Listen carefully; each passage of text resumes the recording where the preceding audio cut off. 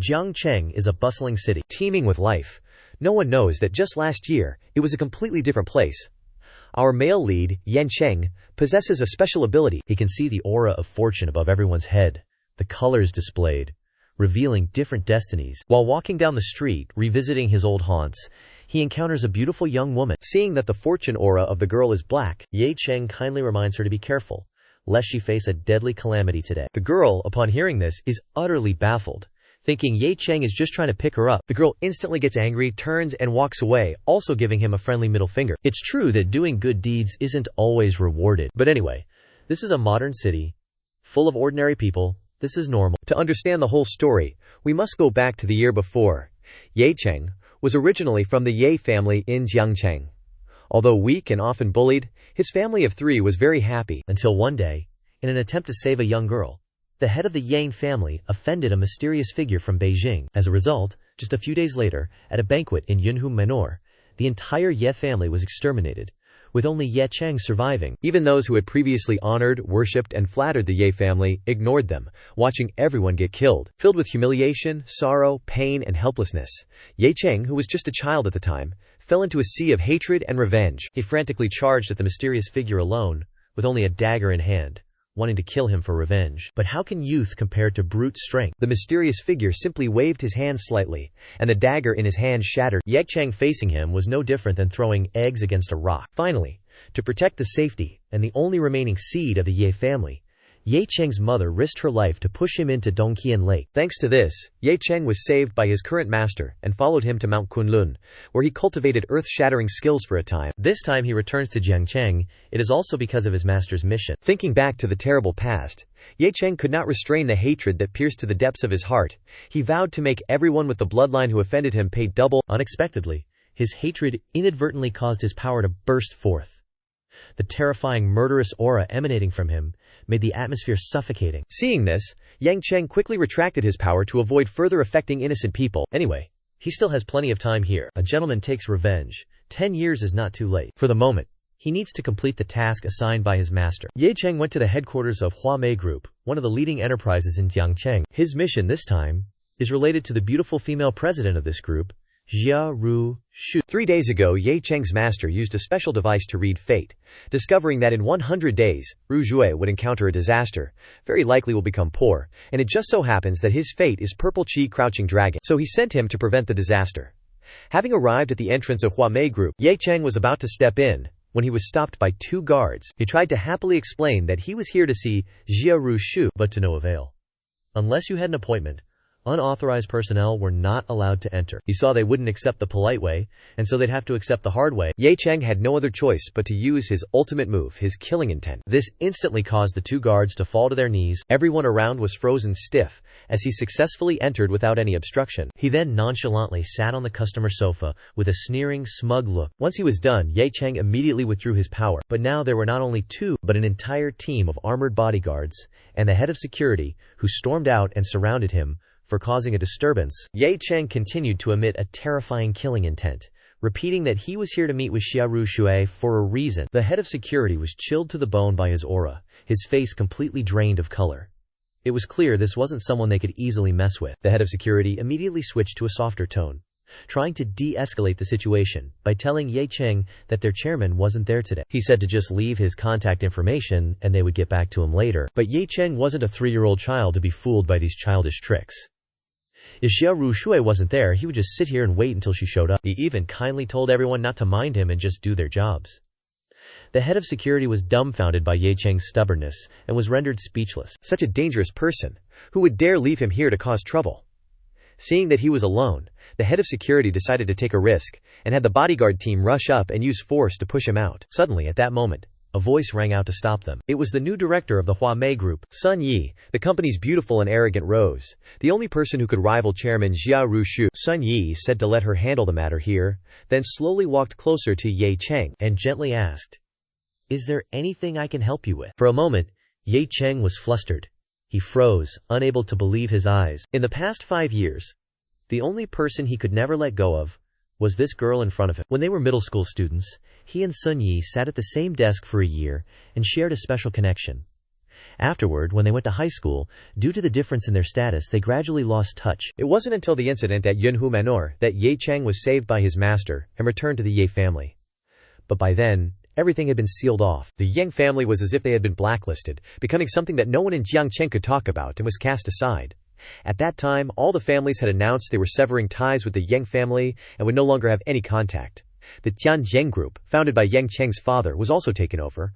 Almost everyone was under the protection of that mysterious person in the capital. That was the worst period of Ye Cheng's life. But luckily, at that time, for reasons he didn't understand, Sun Yi risked her family's fears, went to the morgue, and claimed the bodies of Ye Cheng's parents to cremate them, then erected a tombstone for his family of 3 on Dangtian Mountain. Because of this, she faced a lot of opposition and baseless rumors. Even now, Ye Cheng still couldn't understand what it was about him that could make Sun Yi take such a reckless risk. It had been 5 years, and he never expected to meet her here. Lost in thoughts of the past, Ye Cheng didn't realize he was getting too close to Sun Yi. He awkwardly explained that she looked like an old friend of his, so he was momentarily confused. Sun Yi, oh, that pickup line is so old. She cheerfully told Ye Cheng to just wait here until he could meet Ru Shu. Then gently reassured everyone else. 5 years had passed, and Ye Cheng felt that Sun Yi had changed so much. The biggest change was probably the growth of those 2 melons. Really, his mind could only think of things like that. But now that he's run into an old acquaintance, something Ye Cheng didn't want to happen has surfaced. Xia Rujue's matter will have to be put aside and dealt with later. At this moment, Sun Yi was already walking out to the car, preparing to go home. Once inside the car, she was shocked to discover that Ye Cheng had been there for who knows how long. Looking just like a stalker, Ye Cheng said amiably that he just wanted a ride. Sun Yi was shy and flustered, but there was no other way. She asked for some information about Ye Cheng. After all, as a weak and helpless girl, she couldn't just let someone whose name she didn't even know into her car. Ye Cheng didn't answer immediately, but frowned slightly, looking at the top of Sun Yi's head. Sure enough, her palace of fortune and virtue had turned black. He had to do everything he could to protect her. He couldn't let her get hurt. My name is Ye Cheng. Cheng as in sincerity. The luxurious car was parked in front of a towering, vast building, with a Longhue Hotel at the top. Inside, a lavish party was being held, and it was extremely crowded. When Sun Yi appeared in an evening gown with a deep slit at the chest, she immediately became the center of attention. The men nearby had flushed faces, bright eyes, and drooling mouths, saying, "Damn, who is that girl? What a body!" The person next to him whispered, "Of course, it's Director Sun of Huamei." The group was discussing while looking at Ye Cheng, who was walking beside her, with disgust. Why did she bring a man with her, and why is he dressed so unfashionably? Someone sneered. Sun Yi saw an empty table and called out to him, "Let's sit over here." He nodded happily in agreement. "Okay." Then he calmly pulled out a chair and sat down, when suddenly a voice came over, "Director Sun," making the 2 of them startled and look back. A bunch of men with grotesque faces surrounded her. "Director Sun, you finally arrived. I'm Guo Haidong, the founder of Yunsheng Group. Let's sit at the same table." Another person, not wanting to be outdone, invited, "Director Sun, I'm Qianyong. Haiyang Hotel is my family's business." "Haha, if Director Sun doesn't mind, I'll sit here too." "Me too." Standing in front of them, Sun Yi couldn't react. She could only force a smile. The men, taking advantage of the situation, brought countless glasses of wine to her face and invited her.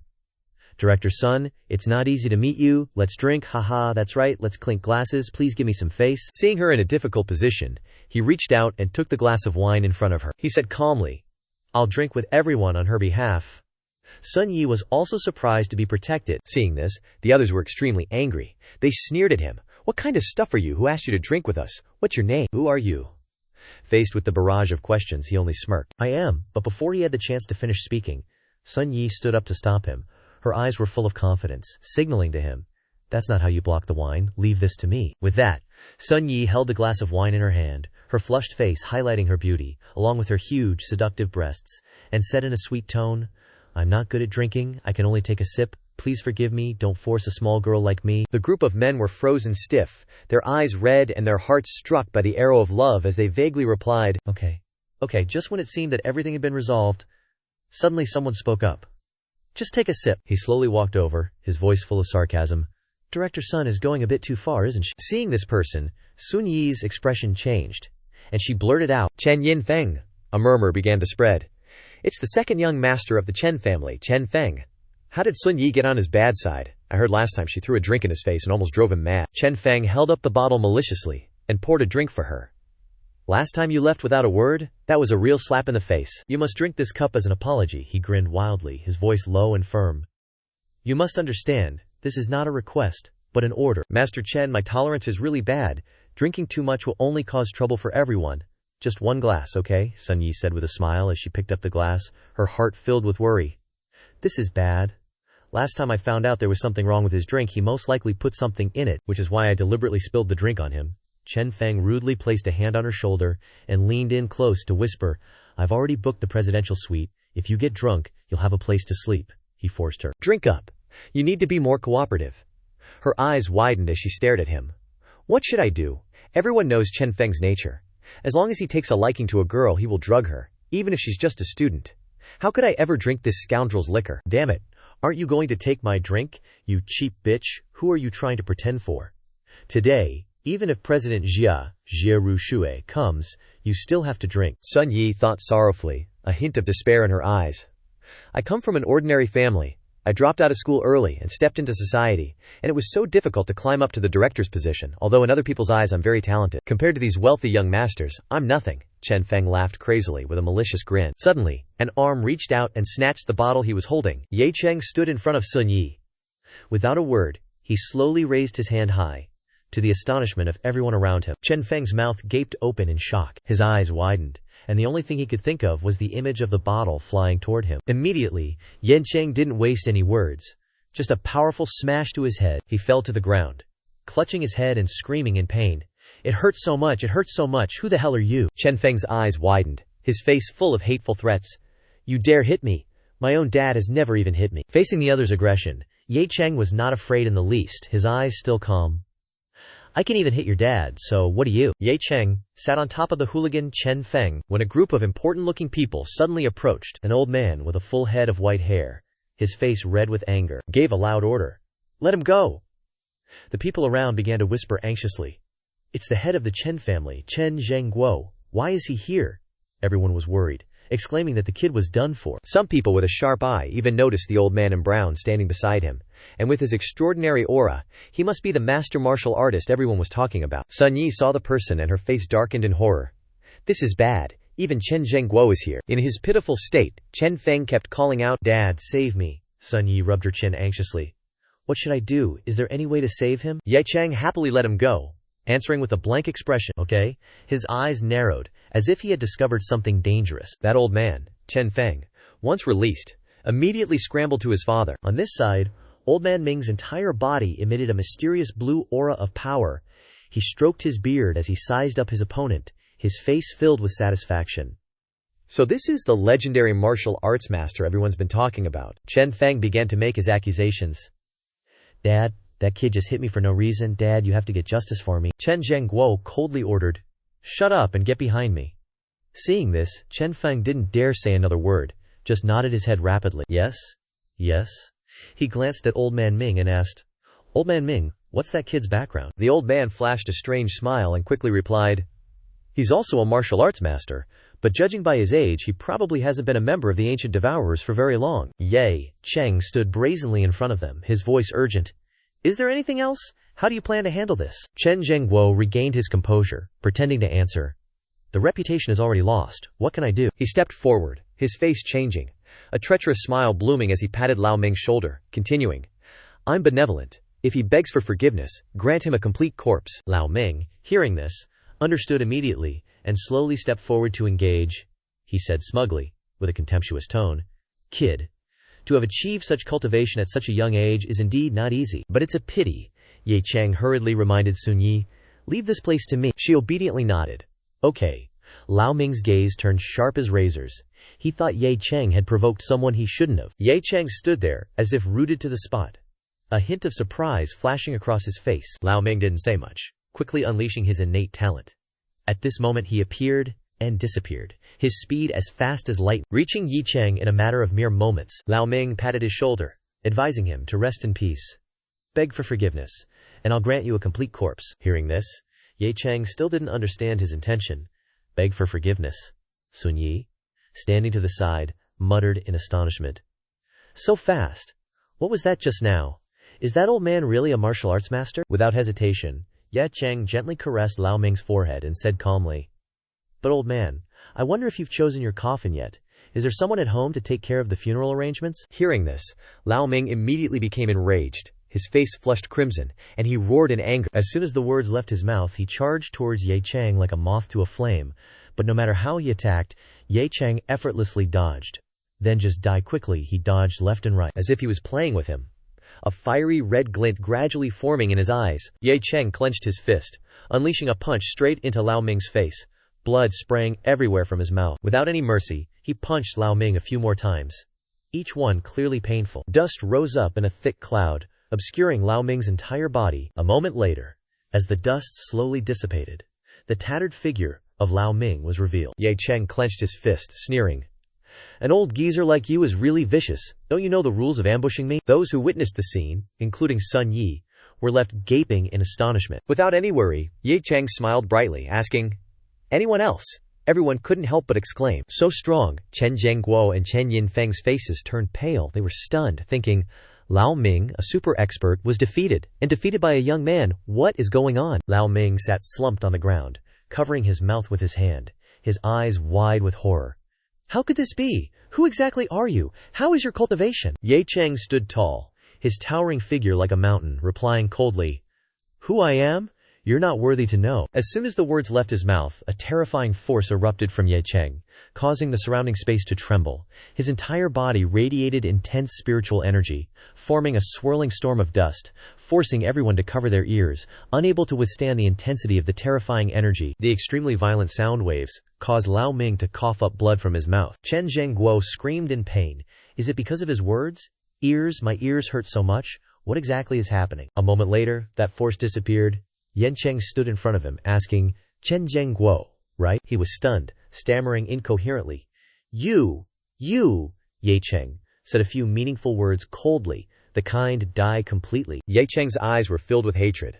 The Ye family's feud from that year also had a part to play for Yu Chen family. Seeing Jiang Cheng crazily approaching, Chen Zhengguo fearfully retreated, shouting loudly, "Stop him, hurry! Don't you guys want to work anymore?" The tall, burly, and dark-skinned bodyguards, seeing this, mustered all their courage to stop him. Go on, we can't lose our rice bowl, he's just one person, go!" They rushed forward, not forgetting to say, "Run, boss. Remember to give us a raise." But with just a few simple warm-up moves, the entire group was defeated. They were beaten to a pulp, wailing loudly. He reminded softly. Ordinary people should obediently stand aside. With that, he glared at Chen Zhengguo. Knowing he couldn't win, Lian Rongzhao begged, kneeling at his feet, earnestly saying, "Master, it's my fault for not teaching my son well. Please spare us." Chen Yinfeng also spoke up. "I'm sorry, big brother. I really didn't know that Miss Sun was your woman. I was wrong." Hearing this, Jiang Cheng coldly asked, just kneeling, "Do you need to be so perfunctory?" He smirked meaningfully, his eyes blazing. "But there are some debts that need to be repaid." Suddenly, an authoritative voice rang out, stopping him. "Stop." A group of police surrounded the area, with the female captain in the middle. She fiercely ordered, "Stop." She frowned, pointing forward, demanding, "Stand away from those two." Looking at the scene before her, she was sweating profusely, wondering, why is Chen Zhengguo kneeling?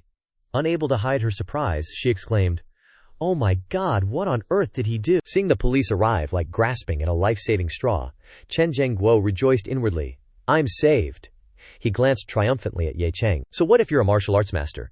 You're nothing in front of guns." The policewoman's eyes shifted to the side, and she broke out in a cold sweat. Stunned, she looked at the old Mings and wondered, "Aren't those the Chen family's martial arts experts?" Her eyes then shifted down to Jiang Cheng.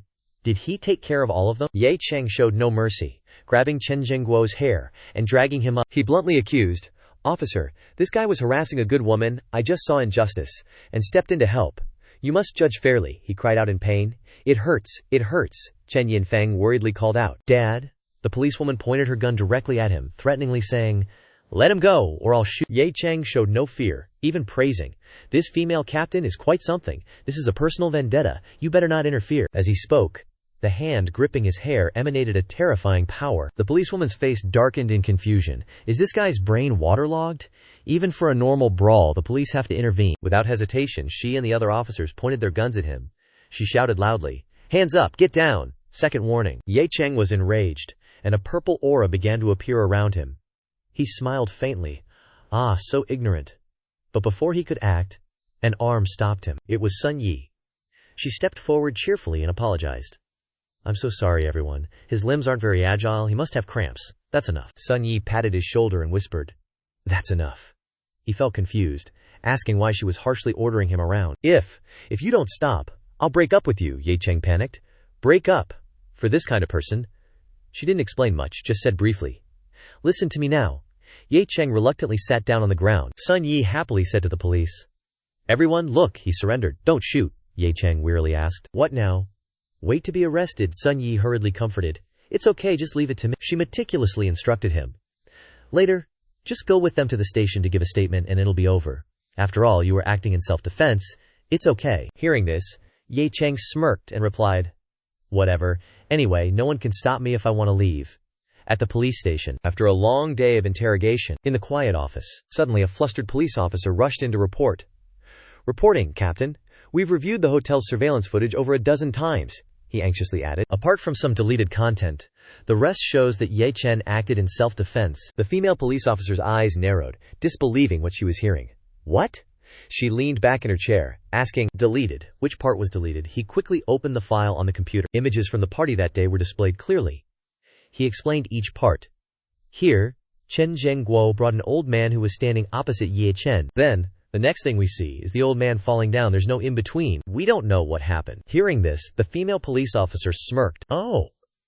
She propped her chin up, staring intently at the computer screen, thinking, I arrived at the scene very quickly, yet someone was still able to delete the recording in that time. She speculated suspiciously. There's probably a terrifying power backing this guy, her face revealing worry. If the evidence isn't enough, we can only judge it as self-defense, she immediately ordered. Release him. Jiang Cheng and Sun Yi walked out of the police station leisurely. She cheered happily. See? I told you listening to me wouldn't be wrong, right? She sighed in relief, glancing at him as she spoke. Whew, it's best to be out. After getting back, I'm taking a shower to wash away the bad luck. Jiang Cheng looked at her with confusion. Sun Yi, I'm a little worried. Chen Zhengguo and his son will be a hidden danger to Sun Yi.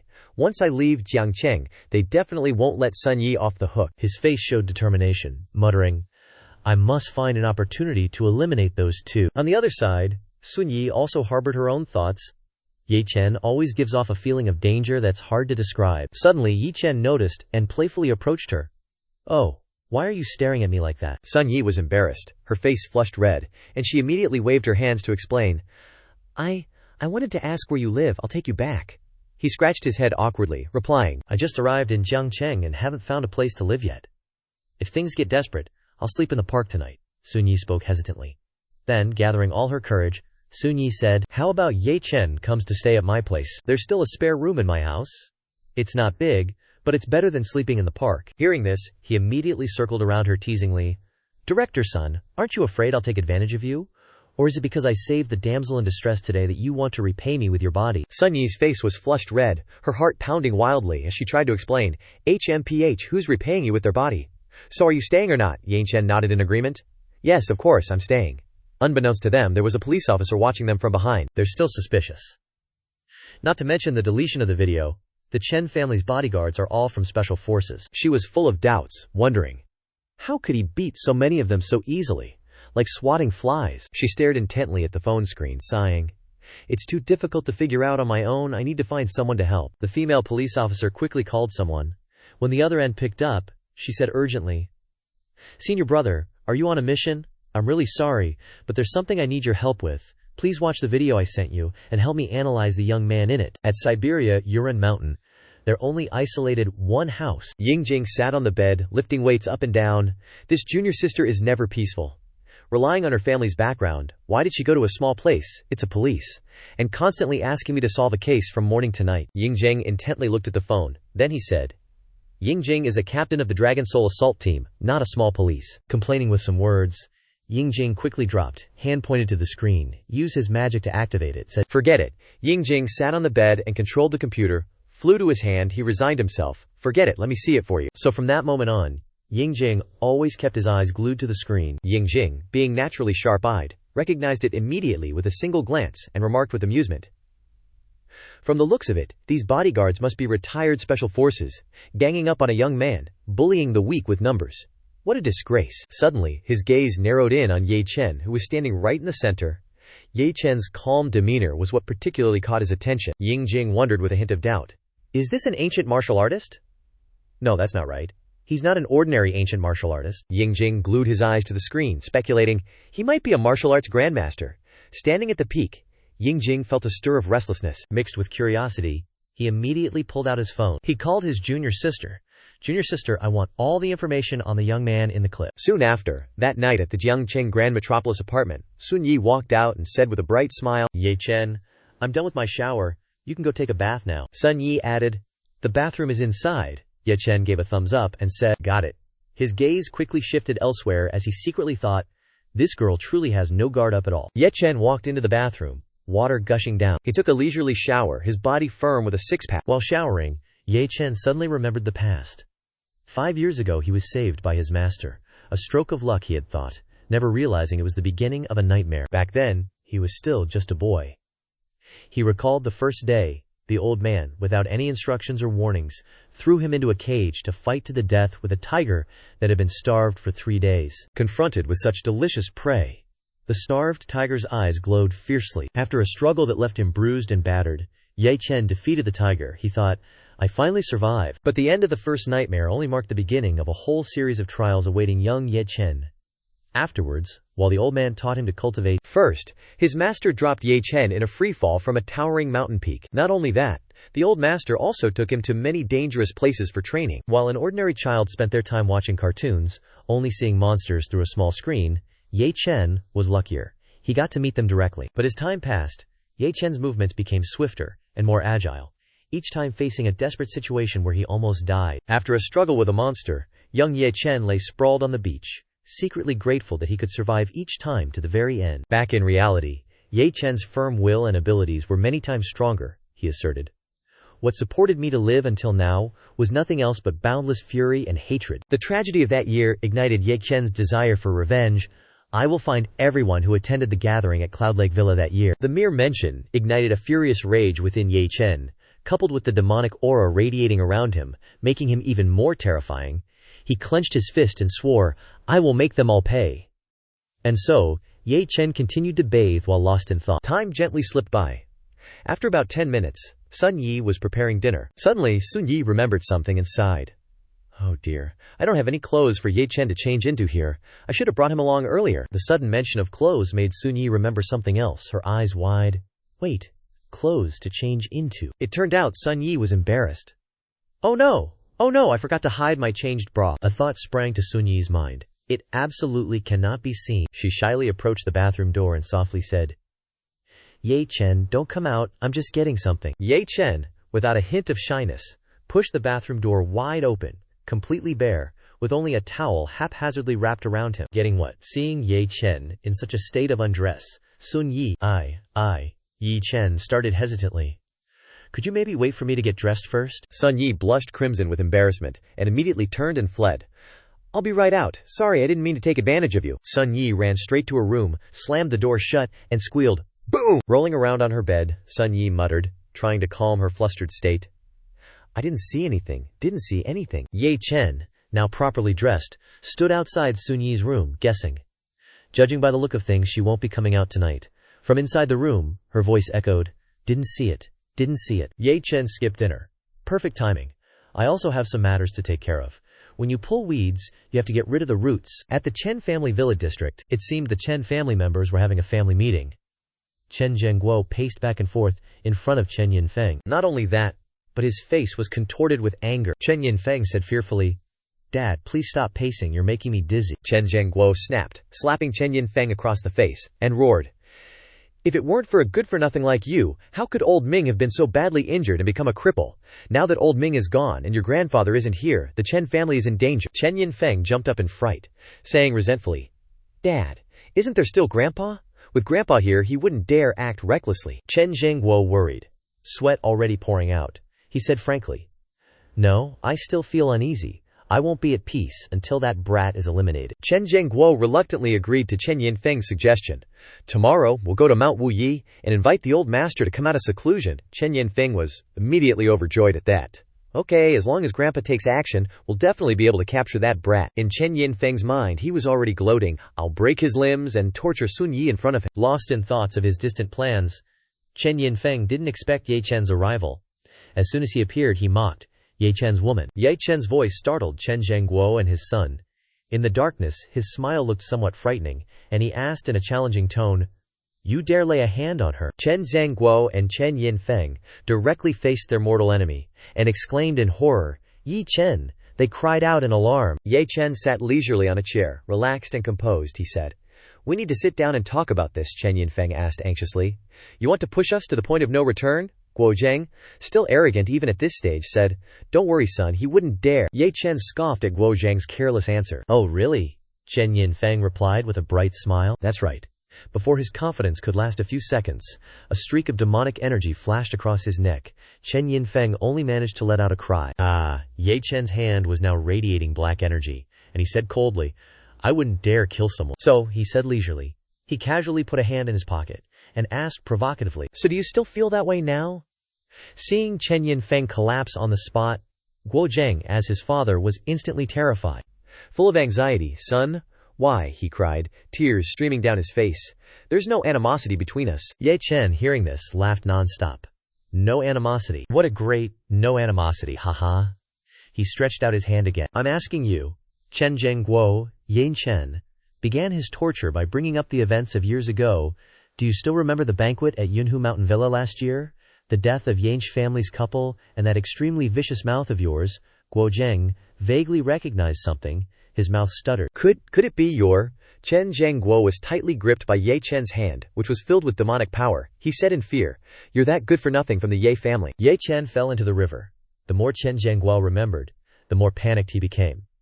"Impossible, didn't you die?" "Impossible," Ye Chen sneered. "Before you die, I'll tell you another secret. I'm actually not the ancient martial artist you all think I am, but a cultivator." Every word Ye Chen uttered brought a wave of terror to Chen Zhengguo's eyes. Ye Chen looked at him with icy eyes. Facing enemies, he showed no mercy or humanity. "In your eyes, martial arts may be everything, but in the eyes of us cultivators, even if you have a martial arts grandmaster or a sect backing you," Ye Chen declared. His arm swung straight, delivering the final blow to Guo Zheng. "I, Ye Chen, can cut them down with a single sword." The downfall of Chen Guo Zheng and his son was the beginning of an ominous sign. Jiang Cheng is about to change.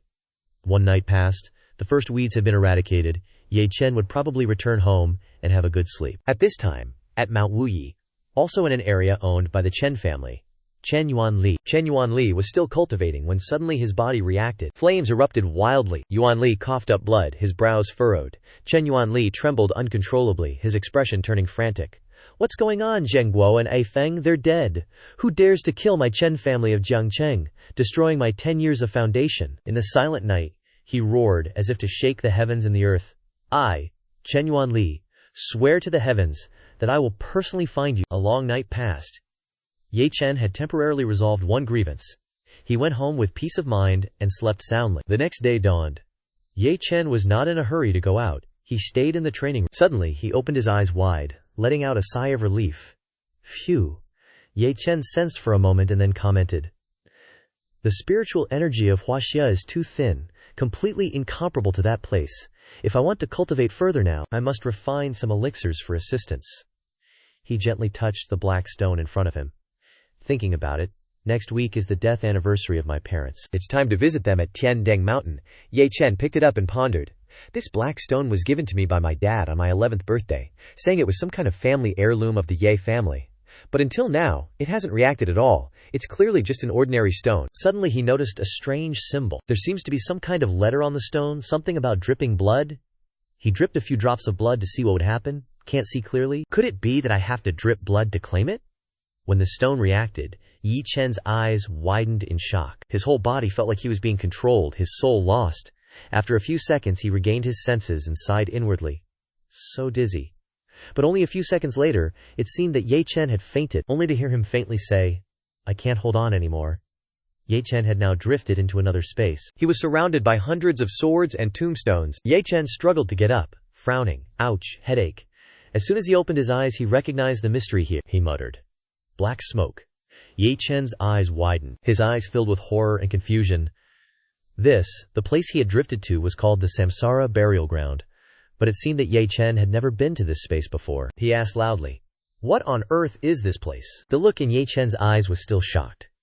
He stood among the tombstones. There seemed to be reactions around him, Purple streams of energy constantly emanated. Hundreds of swords flew into the sky at the same time. For some reason, the swords rushed towards Ye Chen all at once. A face with bloodshot eyes appeared from the darkness. Its teeth bared as if it wanted to devour him. It said something incomprehensible. A late-stage Earth realm dares to enter the Samsara burial ground. You can't even trigger the obsession of the weakest tombstone. Ye Chen could only pray silently. The ghostly shadow threatened again. Don't want to die, it roared. Get out! At this moment, on the soft bed, Ye Chen woke up with a start, realizing he was still alive. It was all just a dream. But the dream was so real that Ye Chen was still a little panicked. His eyes were still filled with fear. Ye Chen sat up, panting. He muttered to himself, "Stone." He picked up the stone again. Could this be the ancient magical artifact that the old man talked about? Ye Chen recalled that demonic face. Hearing the implication of that voice, could it be that if his strength reached a certain threshold, he could activate the obsession of the powerful being in the tombstone? He wondered. What kind of joke is this? He still couldn't shake off last night's dream. Questions kept running through his mind. There are 100 tombstones in the Samsara graveyard. Does that mean there are 100 powerful beings in total? Just then, Sun Yi knocked on his door. Ye Chen, are you awake yet? She called out loudly. The food is ready. It'll get cold if you don't eat it now. Still holding the stone in his hand, Ye Chen replied loudly. I'm coming right away. His eyes lit up. Samsara graveyard. The 4 words were firmly etched in his mind. Ye Chen was still confused and bewildered about this place, but there was nothing more he could do, so he temporarily put aside the questions swirling in his head. Ye Chen walked down the stairs and entered the dining room. Sun Yi was also enjoying her breakfast. She had cooked him a delicious and nutritious meal. Ye Chen was touched, and with an embarrassed smile he said, Sun Yi, you're so good to me I don't want to leave anymore. Getting excited, he suggested. How about I offer myself to you, wash dishes, cook for you, and warm your bed in winter as a bonus? Sun Yi was exasperated by his words. Warm my bed? Are you trying to take advantage of me? I don't need you. We have warm rugs in the house during winter. Then Sun Yi spoke her mind frankly to Ye Chen. But if you want to stay, it's not impossible. First, the rent is paid monthly, and next, you'll be responsible for your own chores. Ye Chen scratched his cheek, his face stiff. Rent? I don't have any money right now, Sun Yi secretly thought to herself, not daring to say it aloud. No money. Is this guy trying to make me support him? No one understood what Ye Chen was planning as he reached out and pulled out a tissue. After pulling it out, he busily wrote, frantically writing. No one understood what Ye Chen was doing. On the paper, the title, Elementary Youth-Preserving Pill, was clearly written. He handed it to Sun Yi, smiling confidently and arrogantly. Here, this is the formula for the Elementary Youth-Preserving Pill. Although it's only a low-grade product, it's enough to sustain a company in the market. Paying rent will definitely not be a problem, Sun Yi replied awkwardly, her beautiful face showing clear doubt. This thing, it can sustain a company. Do you perhaps have some misunderstanding about what a company is? Ye Chen was utterly confident in his abilities, and he briefly explained his new idea. No misunderstanding at all. Isn't your Huame group primarily focused on beauty products? Give this formula to your technical department. They'll know that even the lowest grade is worth at least 10 million. Just as he was excitedly talking, Sun Yi received a call from someone named Xia Ruoxu. She answered the phone. Director Xia. Ye Chen also paid attention, muttering, Xia Ruoxu. Sun Yi seemed to have an urgent matter, she said loudly and hurriedly. What, an S-level meeting? All right, I'll be right there. Hanging up, she turned back to Ye Chen and told him, I'm in a hurry. I don't have time to listen to your chatter anymore. If you're free, find a job. Don't think about these silly things. Ye Chen was still pondering about the bamboo pill from earlier. Oh, I heard that traditional Chinese medicine isn't popular anymore. I didn't expect it to be true. The morning passed like that. Sun Yi went to work, and Ye Chen would probably think about finding a job. One wondered what he had planned. On a street, a loud hawking voice rang out. Miraculous hands bring spring back, heal white bones. As long as there's a breath, there's life. The clear hawking attracted passers-by to a makeshift stall with a simple sign. Miraculous hands bring spring back, grand opening. 20% off. The proprietor of this small stall was Ye Chen, who loudly announced through a megaphone, guaranteed cure for all diseases. Consultations start from 100,000. Not only that, Ye Chen also firmly declared, no cure, no fee. Upon hearing this, the passers-by buzzed with discussion, everyone looking at Ye Chen with suspicious eyes. Starting at 100,000. Which lunatic asylum let this madman out? Are swindlers openly robbing people now? Quick, call the police. Hearing this, Ye Chen felt a slight fear. They want to call the police. I should quickly move my stall. Just then, someone was pushing through the crowd, shouting loudly, make way, everyone make way. It was a pretty girl. She looked at Ye Chen and extended an invitation. You con artist from the martial world over there, please come with me. After traveling for a while, A villa appeared before Ye Cheng and the Meng family. "We're here," she excitedly said to him. "This is my house." Ye Cheng was stunned. "Oh, it's quite big." Ye Cheng took out the glasses that made him look like a fortune teller for credibility. "Rest assured, miss. With Ye Cheng here, I guarantee the medicine will cure the illness." The Meng family hurriedly waved to refuse. No, you misunderstood. I'm not looking for you to cure an illness." This made him even more confused. "Ah, then what did you call me here for?" Unexpectedly, she thought his claim of being able to cure all diseases was bragging. "The reason I, Shen Meng, am looking for you is because I value your ability to lie without needing a script." Ye Cheng tried his best to explain. "I told you, I'm not a fraud." He didn't want to waste each other's time. "I don't have time to play with you, young lady. Find someone else." Seeing this, Meng Jia handed Ye Cheng a bank card. "There are 100,000 in this card." His attitude was completely different from before. Indeed, material things determine consciousness. "What are your orders, miss? This humble one will go through fire and water, even to death, without hesitation," Meng Jia playfully joked. "I still prefer your arrogant attitude from before." Meng Jia's eyes glistened, brimming with tears. "My dad is really sick." Her hand touched a branch, seeking comfort, and Meng Jia's voice lowered. "The doctor said he probably won't live for more than a few days. My parents' relationship is very good, and I'm afraid if he really goes, my mom will do something foolish." Unexpectedly, she thought this way could minimize the pain. "I hope you can pretend to be a semi-immortal, to guide my dad before he dies. Pretend to go to the mountains to seek treatment. I believe that as long as we get through this period, my mom can definitely accept that dad has left and overcome this hurdle." Ye Cheng froze, not knowing what to do. "Isn't this what Long Xiaotao used to do, Miss Meng?" The smile on his face showed his confidence. "But with me, it'll be a different story," Ye Cheng assured without hesitation. "Leave it to me. I will definitely complete the task perfectly." Meng Jia was so happy that she raised her voice slightly. "That's great. Then I'll have to trouble you. This way, I don't need to call the police." In fact, she had also prepared another plan to threaten him. "If you don't agree, I'll hand you over to the police." Ye Cheng's face darkened, unable to believe that she had thought of this. "Report to the police."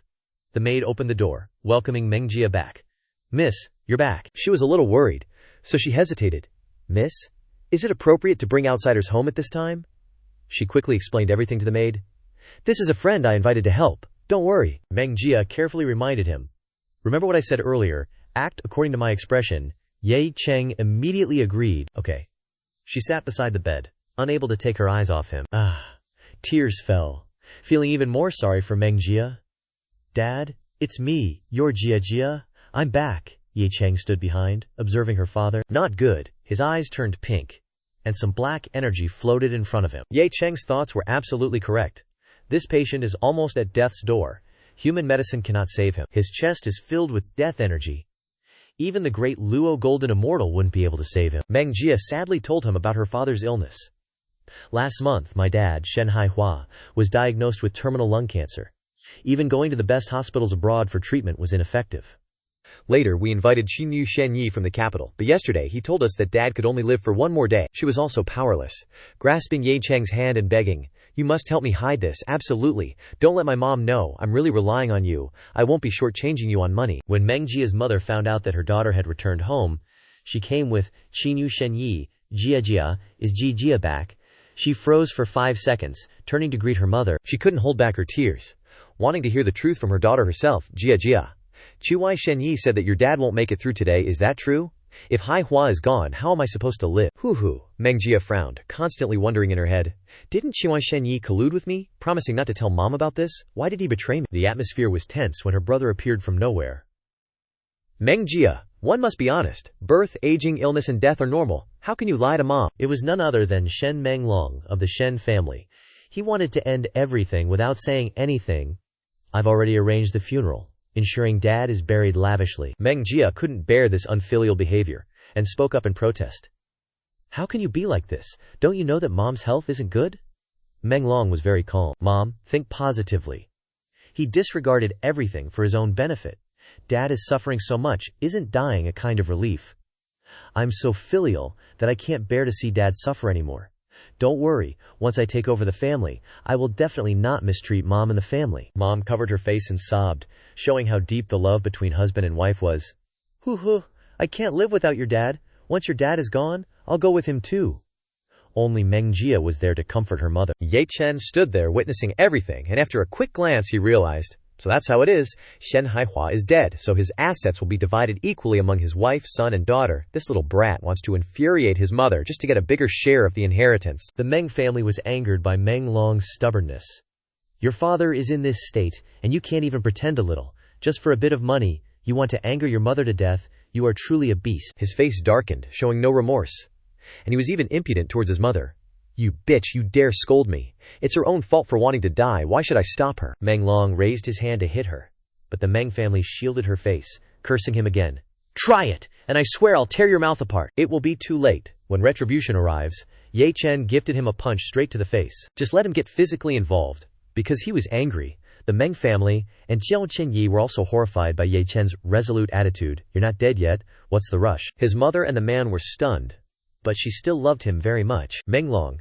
Qiu Chenyi not only raised her voice but also pointed at his face. Who is this kid? Do you know that this young master will soon become the head of the Xin family? Ye Chen held up one finger, indicating a price for them to choose. 10,000. He stood before everyone, confidently affirming, this patient, I, Yi Chen, can cure. His mother and the Meng family stood in one place. Meng Long, along with Qiu Chenyi, were in a corner, while Ye Chen was nowhere to be seen. His mother's tears kept falling. She worriedly asked her daughter, Jia, does this young man really have a way to save your father? The Meng family didn't know much about his abilities, so she comforted her mother while praying, Mom, don't worry. I've known Ye Chen for a long time. His medical skills are excellent. He can definitely cure Dad, this swindler, taking advantage of the situation to demand 10 million. But now we can only watch how he hides it from Mom. Meng Long couldn't help but be suspicious, which made her a little tense. For the sake of dividing the assets, you even invited a swindler.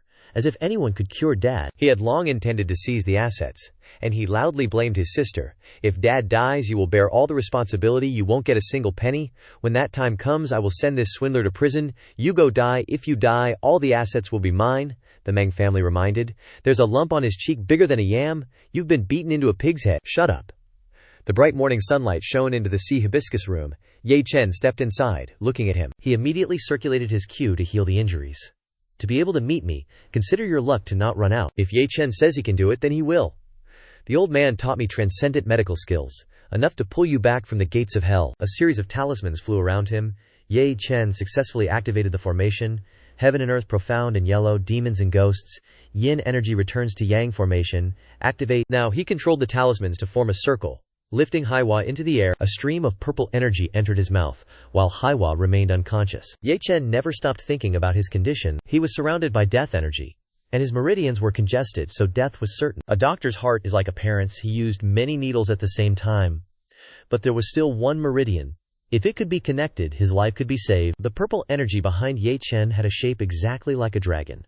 Relying on his power, he launched all the needles at once. Unexpectedly, the thing that came out and wrapped around Haiwa was like a ghost.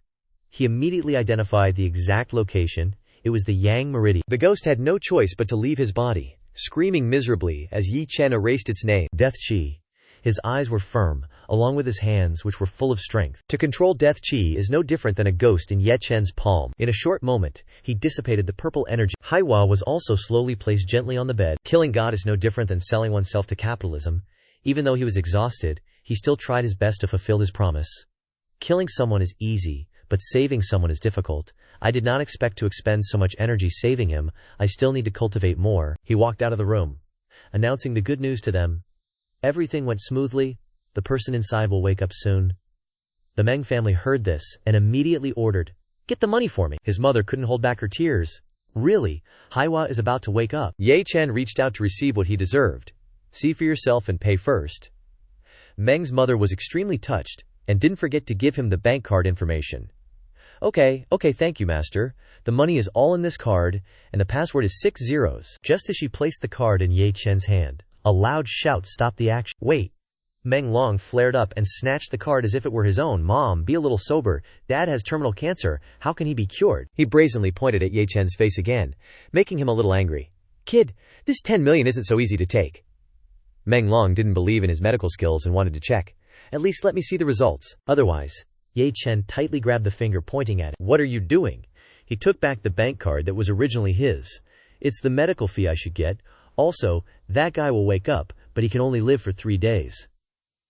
Meng Long struggled on the ground, now not daring to speak loudly, but instead screaming, It hurts, my head hurts. For some reason Ye Chen instructed them like that. I'll take the money first. Come find me after 3 days. He was still as confident as when he first arrived. 3 days later, without my medicine, Ye Chen affirmed firmly, even the King of Heaven can't save him, which made Meng Long even more angry and hypertensive. Damn it, this beast dared to hit me and rob my money. I have to call the police. I have to kill him. Since when? Chihuahua Xinyi was on his side again. Xiao Shen, rest assured, I have acquaintances in the bureau who will definitely help you deal with him. His unintentional words made the Meng family suspicious, but she said nothing. Meng's loud call in surprise when Haihua came out of the room. Meng Long broke out in a cold sweat. He certainly didn't believe this was true.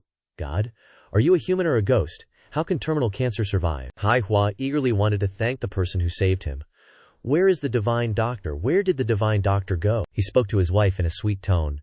My dear, and the family, thanks to my son for inviting the divine doctor. Now Dad is much better. Meng's mother's eyes were all the image of her husband. Haihua, you're awake. She also regained the smile on her face. That's great. Haihua changed his attitude dizzyingly when he saw him. Shin Menglong, you haven't done a few good things lately. Menglong didn't feel ashamed but was smug. Of course I also do it for this family. He was angry at his immoral actions. Don't think I don't know what you bastard did during my illness. Starting today, don't even think about getting a penny from me. Meng Long was panicked at this time, but it was too late. Dad, don't do this. Haihua must teach him a lesson again. You scumbag who thinks others can't find a divine doctor, I'll let you die. The high-rise building was illuminated by sunlight against the blue sky with white clouds. On the other side, the He May I group, the shareholders, kept discussing the current difficulties the group was facing. 2. The shares of our Huamei group have fallen sharply. We are in a difficult situation. The next days will be difficult to live. A shareholder in a vest learned a new piece of information, and it was noteworthy. I watched the press conference. The effect of that beauty pill is indeed miraculous. The female shareholder wearing glasses felt worried. She also made a prediction. If the group can't come up with a new beauty product, it will be knocked down sooner or later. Sun Yi lowered her head, only sighed but said nothing. In her head, she didn't know how to solve this matter. Well, what should she do? Everyone in the meeting room was talking lively. Only Sun Yi was sitting there absent-mindedly. She nervously looked around in Sun Yi's head. Her chest was itchy. She secretly reached into it to scratch. Sun Yi's face flushed when she took out the paper.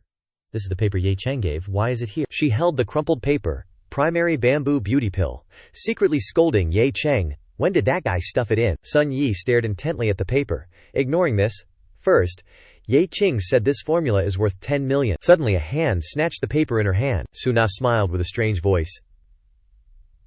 Let me see what treasure it is. You even have to hide it in your bra. Sun Yi turned to look at Suna. She grinned at the paper, reading it out. What is primary bamboo beauty pill? Sun Yi stood up angrily. Su, give me back the paper. She put the paper behind her and laughed to death with her hands on her hips. Where did you get this from, a con man, and you treat it like a treasure? She said with a contemptuous face. Maybe you went to bed with someone for this thing. Sun Yi's face sank. Suna, don't think all women are as cheap as you, using your body to exchange for money. Give me back the paper. After hearing Sun Yi's words, Suona sneered. This piece of trash paper, let me help you throw it away. Suona reached out and grabbed the paper, tearing it into pieces in front of Sun Yi. Sun Yi said angrily, You really? This time I can't tolerate it anymore. Don't push people too far. She stepped forward and landed a heavy blow on Suona's shoulder, causing her to stumble. Even if it's just a piece of paper, it's still mine. The people in the room helplessly watched the two girls tearing at each other, no one daring to interfere. Sun Yi, are you crazy? You dare hit me. I've put up with you for so long. Suona, one of the people complained. Here they go again. The scene was chaotic. Sun Yi and Suona fought each other, one pulling hair, the other shoving heads, arguing as they brawled. My stuff, even if I want to throw it away, it's my business, you stinking woman. You dare push me just for a piece of trash paper. What right do you have to tear it up? I'll tear up your face. Everyone in the room had stood up. Several people approached, intending to stop them, but didn't dare. I'll beat you to death. Come on, who's afraid of who? Suddenly, the meeting room door burst open. Hey, what's going on? Someone shouted. Don't fight, the meeting's about to start. A blonde woman strode into the room. Seeing the chaos, her voice hardened. Sun Yi, Suona, you two. She glared at the two who were at each other's throats. You two seem to have a lot of free time, don't you? The speaker was none other than Jia Ruzhu, the CEO of Huamei Corporation. Ruzhu, you two stop immediately. President Jia. Ruzhu's face darkened. Soon, everyone in the room had settled into their positions for the meeting. Ruzhu spoke. I believe everyone is well aware of the purpose of today's meeting. She placed a hand on the table, her voice serious. Now, other companies are producing advanced beverages.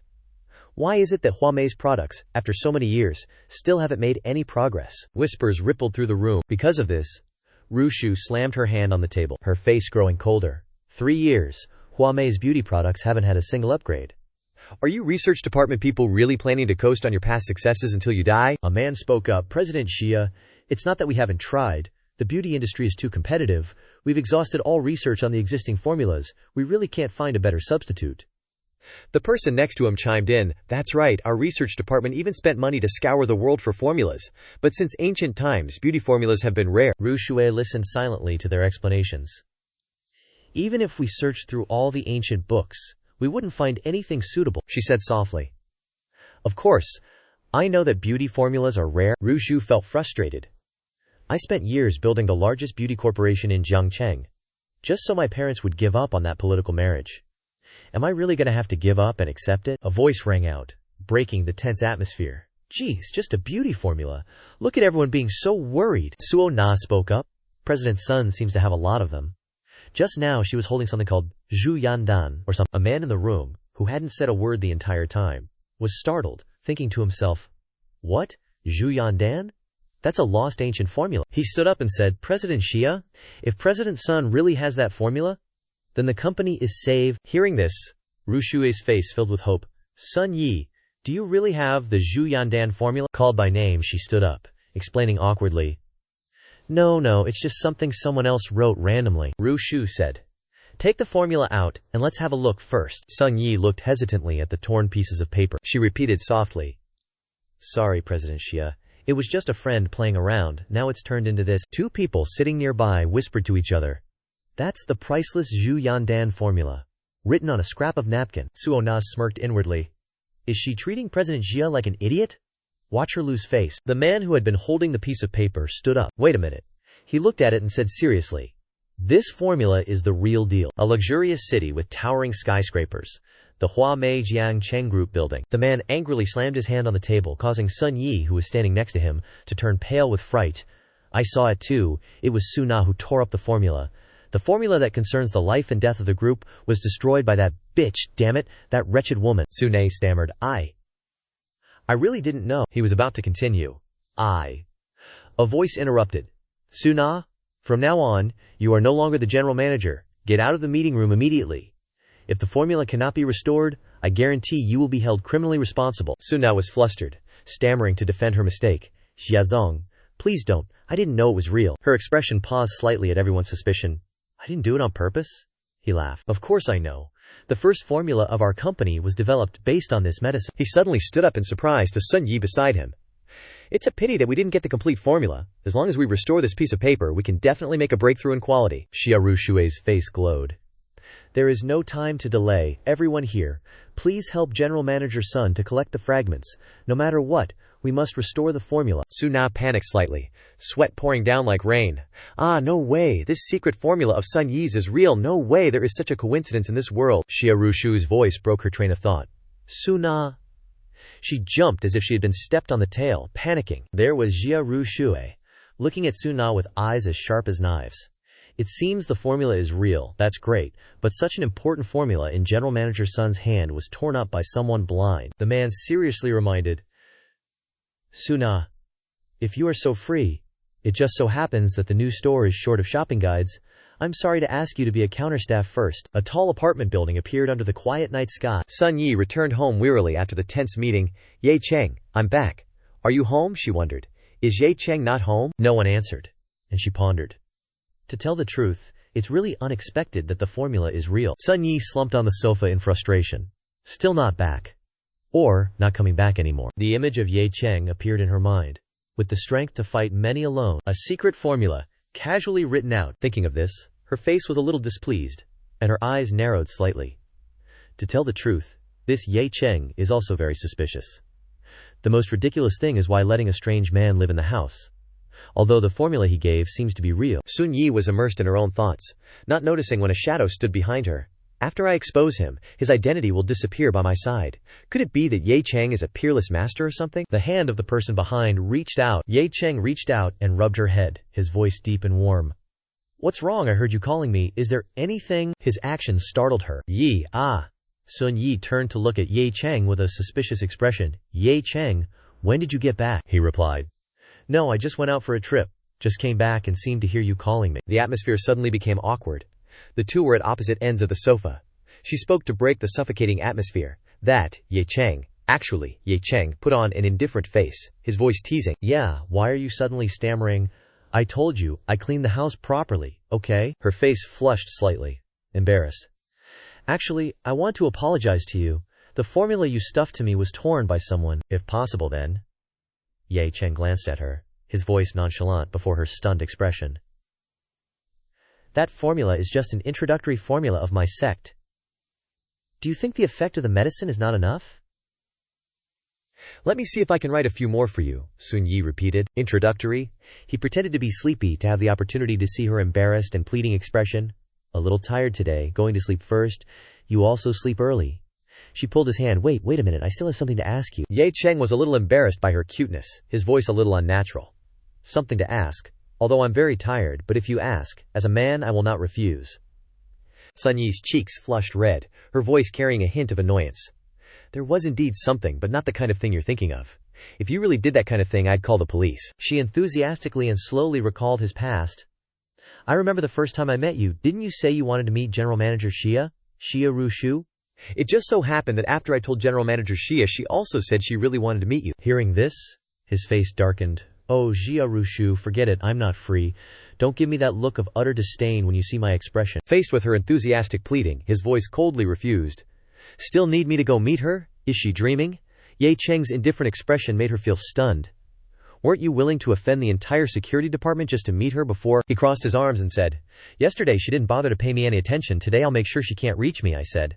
It's not that she didn't intentionally meet you, she is, after all, the president of a corporation. You have to make an appointment to meet her.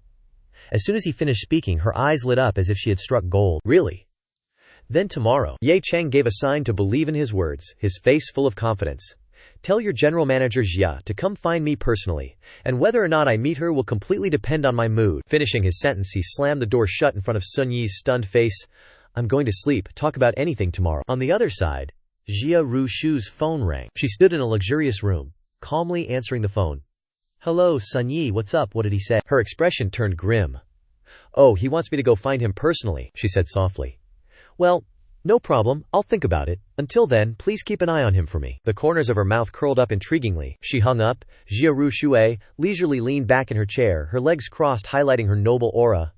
A lowly receptionist wants to meet me, and now he's acting like this. Her expression was thoughtful. Let me see what kind of man you are. In the morning, golden sunlight appeared behind the rows of green trees. Ye Cheng stood in front of an ancient-looking house, Ren de Tang. His eyes lit up. The largest pharmacy around here. At Ren de Tang, Ye Cheng looked around at the surrounding scene. A voice echoed from inside his head. It seems like this is the biggest pharmacy nearby. There are quite a few people lined up. Let's take a look around first. Suddenly he stopped, staring straight ahead. Before him was a masterpiece painting. He stopped to ponder, and then exclaimed, Trisk, Chisk, this painting is a bit off. His expression smug, he grinned and continued. It's only passable if it's a fake. A girl came over, and, upon hearing what he said, spoke up sarcastically. Where did this hick come from? The two people who had just arrived were Zhao Rende and Zhao Zixuan. Zixuan continued to say again, Our baby is a fake. The old man next to her had a frown on his face. His voice strained as he spoke to Zhao Zixuan. Zixuan, don't be rude.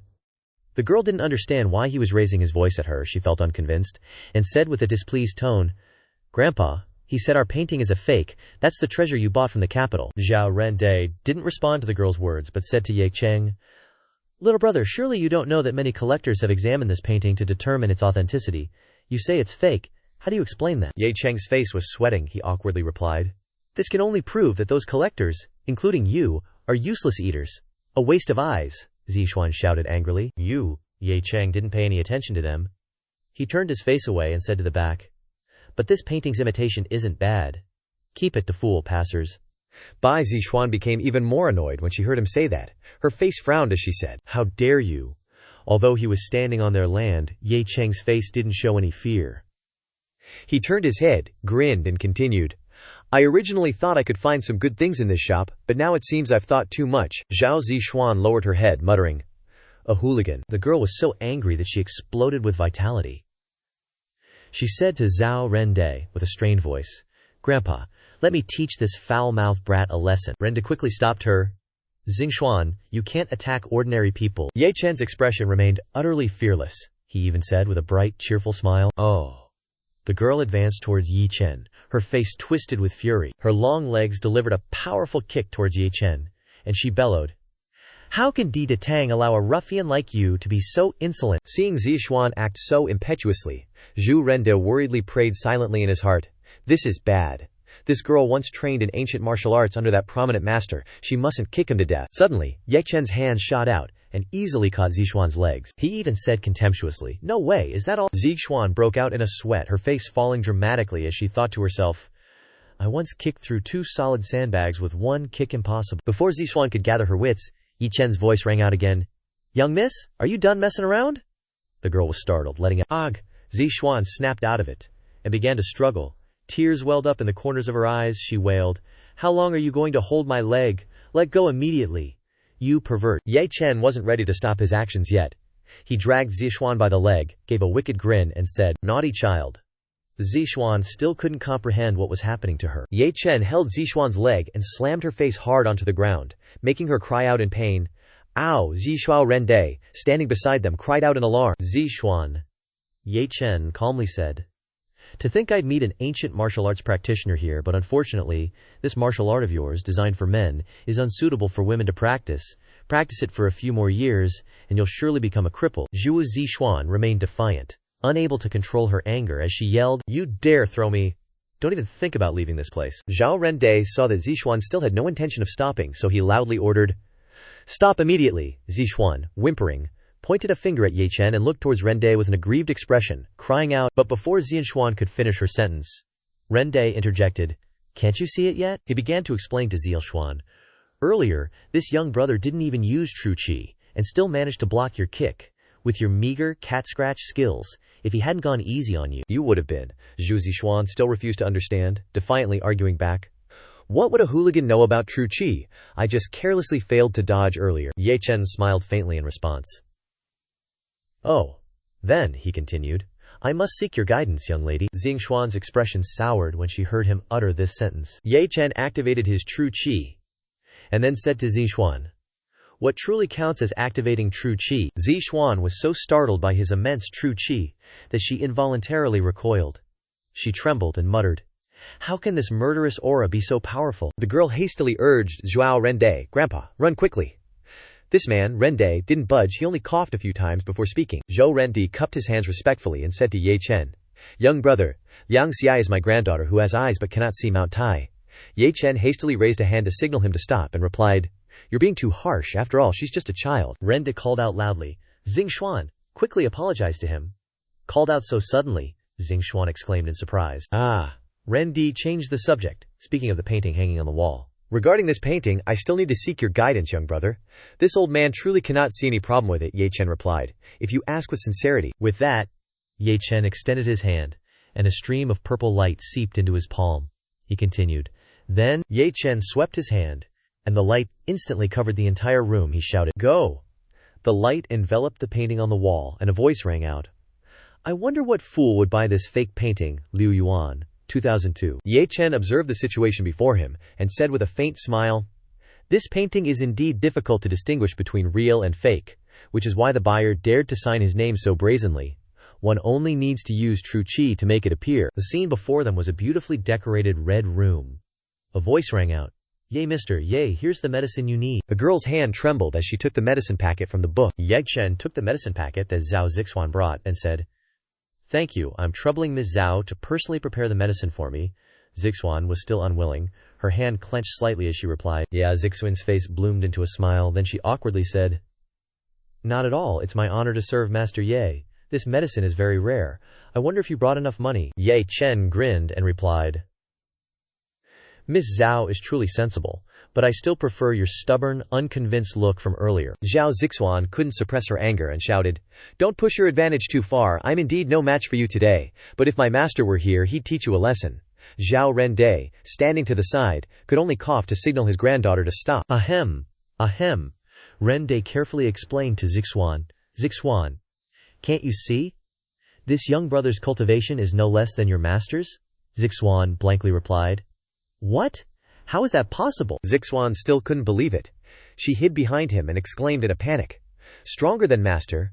Ren softly mediated with Ye Chen. My granddaughter is spoiled by me.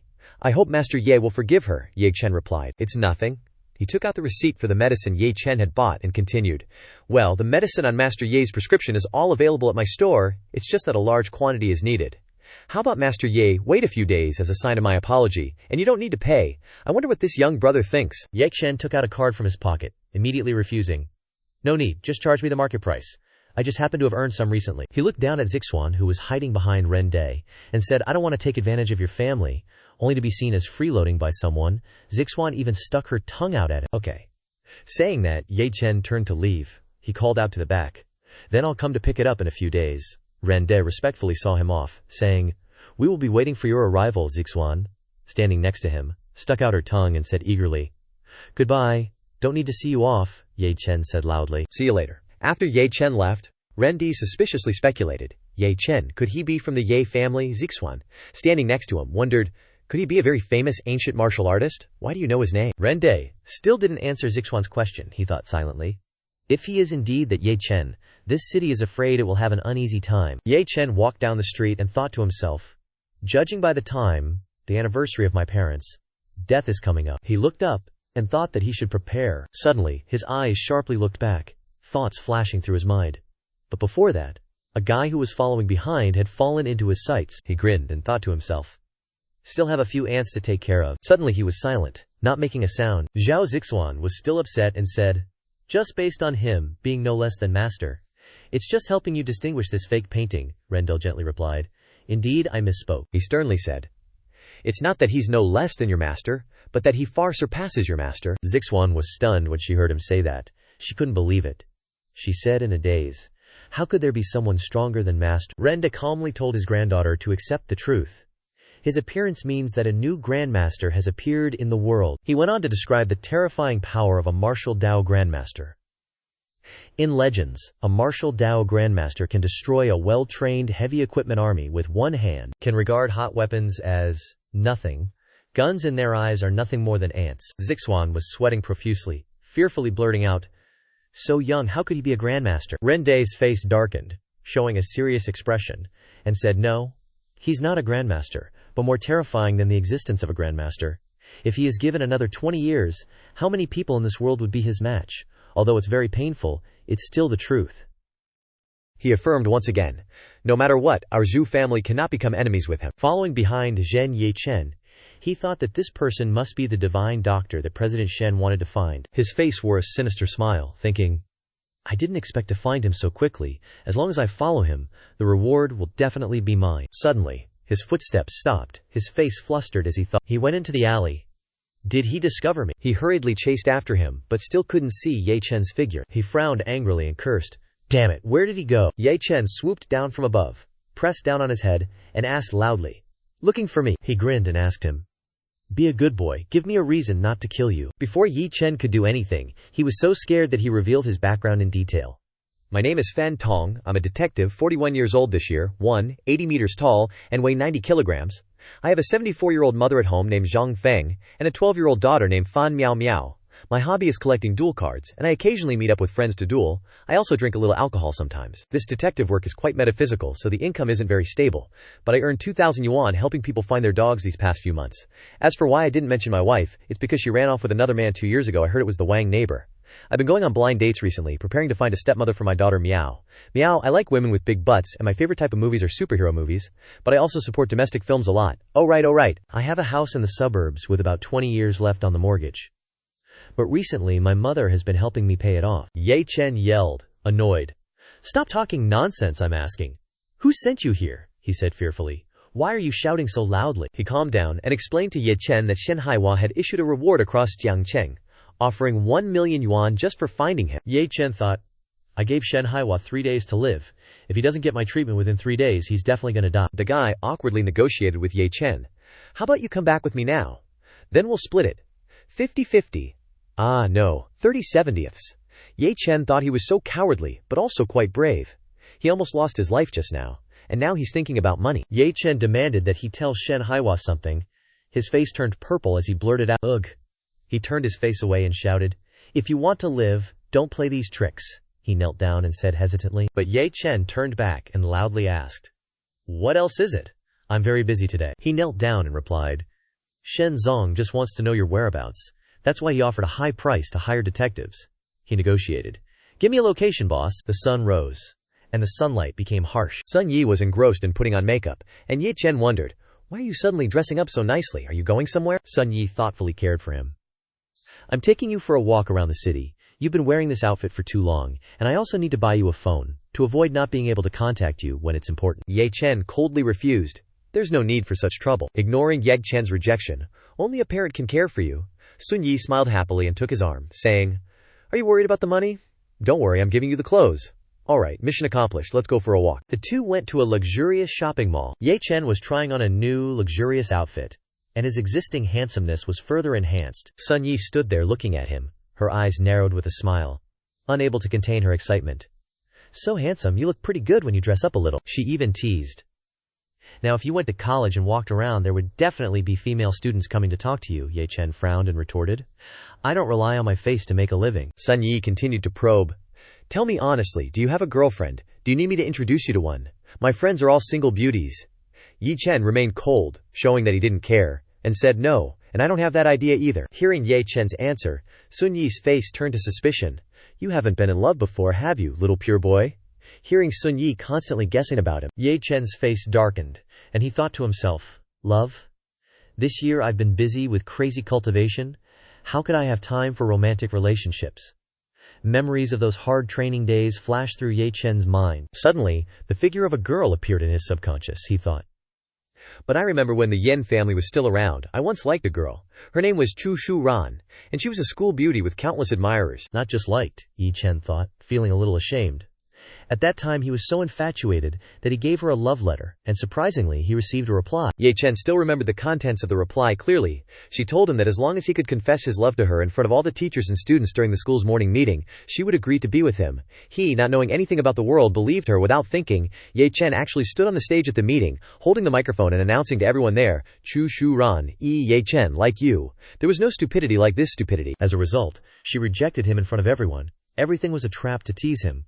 From then on he fell into decline, and became the useless person in everyone's mouth. Thinking of himself as a pathetic joke, Ye Chen ridiculed himself. Maybe I was a useless person back then, but now, the true family, the leading family of the four great families of Jiang Cheng, what are they in my eyes? Thinking of this, resentment burned in Ye Chen's body. His face was sullen and ferocious, and his eyes seemed to want to pierce everything to death. Seeing Ye Chen like this, Sun Yi, who was standing next to him, was also frightened and worried. Could it be that what I said hurt his self-esteem? She then tried to ease the situation. Ye Chen, not having been in love doesn't mean anything. I've never been in love either, and I'm still living well, aren't I? Understanding Sun Yi's innocent thoughts, Ye Chen rubbed her head and explained. What nonsense are you talking about? Don't think wildly, focus on shopping. Didn't you want to buy me clothes? Sun Yi was rubbed on the head by the strength of an angry man, and cried out in pain. Ouch! Glancing at Ye Chen, Sun Yi retorted, I know, let's go to Armani to see. Although the clothes there are very expensive, I can still afford to buy one set. As soon as she finished speaking, another couple appeared, speaking in a sour tone. Oh, isn't this Sun Yi? It was He Shan, who was with her boyfriend A Jun. She pretended to be concerned and asked, Long time, no. See, do you have a boyfriend now? Ye Chen recognized her at this time. Ah, He Shan, the girl who follows Chu Shu Ran. He Shan approached, her attitude still sharp and sarcastic. Sun Yi, after all these years, your taste hasn't changed. Back in school, you were always hanging around that good-for-nothing Yi Cheng. Your boyfriend now is still a loser. Do you only like poor and useless ghosts? He Shan said, staring intently at Ye Cheng. She narrowed her eyes in suspicion, but after a moment, the man looked familiar, somewhat like that useless Yi family trash. Like pot. Like lid. He Shan's boyfriend, Ah Jun, chimed in, equally unpleasant. What glorious stories does the Yi family loser have? Tell me. He Shan laughed gleefully. Hey, that Yi family loser confessed to my best friend, Chu Shu Ran, and was rejected in front of everyone. She continued to laugh at the pain of others. He was so embarrassed that he didn't dare come to school anymore. Ha ha ha. The more she spoke, the more her true nature was revealed. He Shan enthusiastically relished the old story. After that, his family was annihilated. He's probably dead by now. Otherwise, Shu Ran would still want to tease him. Hearing this, Ye Cheng felt he couldn't bear it any longer, his fist clenched tightly, ready to strike. He retorted loudly. Ye Cheng channeled his energy, the resentment resurfacing in his heart. It's still better to shut her up forever. Suddenly, an arm grabbed Ye Cheng's hand, trying to stop him from his intention. Sun Yi, afraid of causing more trouble, spoke to dissuade him. Ignore her, let's continue shopping. He Shan still hurled insults. HMPH. You two poor ghosts dare to try anima shopping. She turned to look at her boyfriend and whined, Hey Jun, I want to buy some clothes too, okay? Tonight, I'll let you do whatever you want. You can even bring your friends along. The crafty-faced, shifty-eyed A Jun turned to agree. Okay, buy them now. Your old classmates aren't high quality. Stepping out of the store, Ye Cheng declared to Sun Yi, I can take care of them. Sun Yi, afraid of causing trouble, replied. Take care of what? You were just called to the police station a few days ago because of the Chen family. Ye Cheng dismissed the matter. The two continued to stroll in the mall, both attracted by a suit, so they stopped at a store. Sun Yi looked in and pointed, exclaiming, Wow, that suit is so beautiful, it would look great on you. A salesperson appeared from behind them, persuading, You have a good eye. That suit is the highest-end item in our store. It sells for 360,000. You can try it on if you like. Sun Yi froze, her face changing when she heard the price of 360,000. She thought to herself, I heard this store was expensive, but I didn't expect it to be this expensive. I only have 300,000 in my card in total. She forced a smile and said to Ye Cheng, Looking closely, that doesn't really suit you. Just as she finished speaking, she heard a piercing laugh. Ha ha, I'm dying of laughter, Sun Yi. Just say you don't have money. What do you mean the clothes don't suit you? Recognizing the familiar, sour voice, Sun Yi turned around in surprise. He Shan, why is it you again? Not waiting for He Shan to respond, Sun Yi quickly clarified. Don't talk nonsense. I just feel the color doesn't suit him. I can afford it. He Shan sneered, her face filled with contempt. You have money? Aren't you so poor that you couldn't even finish high school because of your sick younger brother? What kind of useless overseas student are you? Sun Yi stood there, hearing these harsh words as if struck in a sore spot, unable to resist, only stuttering. Oh, seeing that Sun Yi looked angry, He Shan became even more arrogant. What? Want to hit me? Do you know my best friend is Chu Shu Ran? After hitting me, don't even think about staying in Jiang Cheng. Seeing that Sun Yi was still silent, she pressed on. Oh, why put your hand down? Hit me, you little BTCH. Try hitting me. Just as she finished speaking, a hand swung down from above decisively. With a clear, painful sound, smack, Ye Cheng really couldn't hold back, and gave that BTCH a resounding slap. He Shan's head spun and she fell, sprawling to the floor. Ye Cheng, filled with murderous intent, declared, As expected, it's better to shut you up forever. After Ye Cheng slapped He Shan, causing her to fall to the ground, everyone around was stunned by what had just happened. Sun Yi was panicked, while Ajun was so frightened that his face turned green. He Shan, in pain on the ground, clutching her cheek, threatened, You dare hit me. Do you know Chu Shu Ran is my best friend? Do you know who my boyfriend is? Ye Cheng put on a cool face and acted as if he didn't care.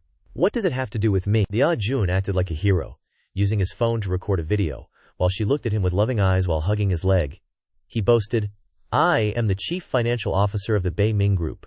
With an annual salary of 1 million, a high-quality man like me is an existence that poor ghosts like you can't afford to provoke. An older man who had witnessed everything stepped forward and threatened. Big talk. It turned out that the man was Shen Haihua. He was accompanied by Meng Long, who was being obsequious, causing those involved to look up in awe. Shen Haihua growled at Ajun. Shen Haihua, today I want to see. Meng Long was still obediently like a dog by his side. Haihua glared at him and asked, Who is it? Who dares to use the name of my Bei Ming Group to suppress Ye Cheng? Seeing how Mr. Shen made that Anjun gape, turn pale with fear and tremble uncontrollably, he stammered, President. Anjun must have been surprised and wondered, Isn't the president terminally ill? Why is he here? Hearing this, Sun Yi wondered why such a big shot would appear here. If they were backing He Shan, the consequences were unimaginable. Seeing someone with authority, He Shan and Anjun started to fawn over him. She said, Uncle Shen, Anjun always mentions you. I admire you very much. The other guy nervously greeted him. Uncle Shen, why are you here? Are you here to inspect the new project? But Haihua ignored them, only turning to look at Ye Chen, leaving Anjun dumbfounded. Uncle Shen, Mr. Shen grabbed his hand excitedly and spoke as if meeting a savior, his words somewhat reproachful. Mr. Ye, you've had me searching everywhere. Haihua looked at Ye Chen affectionately, while Sun Yi, standing behind him, stared blankly. Mr.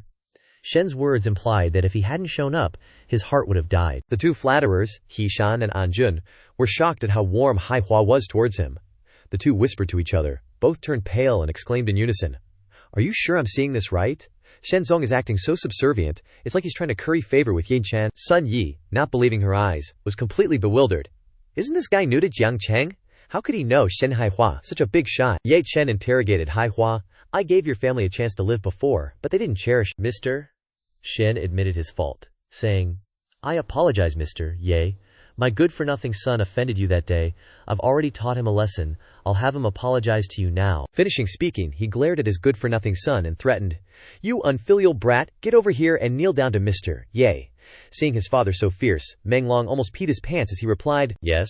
He abandoned his usual domineering demeanor, ran to Ye Chen, knelt down, and reluctantly apologized. "Mr. Ye, I'm sorry about that day. Please forgive me." Anjun, witnessing everything, gaped in fear and broke out in a cold sweat, thinking, "I've followed Shen Menglong for so many years. I know his personality better than anyone else. He's very arrogant, but now he's kneeling." It made him look at Yi Chen and wonder what this kid's background was. Could he be from Jiangnan province or a larger family? Not pleased with Hai Hua's meaningless words, he called out to Sun Yi, not even bothering to glance at the people there. Yi Chen took Sun Yi's hand and announced to the people there, "Let's go, let's check out the women's clothing store. I'll buy you some clothes."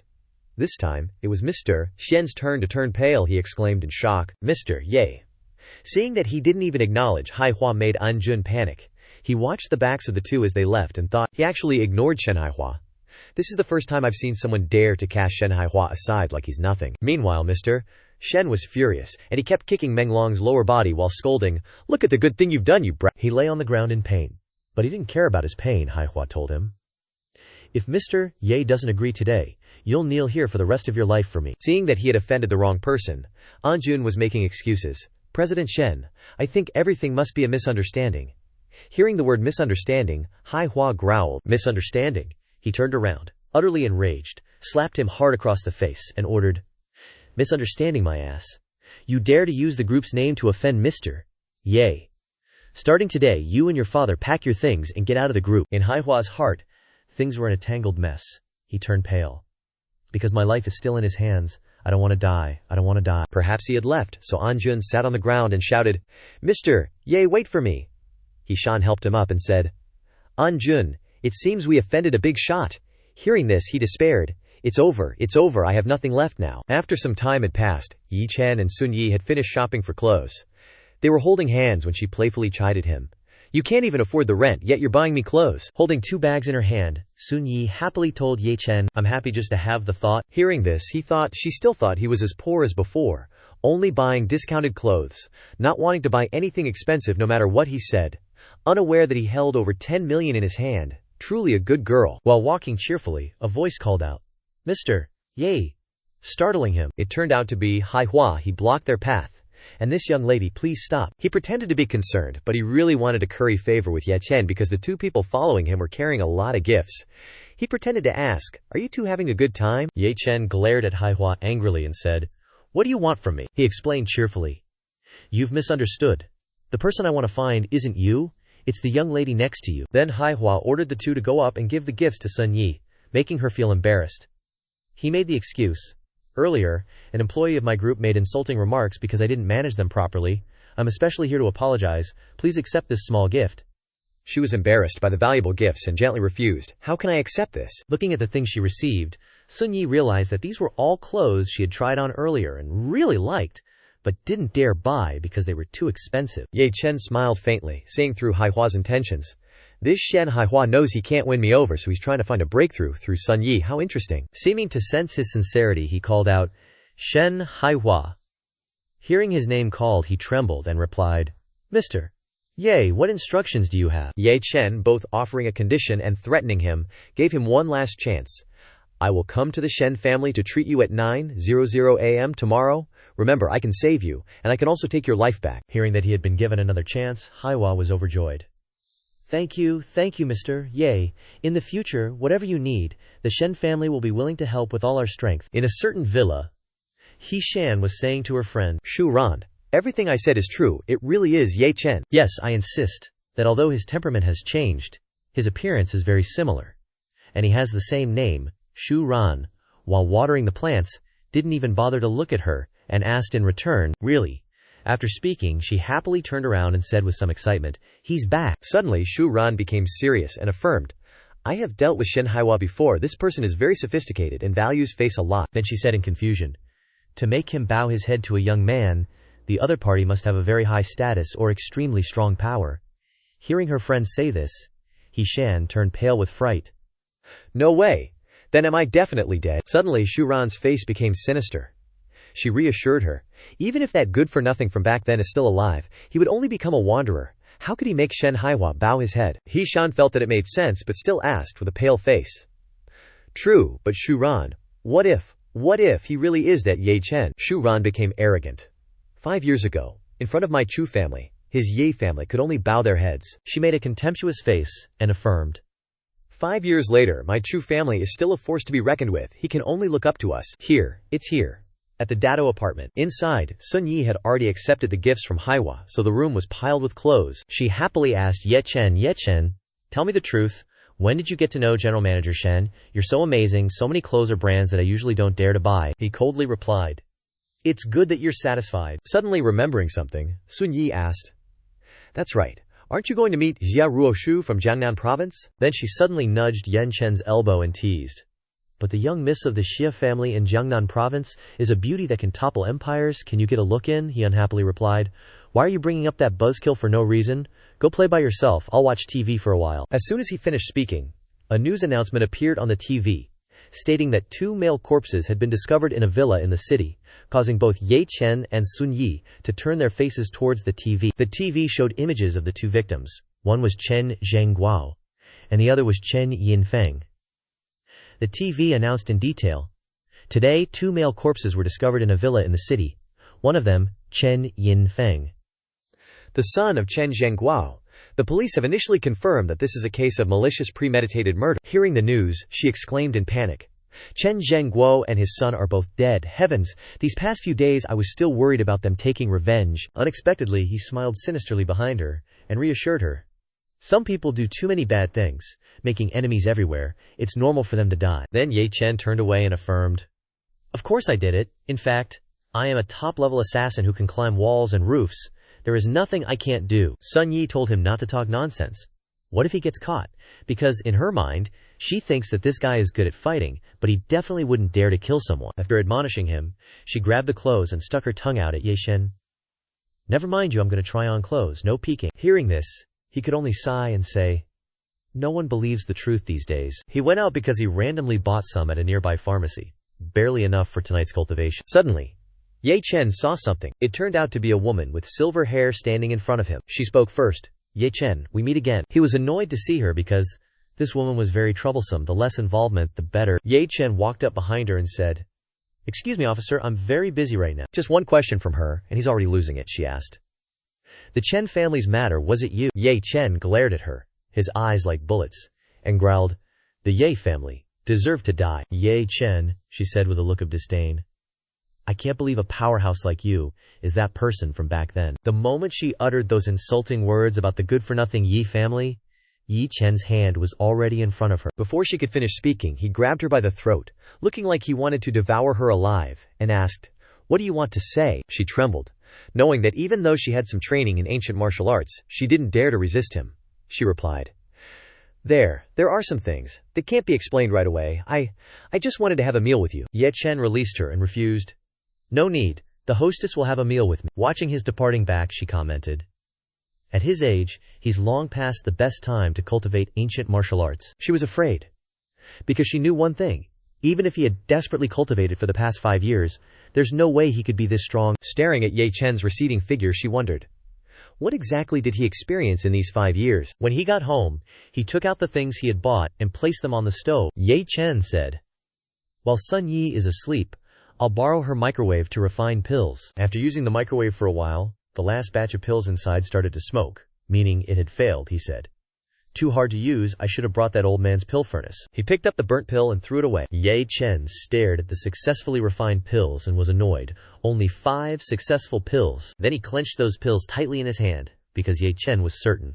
But it's more than enough to treat Shen Haihua. Dawn had broken at the Dado apartments. Inside, Sun Yi had just woken up. Even without makeup, and still looking sleepy, she was still very beautiful. Rubbing her eyes, Sun Yi noticed Ye Chen was preparing to go somewhere, puzzled. She asked him, Ye Chen, where are you going so early? Meanwhile, he was putting on his shoes. After putting on his shoes, Ye Chen replied to Sun Yi, Treating illnesses and saving people, remember to call me if anything happens. After speaking, he left in a hurry, without saying goodbye, slamming the door shut behind him. Hearing this, she couldn't believe it and mumbled, Always talking nonsense, your image is far from a doctor's. But in her heart she wavered. Because He has the youth preservation pill formula. Maybe he really knows some medical skills. Hugging a teddy bear, she pondered. Judging by the time, it's almost the anniversary of the Yang family's death. I guess I'll be going to pay respects alone again this year. Remembering that made Sun Yi feel down. Why was the Yi family, who were doing so well, suddenly wiped out? Uncle Yi was clearly so upright, and Yi Chen was also very kind. Somewhere, a beautiful girl was waiting next to a luxury car. That girl was Meng Jia. With that figure, every man who passed by would look at her. In the distance, a skinny guy and a fat guy were talking nonsense to each other. The skinny guy asked the fat guy, "Bro, do you think that little beauty is waiting for a man or a woman?" The fat guy replied, "Of course, waiting for a friend." Then the fat guy began to analyze. Someone like this kind of rich young lady, would wait for a man. If she was a kept woman, most of them wouldn't wait. The driver of the BMW is definitely assertive, and wouldn't humble herself for a man. The skinny guy, hearing this assessment, replied, "Bro, your analysis makes sense." Ye Chen walked past and interrupted the conversation between the two. "I feel like your analysis is wrong," the fat guy asked. "Reason, why do you say that, bro?" The skinny guy then ordered, "Explain in detail." He replied confidently, "I just know she wouldn't be here waiting for you two." Hearing this, the two guys got annoyed and started showing off. The fat one introduced himself. "I am the god of love, conqueror of hundreds of beautiful girls in the game." The skinny one pulled up his shirt and said, looking down on me, "Do you know I'm the self-proclaimed Prince Charming of women?" Then the two pointed at Ye Cheng and asked, "And who are you? What exactly are you plotting?" He calmly replied to the two weirdos, "I really don't understand women." He put on a confident face, pointed at himself, and said, "But at least I know that girl is waiting for me." The two of them were openly disdainful. The fat one said, "Waiting for you, look in the mirror if you want a girl. Someone as handsome as me wouldn't even dare to say hello." The skinny one said, "A beautiful woman in a luxury car is waiting here for someone like you, that's hilarious." Meng Jia turned and happily shouted when she saw him. "Mr. Ye." The two weirdos whispered to each other. The skinny one asked the fat one, "Mr. Ye, his surname is Ye." The fat one replied, "No, my surname is Niu." She excitedly ran towards the three of them, happily saying, "Mr. Ye, you finally arrived. I've been waiting for you for so long." Perhaps realizing something, the two then looked at Ye Cheng and Tong Qing. Could it be? And it wasn't much of a surprise when Meng Jia ran up and happily took his hand, saying, "I've finally waited for you." He apologized. "Sorry, I'm late." Leaving the two weirdos dumbfounded. As they walked, the two of them chatted. Seeing him talking to those two weirdos, she asked him, "Are those two Mr. Ye's friends?" Ye Cheng replied, "I don't know them. They seem to be calling themselves something like Saint of Love, something like a prince." Hearing this, Meng Jia said, "Mr. Ye, you must be careful. There are a lot of strange people coming and going in this area recently." The two knew they were embarrassed, so they stood there with faces as green as banana leaves and said in unison, "The clown is me." The two of them moved towards the Shen family, a luxurious villa. Inside, Meng Jia led Ye Cheng to see Manhwa. He was sitting in the living room that looked like a castle, with his wife standing next to him. He took out the package of 5 pills he had refined last night and said, "Mr." Ye held a pill in his hand. Manhwa wondered, "Can I really recover just by taking this medicine, without acupuncture or other medication?" His wife was worried, and said to Ye Cheng, "Surgery is also fine. The old Shen can handle it."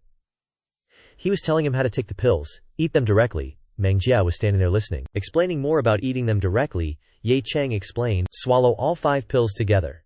Hearing the divine doctor's instructions, he didn't hesitate, and swallowed all 5 pills in one gulp. After swallowing, Manhwa felt something, and stood up, looking like he was about to transform into a Super Saiyan, making his wife worried, and ask her husband. Manhwa expressed his feelings. "When I swallowed them, a rich medicinal fragrance exploded in my body, and my whole body was surrounded by a warm stream. Unprecedented comfort. This feeling is even more intense than sexual intercourse." Hearing this, Meng Jia wondered, "Is it some kind of stimulant?" His wife blushed and told him, "Husband, don't talk nonsense." After celebrating to his heart's content, Manhwa went to shake Ye Cheng's hand and thanked him. "Mr. Ye, Shen Manhwa will never forget your life-saving grace." Then he handed him a credit card and said, "This is the medical fee. 1 billion, please accept it." Holding the card in his hand, Ye Cheng said, "Taking money to save lives, it's just a transaction, no need to thank me." To show a little sincerity, Manhwa suggested, "I have an empty house next to the Dadao apartment, it's also a waste." Then he called the servant to bring out the key to the house. The key was presented in front of Ye Cheng, adding, "This is the key, please accept it, Mr. Ye. I hope Mr. Ye will do me the honor of having a meal with me." Holding the house key in his hand, Ye Cheng pondered, "My house is indeed a bit useful, convenient for storing medicinal herbs, Eating a meal reminds me of the feud. His face became serious. Wait, if Shen Haihua is in the business circle, he will definitely know a lot of business intelligence, such as the Tianjin Group. Thinking of it made Ye Cheng feel boiling. Because the Tianjin Group was originally founded by my father alone, it was his life's work. After the Yin family had an accident, it was taken by others. I once tried to inquire about the whereabouts of the Tianjin Group, but could not find any information. If Shen Haihua said he might know clearly. After considering it, Yan Cheng accepted Haihua's invitation to dinner. I've already got the house. As for the meal, I'll invite you. I'll decide the place. The time is tomorrow night. Are you free? Hearing this, he was overjoyed. I'm free. It's my honor to be invited. By Mr. Ye, I will definitely come. He turned and left, saying, okay, see you tomorrow. After leaving Haihua's mansion, Ye Cheng moved to the back garden of Ren de Tang. Inside were countless kinds of medicinal herbs. While he was standing there looking, a voice called out to him, Mr. Ye, you're here. It turned out to be Ren de Max's voice. He enthusiastically advertised, these medicinal herbs just arrived, they're very fresh and their potency is excellent. Hearing this, Ye Chen also needed to go up and take a look. Very satisfied with the batch of herbs, he smiled and said, not bad. Regardless of their age or maturity, they're better than I expected. Let's settle the bill. In his heart, he secretly commented, Zhu de Ren has some capabilities. As he was settling the bill, Ren de Ren politely said, Mr. Ye, although I'd really like to gift them to you, I'm sure you wouldn't agree. We'll charge you the cost price of 5 million. Hearing this, Ye Chen was somewhat suspicious of Ren Di's words. Because he knew, based on his market research on traditional Chinese medicine these past few days, how could this be the cost price? It was clearly a loss-making price. These herbs were worth at least 10 times that price. But Ye Chen accepted, as he shouldn't owe Ren Di this favor. Casually, he thanked him and asked, then I'll accept your kind intentions. Oh right, where's your granddaughter? Why haven't I seen her today? Upon hearing him ask about his granddaughter, Ren Di suddenly became tense. Zixuan. She went climbing with her master today. She'll be back a little later. I originally wanted Zixuan to come and offer tea to apologize to Mr. Ye. Hearing this, Ye Chen showed no sign of blame, and while writing something he said, that's not necessary. After finishing writing, he tore off the paper, handed it to Ren Deman, and said, take this. Once Ren Dean took the paper, Ye Chen instructed, when your granddaughter returns, give this paper to her. If she doesn't understand it, give it to her master. This is very important to her. Receiving the paper, Ren De verbally agreed, yes, I will definitely pass it on. But in his heart he was bewildered. Is Mr. Ye returning a favor to me? What exactly is this paper? Coincidentally, he also asked Ren Di, oh right, old Xiao, I have something to ask you. Do you know where in Jiang City I can buy an alchemy furnace? Ye Chen asked him this because electric refining furnaces were indeed difficult to use. Hearing this, Ren Di was extremely surprised and stammered, Ye Mr. Ye you know how to refine elixirs. His surprise was justified. Because according to legend, Huaxia's alchemists had long disappeared over 1,000 years ago. He remembered the elixirs currently circulating in the market and commented, although some elixirs are circulating in the market, they were all left behind 1,000 years ago and are incredibly precious.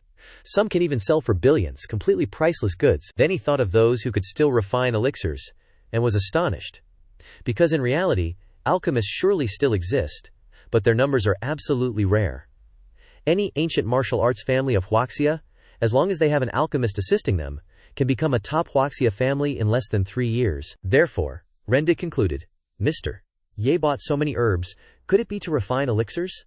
If that's truly the case, his value far exceeds my imagination. Knowing that Ren Deba suspected him of knowing alchemy, Ye Chen feigned innocence. What are you talking about? How could I know alchemy? I just enjoy collecting alchemy furnaces, that's all. Hearing this, Ren De breathed a sigh of relief and replied, is that so? If Mr. Ye Chen is truly interested, 5 days from now you can join us at a major auction. There should be one there. Hearing this, he thought, an auction. Finding it reasonable, Ye Chen then left, bidding farewell to Ren De, and instructing, all right, contact me then, I'll be going now. Just have the herbs delivered to Dadu apartment later. A short while later, Zixuan and her master also returned. She cheerfully greeted, Ren De, Grandpa, we're back. He seriously asked his granddaughter, Zixuan, you didn't cause any trouble for your master today, did you? Zixuan retorted annoyed. What, Grandpa, you're just talking nonsense. Do I look like that kind of person? Her master meanwhile gave a wry smile. Ren De reminded her, last time you offended Ye Chen, I told you to stay and apologize to him today, but you're something else. You ran off early in the morning. Hearing that name, Zixuan shrieked and looked utterly displeased. Ye Chen, you keep mentioning him all day. My master is much more powerful than him. He can break a large tree with a single palm strike from a distance. Ren De seemed a bit smug but humbly said, Zixuan, don't talk nonsense. There are always people stronger than yourself. I believe that Mr. Ye definitely has some extraordinary aspects about him. Ren Den didn't want to argue further, so he handed Zixuan the paper and conveyed Ye Chen's message. I'm too lazy to argue with you. This is what Ye Chen asked me to give you. He said it would be useful for you.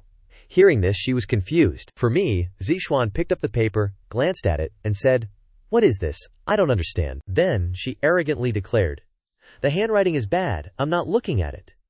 She then tossed it away, making Ren De furious. This child. Seeing this, Zixuan's master picked up the paper. He then held it and wondered. Useful for Zixuan. After a quick read, he exclaimed in shock. This paper definitely came from the hands of a true master. Seeing this, he shouted, "Old Zihao!" Startled, Rendi turned around to see Zixuan's master rushing towards him, grabbing him firmly and asking, "Old Xiao, quickly let me meet this true master. He has bestowed a great favor upon both Zixuan and me." Seeing his attitude change from calm to agitated like that startled Ren Diao as well, so he asked, "What's wrong?" Old Xian didn't answer immediately. He only asked Ren Di again what was written on the paper, saying, "You wouldn't understand." Meanwhile, Zixuan, still thinking Ye Chen had ill intentions, asked, "Master, that Ye Chen, he's not trying to harm me, is he?" He explained. The cultivation technique Zixuan and I practice, called the 7 Yang Heart technique, was something I stumbled upon when I was young, but it turned out to be a flawed cultivation technique. He recalled when he first started learning it. I possessed boundless power, and when I first began cultivating, it truly made my cultivation power surge, and my realm advance quickly. But after cultivating for a long time, that power dwindled. The further I cultivated, the bigger the problems I discovered, even affecting my internal organs. Hearing this, Zixuan's face turned pale. So that's it. No wonder I've been feeling uncomfortable while cultivating these past few days. Could it be the flawed cultivation technique's backlash? Her master reassured her. "Zixuan, you don't need to be afraid. Your cultivation technique is only for you to have a self-defense skill, and your cultivation is not deep yet, so the impact won't be significant." Then he spoke about himself. On the contrary, if I continue to cultivate, my internal organs could degenerate, leading to death, unless I cripple my own cultivation. Hearing this, Rendi frantically asked, "What should we do?" His fear was not without reason, because Lao Qin had always protected the Zhao family's peace and safety. Once something happened to him, the Zhao family would definitely be affected. He smiled and reassured everyone. That was only before. The more he spoke, the more excited he became. Now, on this piece of paper, the cultivation technique has been fully supplemented. Truly a divine hand. From now on, there will be no more backlash. Zixuan, we have met a benefactor. Hearing the two words benefactor, her face turned pale. Benefactor. Even master says so. Now she was intimidated by Ye Chen and wondered, "Ye Chen, who exactly are you?" Moving to the gifted Grand Capital apartment. Upon arriving at the villa, Ye Chen remarked, "I originally thought Shen Haihua only gave me a house." Standing bewildered in front of the house, he said, "I didn't expect it to be such a large one." Entering and moving to examine the beautiful kitchen, Ye Chen exclaimed in admiration. Then he entered the sparkling living room, and Ye Chen praised, "Not bad, not bad." Then, moving to another spot, he rested his chin in thought. Ye Chen then unexpectedly remarked that the furnishings were also complete. That guy is quite thoughtful. It saves me the trouble of preparing things myself. Looking at the living room, he felt a pang of sadness because... But a house this big, living here alone feels a bit lonely. As for Sun Yi, Ye Chen thought to himself, it would be great if Sun Yi were here. He recalled the moment she received a phone call. "Hello, Dad." Hearing her father's phone call, she instructed, "Ye Cheng? Ye Cheng? I have to go back to my hometown for a trip. I'm afraid I won't be coming back." Remembering her made him feel a little worried for that girl. Perhaps hearing about Sun Yi's situation made Ye Chen recall his own family. Back then, my home was a bit smaller than this place, but the good thing was that our whole family lived in harmony and it was always very lively. Recalling those times and looking at the present. Now, only I remain. He realized that tomorrow was the anniversary of his parents' death. That made Ye Chen even angrier. He was engulfed by flames of hatred. He swore to himself, "Father, mother, I will definitely avenge your deaths." The flames of hatred enveloped his entire body. Ye Chen swore, "I crawled back from death to shine brightly in the night just to personally deliver that man's head. Before your graves, I, Ye Chen, will one day make Jiang City tremble and this vast land of Huaxia submit." Suddenly, the doorbell rang. Hearing it, Ye Chen returned to normal. The medicine has arrived. When he went outside, a truck had arrived, and staff members were carrying many boxes of medicinal ingredients out from inside. He looked and thought to himself, "It's fortunate I have this small building, otherwise there wouldn't be enough space for so much medicine."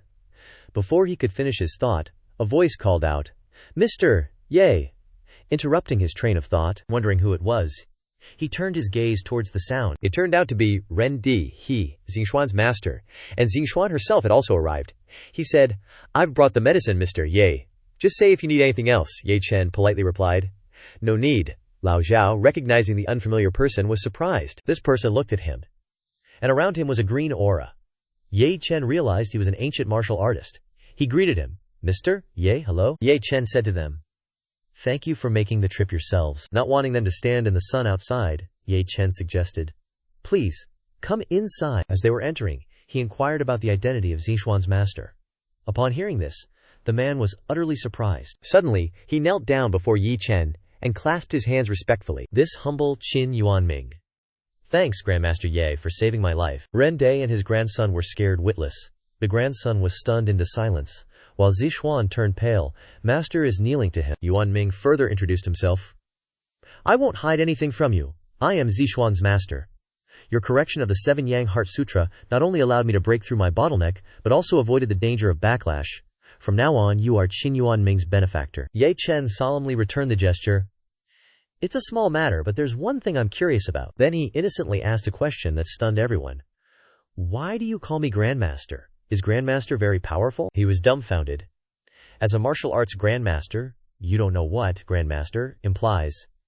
He is indeed a powerhouse with Q projection, the entry point for all ancient martial artists. Seeing everyone's reaction, he scratched his head, confused, and explained, "I just came down from the mountain not long ago and don't know the divisions of Huaxia martial arts. Please enlighten." Yuanming tentatively believed him and ventured to say, "So that's how it is. If Grandmaster Ye has been cultivating in seclusion in Mount Shaanxi, it's very likely you wouldn't know. I'll be bold and speak to Grandmaster Ye." Having said that, he began to explain that in the Huaxia martial arts system, there's external force, internal force, half-step transformation realm, and transformation realm Grandmaster level. Each level is further divided into 3 stages: minor accomplishment, major accomplishment, and peak. Finishing his explanation, Yuanming used Xixuan and Ye Chen as examples, such as Xixuan being in the stage of just entering the internal force realm, while Grandmaster Ye is definitely a transformation realm Grandmaster that countless martial arts powerhouses admire. Hearing this, Ye Chen's face turned dangerous. This division of realms was different from what the old geezer had told him. But that's normal. The cultivation technique he practices and the superficial martial arts techniques of Huaxia are not in the same league. The crowd was immersed in thought, so illusions began to appear around him. Drunken body realm, primordial opening realm, chi movement realm, separation and union realm, true essence realm, spirit travel realm, each realm divided into 9 layers. Of course, after the spirit travel realm, there are even more terrifying realms, but he hasn't come into contact with them yet. Currently, he is at the 5th layer of the primordial opening realm. According to Qin Yuanming's description, a Huaxia martial arts grandmaster is probably between the primordial opening realm and the chi movement realm. Then, Ye Chen made a comment in his head after hearing those words. "They are much stronger than I imagined." He asked him, "Are there many grandmasters in Huaxia?" Thinking to himself, "I wonder what realm that person in the capital is in, grandmaster or above grandmaster?" Yuanming replied, "I don't know the specific number, but it can be confirmed that most grandmasters are related to Huaxia families. Although it is now an era of science, technology, and the rule of law, those who truly hold power have martial arts experts by their side." Ren Day, who had been silent all this time, finally spoke up. "Like the 4 major families of Jiang Cheng, from strongest to weakest, they are the Chu family, Zhao family, Lu family, and Chen family. Among them, even the weakest Chen family has an old man in seclusion who is a grandmaster. It's a pity that the Chen family was destroyed by someone a few days ago and has been kicked out of the 4 major families, replaced by the Wan family." Hearing this, Ye Chen put on a cool face and thought, "Zhang Ji used his family's old man to threaten me. I wonder when that old man will be back." He recalled the humiliation that Shu Ran had inflicted on him and the other families. The one who left the deepest impression on him was Chu Shu Ran. Back then, if it weren't for her humiliation, he wouldn't have failed completely and been labeled a waste. Recalling those humiliations caused a dark energy to radiate from Ye Chen's body. He angrily said, "Chu Shu Ran, this time I'm back. I'll make you understand who the existence you can't reach is." Yuanming saw the dark energy surrounding Ye Chen, and he was utterly shocked. Why is Grandmaster Ye's killing intent so terrifying? Seeing that the energy was engulfing him, he panicked and wondered, how much blood is on his hands to have cultivated such skills at this age? It was already dark. Ye Chen strolled down the street, but his mood was not focused on the things around him. It was placed on Sun Yi. While walking, he blamed her. "What on earth is that girl Sun Yi doing? I've called several times, and she's not answering." Then, Ye Chen, while walking, made hypotheses and plans. Could something have happened at home? If there's still no news tomorrow, I'll have to find a way to look for her. Before he could finish hypothesizing and planning, his stomach began to rumble. Embarrassed, he held his stomach, and Ye Chen made another plan in his head. Anyway, I should find a restaurant to have dinner first. After walking for a while, he was startled to realize a seafood restaurant sign was hanging on the door of the shop. Ye Chen looked at it and remembered, "Oh, this is the restaurant of my good brother from when I was in school, Wang Yuheng." It reminded him of when the two of them would put their arms around each other and eat and drink here. The taste was great. He often ate here when he was in school for many years. He didn't expect it to still be open. Back then, he became friends with Wang Yuheng because he often went to eat here. He then remarked about Yuheng, saying that even when he was at his lowest, Yuheng still steadfastly stood by his side. Stepping inside the shop, Ye Chen was surprised. Back then, this place did great business, so why is there not even a single person now? Sitting down at a table, he ordered, "Uncle Wang, give me a few skewers of your special grilled items, and an extra bottle of soda." An elderly auntie walked out to inform Ye Chen. "I'm sorry, little brother," she sadly explained. "Little brother, we have to close up today. You should go eat at another place." Seeing the person in front of him, he immediately recognized her, Aunt Zhang. She looked at Ye Chen affectionately and explained, "We have to move out today. If you have a chance, you can come support our new shop." Hearing this, he wondered. A shop that's been here for over 10 years is about to change locations. Suddenly, Ye Chen noticed something. A wound on Aunt Zhang's face. He wondered. Injured. It looks like she was beaten. Suddenly a voice rang out. "Let it go. Don't chase the customer away anymore," the auntie awkwardly replied. "But, husband." It turned out that man was Aunt Zhang's husband. He brought a hot plate of meat and placed it in front of Ye Chen, telling him this plate was a gift for him. He said, "Little brother, if you want to be our last customer, then I'll go along with your wish." Noticing that he also had a wound, Ye Chen wondered, Uncle Wang is also injured. Uncle Wang and Aunt Zhang are very loving. It couldn't possibly be domestic violence. The dish in front of him made his mouth water. Uncle Wang instructed, "Finish eating and then leave. We won't charge you, but you must eat quickly, very quickly." Just as he picked up a skewer of meat, Ye Chen remarked, "This taste, the smell of my childhood." Before he could put it in his mouth, a chair came flying towards his head. Sensing danger, he immediately enveloped his hand with qi to transform it into a blade, and sliced the chair in half. Infuriated by his meal being ruined, Ye Chen glared angrily behind him. The guy outside shouted in, "This brother's skills aren't bad." Hearing this, he said nothing, but was absolutely furious. That arrogant guy continued, "But today, I'm not looking for you. This shop is already closed, so hurry up and scram." Aunt Zhang and Uncle Wang were terrified, as Hu Ge, that guy, said with an insolent expression, "Old Wang, you didn't obediently pay us the protection money, and you still dare to serve customers." He grabbed Uncle Wang's collar and threatened. "Do you not want this shop anymore?" Uncle Wang pleaded. "Hu Ge, please let us off." He grit his teeth, enduring the humiliation, and added, "Please let us off. Small businesses can't endure such torment." He sneered and said, "Don't think I don't know anything. You want to run, don't you?" "I already made thorough inquiries about your new place." He threatened that if they didn't bring 50,000 in protection money tomorrow, he would smash their new shop too. He left contemptuously, challenging them. "If you don't hand over the money within 24 hours, I'll cut off your livelihood." He told Ye Chen, "Hey brother over here, I'm done with my main business. You don't have to scram anymore." Ye Chen said, "Did I say you could leave?" Hearing the challenge, he angrily turned back and roared. "Are you talking to me?" he said, openly despising him. "If I'm not talking to you, am I talking to a dog?" he blabbered. "Do you know who I am, you stinky brat?" Before he could finish, Ye Chen slapped him. "What does that have to do with me?" It was so fast and powerful that before he even realized what happened, he was on the ground, almost fainting. His subordinates continuously called out, "Hu Ge, boss!" They looked at Ye Chen in fear. The speed was too fast. They couldn't even clearly see how he struck. Hu Ge was already down. Ye Chen asked him, "Is that all you've got? One slap and you're already down?" He cursed angrily and prepared to charge at Ye Chen to hit him. "God damn it, go to hell, you little punk." Before he could even land a punch on Ye Chen landed a hook on him, sending him crashing into the ceiling, stuck so firmly that his head was up and his limbs were dangling like Halloween decorations. The underlings checked on Hu, with one turning pale and saying, "That's an exaggeration." After punching the boss, he turned to threaten the underlings. "Hey, you guys over there, get the hell out of here yourselves." That sentence scared the piss out of them. Then Ye Chen mustered his strength and laid down the consequences. "If you dare to cause trouble again, I, Ye Chen, guarantee I won't be so gentle next time." After dealing with them, looking at their pathetic state, Ye Chen asked, "Why are you all kneeling?" They were all bruised and battered, so they all knelt down. The boss was probably no longer hanging from the ceiling, and bowed his head begging for mercy. "Please spare us, we won't dare again." He asked again, And then, what? His face was as pale as a sheet. Sorry, we won't dare cause trouble for Uncle Wang again, and we beg you to show mercy. Ye Cheng grabbed his pig head and threatened, "If I ever see you appearing on this street again," he replied in fear. Yes, we'll get out of here right now. Seeing them as obedient as dogs, he ordered, "Get out." They ran while thanking him. "Thank you, big brother, for sparing our lives." Looking at the battlefield, Ye Cheng thought, "Come to think of it, I've messed up the store." He regretted. "I should have made those trash clean up before leaving." Suddenly, Uncle Wang looked at Ye Cheng and asked, "Could you be a Cheng?" The two men teared up, and he said, "It really is you, A Cheng. You're really alive." Aunt Zhang also said. A Cheng, Yi Cheng asked in surprise, "You two recognize me?" Uncle Wang joked. "You owe so much money, how could Uncle Wang forget you?" Aunt Zhang said emotionally. "A Cheng, it really is you. You've grown taller and buffered. I almost didn't recognize you." Perhaps because he was a bit surprised, Ye Cheng stood there blankly. "Uncle Wang, Aunt Zhang?" Uncle Wang kept saying, "It's good that you're back. It's good that you're back." Then he replied softly, "I'm back."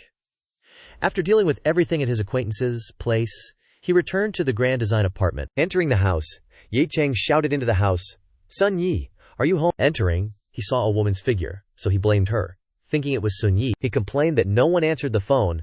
"I just found a pretty good restaurant. Later we can go to Geth." Before he could finish, the girl asked. Realizing that it wasn't Sun Yi's voice, he looked again in surprise, and he said, "You are." The two glared at each other. He said, "You are," and she said, "Ye Cheng." She recognized him and became aloof. "What's wrong?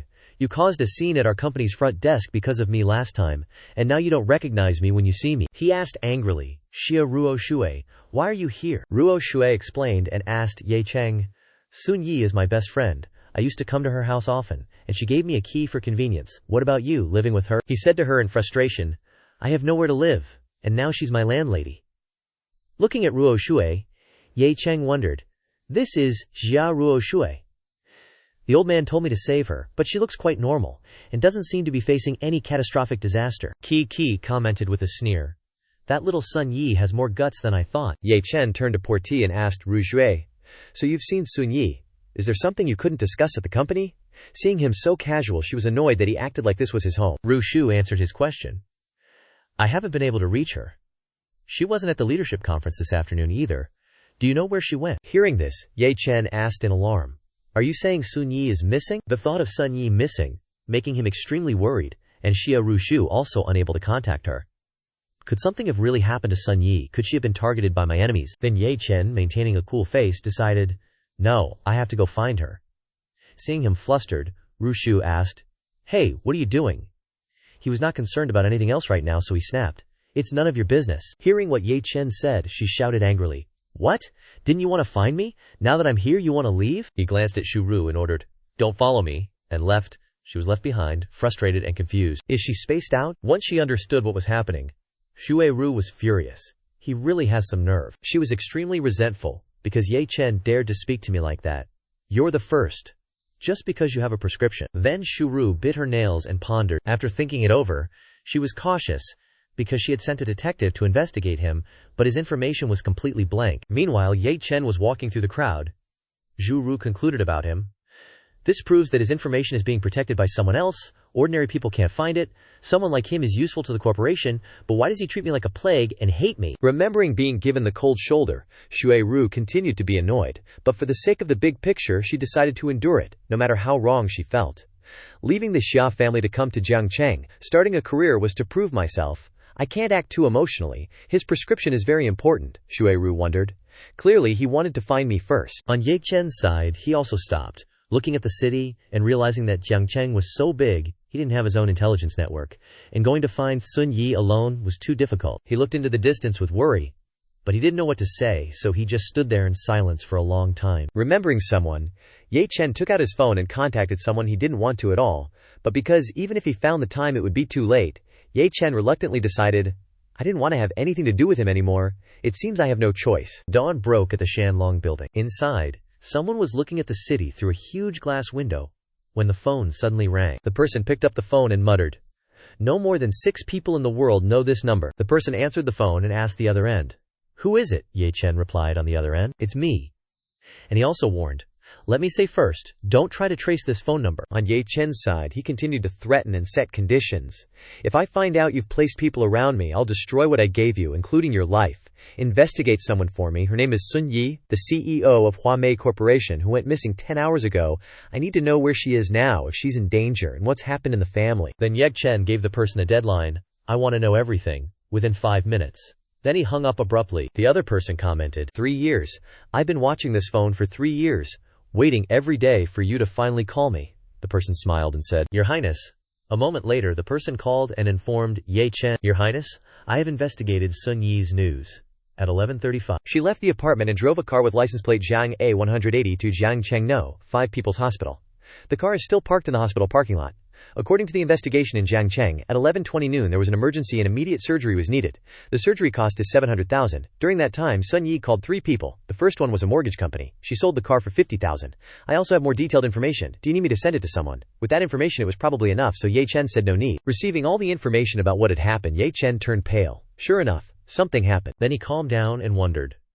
But knowing where she is makes it easy to solve. At Jiang Cheng No, 5 People's Hospital, Sun Yi was leaning against a wall outside a room. She looked to the side and asked, I've taken out all my savings and sold the car, but I'm still 300,000 short for Heo's surgery. Even if we die, Mom and Dad, is there really no other way? Sun Yi's father, Sun Yongyi, said sadly, We've taken out all the money in the house. We can only borrow from your third uncle. He's made quite a bit of money in recent years doing business. Sun Yi's mother, Zhang Yunlan, cried her eyes out and said, I've already called him. He should be here soon. Hearing this, Sun Yi wasn't very happy because, as expected, they could only turn to her third uncle's family. Her third uncle was the richest relative in the family and had always looked down on them in recent years. She really didn't want to beg him. Suddenly, a voice called out, Yongyi. Even in the hospital they spoke loudly. Hao Jie has such a big problem. Why are you only looking for us now? Although she didn't like them, Sun Yi still thanked them. Third uncle, third aunt, thank you for coming to help. From a distance, Sun Yi's third uncle, Sun Yongfu, and Sun Yi's third aunt, Dong Sezhao, were walking over. They tried to appear luxurious by dressing fashionably and wearing gold bracelets, making them look quite gaudy. Getting closer, he was taken aback. When he saw Sun Yi, he looked her up and down and remarked, I didn't expect that after not seeing her for a few years, this girl Sun Yi is so beautiful. He was surprised because he hadn't paid attention before. Sun Yi's parents pleaded with them as they arrived. Sun Yi's father said, Yongfu, you know the situation. I really have no other choice now, her mother added. That's right, Yongfu, please save Hao Jie. We'll sell everything we have to pay you back. He pretended to be regretful. It's a pity that if this had happened a little earlier, it would have been better. Business isn't good now, and I don't have any extra money. But in his heart he thought, looking at how poor you are, how can you possibly pay me back? Wouldn't I be throwing money away if I lent it to you? Sun Yi cried and begged them along with her parents. Third uncle, if he doesn't get surgery soon, Hao Jie will die. Sun Yi's aunt spoke up. Honey, do you remember what you said to General Manager Li when we had dinner last time? He asked in surprise. Dinner, she said. Didn't you jokingly say that you wanted to introduce someone to General Manager Li's idiot son? She looked at Sun Yi and said, Sun Yi is so beautiful, it definitely won't be a problem. Once the marriage is settled, you won't have to worry about General Manager Li not giving you money. He exclaimed. That's possible. Because he knew. How could I not have thought of this? Although General Manager Li's idiot son isn't normal, he's a sucker for beauty, Sun Yi is definitely suitable. She asked Sun Yi, do you have a boyfriend? She replied, I don't have a boyfriend. Hearing this, she said, then that's easy. Then she leaned in and said to Sun Yi, although your third uncle's business isn't going well, Hao Jie's life is the most important thing. There's a way to gather the money. Not understanding, Sun Yi asked. What do you mean by that, third aunt? She looked sly and pretended to advise. I heard that General Manager Li's son from Hengsheng Construction is going on blind dates recently. If you marry into the Li family, not only will they take care of your brother's illness, but the entire Sun family will have to rely on you in the future. Hearing this, Sun Yi was stunned and didn't know what to say. Realizing the issue, Sun Yi asked in surprise. Get married, her aunt urged. If you marry into the Li's family, not only will they take care of your brother's illness, but our entire Sun family will have to rely on you in the future. Her parents spoke up in her defense. Her father protected her by saying, Sister-in-law, what are you saying? Do you want me to sell my daughter? Her mother refused by saying, Zhao Yi dropped out of school to work for this family and has already sacrificed too much. I can't fail her again. She refuted those criticisms. Don't say it so harshly. Why is it selling a daughter? Everything depends on Sun Yi's choice. Who knows, she might even want to marry him herself. She reminded her of the brother lying inside. Think about it. Hao Jie is only 14 years old. He has a long life ahead of him. Can you bear to watch him die? Then she resorted to emotional manipulation. You are his older sister, and you watched him grow up. Her parents turned to Sun Yi and advised her. Her father lamented his fate. This father is truly a failure. Why didn't I risk my life to earn more money? Now my daughter has to suffer. Her mother also blamed herself. Is this our family's fate? She smiled contentedly. Because there was drama. Sun Yi's uncle also urged. Marrying into a wealthy family is a good thing. Your family won't lack money in the future. You should know that Hao Jie's future medical expenses will also be a large sum. Suddenly, a voice made all 5 of them jump. Let her see it. Though stunned, she knew that this detestable guy was here to solve her problems, and she needed to cooperate. Hesitating for a moment, Sun Yi made her decision. She grabbed his shirt, pulled him towards her, and gave him a light kiss on the cheek. The 2 of them were utterly taken aback, their faces turning green with confusion. Her uncle couldn't believe his eyes. What? I thought they were just ordinary friends, but they're actually dating, her aunt said. This is too sudden. But perhaps knowing that her family was in a difficult situation, he began to look down on Jiang Cheng. Sun Yi, you need to know that the surgery fees are a huge sum. Not every man can come up with that. Hearing this, he replied, that 40-odd thousand, I conveniently paid it on the way here. Surgery can be scheduled anytime. Hearing that, his aunt didn't believe him and challenged. 40,000, just casually taken out, what big talk. Her uncle didn't believe him either and demanded proof. Where's the receipt? Paying the fees will definitely get you a receipt. Hearing that, Jiang Cheng's face turned green because, damn it, this guy is so detail-oriented. What was I rushing here for? Once the money is paid, Sun Yi would have already agreed to those 2 dogs. So he argued that the money wasn't paid to the hospital, but was given to Jiang Cheng, the best doctor in Jiang Cheng, who would cure Hao Jie. Hearing this, she angrily questioned, Dr. Jiang Cheng, Jiang Cheng doesn't have a Dr. Jiang Cheng. Why haven't I ever heard of him? That Dr. Jiang Cheng isn't you, is it? He was annoyed. Is this woman a detective? She's hard to fool, he said. That's right, it's me. The 2 of them started laughing. He mocked. If you're a miracle doctor, then I'm a living immortal. She couldn't stop laughing. A miracle doctor, you're killing me. Suddenly, a doctor shouted loudly. Family members of the patient. It turned out to be a man who looked rather chubby, standing with a surgeon. He instructed, please don't make noise in the hospital. The uncle was shocked to recognize the famous person, Qiwan, Dr. Qiwan. He rushed over to shake his hand, overjoyed. Dr. Qihu. Long time no see. Do you remember me? I'm Sun Yongfu. We even had dinner together last time. Unexpectedly recognizing the famous person, the doctor panicked, pushed the uncle away like trash, and shouted, Dr. Jiang Cheng. He grabbed Jiang Cheng's hand, overjoyed to meet his idol, never expected to meet him here. Last time at the Shen family's house, it really opened Qiwan Mo's eyes. Hearing him being so enthusiastic with him, everyone's face lost all color. The aunt and uncle were astonished. That kid, Sun Yi's parents, couldn't believe their ears. Xiao Yi's boyfriend really is, and she was the most normal person. But she also didn't quite believe it. Seeing Chu Shen Yi on Jiang Cheng's side, she wondered who this was, so she asked him, Are you Xiao Qiu? Jiang Cheng wondered, Zhao Qiwa, where have we met before? He stammered in reply. It's me, last time at the Shen family's house. At this time, he remembered the chubby old man he had met at Shen Haihua's house. Sun Yi's father was still in shock. M.I., miracle doctor. Her mother wondered, why didn't Xiao Yi tell us who it was before? So Jiang Cheng said, So it turns out you're not a scammer. I thought you were wrong Yi, only knowing how to scam people with money. Sun Yi's uncle angrily pointed at him and said, Dr. Qinhua, you're not kidding, are you? A poor kid like that is worthy of you calling him a miracle doctor? He was smug, because he thought he looked like a scammer. No matter how you looked at it, Dr. Qiwan only said a few polite words.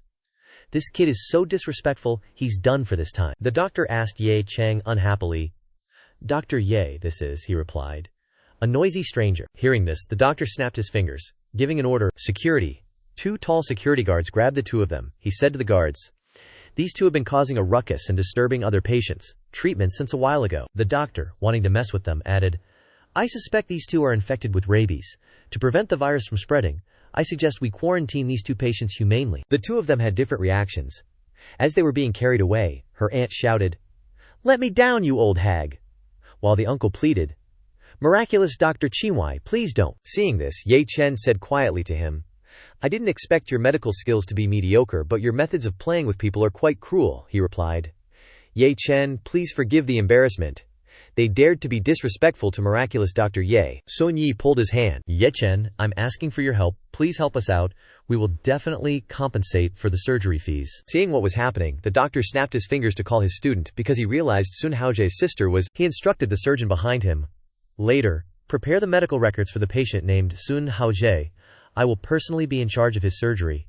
Hearing this, the student replied, "Yes, Dr. Chue." He asked Ye Chen, "Miraculous Dr. Ye, do you think this arrangement is satisfactory?" He replied.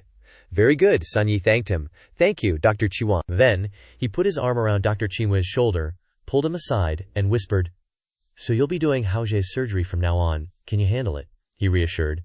"Dr. Ye, please rest assured.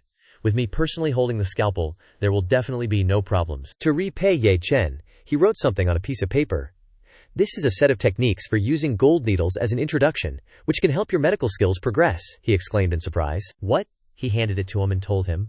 Holding the paper in his hand, he was sweating cold. "This is the long-lost qi and blood needle technique. With his guidance, my medical skills will definitely make great progress." Then Ye Chen took out the 1 billion credit card that Haihua had given him. "All right." He handed it to the doctor and mentioned the hospital fees, asking how much they were, saying he would pay them right away.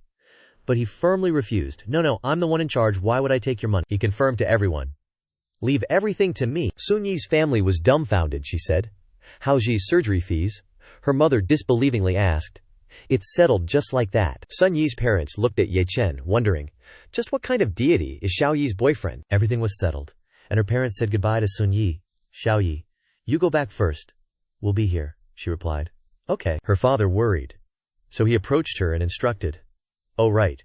There's one thing I have to tell you. Although you and Ye Chen are in a boyfriend-girlfriend relationship, living together will have many inconveniences." Then he mentioned, "As long as you're not married, be sure to pay attention to contraception," making Sun Yi startled and blush. After speaking, he said goodbye to the two of them and left, while she blushed and scolded him. "Dad, what nonsense are you talking about?" Ye Chen laughed. "I didn't expect your father's thinking to be so open-minded." She blushed because something sensitive had been overheard, so she turned to blame him. "How can you eavesdrop on other people's conversations?" Ye Chen explained. "Who told me to have such good hearing?" Sun Yi turned away in a huff. "You have so many excuses. Let's take the car home." Realizing she had misspoke, she thought, "Oh no, damn it," Sun Yi said embarrassedly. "My car is pawned. I'll take a day off tomorrow to see if I can redeem it." Yang Chen took out the car keys and pretended to ask, "Didn't you drop your car keys at my place?" He smiled and asked Sun Yi, "When did you pawn it?" Extremely surprised, she asked Ye Chen. These are my car keys. Even the keychain is the same. Could it be that you—" Ye Chen smiled and explained. "When the pawn shop was driving the car away, I happened to see it. As your temporary boyfriend, of course I had to get it back. Remember not to lose it next time." Moved by this action, she ran over and hugged him tightly, also surprising him. She rested in his arms and repeatedly thanked him. "Thank you," Ye Chen patted Sun Yi's head. "The one who should be saying thank you is actually me." In the pitch-black night, the car rolled on, and a voice echoed inside. "Ye Cheng, there's something I'm curious about. Why did you help me like that? Why should I thank you?" Sun Yi guessed. "Just because I let you stay at my place," Ye Cheng acted mysteriously. "Perhaps you'll know tomorrow," Sun Yi asked curiously. "What kind of trick are you up to tomorrow?" He laughed from the back seat. "Just wait and see." She suddenly felt uneasy. "Ye Cheng, I suddenly feel so cold. Is the car's air conditioner broken?" Ye Cheng's eyes widened. Slowly sensing this is murderous intent, he instructed. "Don't ask why. Listen carefully to every word I say next." Sun Yi was puzzled. "Ye Cheng, what do you want to do?" Ye Cheng jumped out of the car and said, "First, after I get out of the car, immediately accelerate and drive back to the apartment. Don't stop under any circumstances. Remember that? No matter what sounds you hear or what images you see, don't stop. Just drive back." Sun Yi. "Okay. Second, after you get home, immediately grab my phone and hide in my room. Third, use my phone to call the nearest number in the contact list." Witnessing the scene before her made Sun Yi panic. "After the call connects, you tell him to send the strongest person to my house within half an hour. If anyone breaks into your house within half an hour, don't resist, just surrender obediently and wait for me to come and save you." Ye Cheng immediately ran towards the main road. He stopped, looking around to scout, thinking to himself, "The battle of martial arts experts is something ordinary people can't withstand. Sun Yi is only in more danger by being by my side." Ye Cheng determined. "It seems that fighting alone won't work. It's still more convenient to have my own power." The headlights of the car behind him had caught Ye Cheng's attention. Next, two men came from the car towards Ye Cheng. "It's time to welcome my opponents." He looked at the driver and commented, "This driver has trained, but he's nothing." Ye Cheng identified the one who could pose a threat to him, looking up at the man next to him. "It's him, Ye Cheng. That name is ancient. 5 years. It's been 5 years. I didn't expect there would still be people from the Yi family alive." Ye Cheng smugly said, "If I'm not mistaken, you had a hand in what happened at Yunhun Mountain Villa last year. Are you here today to silence me?" He laughed slyly. "Killing a good-for-nothing like you is worth me silencing you. You think too highly of yourself. Yao Jinjiyu ordered. Huang Qing, make your move. Yes, Mr. Yao. Huang Qing took a wide stance and leaped forward with a grim face, his body exuding murderous intent as he flew towards Ye Cheng. The driver waved his hand and shouted, "Die!" Ye Cheng silently looked up, his face completely devoid of fear. He nimbly dodged each of Huang Qing's attacks, ignoring his yelling. "Die?" Ye Cheng calmly replied. "You just said that." He threw a punch imbued with spiritual energy directly at the face of the man surnamed Huang. Ye Cheng said disdainfully. So weak, Huang Qing was defeated and fell to the ground in pain, and the man surnamed Yao immediately cursed. "Useless. I gave you a chance, but you were good for nothing." Yang Cheng, full of bloodlust, shouted, "Don't think you can die as easily as him." Yao Jinjiyu laughed sinisterly. "Bloodkill." He glanced at Ye Cheng. "A boy who has cultivated for 5 years has achieved this much. What would happen if I let you grow up? Today I, Yao Jinjiyu, must make sure you die." Ye Cheng didn't care. "You talk too much nonsense." Yao Jinjiyu confessed. 5 years ago, I was the one who led the people to kill your entire family." Yao Jinjiyu stepped forward and commented, "Huang Qing was only halfway to mastering the Shua King technique and yet he was killed with one blow. This proves that you have some skill," he concluded. "But this is as far as you go." Ye Cheng was wary. "What do you really want to say?" Yao Jinjiyu said in a low voice. "How about you become my dog? Huang Qing was a good subordinate. If he's dead, you can take his place." Hearing this, Ye Cheng responded with disdain. "Oh, you think too highly of yourself? Are you going to rely on that scratching cat martial art of yours?" The man, Yao Jinjiyu, stared at Ye Cheng, too angry to speak. At this moment, Ye Cheng summoned dozens of ghost spirits from his murderous aura. "Man surnamed Yao, since when did you start having—" he continued with a lively expression. "The illusion that I'm weaker than you." Yao Jinjiyu was stunned. This kind of pressure, it's at the level of a grandmaster." Ye Cheng was smug. "Don't think you can die as easily as your subordinate." Yao Jinjiyu couldn't believe his eyes. "Impossible, haha, there's no such thing as a young grandmaster." He began to fear. "I've cultivated for 40 years, using countless rare treasures, and only barely managed to reach the grandmaster realm." Yao Jingu's hands began to sweat, and they trembled violently. He was confused. "My hands are shaking." Yao Jinjiyu gritted his teeth and roared, "Don't get so cocky!" His body emitted a powerful, murderous aura. "I don't know what evil method you used to reach this realm in just a few short years, but a gap in experience like this cannot be compensated for." Ye Cheng smiled with contempt. "Oh, a gap." Yao Jinjiyu went insane, using all his strength to shout, "Today, I, Yao Jinjiyu, will take your head." He stepped forward, and the ground immediately caved in from his internal energy. Yao Jinjiyu lunged towards Ye Cheng with his sharp, pointed hands. "Die!" Ye Cheng immediately dodged the attack and counterattacked. The two fought fiercely, their fluid movements and hidden attacks spreading everywhere, with no one gaining the upper hand. By then, Yao Jinjiyu had already left scratch marks on Ye Chen's hands from his attacks, and both retreated backward into defensive stances. Yao Jinjiyu, drenched in sweat, said, "Not bad, kid. You managed to block all my moves, but those flimsy hands of yours." Seeing the scratches all over Ye Chen's hands, he gloated, "How many more can they take?" Ye Chen looked down at his hands, thinking to himself, "He can actually cause superficial wounds. He's stronger than I thought." He looked up and remarked, "I underestimated you. So what if you scratched my hands a few times?" Yao Jinjiyu growled, still trying to be tough. Suddenly, his eyes widened, blood vessels popping, and blood streamed from all his orifices. "My fingers were broken during our exchange," Ye Chen sneered. "Is that all there is to the experience gap you keep talking about?" His face darkened as he called out, "Yao Jinjiyu." Filled with vigor, Ye Chen charged forward, roaring, "Today, I will make you pay blood for blood." Yao Jinjiyu braced himself, thinking, "He dares to attack me in midair." He glared, certain of his advantage, thinking he's already won. He's still too green. Yao Jinjiyu focused all his true energy into his hand. "In the air you have nowhere to run, and I only need to concentrate all my true energy into this arm." Then, at that moment, he swung his hand, aiming to sever Ye Chen's legs. Yao Jinjiyu laughed heartily. "You little brat. With broken legs, how are you going to fight me?" His eyes widened in astonishment. Yao Jinjiyu realized the person in front of him was just an illusion. Fake, it's fake. It's an illusion formed from killing intent. He was stunned by the situation. Such a high level. Suddenly, Yi Shen appeared behind him, filling him with utter dread. Thwack! He landed a punch directly on Yao Jinjiyu, the overwhelming killing intent shattering the ground. The ghost spirit concealed itself in the thick smoke. As Ye Chen stood behind the smoke observing the scene ahead, he smugly commented, "As expected of a grandmaster, his skin is indeed tough." Yao Jinjiyu, his face covered in injuries, gasped, "Impossible! This, impossible. Ye Chen reached forward and grabbed his hair tightly, causing him even more pain. Ye Chen made a demand. Answer my questions, and I might consider sparing your life. He looked at him curiously. First, how did you know of my existence? How many people know right now? Yao Jin Ji Yu struggled to ask. If I answer, will you really let me go? Ye Chen immediately flew into a rage. Do you think? He forcefully pressed his head into the ground. Do you think you have the right to negotiate with me? Yao Jin Ji Yu struggled to answer. A few days ago I discovered someone was using the dark web data vault to extract your information, which made me curious, so I sent someone to trace the source and found some clips and images. Comparing the resemblance between you and the deceased Ye Chen, it was very high. I like to eliminate all threats, so I came looking for you. Ye Chen immediately thought of one person. After all, the Long family instructed the Ye family not to leave anyone alive. That Long family was the one who took everything from him. He stomped on Yao Jin Ji Yu, demanding, "What is the Long family's real name? Where is he?" Ye Chen coldly asked, "Does he know I'm still alive?" Yao Jin Ji Yu on the ground burst out laughing. He glanced at Ye Chen, confirming, "The real name of the Long family is not something someone like me can know. All I know is that everyone in the martial arts world, even families in the capital, address him respectfully as the Long family. As for your existence, even if I wanted to tell him, I wouldn't have the chance.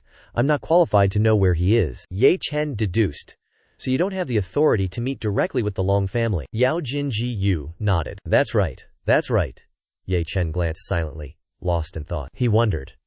Then why did the Long family have to destroy my Ye family at Yunhu Manor? Is it really because my father offended him? Ye Chen pursed his lips, listening to Yao Jin Ji Yu recount. I only remember the Long family seemed to be looking for something, and the traces of that thing pointed to your Ye family. He suddenly remembered. Could it be the stone that he had transmigrated with?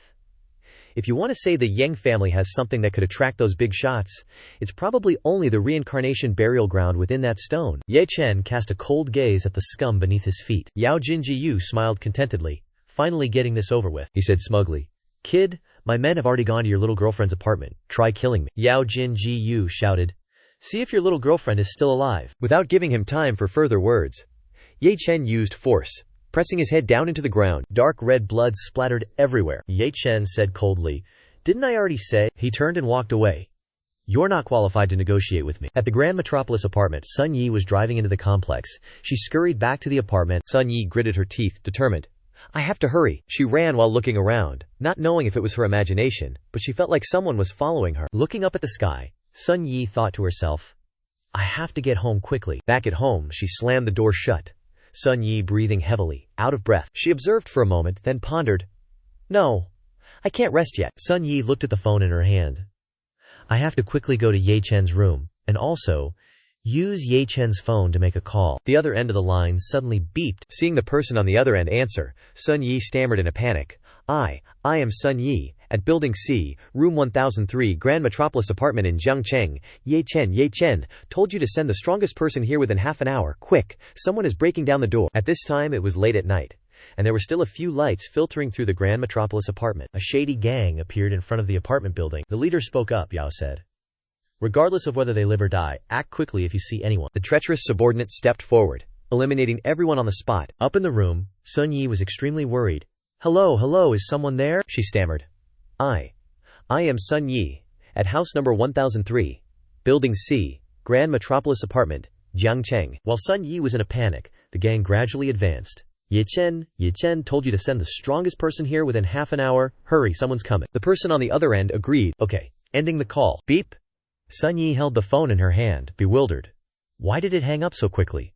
Was that call from the police? A hint of weariness clouded her face. Regardless of whether it was the police or not, hurry, please hurry and save me. At that moment, in the Shanlong building, Ye Lingtian gritted his teeth. Who is it? He frowned in fury. Who is it? Daring to touch my lord's people means they are enemies of me, the Nanjiang king. Ye Lingtian spun around and roared. Men! Two masked men respectfully said, Please give your orders. Ye Lingtian commanded. Go to Jiang City immediately. If anything happens to that woman, bring me your heads. They complied. Yes, Nanjiang king. He waved his hand decisively. Prepare the helicopter. I must go to Jiang City tonight. The person behind him hesitated, but the man knelt and reminded him. Tomorrow is the final negotiation of the 6 great families, he continued. This matter concerns the power dynamics of Jiangnan province. Ye Lingtian glared at him and said to them, I'm not going anymore. He furiously crushed the phone, declaring, I'll personally go to the Shanlong building to find Ye Lingtianji. On the other side, The sound of forceful footsteps grew increasingly ferocious. Mr. Yao's subordinate kicked open the apartment door. He greedily bared his sharp teeth. Found her. The scent of a woman. The others mocked. Hey beautiful, you hid well, didn't you? Don't let me find you too easily. You're mine to kill. Ha ha, this perverted old third. Sun Yi's face fell, filled with utter despair. Someone's here. She suddenly widened her eyes, speechless. Sun Yi stared at the door in front of her, wondering, What is this? She felt confused. What exactly had Ye Cheng done to this door? The leader outside the door shouted, Found her. They were ecstatic. Little miss, come out obediently, and I'll let you die without pain. No, if you don't listen to me, I'll torture you slowly. The leader stopped them. Don't kill her. The three men immediately asked, why? He continued. I haven't been able to contact Mr. Yao for a while now. The situation might have changed, so keeping her alive could still be useful. Upon hearing the command, they became even more excited and laughed loudly. Though that's what he said, you guys can still have a little fun. One of them stepped back, grinning obscenely. Beautiful. I'm coming for you. He swung his hand, intending to smash the door open. Suddenly, a surge of energy burst from the door, protecting it from the attack. The man was surprised. What's going on? It took a hit from me, and this door is still intact. He couldn't believe his eyes. How could this be? The two others immediately sneered. Haven't you eaten? Get lost, get lost, get lost, let me do it. The leader realized the problem. This door was imbued with kinetic energy. Suddenly, a surge of kinetic energy enveloped the subordinate's hand. This is... what? Your hand is on fire. He screamed in pain. It's too hot. A large amount of kinetic energy gradually devoured his body, causing him to scream in agony. Save me! The man in black screamed loudly. Ah! Ah! A blue flame gradually invaded his body. The man in black flailed around and kept shouting, Save me! He fell to the ground before the horrified eyes of his 500 brothers. Seeing their comrade lying motionless in the kinetic energy fire, they exclaimed in shock. Dead! He's dead! One of them said sternly. I don't know what was done to this door, but it seems we can't break it with force. Looking at the ferocious face in the blue flame, they worried that if they attacked like this, they would be swallowed by the murderous intent on the door. It seems the person Lord Yao wants to kill this time is no simple character. One of them asked, in confusion. So what do we do now? The horned guy suddenly pulled out a bunch of tools and said confidently, Give me 20 seconds. He smirked and said, If brute force doesn't work, then we'll just use tools to unlock it, right? Witnessing this scene, the lackeys asked in surprise, Why do you have lockpicking tools on you? As a professional assassin, carrying lockpicking tools is perfectly reasonable. One of them seized the opportunity to flatter him. So cool. Lord Sun Yi heard the shouting outside. Sun Yi was extremely frightened. The sound from just now made her face turn as green as Malabar spinach from worry. Someone's dead. Sun Yi was wiping away her tears when she suddenly startled at the strange noise. The men in black outside fiddled with the doorknob and called out, Pretty lady. Their eyes lit up with a perverted glint. We're coming in. Successfully entering inside thanks to superb skills, one of them exclaimed with delight. Wow, I didn't expect such a beautiful young lady. Sitting on the bed, Sun Yi was extremely frightened. I'm doomed, doomed. The men in black began to approach Sun Yi and said, Just to catch you, we lost a brother. You have to make it up to us. It looked like they were about to get physical. Sun Yi panicked and said, Don't come over here. The horned guy sternly reminded, Hey, don't go too far. We want her alive. The lackeys replied, We know. At this moment, Sun Yi thought to herself. Ye Cheng once said, As long as you're discovered, surrender, you must stay alive. She closed her eyes tightly and secretly hoped that Ye Cheng would come and save her. At this moment, a dagger flew straight through the window. Then it stuck right into the head of the man in black, blood splattering everywhere. Outside, the subordinates of Nanjiang Wang had arrived in time to rescue her. Sun Yi was now so scared that she burst into tears. The masked man sternly shouted, You dare to touch the people of Nanjiang Wang, you want to die. Inside, the men in black were also ready to fight. You dare kill my brother. Some of them were so frightened that they could only stammer, Jiang, Nanjiang Wang. One of the men in black roared, I don't care who you are, you dare to attack sneakily, aren't you talking about Wu Di? As soon as he finished speaking, he cried out in pain. With agile movements, another person successfully stabbed a knife into the head of the man in black, taking down another one in an instant. Witnessing this scene, Sun Yi was utterly shocked, and the men in black were no less bewildered. They trembled, thinking to themselves, Oh my God, why did we have to mess with the king of southern Jiang? He is the most terrifying existence in the entire Jiangnan province. According to legend, it's better to provoke all the highest families in Jiangnan province than to offend the secret monarch, the king of southern Jiang. The leader with the horn-shaped hairstyle hurriedly said, I surrender. Before he could finish his sentence, the man with the ponytail cleanly cut him down. With just a few simple movements, the king of southern Jiang's men took down the cronies. Sun Yi's soul trembled. Okay, I'm saved. At that moment, the two masked men, Li Jie, bowed. Miss Sun, you don't need to worry, we are Mr. Ye's men. Sun Yi asked in surprise. Do you mean Ye Cheng? At Tian Deng Mountain, at the gravesite at 3:00 a.m., a gloomy atmosphere enveloped the entire area. Ye Chen dragged up a corpse with a somber expression. Under the faint moonlight, he was extremely silent. The person in Ye Chen's hand was Yao Jin Ji Yu, who had been beaten to the point of being a wisp of breath, even as Ye Chen dragged him up the stairs. Arriving in front of his parents' tombstone, Ye Chen looked at the tombstone engraved with his father Ye Zhen Tian, his mother Jiang Pei Rong, and his son Ye Chen. He spoke softly. Father, Mother, today is your death anniversary. Your son Chen is here to visit you. Ye Chen's eyes revealed a profound sadness. Ye Chen stomped his foot on the ground, then ferociously propped up Yao Jinggu's body with his foot. At this time, Yao Jinggu's eyes were wide with fear, his mouth broken with several missing teeth. Yao Jin Ji Yu lay sprawled in front of the tombstone engraved with the names, Father Ye Zhen Tian, Mother Jiang Pei Rong, Son Ye Chen. Ye Chen said in a stern voice, kneel for me. At this point Yao Jin Ji Yu still spoke defiantly. I, Yao Jin Ji Yu, am a grandmaster of a generation. How can I kneel before mere mortals? He dragged his crippled body and begged, just kill me. Ye Chen fiercely grabbed Yao Jin Ji Yu and said, I told you. After that, he slammed Yao Jinggu's head hard in front of his parents' tombstone. He trembled and said, that's enough. Ye Chen then said loudly, not enough. He shouted, slam it again. Ye Chen continuously slammed Yao Jinggu's head into the ground. Slam it again, slam it again, slam it again, slam it again. It wasn't until Yao Jin Ji Yu stopped moving that Ye Chen finally stopped. He said next. Ye Chen's eyes blazed with fury. It's time to prepare the offerings. After he was done and had wrapped up Yao Jinggu's body in a styrofoam box, a wren put it in a travel bag. Ye Chen took a swig of wine and said, Father, Mother, Yao Jin Ji Yu is the first offering I dedicate to you too. His eyes glared with hatred. Rest assured, this is only the beginning. Ye Chen gritted his teeth and said, Chen will swear every single person involved in the Yunhu Manor incident from back then, including that man from the capital, Chen will personally send them to hell to atone for their sins against you too. The next day, Sun Yi bought a bouquet of flowers to visit the Ye family graves. She sighed. So much happened last night. I really understand that Ye Chen, less and less. Sun Yi stroked her chin thoughtfully. At first I thought he was just a wandering scammer.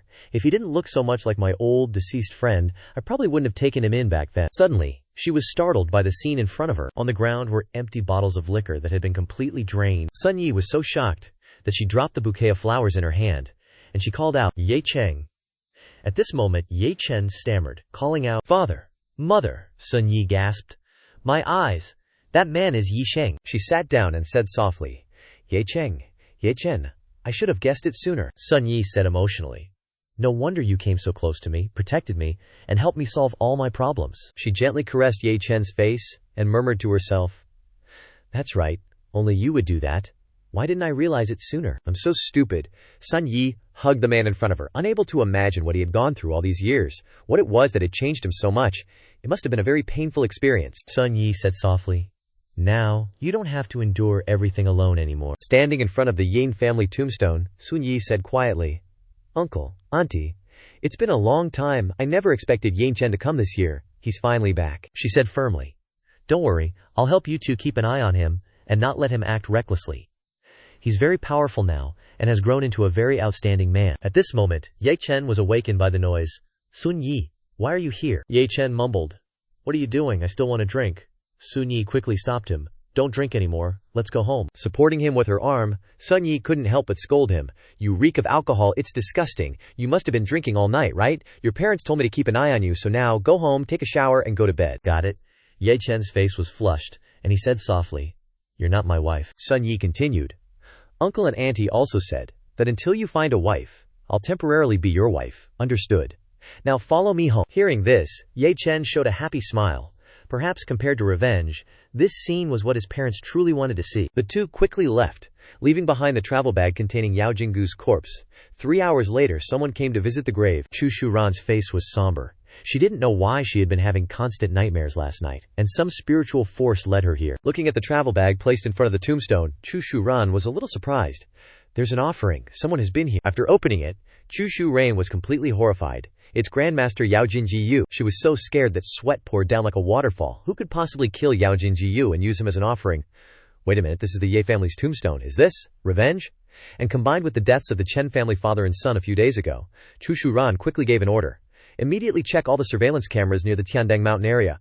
I want to know who came to the Ye family grave today. At the Daidu apartment building, the sun was gradually rising, signaling the start of a new day. Inside the apartment, the sound of continuous knocking echoed. On the soft, warm bed, Yi Chen peacefully held Sun Yi, and both of them were in a deep, peaceful sleep. Hearing the sound, Yi Chen was startled awake. Ugh, I drank too much. This is rare. Sun Yi also asked, who is it, knocking at this hour?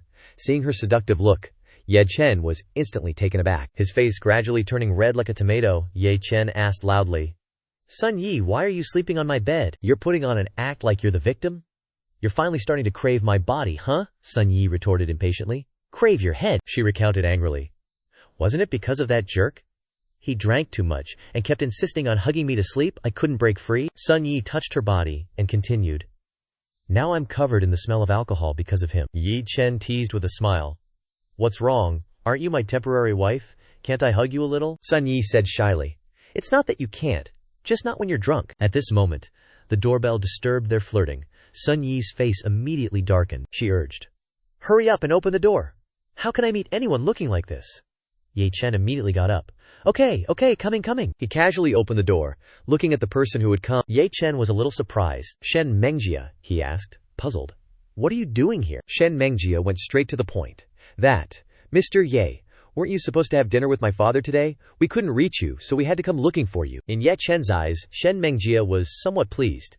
Didn't realize this guy was quite built. Ye Chen scratched his head and replied, Oh, about Shen Haiwa, I left a message. The location is, 14, Jilin Alley. Meet at 7 p.m. The Shen family's fancy car sped away. Shen Haiwa asked, 14 Jilin Alley. What restaurant is that address? Does Jiang Cheng have this restaurant? Shen Mengjia chimed in, Dad, I've never heard of it either. Could it be outside of Jiang Cheng? The driver hesitated and said, President Shen, I know the place. It's just a little. Shen Haiwa smiled and said, You know it. What's a little?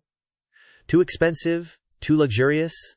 It's okay. It's worth treating Mr. Ye to an even more expensive meal. The driver stammered. Mr. Shen, that place is probably a small, unknown food street. Only small shops have opened there to eat, and the average spending is not more than 30 yuan. Hearing this, Shen Haiwa was slightly shocked. Shen Mengjia seemed unable to believe her ears. Small food street? Small shop? Shen Haiwa also asked loudly. Average spending, 30 yuan. Shen Mengjia said embarrassedly. Dad, that guy has more than $1 billion for medical expenses, yet he wants us to eat unsanitary snacks? How stingy. Shen Haiwa had to say, Ahem, he's a master after all. Maybe he just likes it. The Shen family's fancy car parked in front of Uncle Wang's restaurant. Aunt Zhang said in amazement, I can't tell what kind of car this is, but I'm absolutely certain it's so expensive. It's scary, Uncle Wang thought. Why would someone who can drive this kind of car come to my small shop? At this time, Ye Chen spoke up and said, Uncle Wang, Aunt Zhang, these are the guests I invited. Please prepare something quickly. Hearing this, Uncle Wang was a bit stunned. Ye Chen's guests? Heavens, what kind of big shot does Ye Chen know? Shen family's leather shoes have entered the ordinary restaurant. Shen Haiwa said generously, Haha, I smelled the fragrance as soon as I got out of the car. It's worthy of being a place chosen by Mr. Ye. Shen Mengjia thought to herself, isn't it just the smell of ordinary barbecue? At this time, Uncle Wang warmly welcomed them. Quickly, everyone please come inside. The table was set with very simple dishes. After tasting it, Shen Mengjia exclaimed in amazement, Wow, unexpectedly delicious. And cheap too. It feels very unique. Shen Haiwa looked around and thought, affordable, good taste, but simple decoration, remote location. There's only one table of customers in the restaurant. The situation is very bad. What they need most right now is customers. He immediately ordered, Zhao Zi, tell the company's propaganda department to arrange it.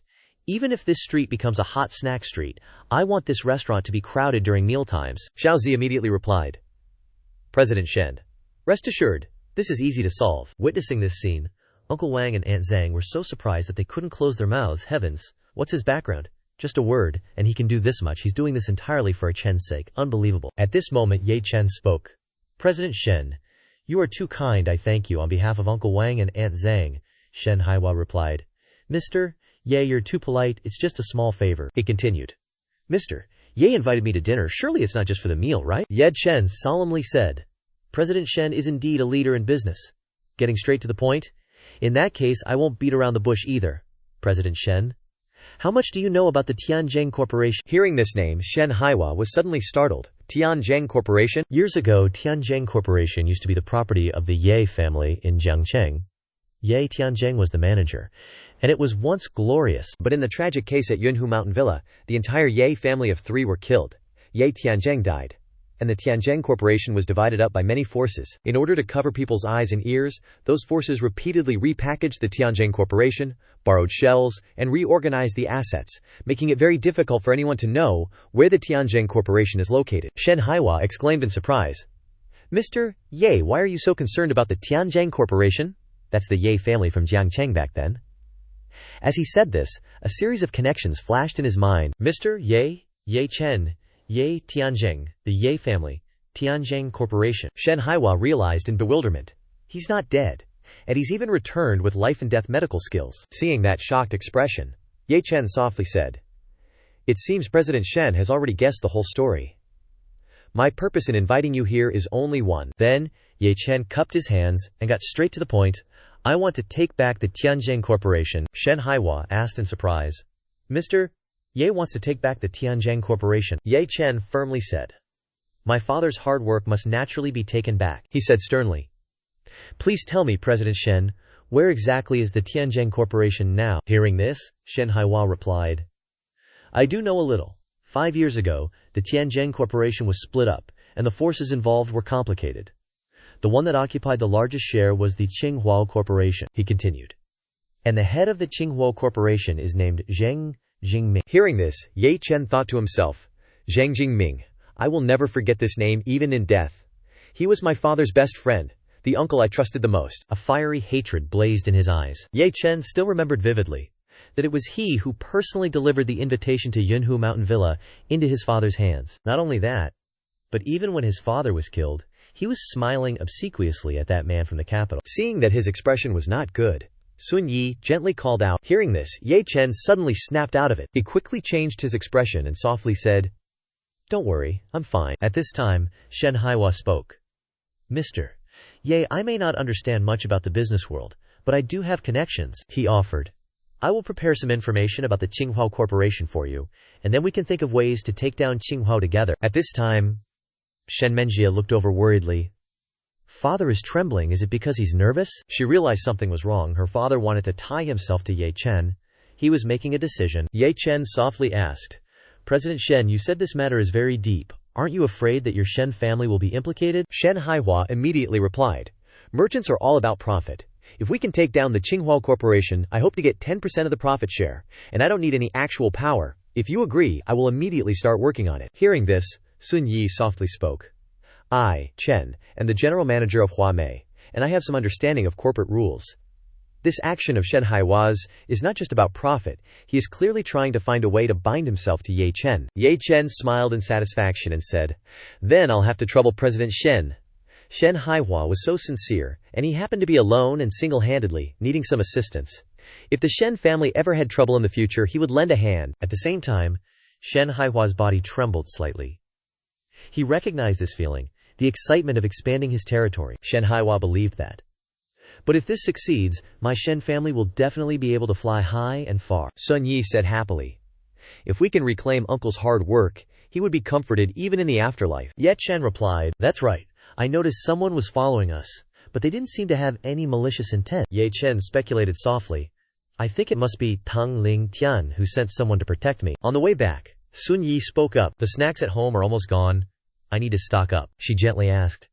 "Ye Chen, is there anything you want to eat?" Ye Chen replied, "No need, I don't want anything." Hearing this, Sun Yi put on a pouting face, HMPH.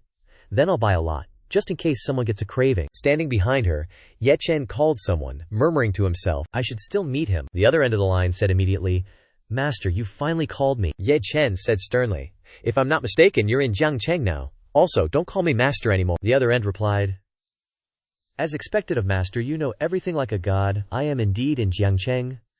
Seeing the other party so stubborn, Ye Chen was a little speechless. He said helplessly, "Forget it. Call me whatever you want. Meet me somewhere at 8 p.m.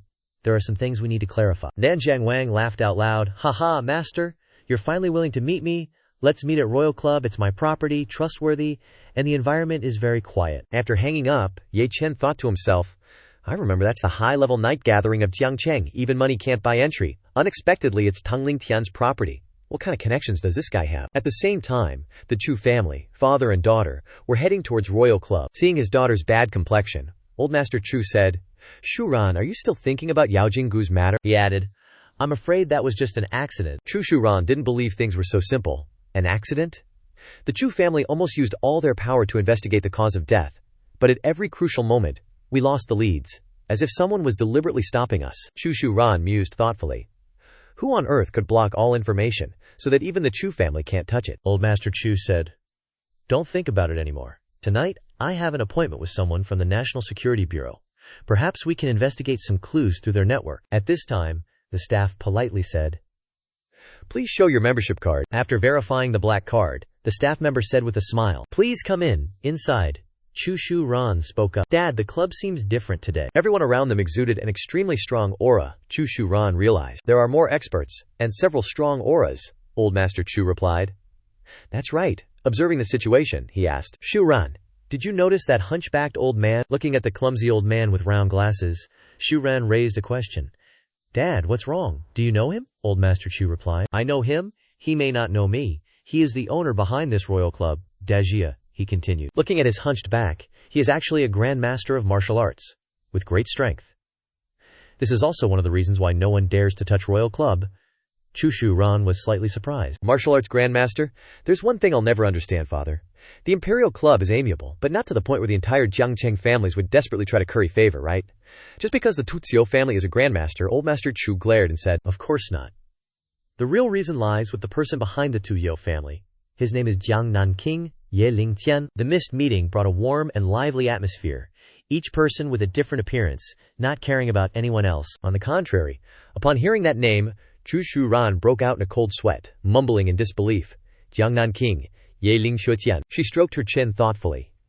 Although the Chu family is the #1 family in Jiang Cheng, its influence is mainly in Jiang Cheng, overshadowed by the Jiangnan king, who encompasses the entire Jiangnan province. Thinking about Ye Lingfeitian single-handedly dominating the area couldn't help but send shivers down people's spines. Her father, standing beside her, reminded her, Don't think about the Jiangnan king, the difference in our levels is too great. As he led Chu Shuran down the long corridor, the old man asked again to confirm. The one from the National Security Bureau should be arriving soon. We must treat them well. Is that spaced-out look of yours okay? While he asked, Chu Shuran was still absent-mindedly thinking far away. Finally, she had to force a smile and reply, Dad, you entertain them. I'll go for a walk around to clear my head. Knowing he couldn't force her, the old man glanced at her and agreed. Fine. Standing alone in the hallway, Chu Shuran pondered. Even now, when I close my eyes, the burning of Miao Jinjiu still appears in my mind. She unconsciously raised her thumbnail to bite it lightly. She mused, Miao Jingu's death isn't important. What's important is that the person who killed him used his corpse to sacrifice to the Ye family. If we're talking about the Ye family, who could still be alive. Chu Shuran's train of thought was interrupted by the appearance of a familiar figure. That person was walking towards her. Getting closer, she was shaken. Ye Chen. And he was also surprised. Chu Shuran's eyebrows furrowed even more. Impossible. Even if that good-for-nothing Ye Chen is still alive, having lost the Ye family, he would only be wandering the streets. How could he appear here? Then she reassured herself. This person must just look similar. Thinking in her heart, no matter who you are, out of respect for your resemblance to that guy, I can bestow a little kindness.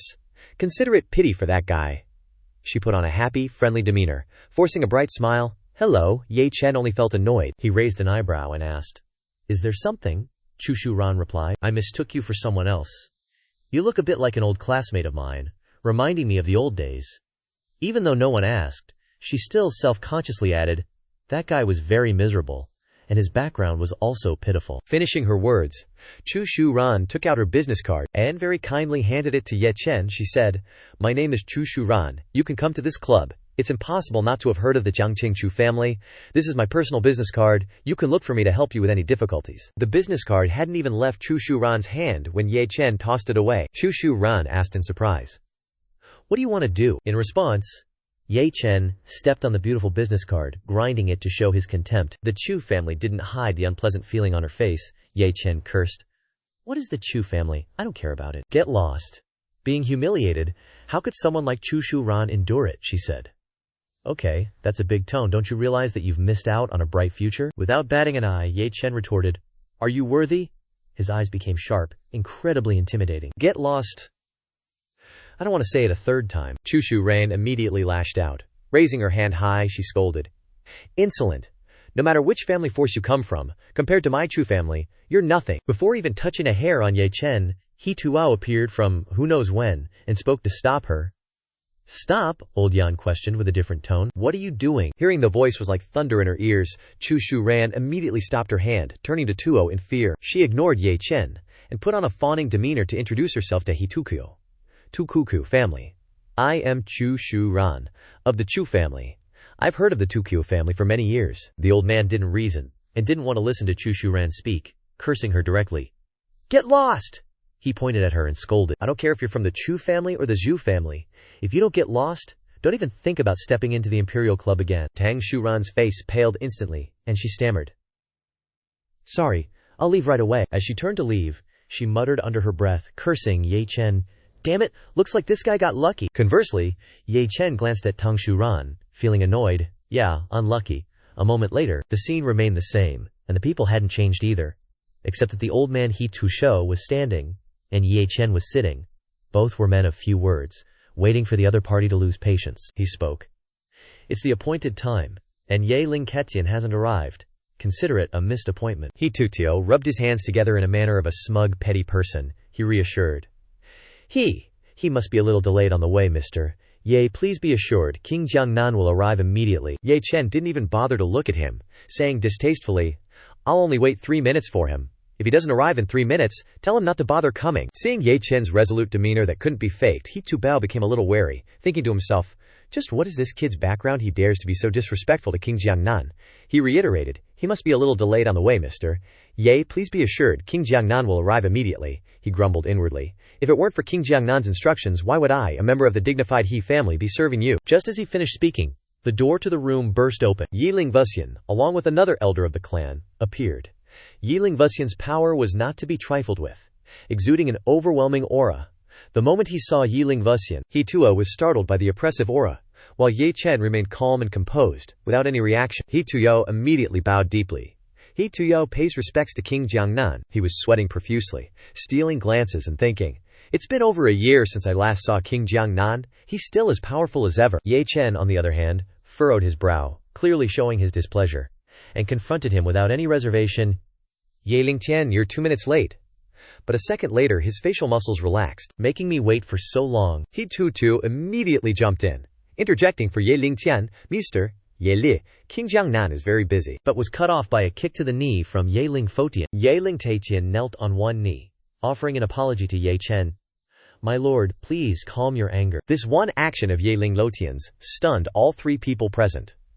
The 2 clan elders, eyes wide and mouths agape, exclaimed in unison. What? Ye Chen, meanwhile, was temporarily speechless. He Tu Jia was drenched in cold sweat. Oh my god, can anyone explain the situation?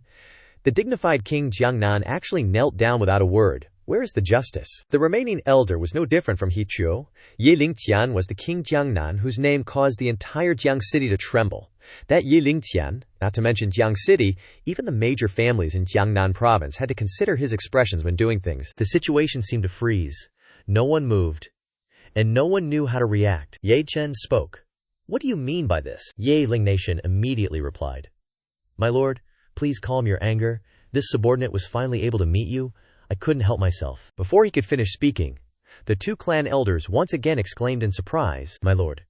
Looking at the slender young man with nothing particularly special about him, this young man is the legendary lord. Everyone knew that King Jiangnan controlled the most powerful underground forces in Jiangnan province.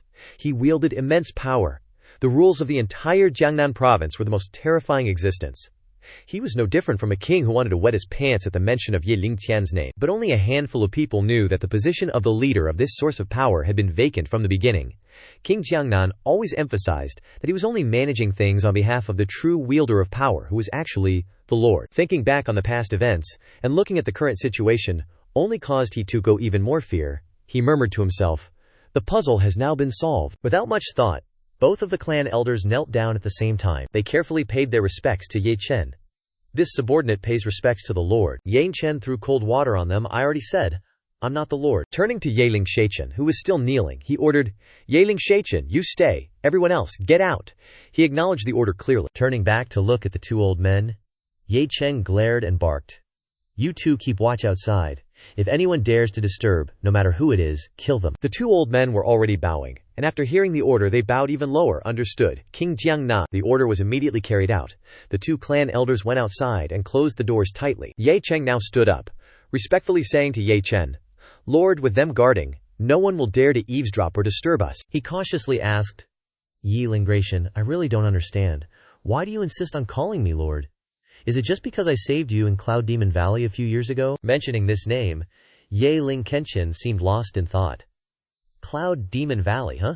That was a long time ago. He recounted the precarious situation back then, drawing on his memory. At that time, I and several brothers were besieged by a large number of martial arts experts, and we were severely injured. You could say we were definitely going to die. Ye Chen thought, annoyed. I originally intended not to interfere, but after hearing that they, like me, were from Jiangnan province, I took pity on them and used the old geezer's array talisman to wipe out those guys, Ye Ling Laishan said gratefully while rummaging through the inner pocket of his jacket. But a life-saving grace would only make me respect and be grateful to you. The real reason I call you Lord. He produced a badge, saying, Is this badge? Ye Chen picked it up and examined it, saying, It's just a badge. It doesn't seem to be anything special. But immediately he noticed more closely and was shaken. A young man was depicted in great detail in the center of the badge. Wrong. Why does the young man in that badge look so much like me? He questioned Yi Ling Feichen. Who did you commission to make this? And you carved my appearance on it. He retorted, Lord, you misunderstand. He explained. This badge has a history of hundreds of years. It existed before you saved me. With your discerning eyes, you can't possibly not see that. Ye Chen maintained a calm expression, pressing for the origin of the badge. In reality, Ye Chen already had the answer in his heart. The question was just to trick him. The texture of this badge does indeed have a history of hundreds of years, Ye Ling Shuichen honestly said. Reporting to Lord, this is my family heirloom, left behind by my great-grandfather. My great-grandfather was a high-level sculptor. In that era, his feng shui creation techniques could be said to be unparalleled. That year, he predicted that the family would disappear within 5 years, so he used a secret method to see through the mysteries of heaven, knowing that he needed to find an emperor with purple key, a key, crouching dragon, formation. He looked directly at Ye Chen, clenching his fist and affirming. Finally, he used the remaining 20 years of his lifespan to exchange for this badge, hoping to change the family's fortune. My great-grandfather left a last will, that the emperor in the badge also has the surname Ye, and would meet me in 100 years. If I don't seize this opportunity, I, Ye Ling Yechen, will become a sinner of the clan. Ye Chen stroked his chin, pondering, This is too exaggerated. What era is it? Still talking about emperors and stuff. But the old geezer also talked about my fate, especially the purple kya, crouching dragon, formation, so he told me to save Xia Ruoshu. Thinking deeply and broadly, he came to a different conclusion, proving that those things were true. Because the purple kya, crouching dragon, formation, can break the heavenly laws and change the fate of others. Ye Ling Keichen was still rambling on, Lord. Regarding the tragic case at Yunhu Manor last year, I heard about it. In recent years, I have cultivated a source of power, although it can't compete with the forces in the capital yet. If you give me enough time, I will definitely help Lord kill back to the capital and kill all the enemies. Yang Keichen interrupted him. Ye Ling Keichen. His attitude changed, strict and reprimanding. My enemies don't need others to avenge me. If you dare to interfere, we will be strangers from now on. Ye Ling Laishan immediately bowed in fear. This subordinate wouldn't dare. Please calm your anger, Lord, he thought to himself. It seems I was overthinking it. With Lord's strength, why would he need my help to take revenge? Ye Chen coldly raised 3 fingers. If you want me to be your Lord, that's fine, but you have to promise me 3 conditions, Ye Ling Seichen quickly said. Lord, please speak, Ye Chen said slowly. 1. Do not interfere in my life. Without my orders, you are not to take any action. 2. Help me send people to protect Sun Yi. Anyone who dares to touch her, kill without mercy. 3. Do your best to investigate the whereabouts of that man in the capital, and also delve into the Yunhu Manor incident. This matter is not as simple as it seems. After hearing the instructions, Yi Ling Genshin excitedly assured, Lord, rest assured I can do all 3 conditions. Yi Chen turned to leave. What needed to be said has been said. It's time to leave here too. I'll contact you later if there's anything. Ye Ling Doshin remembered something and reported, That's right, Lord. There's something I need to report. He said, Recently, there are several forces investigating you. First, it's from the Su family. I blocked them from getting the surveillance cameras at Tianxiang Mountain. Second, it's from the Xia family in Jiangnan province. But the investigation is very shallow, not delving deep. The force that I can't stop is from the National Security Bureau and the Dragon Soul Special Forces team. Receiving the bad news, first of all, he didn't react outwardly, keeping himself calm, and analyzing inwardly. The Jia family's understandable, it must be that Jia Ruoxu girl doing it, because of my elixir formula. Regarding the Su family, judging from Su Shiran's previous reaction, it seems that they didn't discover me, but they are indeed investigating. But the National Security Bureau and the Dragon Soul Special Forces team are the state, why are they investigating me? Could it be that they discovered that the cause of death of the Chen father and son and Yaogang Valley is related to me? Knowing that Ye Chen was thinking too much, Yeling Chen reassured him, Lord, rest assured, I will find someone to take the blame for the deaths of the Chen father and son and Yaogang Valley. Even if it's investigated, those people don't have evidence and wouldn't dare to touch you casually, but I still hope that Lord is careful. Ye Chen walked away, waving his hand. Thank you, Yeling Muftian still bowed respectfully. Ye Chen suddenly thought, why is the Su family investigating me? Could it be that my worship at Tiangxiang Mountain has been discovered? It seems that this is the only reason. Just after exiting the building, Ye Chen was blocked. He was surprised that it was still Chu Shuran. She crossed her arms arrogantly and said, if you kneel down and apologize now, I might consider letting you live. Chu Shuran was as persistent as a leech. If you apologize now, I might consider letting you live. Her words were met with silence. Ye Chen raised his eyebrows slightly, and Chu Shuran asked uncomfortably, Cao Ye Chen. Turning his back to Chu Shuran, Ye Chen pretended to think seriously. I should still think about buying a car. It's a bit cold at this hour, and I could change clothes. This action drove her crazy. Chu Shuran immediately used her technique, her fingernails turning into sharp claws, and said viciously, then I'll let you suffer a little. Under the waning moon, Chu Shuran was no different from a beast specializing in sneaking attacks, and immediately pounced to attack Ye Chen from behind. Yet Ye Chen didn't even need to turn around, still easily dodging the blow, and even used a counter strategy, catching her arm as she lunged forward. Knowing that the situation was turning against her rapidly, Chu Shuran widened her eyes in fear. Ye Chen slammed Chu Shuran to the ground, the fall causing the ground to crack, and Chu Shuran was completely stunned. She couldn't believe it. My strength in the martial arts circle isn't considered weak. Why? Ye Chen put his hands in his pockets, waiting for the girl lying on the ground to wake up. Ye Chen looked at Chu Shuran with contempt. Chu Shuran said resentfully and with difficulty, kid, no matter who you are, offending the Chu family won't be over just like that. Unless you hide in the Yu Hao Club for the rest of your life, you will definitely die. These words really hit Ye Chen's sore spot. He grabbed Chu Shuran's mouth with one hand and lifted her whole body into the air with the other, leaving her no time to react, her eyes wide with fear like a helpless little animal about to be eaten. Chu Shuran cried and screamed, bastard, I'll kill you, he glared. A foul-mouthed woman like you should be dealt with. Looking towards the trash can, Ye Chen sneered. Chu Shuran panicked in fear. Don't. What do you want to do? Don't. Please don't. Of course there was no don't about it. Chu Shuran's eyes were still wide with horror. Ye Chen just let go and dumped Chu Shuran upside down into the trash can. He dusted his hands and said, this is the most suitable place for you. With that, he put his hands in his pockets, turned, and walked away leisurely. The trash can fell over, covered in trash. Chu Shuran crawled out of the can, gritting her teeth in anger. Bastard, I want you to die a horrible death, torn to pieces, without a whole body. By now it was late at night. The moon was clear, and the wind was gentle, and Ye Chen had returned to the Day 2 apartment. Standing in front of the apartment door, he said to himself, Chu Shuran is hateful, but she has nothing to do with the death of my parents. Her crime doesn't deserve death. Thinking a little more, of course, if she dares to do anything outrageous, she should be killed. Even if I don't like killing girls, if I investigate and find out that the Chu family was also involved that year, the Chu family must also die. Stepping inside, his mind was still filled with thoughts. It's 1 a.m. now, Sun Yi is probably asleep. Better not disturb her. Ye Chen opened the door to his room, intending to get a good night's sleep, when he suddenly noticed something strange in the room. He broke out in a sweat. Women! He gave a wry smile. Sun Yi is really something. She's usually so shy, but now she's sleeping in my blanket. She must still be scared about that kiss. Not wanting to overthink it, and being careful not to wake her with any unnecessary noise, Ye Cheng took off his jacket, thinking to himself, I'll just get some sleep first. In the blink of an eye, it was morning. Sunlight streamed directly into Ye Cheng's room. Without needing an alarm, he woke up and even yawned, as if reluctant to leave his deep sleep. Rubbing his eyes, he asked Sun Yi, what time is it? Once fully awake, Ye Cheng looked over at the person beside him, stunned. An earth-shattering scream instantly echoed throughout the apartment. Yang Cheng was terrified and flustered, unsure of what to say. Standing there was none other than Jia Rushu, wearing flimsy sleepwear, asking in complete panic, You, why are you here? He forced a smile, wearing an expression of disbelief. What? I should be the one asking you that? Why are you here? Before the two could get to the bottom of things, Sun Yi walked into the room, asking, Ye Cheng, you're back.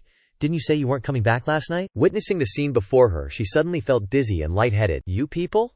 The atmosphere plummeted, and Sun Yi's face changed as she said, Ye Cheng, didn't you say she wasn't coming back last night? So, did you two do anything last night? Ye Cheng and Xia Ru Shui each thought for a moment before offering explanations. Last night, after talking to Ye Ling Tian, it was late, and Sun Yi called to ask if I was coming back. I thought she wanted to wait for me, so I lied and said I wasn't coming home so she would go to sleep early. It seems like that happened. I drank too much last night and my head still hurts now, otherwise, how could I not have noticed this guy? Of course we didn't do anything, it was just an accident, don't overthink it. President Xia, thinking about that man, said indignantly, Yesterday, my mother suddenly came to Jiang Cheng and said that something had happened to the Xia family, and she told me to return within a week.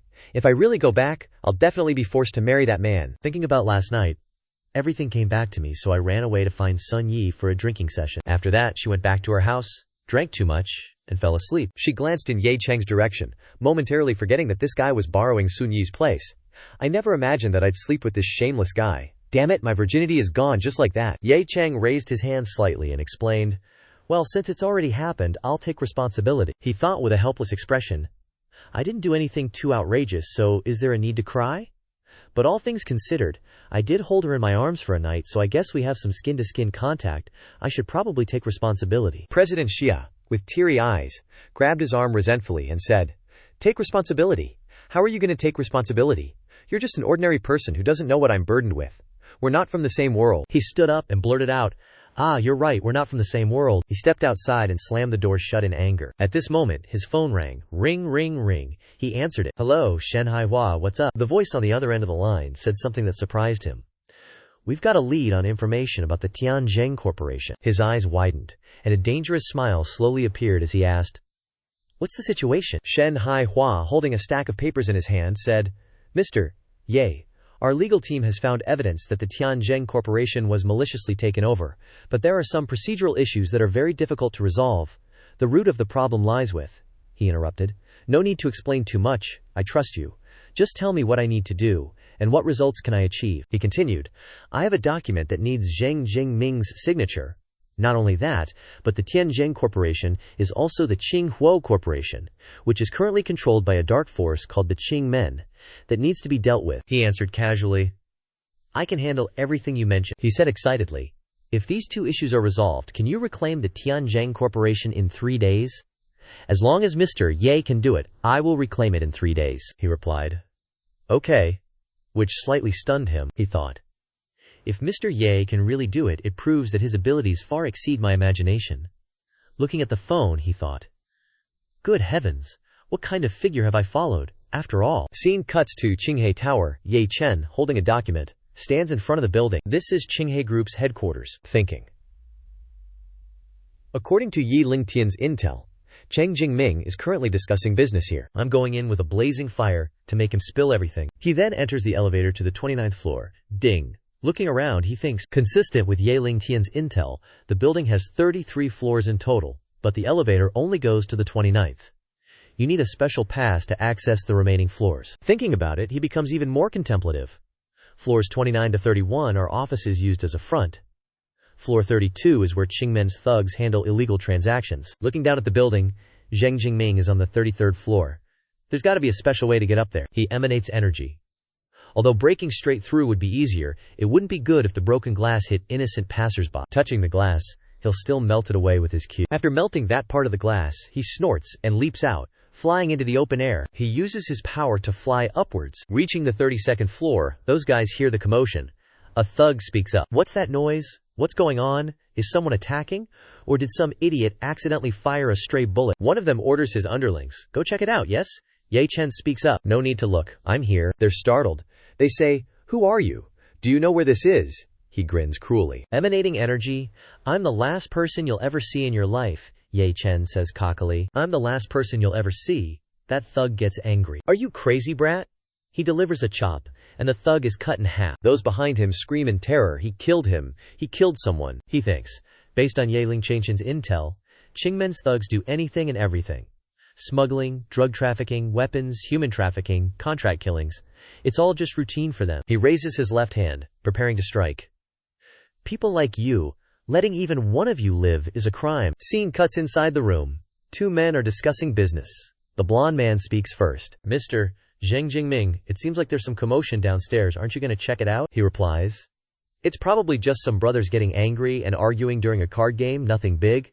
Besides, this floor is protected by Qingmen's experts. They're all martial arts masters. Nothing will happen. The other man replies.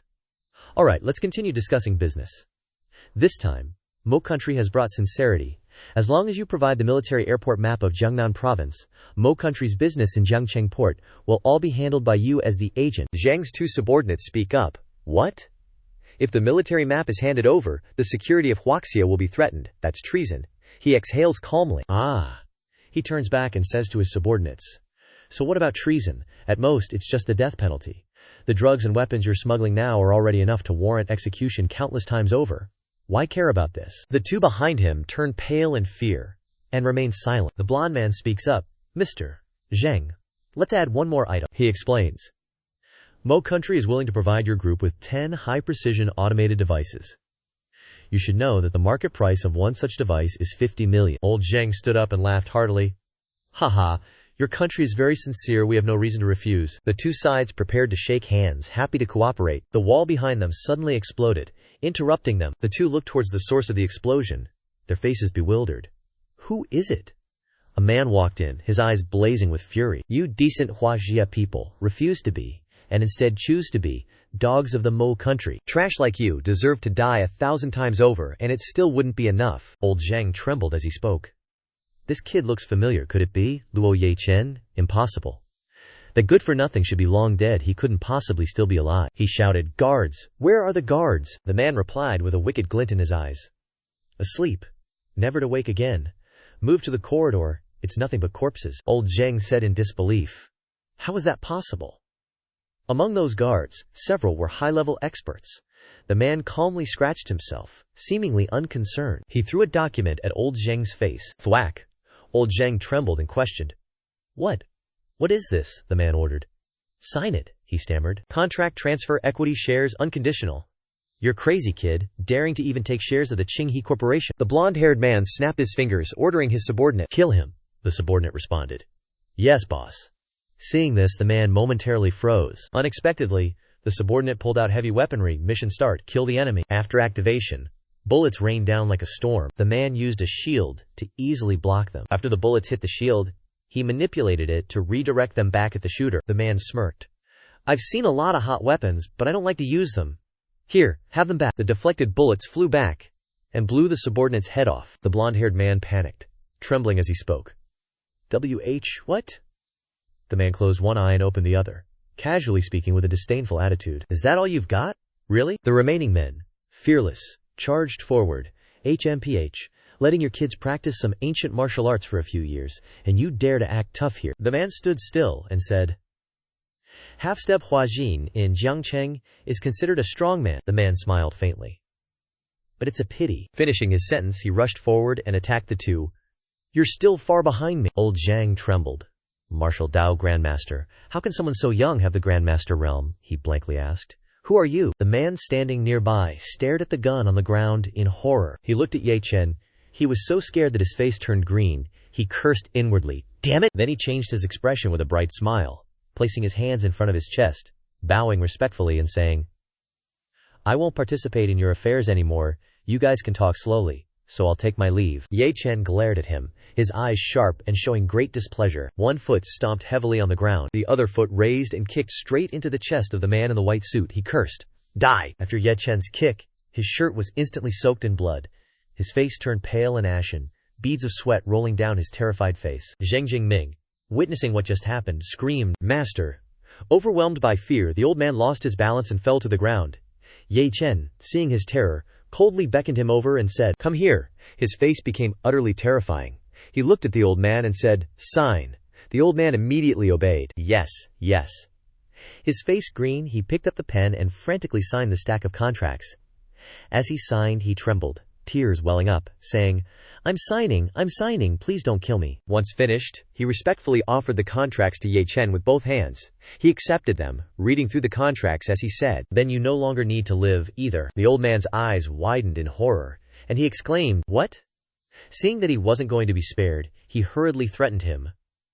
You want to push me to the brink? Do you know that behind the Qinghua group stands the Qing sect? If you dare kill me, the Qing sect will not let you off." He smirked, clicking his tongue. "Trisk, trisk." He squatted down, a playful smile on his face. He raised a finger, making a gesture in front of the old man, and said, "Actually, I only intended to target the Qinghua group, but now I've changed my mind. Tonight, the Qing sect will be annihilated." After saying that, his face immediately turned terrifying, and he coldly said, "Do you have any last words?" The old man flew into a rage, his face reddening as he shouted, "Don't be so arrogant, thinking you're invincible. So what if you're a grandmaster? The Qing sect's leader is a transcendent grandmaster. Killing me will not only mean your death, but your entire family will be hunted down by the Qing sect." His face turned gloomy, as if the unfortunate old man had touched a forbidden topic. "My family was wiped out 5 years ago, died at Azure Lake Mountain Manor." He seemed to suddenly remember something, stammering in fear, You're really Ye Chen." He looked at the young man before him, panic filling his heart. He thought, "This kid is still alive?" To survive, the old man immediately changed his attitude, kneeling down and hugging his leg, begging for mercy. He looked utterly pathetic now.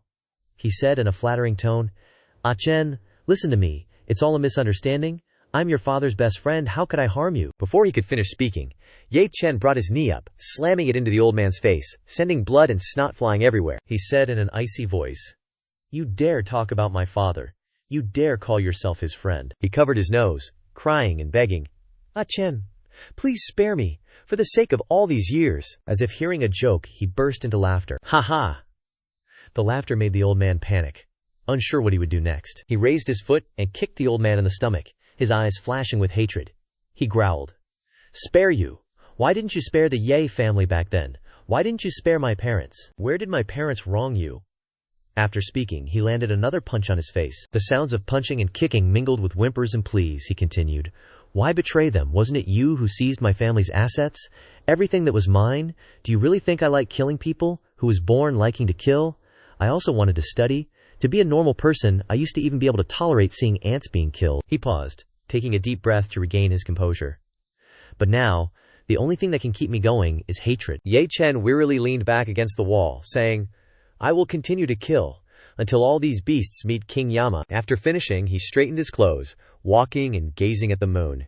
He sighed, saying, "Jiangnan King is quite considerate, saving me a lot of trouble, not only having Qingdao come to clean up the scene, but also preparing new clothes for me." A deathly look appeared in his eyes. "Next, I should go deal with the Qing sect." As he was lost in thought, a voice suddenly came from behind. "Ye Chen, what are you doing here?" Ye Chen didn't expect her to appear here. He shrugged and said, "Officer Bai Libing, shouldn't I be the one asking you that? There are criminals around here?" She teasingly replied with a smile. "Confidential mission, can't say." He waved his hand, intending to turn and leave. "Then I have no obligation to answer you either." Suddenly, he sensed something. At the same time, a series of large stones fell from the building above, landing near where they were standing. Suddenly, a rock came hurtling towards Officer Li Bing. She looked up, her heart pounding. She thought, "I'm done for, no time to dodge." The policewoman's face turned pale. "Am I going to die?" Ye Cheng immediately threw a rock at the object, heading toward Li Bing, pushing her out of the way. After the scene stabilized, the dust settled. He turned to ask, "Are you okay?" Her face flushed, and she stammered, "Ye Cheng, thank you." Ye Cheng embraced Bai Li Bing to comfort her, saying, "It's okay now." She shyly pushed Ye Cheng away, and awkwardly said, "Thank you." Ye Cheng turned his head, calm as if nothing had happened. "You're welcome," he thought in his head. "Anyway, this matter is related to me." Ye Cheng looked at the explosion happening inside the building he had just exited. He frowned, thinking, "Even if you're erasing traces, you don't need to blow up the entire building, right? This is the work of Qing Daochu." Everyone living inside the building was hurrying to escape. Only Ye Cheng and Bai Li Bing remained standing still. At the same time, two men ran past Ye Cheng. These two were muscular and had shaved heads with tattoos. Their expressions were extremely panicked. They were hurriedly running with the crowd. Ye Cheng had a hunch, and he glanced at them. He saw a very familiar tattoo on the neck of one of them. Officer Bai Li Bing also noticed the two men. She turned around, looked at the tattoo on their necks, and frowned, thinking, "This tattoo belongs to the Qing men. Could they be behind this explosion?" "I've been investigating the Qing men these past few days. That force is a boil on Jiang Cheng for the police, and I haven't been able to find any evidence." Immediately, she raised her hand to say goodbye to Ye Cheng and hurriedly left. "Sorry, I have some things to handle. I'll find you later," she thought.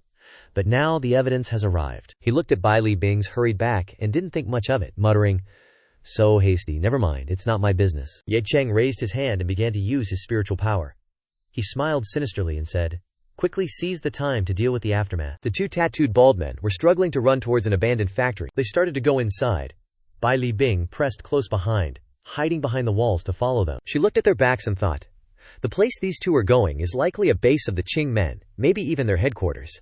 Choosing an abandoned factory is indeed very discreet. As long as I can get evidence, I can mobilize people to arrest them all. She moved closer to the window with a faint light, hiding beside it to observe. Suddenly, she took a leap. Thanks to her superb martial arts skills, she landed gently on the roof of a container. She stood there, observing, seeing many people inside a room. They seemed to be producing and transporting something, she thought. As expected, she observed from the window, seeing people transporting goods, and others holding guns. She raised her phone to report to the unit, but there was no signal. She frowned and cursed under her breath. This unit has no signal, so it will be difficult to call for backup. She tapped her foot on the container below, thinking, and I don't know what's in this container, it's best to find a way to open it and take pictures as evidence. Suddenly, a piercing scream rang out, attracting her attention. Ah! In that room! A tall, muscular, bald man was grabbing the head of one of his subordinates. The subordinate was trembling and said, "Dazhu, please spare me, I don't know what happened, but the building suddenly exploded." Daiju widened his eyes, his face showing anger. He shouted, "I arranged so many people in Qing, and only you two good-for-nothings survived." The leader's eyes darted to the side. He gritted his teeth and said, "What I hate more is that you two didn't even realize you were being followed." He crushed the subordinate's head, looked at Bai Li Bing hiding by the window, and deliberately said loudly for her to hear, "This is a capital crime deserving of death." She was startled. She bit her lip and thought, this is bad. I didn't expect that leader to be a martial artist, even stronger than me. She jumped out of the container, quickly running away. She had to run, but it was too late. The leader lunged towards her. He grabbed her shoulder and said, "Now that you're here, do you think you can leave our Qing men?" As soon as he finished speaking, he slammed her to the ground. A loud crash echoed, dust flew everywhere. He lifted her up, looked at her coldly, and exclaimed, "Wow, I didn't expect a little beauty. I must enjoy this." She endured the pain, revealing her identity to threaten the leader. "I am a police officer. My colleagues know this place. You better stop now. If anything happens to me, your Qing men is definitely doomed." As soon as she finished speaking, he threw her several meters away. He said smugly, "The crimes I committed long ago are enough for countless executions. Can I be threatened by a woman like you?" His voice began to turn perverted and vile. "Today my brothers will have some fun." Hearing what he said, her face darkened, and she shouted loudly, "You want to die? Let me tell you the truth. My father is Bai Li Xiang in the southwestern military region. If anything happens to me, even if Qing men dies 10,000 times, it won't be enough." The leader paused for a beat. He thought, Bai Li Xiang, that's a commander-level existence. Even the capital aristocratic families have to respect him. Why would his daughter come to small Jiang Cheng to be a police officer? His brothers surrounded Li Bing, who was lying on the ground. The leader took off his fur coat, posing to show off his bulging muscles. Now he was only wearing a pair of shorts. He slowly walked towards Li Bing and laughed loudly. "Haha, so what about Bai Li Xiang?" Obscene look in his eyes. "After we're done, we'll clean everything up." Struggling to sit up, she regretted thinking she shouldn't have acted alone, or even come to this place to be a police officer. Wouldn't it be better to obediently stay in the family? She was overwhelmed with despair, tears streaming down her cheeks. Now she will definitely die. Instead of being humiliated by these villains, it's better to commit suicide. The leader grinned lewdly. "I won't be polite anymore." Just as he was about to take off his pants, a figure suddenly stood on the container and shouted down, "Hey, if she doesn't want to, why force her? Don't you feel very shameless?" The person standing there was Jiang Cheng. He pointed at him angrily and yelled, "Boy, who are you, daring to come to Qing men's territory? You want to die?" He used his spiritual power. Purple flames surrounded his body. He smiled contemptuously and said, "Sorry, I don't just want to come to Qing men." His face was gloomy, his eyes full of murderous hatred, coldly looking at the leader and said, "I also want to kill everyone in Qing men." Jiang Cheng stood on the container and said, "I see. A strange power radiates from your hands." While the bald leader was only wearing underwear at the bottom, together with a group of his underlings, were looking up at Jiang Cheng. The bald leader, after hearing Jiang Cheng's words, immediately asked, "You wish to kill all of us?" He looked extremely uneasy. Then, he burst out laughing. "Ha ha!" Subsequently, the bald leader started yelling. He said, "You wish to kill all of us, ha ha! Do you even know how many powerhouses are at Qing men? Even martial arts grandmasters would not dare to say such things, ha ha!" The bald leader's underlings also joined in with laughter. Right after that, the bald leader flexed his arm, making a show of his strength.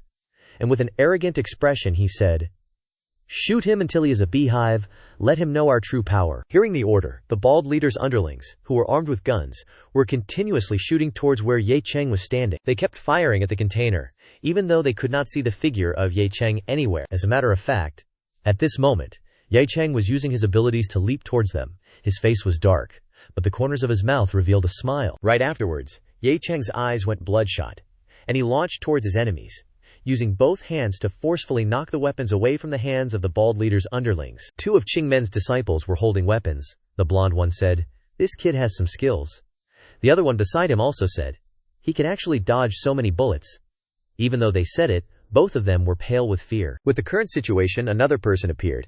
He adjusted his glasses, showing a sinister grin, then said, "It seems like you people know nothing at all. It's just child's play. Internal energy. Martial artists can do that. You were brave enough to come to Qingmen alone." Then he lunged forward, preparing to punch Ye Chen while yelling, "Let's see what you've got." Suddenly, Ye Chen's eyes glowed with an eerie purple light, and a hint of a smile played on his lips. Not allowing the bespectacled guy to do as he pleased, Ye Chen attacked first, punching him directly in the neck, sending him flying. Ye Chen simply looked on and said, "Too slow." The bespectacled guy had already been sent flying far away by Ye Chen's punch. Seeing this, the underlings screamed in fear, "Brother Ji, Hallmaster, Deputy Leader Brother Ji is dead." What followed was a bloody scene. The bald guy's fellow gang members were terrified and yelled, "Anaya, is that a person? He's a murderer." After retaliating, Ye Chen was still surrounded by an aura of power, his eyes completely white. Those who had been hit cried out in pain, "Damn it, help!" The female police officer was stunned, witnessing the entire scene unfold. She thought to herself, "Every move he makes is a killing blow. With no unnecessary movements, he's like a fighting machine." The female police officer's expression immediately changed. She thought to herself, "How can Jiang Cheng have such a terrifying person?" Suddenly, the bald guy's face darkened, but a sinister smile remained on his lips. He said, "I didn't expect Jiang Cheng to have such a strong person. You seem to have the strength of a peak inner force practitioner. I'll have to take action myself." Then he flexed his muscles, looked at Ye Chen with a contemptuous expression, and continued, "But in front of my perfect body, you can't hurt me at all. Of course, as long as you kneel down and submit to me now, I might consider taking you in." Not letting him finish his sentence, Ye Chen threw an uppercut, hitting him in the chin and causing him to bleed profusely. Ye Chen's punch was so strong that it sent the bald guy flying. The female police officer sitting beside him was so scared that her eyes widened. After landing successfully, the bald guy rubbed his chin and said, "You want to die?" Ye Chen stood behind him, only smiling. Suddenly, he thought of something, and then his face changed. The bald guy thought to himself, "No, this person is extremely dangerous. I'll fight him." Thinking this, the bald guy stood up again, throwing a punch at Ye Chen while yelling, "I'll die with you." Not allowing the bald guy to act, Ye Chen punched him straight in the stomach and said, "Too slow." After punching him, Ye Chen stood smiling and said, "Hee, your liver exploded." In contrast to Ye Chen's composure, the bald guy was in so much pain that he couldn't speak. Suddenly, Ye Chen saw something and said, "Wait." After saying that, Ye Chen's whole body radiated an immense power, and his face darkened. Seeing this, the bald guy immediately asked, "How about we make a deal? Whatever you want I can agree to. Weapons, trading women." Hearing this, Ye Chen's eyes lit up. He said a word, and then launched a strike directly at the bald guy. He said, "Too much."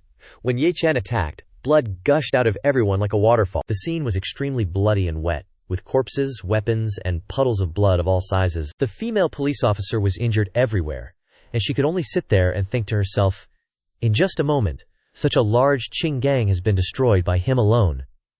She was extremely scared and confused. Suddenly, Ye Chen turned to the female police officer and said slowly, "Next?" Because of fear, as soon as she heard Ye Chen say that, the female police officer screamed, "What? What do you want to do?" Suddenly, Ye Chen reached out to the female police officer. She was scared, thinking to herself, "I'm about to be silenced." The female police officer was extremely scared. She could only close her eyes tightly and plead, "Don't." Tears welled up in her eyes. Unexpectedly, Ye Chen didn't kill her, but only exposed her leg. She cried out in pain. After calmly thinking about it, the female police officer's face turned red with embarrassment. She covered her chest with her hands, her face as red as a tomato, and yelled, "You're taking advantage of the situation, you despicable villain. I even thought you were a good person. How could you be like this?" At this time, Ye Chen gently bent down. He reached out and touched her wound. A wave of power like a flame spread around, and then he said, "Your leg bone is dislocated and cracked in many places. Do you want to become disabled?" The female police officer looked at Ye Chen blankly and hesitantly asked, You want to save me?" Ye Chen didn't speak. He used his power, and the light radiated like a flame, engulfing Ye Chen. The power of that flame grew stronger and stronger, spreading everywhere. Ye Chen used his power on the female police officer. The female captain felt it, and she thought to herself, this is so comfortable. There's a Q flow running through my body. Is this his internal energy? It was already dark at the factory area. The female police officer was walking with Ye Chen, excitedly saying, "I'm cured, Ye Chen, thank you. If you were a doctor, you could definitely become a renowned physician." Ye Chen heard her words and simply replied, "No interest.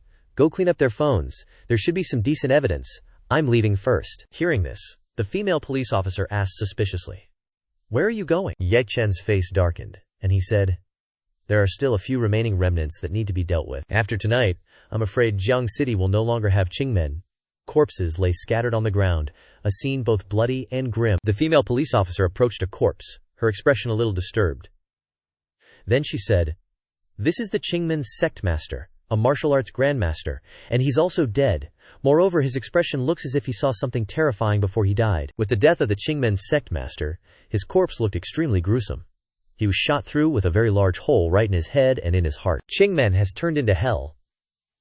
The female police officer opened her phone and called someone. Her expression was extremely serious, and she said tremblingly, "Brother, Jiang City is about to undergo a massive change." Yingjing was surprised. He hastily asked Bai Libing, junior sister, "Do you mean that, including the martial arts grandmaster, all these people were killed by Yan Chen?" A ding sound rang out on Yingjing's phone. A photo was sent from the scene. The branch master's subordinates lay motionless on the ground. Bai Libing continued, "Yes, I'm afraid he did it alone, and he even saved." Yingjing slammed the table and stood up. He ordered loudly, "I'm coming to Jiang City immediately. Remember, absolutely do not interact with this person again. This person is extremely dangerous." Bai Libing said. But senior brother's mission, he didn't let her finish her sentence, aggressively walking out while speaking into the phone. "It's not as important as this guy. I want to see what kind of anomaly Ye Chen truly is." The next morning, the weather was exceptionally clear, with birds chirping.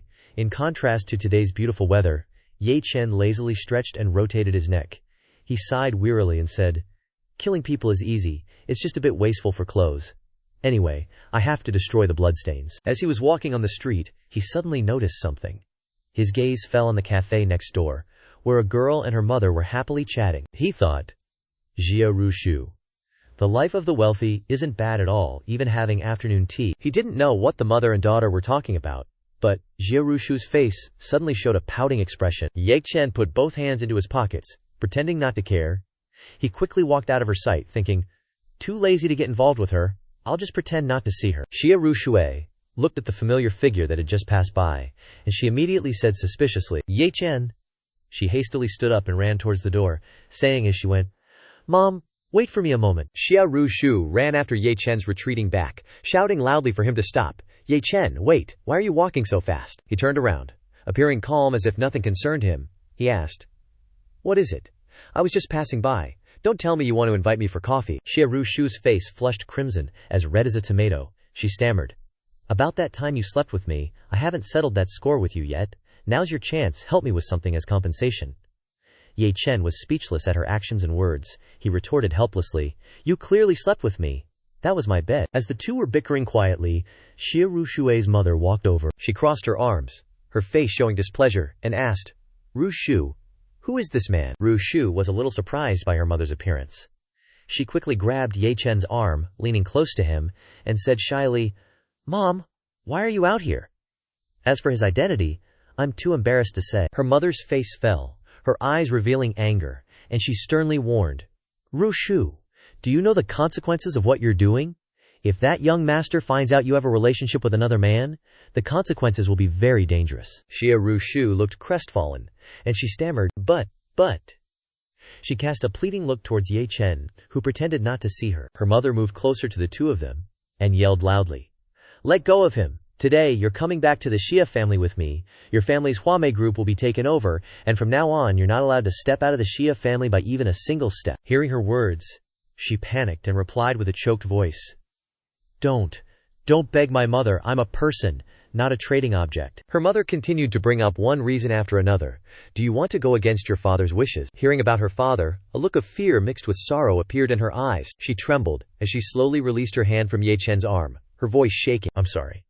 She slowly walked back towards her mother. Ye Chen couldn't stand by and watch Jia Rushu fall into such a situation, so he grabbed her arm and pulled her back. He held her waist tightly, his face completely shameless, and calmly said, "Auntie, I'm sorry. Rushu can't go with you. She's pregnant with my child, and I'm willing to take responsibility for her." Jia Rushu froze upon hearing this, her mind only registering 2 words: pregnant, pregnant, pregnant. Her face flushed as she pulled Ye Chen closer, whispering, "Ye Chen, what exactly did you do to me that night?" He glanced at her and coldly replied, "Isn't your own body clear about it? Lies, lies. How could her own body not be clear? Lies, lies." Jia Rushu understood, and he cooperated by placing his hand on her stomach. She said shyly, "It was just kicking me." Ye Chen was speechless watching her act, thinking helplessly, "She's overdoing it." Jia Rushue's mother's face turned dark, and she pointed at them, too angry to speak. You, Ye Chen sighed, thinking, "I don't like or care about this Jia Rushu woman, but she's asking for my help." He recalled Rushu's plea, furrowing his brows.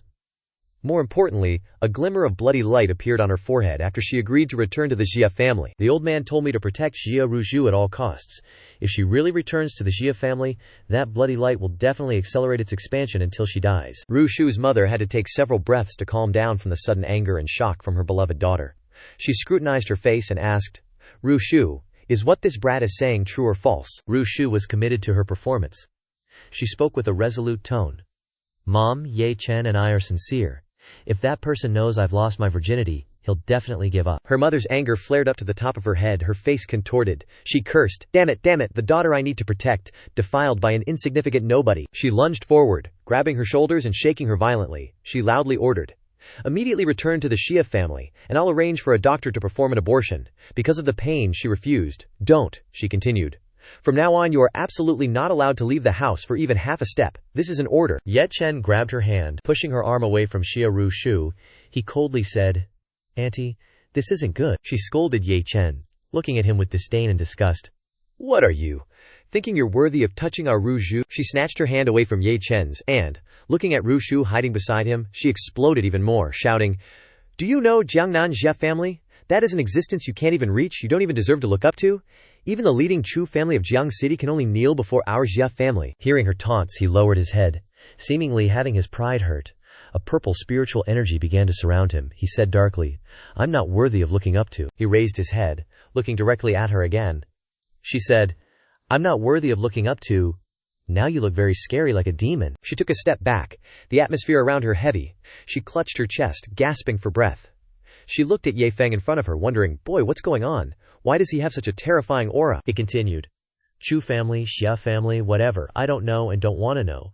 But if you give Ye Chen half a year, I will make you understand what it means to be unreachable." He turned around, leading Jia Rushu in the opposite direction. He pulled her hand. "Let's go." She watched their backs, frowning in thought. She pulled out her phone, dialed a number and said, "Investigate someone for me. His name is Ye Chen, from Jiang City, and he's recently become very close to Rushu." Xia Rushu felt guilty and said, "I'm sorry, I apologize for my mother's words earlier. Although she values benefits, she's not a bad person at heart. You really didn't need to do that." Ye Chen replied with 3 parts coldness and 7 parts indifference. "Don't overthink it. I didn't do it just for you," Long thought to himself. "Anyway, it's the old man's task." Xia Rushu was suddenly struck by a thunderbolt of love, thinking to herself, "Suddenly, this guy seems kinda handsome." At this time, Yan Chen raised his hand to hail a taxi. He said, "I'm leaving first, goodbye." Jia Ruoxu suddenly cried out, then silently watched the car leave. Xia Ruoxu thought, the Tang family's century of influence, Ye Chen doesn't know its power. I can't harm him. In any case, let's solve the urgent matter at hand first. The car sped along the road. Ye Chen in the car was lost in his own thoughts. To fight against other forces, relying on his own strength alone is not enough. He also needs his own power. Currently, I already have Ye Lingqian's support, but Jiangnan Wang is better suited to stay in the shadows, and I still need a force that can operate in the open. Then Ye Chen decisively said, "Driver, go to Dragon Bay Villa." Upon arriving, Shen Haihua exclaimed, "Indeed, a distinguished guest. Mr. Ye suddenly seeking me out. What's the matter?" Yang Chen threw the envelope down with a thud. At this moment, Ye Chen spoke. "It's done," Shen Haihua asked. "This is—" His face turned pale with panic. He actually got Zheng Jingming to sign, and resolved it so quickly. How could someone willingly yield their benefits? Looking at Yang Chen, Shen Haihua was overthinking again. Could it be that Yang Chen offend Zheng Jingming? Zheng Jingming has Qingmen experts protecting him. How could he do it? Is this guy even human? Suddenly, Ye Chen said, "Last night I annihilated Qingmen. The rest is up to you." Shen Haiwa flinched. "Even Qingmen is gone." Mr. Ye, rest assured.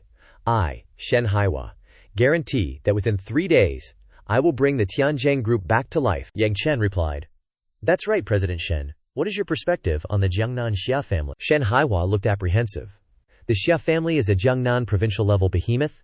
The Xia financial group has terrifying assets, not something the Qinghe group can compare to. You don't want to unify them too, do you? Ye Chen laughed and replied, "Look at how scared you are."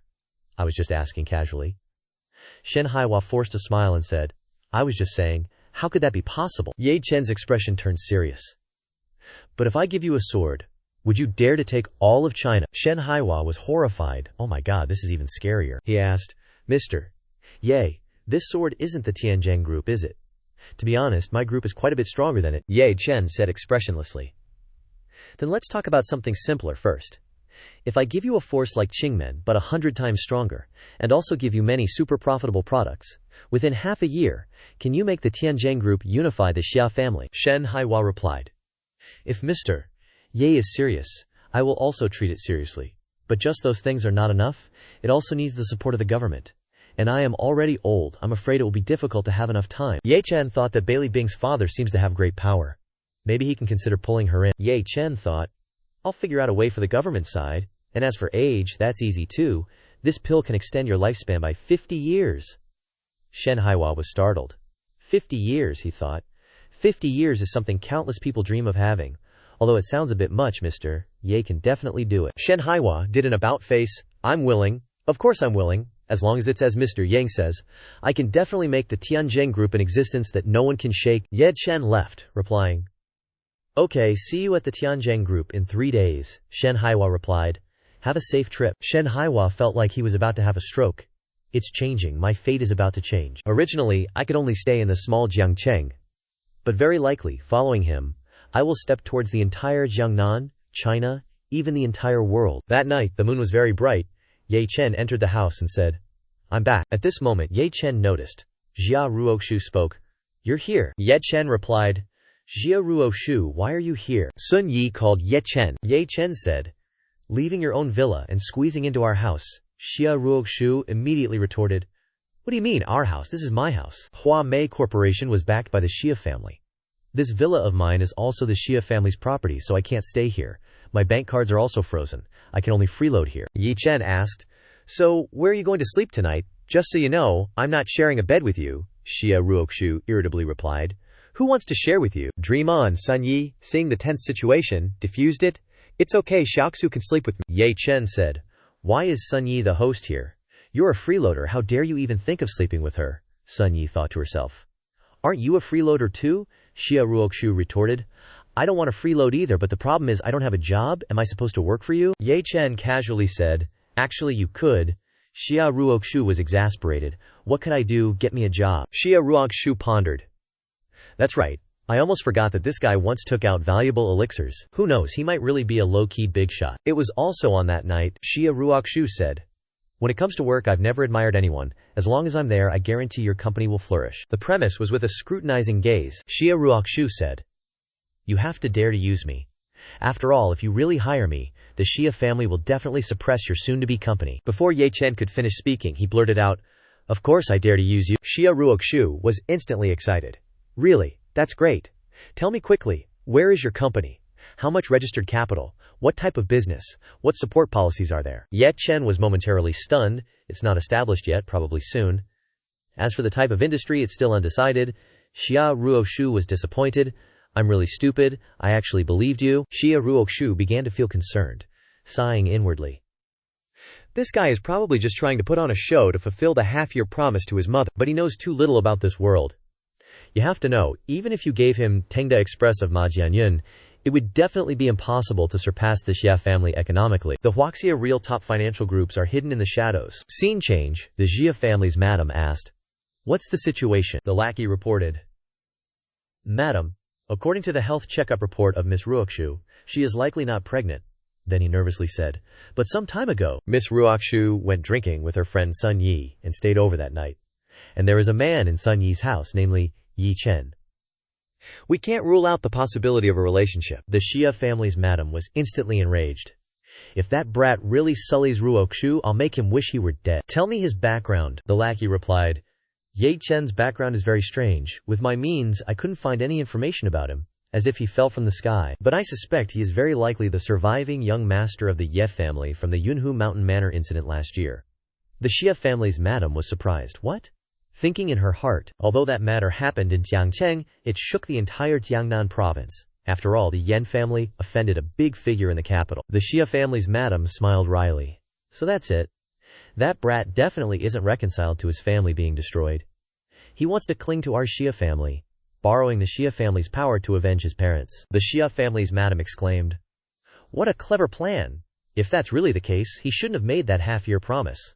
The lackey hurriedly guessed. Perhaps he really has some strength. The Xia family's madam snorted, then turned away, smiling as she spoke. All right, then I'll give him half a year. I want to see how he can make our Xia family unreachable. The next day, Ye Chen had now turned into a tormented boy.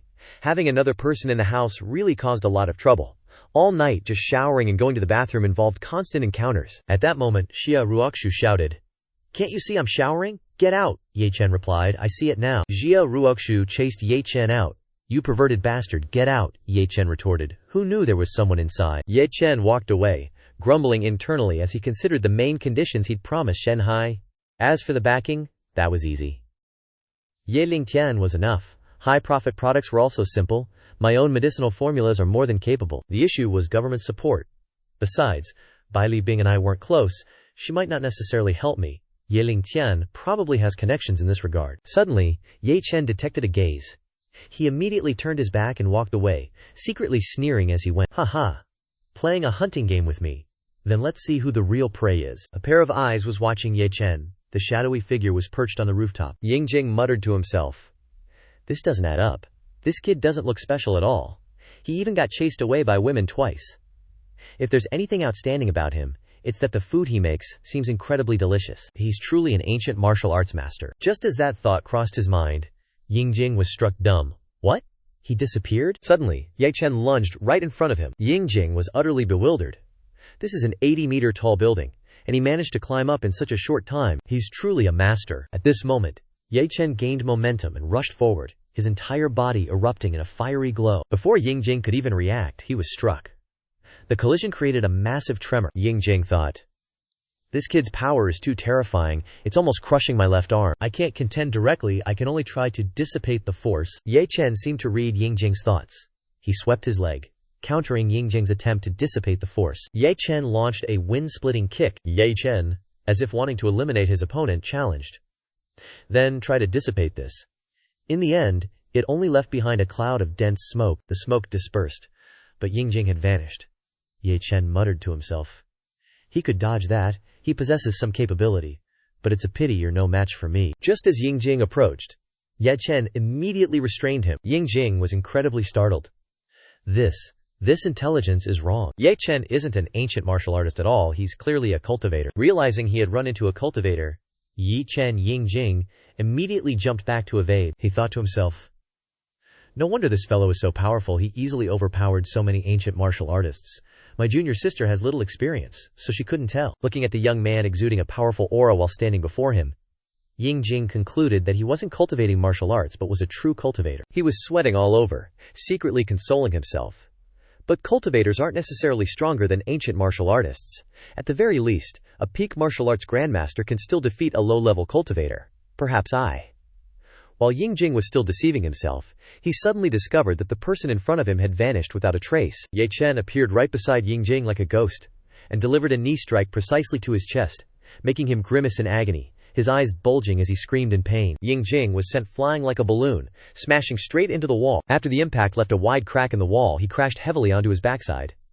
It was unclear when, but Ying Chen was already standing in front of Yingjing looking down, silently observing him. Yingjing looked at the killing god before him and almost peed his pants, hastily yelling, "Bro, don't play like that, I have no ill intentions, I just wanted to spar with you a bit, but do you really want to kill me? Can we talk first? You hit me. Hit me that hard." His response was a foot slamming straight into his chest. Standing under the moonlight, Yi Chen asked Yingjing coldly, "Who are you? Why are you monitoring me? Who sent you? Spit it out. Was it the Jia family? Jing suppressed the pain and handed a green booklet to Ye Chen, sincerely saying, I truly didn't come to kill you. We have no grievances or enmity. If you don't believe me, take a look. He looked at the green book and read aloud. Captain of the Dragon Soul Assault Squad, Jing. The person whose name was just read reacted as if he'd found a lifebuoy, hastily replying, Yes. Important things are said 3 times. I'm from the Dragon Soul Assault Squad, so you can let me off this time, right? Contrary to his expectations, the male lead raised his hand. Preparing to continue the attack, he said, Raid team, never heard of it. If you dare to monitor me, you'll pay the price. Jing flinched. Suddenly, his mind raced and he shouted, Don't, we have a mutual acquaintance, someone you know. Her name is Bai Li Bing. Hearing this name, Ye Cheng stopped his hand and said, Bai Li Bing. What's your relationship with her? Jing confessed like a criminal. I'm her senior brother. She told me about you, and I was curious, so I came to find you. My goal was to see how strong you were and to recruit you, not to harm you. In his head, he secretly felt lucky that in this day and age, his junior sister's name worked better than the Dragon Soul raid team. It was truly like encountering a ghost. Ye Cheng pondered. This kid has potential. Best to nip it in the bud. Then, he waved his hand and yelled, Recruit me. You can look for me. But that's not a reason for you to dare assassinate me. Jing felt the loving call of his ancestors getting closer and closer. He raised both hands to stop him and said in one breath, I'm sorry. Monitoring you was wrong of me. I apologize. At the same time, I swear on the honor of the Huaxia Dragon Soul raid team, if you ever have trouble in the future, I can use the power of the state to help you. Hearing the seemingly attractive condition, Ye Cheng thought, if Tianzheng Corporation wants to develop, it needs the support of national leaders. Originally, Bai Li Bing was the first choice, but now that this guy is offering himself up, it's for the best. He grabbed the other party's collar and questioned. What is the status of the Dragon Soul raid team in Huaxia? Jing said in one breath, as if this was the last time he would be able to speak. The Dragon Soul raid team is Huaxia's response to the 3rd Division of the world's mystical forces. As for status, we only listen to the orders of the second in command and above. The male lead secretly calculated, if it's the 3rd Division, I imagine there's a more powerful team, but for Tianzheng Corporation, it should be enough. Ye Cheng released him and announced, I can let you go, as long as you're willing to build a relationship with a business in Jiang Cheng. Then we'll consider it a tie. Jing was surprised and, not afraid of death, asked, the Dragon Soul raid team acting as an umbrella for a small business in Jiang Cheng, he continued. Are you sure?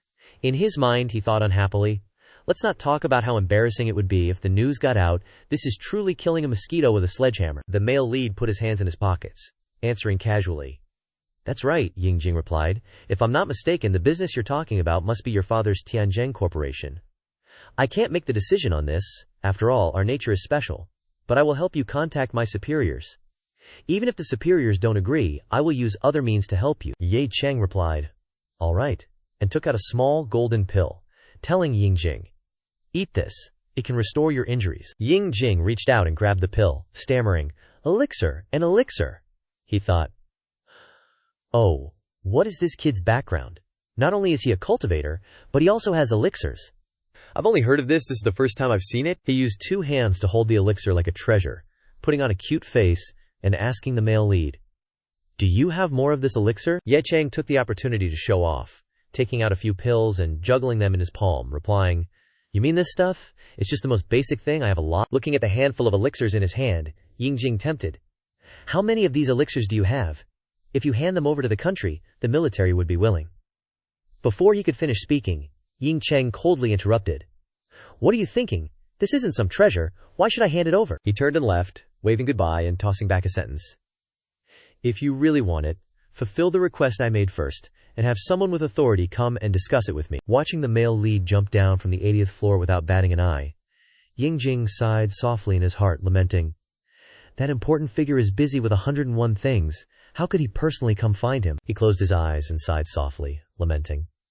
Speaking of which, Jiang Cheng really has produced a talented person. At Sun Yi's house, a huge Do Not Peep sign appeared in the middle of a scene filled with pink and flying hearts. The shower was running at full power, and Sun Yi's voice rang out, Ha! Not only is the shape beautiful, the feeling isn't bad either. Following after that was Jia Rukshu's response, Pervert. Don't touch me randomly. These 2 girls really made people have all sorts of associations. Ye Cheng had just dealt with a major matter and was half sitting, leaning his head against the wall, muttering, HMPH, living with 2 women, The bathroom and sink are completely occupied. You have to line up for everything. It's really annoying. He took out the fashionable ancient magical artifact stone and decided, never mind them. My strength has improved a lot recently. I'll try entering the Samsara ancient tomb. Ye Cheng closed his eyes, and the light gradually spread out, his figure slowly becoming an illusion. Suddenly, the male lead opened his eyes. He had entered the space of the Samsara ancient tomb. Ye Cheng stood on a road in a dark space, surrounded by countless tombstones stretching into the distance. He sighed. Entering this time doesn't cause a headache anymore. There isn't any discomfort. The tomb no longer rejects me. Could it be because my strength has grown? Suddenly, he noticed a tombstone right next to him. On the tombstone were carved 6 characters. Slaughterfist Sect, Luo Yuntian. The atmosphere in the Samsara ancient tomb was extremely gloomy. The rows of tombs were interspersed with thousands of swords stuck all over the ground, and black smoke floated around, making the scenery extremely eerie. Ye Cheng stood in contemplation before the tombstone engraved with the words, Slaughterfist Sect, Luo Yuntian, he thought. According to the meaning of the sound in the Samsara tomb before, it seems that only when my strength reaches a threshold can I trigger the obsession of a powerful person. The male lead was certain that he could now activate this very own Shattering First Sect's Luo Yuntian. Channeling his power, he slowly reached his hand towards the tombstone. Suddenly, Ye Chen remembered something extremely important. Holy crap. But how to activate it? In the end, the domineering CEO decisively decided, let's try everything. After 7,749 attempts, he returned to reality in his day-due apartment, warm sunlight shining down on the high-rise building. Xia Ru Shui instructed Sun Yi. I have something to take care of today. No need to cook for me. Sun Yi cheerfully replied, okay. Remember to bring back some snacks? Ye Chen, holding a glass of water, silently observed from the side, then wearily slumped onto the sofa. The male lead thought to himself. After trying everything for the past 2 days, he still couldn't activate that tombstone. Could it be that my cultivation realm is not high enough? Studying is indeed important. The male lead thought about the alchemy furnace, calculating. To improve my strength, I need the help of pills. The stuff made with a microwave is useless to me. I need an alchemy furnace. Ye Chen recalled Zhao Rendi mentioning the auction today. But there's no news, and he doesn't have my number. Should I go look for him? Waiting for the phone to ring, beep beep beep, he looked at the notification and saw a familiar number, wondering, Shen Haihua calling, probably to report on work. As soon as he answered, Shen Haihua's voice rang out. Mr. Ye, I've taken over the entire Tsinghua group and replaced all the staff, he gleefully bragged. I'm in the process of changing the group's name, and in 2 days, we can hold the ribbon-cutting ceremony. Hearing this, Ye Chen happily replied, great, you didn't break your promise. He hung up and chuckled smugly. The announcement will let everyone in Jiang Cheng know. Sun Yi looked at him with concern, like he was spaced out, holding her glass of water as she said, the Tianzheng group is back. Suddenly, the male lead remembered. I haven't heard from Yingjing yet. Has that guy run away? 3 urgent knocks echoed from the door. Knock, knock, knock. Both Sun Yi and Ye Chen were surprised. Ye Chen opened the door, saying, is that you, old Zhu? Seeing the male lead, Zhao Rendi blurted out a string of words, as if afraid he'd run away. Mr. Ye, I finally found you. I waited all morning at Shangchen Yipin, but there was no one there. I had to use some means to find this place. Seeing Zhu Lao's enthusiastic attitude, Ye Fan thought, no wonder I haven't heard any news for so long, and then he awkwardly replied, sorry, I forgot to give you this address, my bad. Lao Zhu, come on in. Zhao Rende handed him a blue invitation, acting generously, saying, no need, something happened at home recently, I need to be there. Here's the invitation to the auction, just take it. Ye Chen took the invitation, saying, ah, thank you. What happened at your house? See if I can help. Before he could finish, Zhu Lao disappeared like the wind. He thought, he's gone. Looks like something big really happened to the Zhu family. At the Jiang Cheng Tian Shui Hotel, Ye Chen, in a well-tailored suit, had arrived. He looked at the girl next to him and called out, Zhao Zixuan. The girl replied with concern, Mr. Yell is here. He also noticed her unusual appearance, asking with concern, what's wrong? You don't look so good. Zhao Zixuan evasively replied, it's nothing, now that you're here, let's go in together. In the luxurious auction hall, a few guests had already arrived sporadically, with extremely extravagant food on display. Zixuan explained, here, the pre-party time is also called our mingling time. It's mainly for acquaintances to relax and unwind. The real auction will be held upstairs later. Let's grab something to eat. Suddenly, a voice called out, Zixuan, so you're here. A slick-haired guy, with a girl on each arm, chimed in mockingly, came without a word. What's there to say? It'd be weirder if she could come. The short-haired, purple-haired girl added. The young man sneered. Anyway, the Tang family can barely keep itself afloat. Tang Zixuan's face darkened, pulling Ye Cheng to leave quickly. Ignore them, let's go, she said. He wondered, what happened at your house, but she insisted. It's nothing. My dad can handle it. You're a guest. Just focus on the auction. Ye Cheng glanced at the girl beside him, thinking, it's her family's business anyway. If she doesn't want to talk, I don't need to pry. Suddenly, a female voice called out Ye Cheng's name, filled with surprise. Xia Ruo Shui appeared, stunning in a purple dress, asking him intimately. You're here, Ye Cheng replied coldly. I was about to ask you that, Tang Zixuan exclaimed beside him. Such a beauty, Tang Zixuan quickly coughed, saying, well, I'm going to the restroom, you two talk. I don't want to be a third wheel. Xia Ruo Shui glanced at him, asking, who is this girl? How do you know her? He patiently explained. The daughter of the medicine shop owner who guided me here. What are you doing here? Your bank card should be frozen. You can't possibly be here for the auction. Are you just here for free food? She shamelessly replied. Kind of a change of pace. Who told you not to open a company yet? I have to find a job too. I received an invitation here. How much money did you bring for the auction? Just here to look around, Ye Cheng replied confidently. 90 million. Hearing this, Ruo Shui spat out the mouthful of wine she just drank. She was utterly impressed by the confidence of this fearless fool. Asking again, you dare to come to the auction with 90 million? Ruo Shui, thinking about the terrifying people behind the scenes, kindly explained, this auction is not as simple as it seems. The person in charge behind the scenes is someone you can't afford to provoke in this life. Besides normal people like you, there are also special people who practice martial arts, are powerful, and can kill invisibly with a wave of their hand. He replied casually. Oh, and then what? Ruo Shui asked in surprise. Ah, aren't you surprised? The male lead pretended to say, wow, martial artists are so powerful, so scary. She went crazy, dissatisfied, exposing Ye Cheng, you're so fake. In the hall of the Tianshui Jiang Cheng Hotel, Xia Ruo Shui kindly informed Ye Cheng, let me tell you. On the surface, the strongest in Jiang Cheng are the four great families, but in reality there are even more terrifying existences, she revealed. That is, the mysterious martial arts families. The manipulator behind this auction is the martial arts family, Jin, a pile of toys from the ancient martial arts crowd-like books. Incense burners, elixirs, etc. flashed through his mind, Ruo Shui continued. This auction is divided into two stages. The first stage is for famous paintings and antiques for ordinary people. The second stage is for things related to martial arts, which may be cultivation manuals, elixirs, weapons, or medicine cauldrons. Any item can be priced at least hundreds of millions, Ye Cheng thought to himself. According to Xia Ruo Shui's words, the price of the alchemy furnace must be considerable. My little money is really not enough. I have to find a way to add some money, he asked her. Can I put my stuff up for auction? Ruo Shui happily replied. Of course, you must have realized that you don't have enough money and want to sell the prescription, right? The upper floor is the place for appraisals, you can go try your luck. The male lead calculated that, according to Tian Yingjing's reaction, there must not be many alchemists in Jiang Cheng in particular, and Huaxia in general, and the elixir will definitely sell for a high price, he decided. In short, I have to go take a look. Then strode up the stairs. Ye Cheng stood in front of a door with the words, appraisal room. Inside the room, a table of mahjong was noisy. The white-haired old man laughed happily. Ha ha, I won. Pay up, everyone loses me 10 million, no renege. The other three immediately clamored. Are we going to renege on this little money? Are you looking down on someone? No one understands mahjong better than me. Ye Cheng, standing behind watching this scene, was speechless. He thought to himself, these people are actually sitting here playing mahjong, and they're playing for quite a bit.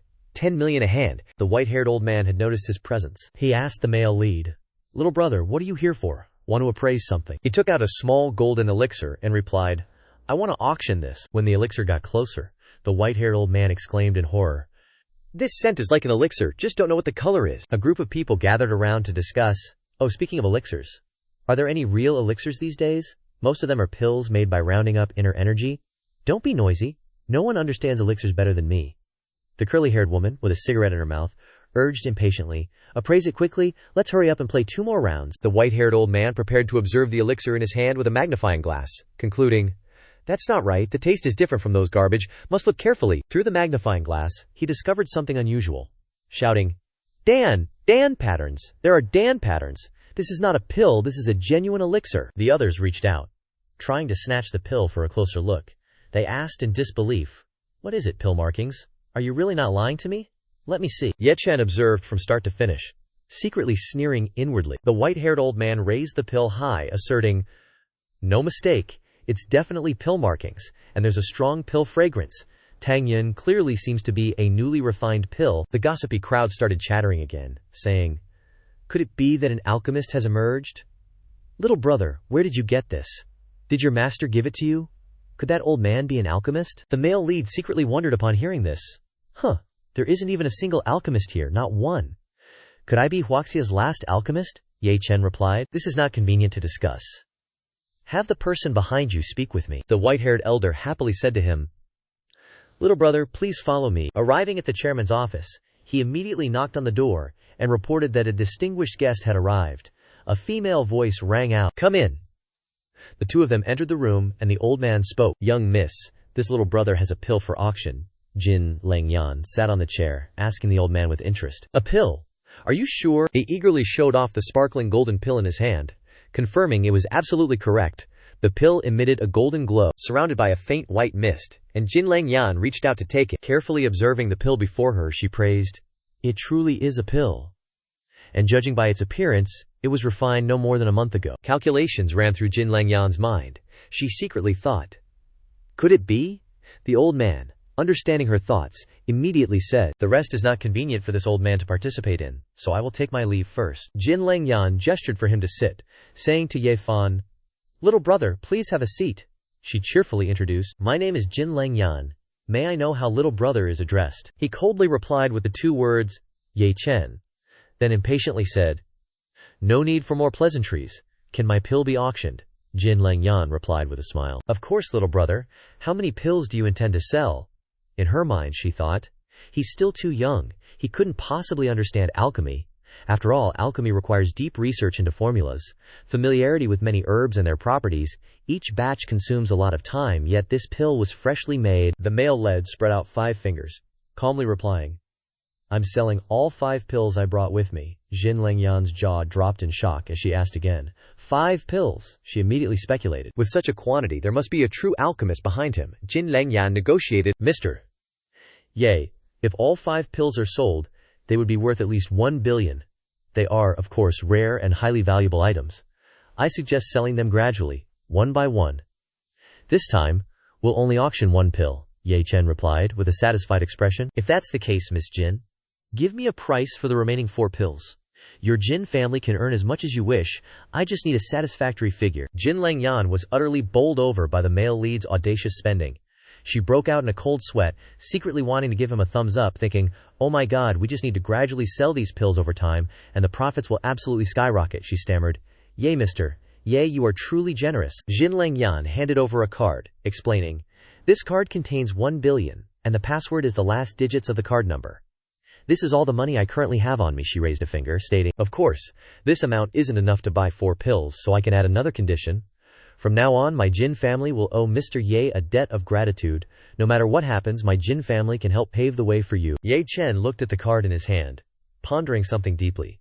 Jin Langyan inwardly chuckled, calculating, "This kid's value is immense. No, it's the alchemist behind him who has immense value. As long as we leave a good impression, there will be opportunities to interact with him in the future." The male lead spoke up, "The price is acceptable. The auction is about to begin. I'll be leaving now." Jin Langyan suddenly threw a phone towards him. Ye Chen reflexively reached out and caught it. He asked, "What do you mean?" Miss Jin said with an understanding expression. "You, Mr. Ye, going to the auction alone, always like to hide your identity." The male lead secretly sneered, thinking, "Testing me. So what? Does she think she can uncover my background with her abilities?" Then, with a wave, she left 2 words. "Goodbye." Jin Langyan cheerfully replied, "Mr. Ye, take care." The door was immediately closed. Jin Langyan analyzed, "From his movements just now, he's indeed an ancient martial artist, but I don't know the extent of his strength." She pressed the phone button, ordering the person on the other end of the line, "Investigate someone for me. His name is Ye Chen." At the auction hall, it was now packed with people. Seeing Ye Chen sit in the seat next to her, Jia Ruoxu happily asked him, "Did you raise enough money?" He smiled and replied, "I raised 10 billion. That should be enough." Xing Xuan next to her exclaimed with a ha full of surprise. Xia Ruoxu acted like she didn't believe it, teasing, "Look, even Xi Xuan doesn't believe you. The prescription in your hand is indeed precious, but not to the point of selling for 10 billion. Stop bragging." The auctioneer raised the gavel, announcing loudly, "The final auction item in the first stage is a piece of jewelry called Tears of the Stars. A necklace with an emerald teardrop pendant was brought up. Xia Ruoxu's expression immediately changed when she saw it. The auctioneer stated the origin of the item. It's the last work of Ding Yuanxiang, the Grand Master of Gemstones in Jiangnan Province, but only a semi-finished product. It's said that Mr. Ding wanted to complete it in the last moments of his life, to give it to his granddaughter, but unfortunately he couldn't. He continued enthusiastically. After that, the Tears of the Stars was stolen, passed through many countries, and finally arrived in Jiang Cheng today. Now let the auction begin. The starting price is 60 million, and each bid must be no less than 2 million. Xia Ruoxu listened in fear as the crowd shouted, "Price 65 million, 68 million, 71 million. She sadly clutched her dress, wondering, why did I have to encounter Grandpa's Tears of the Stars at this time? She thought to herself. Grandpa, I'm sorry, I can't buy the Tears of the Stars that you made with your life. Xia Ruoxu's eyes were already tearing up. She painfully clutched her chest, thinking, if I hadn't broken ties with the Xia family, I would definitely buy it back, even if I sold the Hua Mei group. But now I have nothing. I'm sorry, Grandpa, I'm sorry. Ye Chen had noticed that something was wrong with the girl next to him. He looked at the phone Jin Lengyan had given him, and sent a message. Miss Jin read the contents of the message, frowning and grumbling. Ah, that kid's gone crazy, bidding so high, just to buy a necklace with no spiritual energy at all? You can't waste money like that just because you have it. She thought to herself, HMPH, he probably wants to give it as a gift to some woman. Never mind him, it's not my money he's spending, let him bid. At the auction hall, the price of the Tears of the Stars had been pushed to 81 million, 88 million, 90 million. The crowd was boiling, and showed no signs of stopping. Chua Mingkai arrogantly spoke up. 96 million. This Tears of the Stars is definitely mine. He started gossiping, chuckling as he recounted. Others may not know, but I know very well that the young lady is the Tang family's daughter, and has a great relationship with the Tears of the Stars. Getting it will definitely move, Xia Ruoxu. I can also use the Xia family to climb up in the world, so I prepared 1 billion. I can definitely buy it, haha. Xia Ruoxu could only silently seethe upon hearing this. Suddenly, the auctioneer's voice rang out like a bucket of cold water on Chua Mingkai. He announced, a gentleman who wishes to remain anonymous has bid 2 billion. Young Master Chiwai angrily shouted, demanding, who is it who bid 2 billion? Are they crazy? Where is that person? The auctioneer patiently explained. That gentleman wishes to remain anonymous.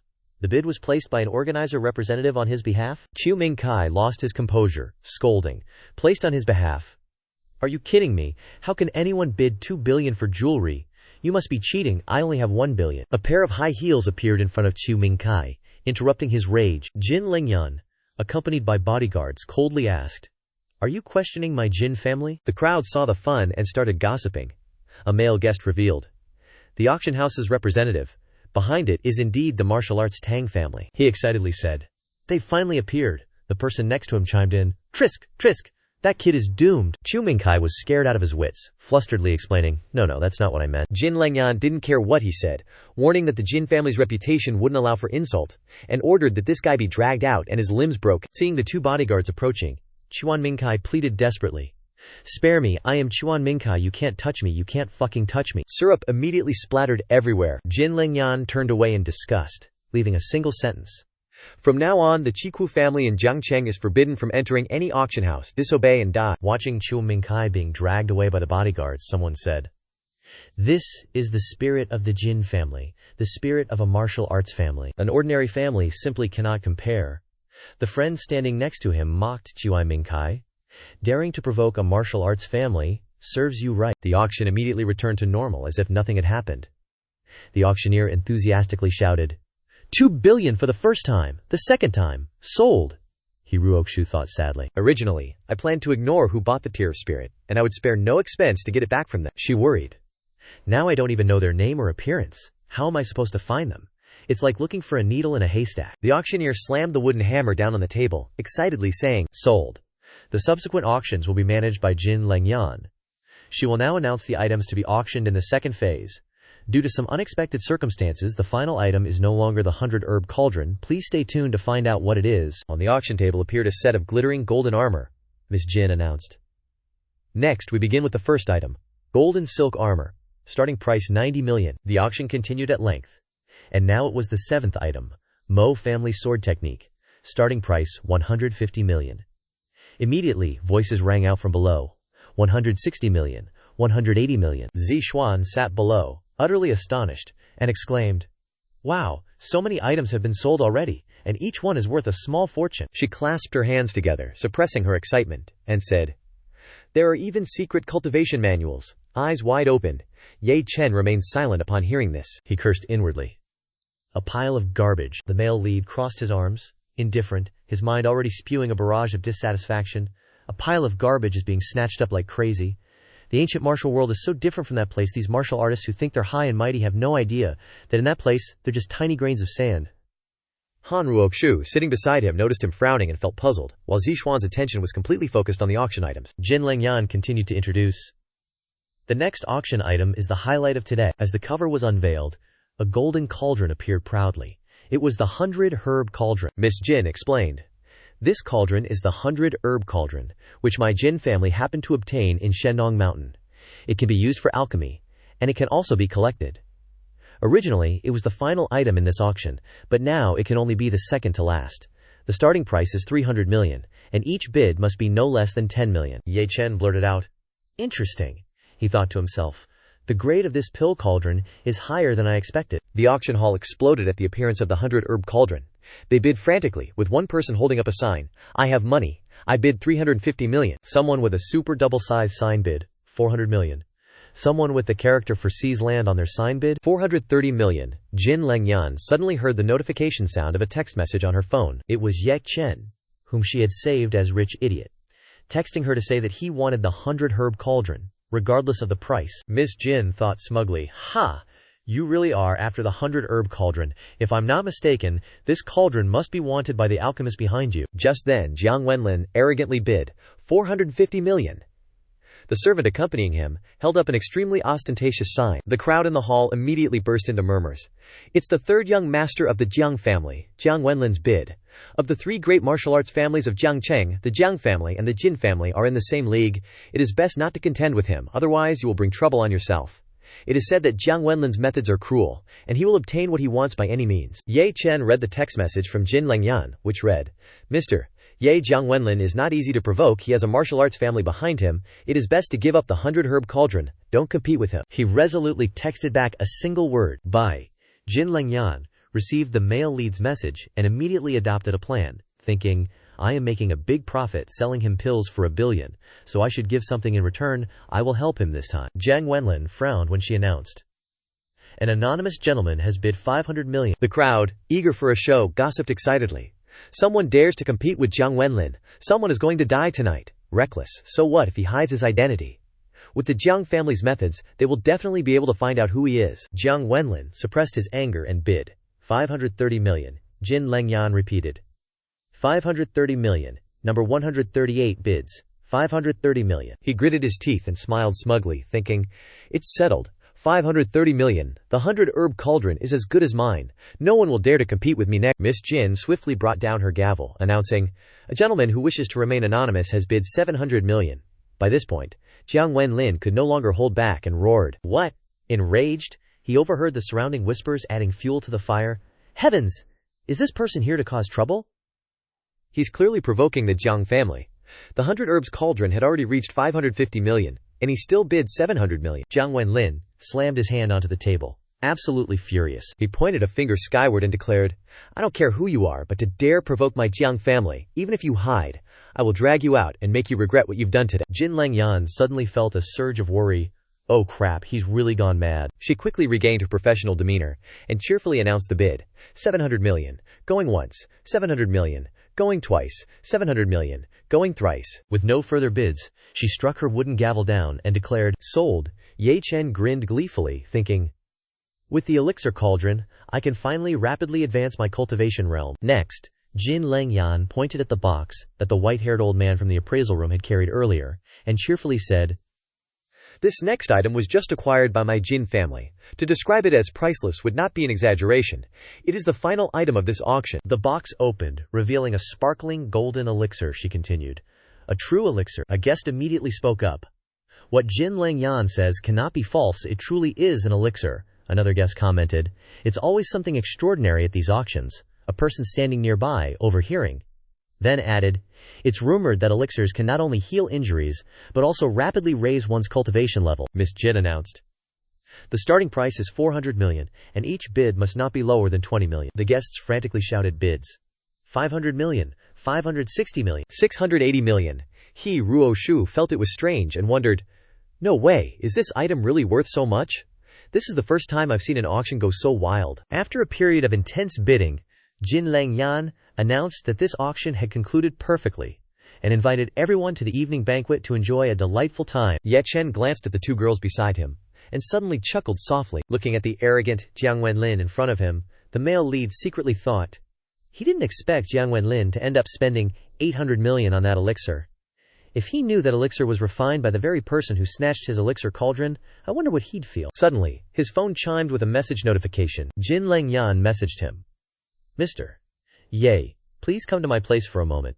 After my father learned about you, he asked me to offer you some compensation. He, Ruo Shui, said to him, Ye Chen, we're not attending the evening banquet anymore, let's head back together. Oh right, didn't you say you had $1 billion? How come I didn't see you buy anything throughout the entire event? The male lead casually replied, nothing caught my eye. She then turned to Zhao Zixuan and said, I need to go to the restroom. He mused to himself, I wonder what kind of compensation Jin Langyan will offer me. At Tiangxi Hotel, in room 001, Jin Langyan cheerfully handed over a black card, saying, Mr. Ye, this card contains 1.5 billion. It's what my father told me to compensate you with. After all, that selling price was quite unfair to you. Of course, the Jin family's favor still counts. He immediately took the card from her hand. After putting the card into his pocket, the male lead said, I didn't come to you for money, I only came to collect the 100 herbs cauldron, she replied. To ensure its safety, please leave your address and phone number, Mr. Ye, I will personally send someone to deliver it tonight. Jin Langyan then cheerfully asked, Oh right, Mr. Ye, will you be staying for the evening banquet? My father wishes to invite you to dinner. He immediately replied, No need, Miss Jin questioned, but before she could react, Ye Chen had already turned his back and waved goodbye, saying, I won't be staying for the evening banquet, my friend has already cooked at home, and I'm not very used to eating out. He merely uttered a quick goodbye and left straight away. Jin Langyan stood behind, perplexed, unsure how to explain the situation. She thought to herself, does this brat not realize my father invited him to dinner purely to save him? He's offended the Jiang family. Without powerful protection, he's surely doomed to die. Watching the young man's retreating figure heading out the door, she softly sighed. Alas, the Jin family offered you a chance, but you didn't cherish it. If anything happens, don't blame us. On the 5th floor of Tiangxi Hotel, in room 001, the scene here was like hell. Guards, bodies lay scattered in pools of blood. A young man was operating on a computer screen. Blood splattered everywhere on the floor. A clear sign of a horrific massacre. Elsewhere, Jiang Wenlin was admiring the elixir in his hand. He happily said, I didn't expect such an unexpected joy today. This elixir is exceptionally pure, completely different from the elixirs my Jiang family has collected. Fascinating. Master Ma said to Jiang Wenlin, Young master, according to Dang Wen's calculations, the refining time should be within 10 days. Hearing this, he asked in surprise, Oh, I wonder where the Jin family got it from. They're willing to use such a good elixir for auction. Could it be that they've grasped the source of some elixir? Master Ma replied. Very likely. If the Jin family really grasps the source of the elixir, they will definitely rise to prominence and surpass our Jiang family by a mile. The young man who had appeared in the surveillance room earlier ran in and reported, Young master, the surveillance footage is out. Through the screen, the young man revealed that Jin Langyan had only met with this man alone today. He must be the one who stole the 100 herbs cauldron, and the Jin family's elixir most likely came from his hands as well. Young Master Jiang gritted his teeth and replied, He even dares to touch the Jiang family's things. A cruel smile bloomed on his face. He announced, I'll show you what it means to have a death wish. Outside the hotel, Zhao Zixuan said to Ye Cheng and Han Ruoxu, Well then, goodbye here. The male lead spoke up. Zixuan, wait a moment. He thought to himself, with the Di Yun of the Zhu family, Zhu Zixuan should have a driver whenever she goes out, but now she's fallen to the point of having to call a taxi. He placed his hand on the little girl's shoulder and gently asked, What exactly happened to the Zhu family? She looked away in confusion, replying, Mr. Ye, no, nothing. Ye Cheng said, Give me your phone. Zixuan was surprised and obediently complied. She looked at him in confusion as he tapped away at the screen. A moment later, the male lead handed the phone back to her, instructing, I've saved my phone number, call me if anything happens. If I can help, I will. He thought to himself, Zhuo Rende helped me a lot. I can't abandon the Zhao family in their time of need. Then Ye Cheng said, We're leaving? Then he turned and walked away. Zhu Zixuan teared up with gratitude. Hugging the phone to her chest, she uttered the words, "Thank you." After walking for a while, Han Ruoshu mocked Ye Cheng. "Why does that kid keep calling you Mr. Ye?" "So awkwardly formal," he replied. "Just calling randomly. They all call me that for show." Chen Nanzheng felt that something was wrong. Han Ruoxu noticed that he suddenly stopped and asked, "What's wrong?" He pointed to a coffee shop across the street, saying, "I suddenly really want to drink coffee. Go in there and order a cup. Then wait for me," she asked again. Now, Han Ruoxu wondered. I'll go in and wait for you." "What do you want to do?" Ye Cheng replied vaguely. "I'm going to the restroom. You go sit down. I'm paying today. Order whatever you want." Han Ruoxu felt confused, asking again, "Isn't there a restroom in the coffee shop?" He answered, "Nonsense. That's too gentle, not strong enough."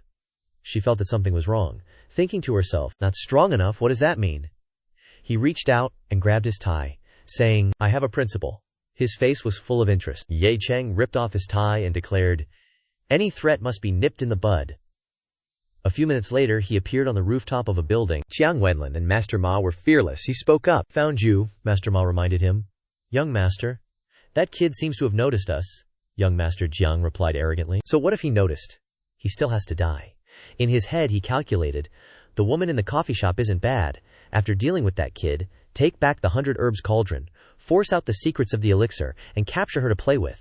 Suddenly, a hand appeared next to him with the force of thunder. Ye Cheng had approached, without anyone noticing. Using one hand to grab directly onto Jiang Wenlin's head, he asked, "Really?" Master Ma shouted in fear. "That's a sneak attack, no martial ethics." He immediately adopted the stance of Wing Chun, saying to Ye Cheng, "Daring to attack this young master, you must die today." Master Ma flew into the air, shouted Electric Whip. The male lead excitedly pressed Jiang Wenlin's head down, causing him to scream, "What are you doing, Aya?" Suddenly, Master Ma felt an incredibly powerful murderous aura approaching. He thought to himself, "Not good." Ye Cheng's fist struck him directly in the head. Master Ma's last thought was, "Careless, didn't dodge." Jiang Wenlin, seeing that he sent his subordinate to meet his ancestors with a single blow, was scared out of his wits, thinking, "Master Ma, he was a half-step powerhouse, he was killed in an instant." Seeing the master he respected now lying face down on the ground, Jiang Wenlin exclaimed loudly, "Master Ma!" Ye Cheng glared with murderous eyes and growled, "You're next." Even though he was terrified, Jiang Wenlin still threatened fiercely, "Boy, daring to kill my servant, have you thought about the consequences?" Relying on his background, he shouted loudly, "Kneel down immediately and agree to be a dog by my side, Jiang Wenlin." Without a word, Ye Cheng simply raised his hand, accumulating a powerful purple energy. Jiang Wenlin was still hallucinating, ranting, "I can spare your life, guarantee you future glory." Before he could finish speaking, Ye Cheng's strike landed directly on his head. Watching Jiang Wenlin fall limp to the ground, Ye Cheng murmured sarcastically, "Idiot?" After finishing, he turned his head and asked, "How much longer are you going to watch?" A brown-haired man immediately bowed and saluted. "Mr. Ye, please spare me. I am Jin Qian, of the Jin family." Jin Qian thought to himself, "Protect this monkey. This man's strength is at least 10 streets ahead of me. Am I worthy to protect him?" He recounted the situation. "The young lady discovered that the surveillance room had been invaded, so she sent me to protect you." Hearing this, Ye Cheng smirked in satisfaction. "Jin Lingyan, she has a good heart, but I don't like others interfering in my life." Ye Cheng turned away coldly and instructed softly, "Tell her to not do unnecessary things." Jin Qian quickly replied, Yes, I will definitely relay the message." He hesitated and called out, "But there is something I don't know whether I should say or not." Ye Cheng tilted his head and said, "Speak." Hearing this, Jin Qian said, "Mr. Ye is powerful and has likely reached the Grandmaster realm, but the Jiang family's influence is vast. The Jiang family head, Jiang Baoguo, is ranked 514th on the Huaxia Grandmaster list. Jiang Wenlin is Jiang Baoguo's son. Killing him may bring trouble upon you." Ye Cheng wondered in confusion. "Grandmaster list, what is that? And there are over 500 names ranked ahead of Jiang Baoguo. It seems the ancient martial artists of Huaxia are not as simple as I thought." He waved goodbye and softly said, "Thank you for the reminder, farewell." Ye Cheng thought to himself, "No matter what, for the safety of Sun Yi and Xia Ru Shui, Jiang Wenlin cannot be spared. Leaving behind trouble is the stupidest choice." At the same time, the eldest young lady called Jin Qian, and he reported the situation anxiously. "Young lady, something big has happened. Jiang Wenlin is dead." Jin Lingyan rushed to the scene. Jin Qian recounted, "Jiang Wenlin, the third young master of the Jiang family, is really dead." Jin Lingyan worried, "This is terrible. This is a big deal. If Jiang Baoguo is enraged, The entire Jiang city will be shaken, she asked. Are you sure they were all killed by Ye Cheng alone, without any resistance? Jin Xian replied. Definitely. The old man among them had the strength of a half-step powerhouse. To be able to do this, only a grandmaster could. Qin Lingyan worried that a young grandmaster like that might have an alchemist backing him. Plus, the death of the third young master of the Jiang family, Jiang City, is afraid it is about to face a storm. Thinking this, Qin Lingyan gave the order. Dispose of the bodies, send someone with a clean background to deliver them to the Jiang family, and after they return, erase all evidence, including the person who delivered the bodies, she muttered to herself. This matter is beyond our Jin family's control. Doing this much, if the Jiang family still discovers it was Ye Cheng, we can only stand by and watch. At the same time, the Dada apartments were lit up amidst the silent night. Inside Sun Yi's apartment, all kinds of delicious food were laid out on the table. Sun Yi softly asked, Ru Shu, why aren't you eating? Is it not to your taste? Having just had a conflict with her family, Xia Rushu was not in the mood to enjoy the meal, so she replied, a little bit. At that moment, Yan Cheng thought to himself, asking Ye Lingtian about the Jiang family's grandmaster list seems a bit difficult to resolve. The tiered cultivation system at that time was divided into many ranks. The most prominent cultivators were in the spirit realm, followed, in order, by the true essence realm, principal integration realm, and Qi activation realm, origin opening realm, and body tempering realm. Ordinary practitioners, on the other hand, were further divided into grandmasters, force transformation grandmasters, the transformation realm, and those practicing internal force and external force. Ye Cheng thought so, but the reality was different, because Huaxia's ancient martial arts lineage was incomplete, which prevented further divisions into higher realms beyond grandmaster. In reality, there were also strength differentiations even among grandmasters, but because no higher realm beyond grandmaster was established, a grandmaster ranking was created to differentiate their strengths. I don't know what rank my strength would place on the grandmaster ranking, I'd only know after fighting. Ye Cheng took a bite of shrimp and continued to ponder. If Zhang Bao Guo, ranked 514, comes looking for me, after fighting a match with him based on his strength, I can roughly deduce my own strength among Huaxia's grandmasters. At that moment, Sun Yi spoke up. Xiao Chengji, our great beauty, Xia Ru Shui, is celebrating her birthday next week. Have you thought about what gift you want to give her? Ye Cheng casually replied. Why bother with gifts these days? Wouldn't a red envelope of 250 be enough? Hearing this, Xia Ru Shui couldn't help but get annoyed. She kicked Ye Cheng's leg. What? Xia Ru Shu pouted and said, you clearly mean you want to send 250. Ye Cheng then teased, didn't I get the number order wrong? How about sending 520? Hearing this number, Sun Yi couldn't help but be taken aback. Really sending 520, so their relationship is that good. Having no choice, Ye Cheng then said, 502. Is it okay if I send 502? Suddenly he received a message. Zhao Zixuan had contacted Ye Cheng. Mr. Ye, please save my grandfather. He was a bit confused. Zixuan was at the Zihao family compound. A luxurious car was parked right in front. Below were a group of people in black. Everyone's expression was grim, and they wore black suits and military caps. Seeing this scene, Yan Cheng immediately grew worried. The situation isn't good. As I approached the main gate, 3 guns were already aimed at me from above. What exactly happened to the Zhao family? Why is it related to military power? He thought to himself.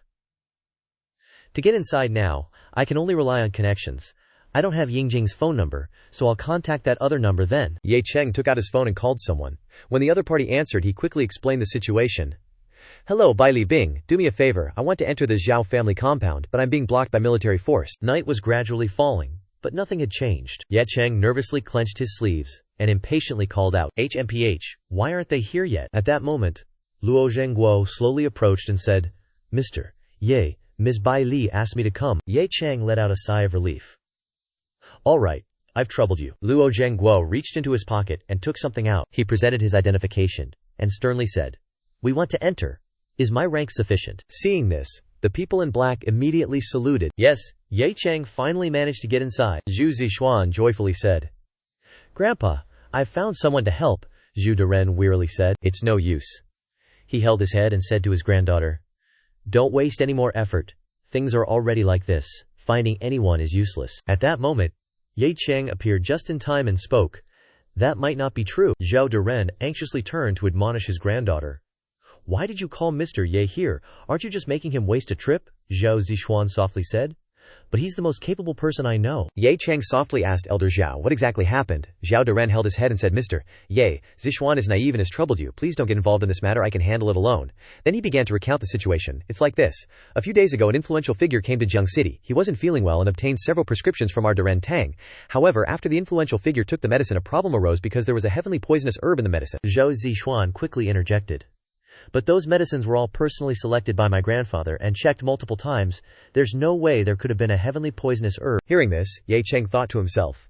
The Xiao family had no motive whatsoever to poison an unknown influential figure. It's very obvious, the medicine must have been swapped by someone. He then spoke up and asked, So what's his current condition? Zhao Deren replied helplessly. He's still in emergency care at the hospital. If something happens to him, not only will the Zhao family in Jiang City be ruined, but even the Zhao family in Jiangnan province will be implicated. Ye Chen quietly said, Which hospital? Take me there. As long as he still has a breath, I can save him. Hearing this, Zhao Deren's eyes widened in surprise, and a glimmer of hope rose in his heart. Ah, you can save people, Zhao Deren thought to himself. Sir Ye, as a martial Dao Grandmaster, is indeed formidable, but martial Dao Grandmasters are only skilled at killing, not saving people. Ye Chen impatiently said, This is your Zihao family's only chance. I'll say it one last time, take me there. After a while, they arrived at the hospital. The operating room lights were still on. The military personnel were all waiting outside. A man who appeared to be of high rank stood with his arms crossed, looking stern. At this moment, Luo Zhengguo said loudly, Make way. We need to go inside. Zhao Deren is also behind us. The man exclaimed in surprise. Zhou Deren. That old man, who spent his whole life concocting medicine, was utterly terrified and didn't dare to utter a word. The man furiously roared, You damn old man, you harmed my father and still dare to come here. Do you really think I'm easy to bully? I'll kill you right now. Ye Chen had already timely blocked his attack. Ye Chen sternly reminded him, Before the person inside wakes up, you have no right to lay a hand on him. Then, Ye Chen flicked his finger, pushing the opponent backward. The man sneered disdainfully, I wondered why you dared to come, so you found a grandmaster to back you up. So what? Huaxia doesn't lack grandmasters. Relying on him alone won't protect your Zhu family. At this moment there was a stir at the operating room door. 2 doctors walked out with dazed expressions, and the man loudly asked, How is my father? The doctor trembled and said, Please forgive us, Commander. The toxins have spread. We truly did our best. The commander's son immediately grabbed the doctor's collar and loudly cursed, Useless!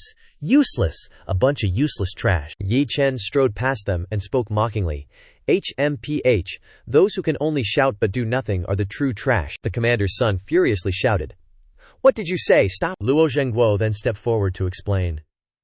Give Sir Ye a chance. Perhaps he can save the commander. If he fails, I will answer to the military court, attesting that a capable individual was present. The commander's son was slightly surprised. Luo Zhengguo, why is he here? The commander's son crossed his arms and said, All right, I'll trust you this once, but if he fails, not even Bai Li Xiang will be able to protect you, he thought to himself. Luo Zhengguo has always been cautious in his work. If he said that, then perhaps that kid truly has some skill. The operating room fell silent once more. Yang Chen began to observe the commander's body, noticing that the death kia had already seeped out. Observing the current situation, Ye Chen thought to himself, This old man's will is incredibly strong. If it were anyone else in this state they would have long been dead, yet he still has a breath left. Ye Chen thought, Consider yourself lucky to have met me. With that, he clenched his hand tightly. Then Ye Chen opened his hand and began to unleash his skill. A stream of healing green energy immediately enveloped the entire room. Yan Chen shouted, Dan Qi, enter the needles. Following that, he channeled his energy into the victim to begin detoxification. A blue-green energy quickly enveloped the chief's body, weaving its way into his internal organs. After 5 minutes, the operating room lights were still on. Ye Chen sighed in relief. Whew, detoxification complete. I think he'll wake up soon. He observed for a moment and remarked, But then again, on this old man. Ye Chen turned away and muttered to himself, I can consider this a good deed for the country. Suddenly, a voice called out, Divine Doctor, hold on. Ye Chen, startled, and turned around. What? He didn't expect the chief to recover so quickly. He woke up too fast? The chief struggled to sit up and weakly said, Divine Doctor, I implore you to tell me your esteemed name. Ye Chen replied, No need. I saved you only because of someone else, not specifically for you. Just remember 2 things. He turned his back and spoke. First, the poisoning has nothing to do with the Zhuhao family. You must clear up the misunderstanding, Ye Chen added. Second, the poison you ingested is a chronic one, and you've been taking it for over a month. Given your status, outsiders couldn't have done this. Clean up your own house first, the chief said, in a low voice. Thank you. That was that. Ye Chen confidently opened the door. Seeing him, everyone exclaimed, He's out. The chief's son angrily yelled, I thought you actually had some skill. You were only in there for 5 minutes before coming out. Are you kidding me? The chief staggered out of the operating room and said, Stop it. Seeing the current situation, his son was shocked and exclaimed in astonishment, Dad. The doctors also couldn't believe their eyes. The chief is alive again. Heavens, he's really alive. Luo Zhengguo muttered to himself from behind. So powerful, the operating surgeon said in disbelief. Am I dreaming? He was just lying there. Now he can stand up. The chief smiled and said, If it weren't for him, you all would have been preparing a coffin for me. I never thought I'd meet a divine doctor in my lifetime. Hearing this, his son turned around and said softly, Young man, no, divine doctor, I'm sorry, I apologize to you. Unexpectedly, Yi Chen had already made a quick escape. The chief's son looked around, bewildered.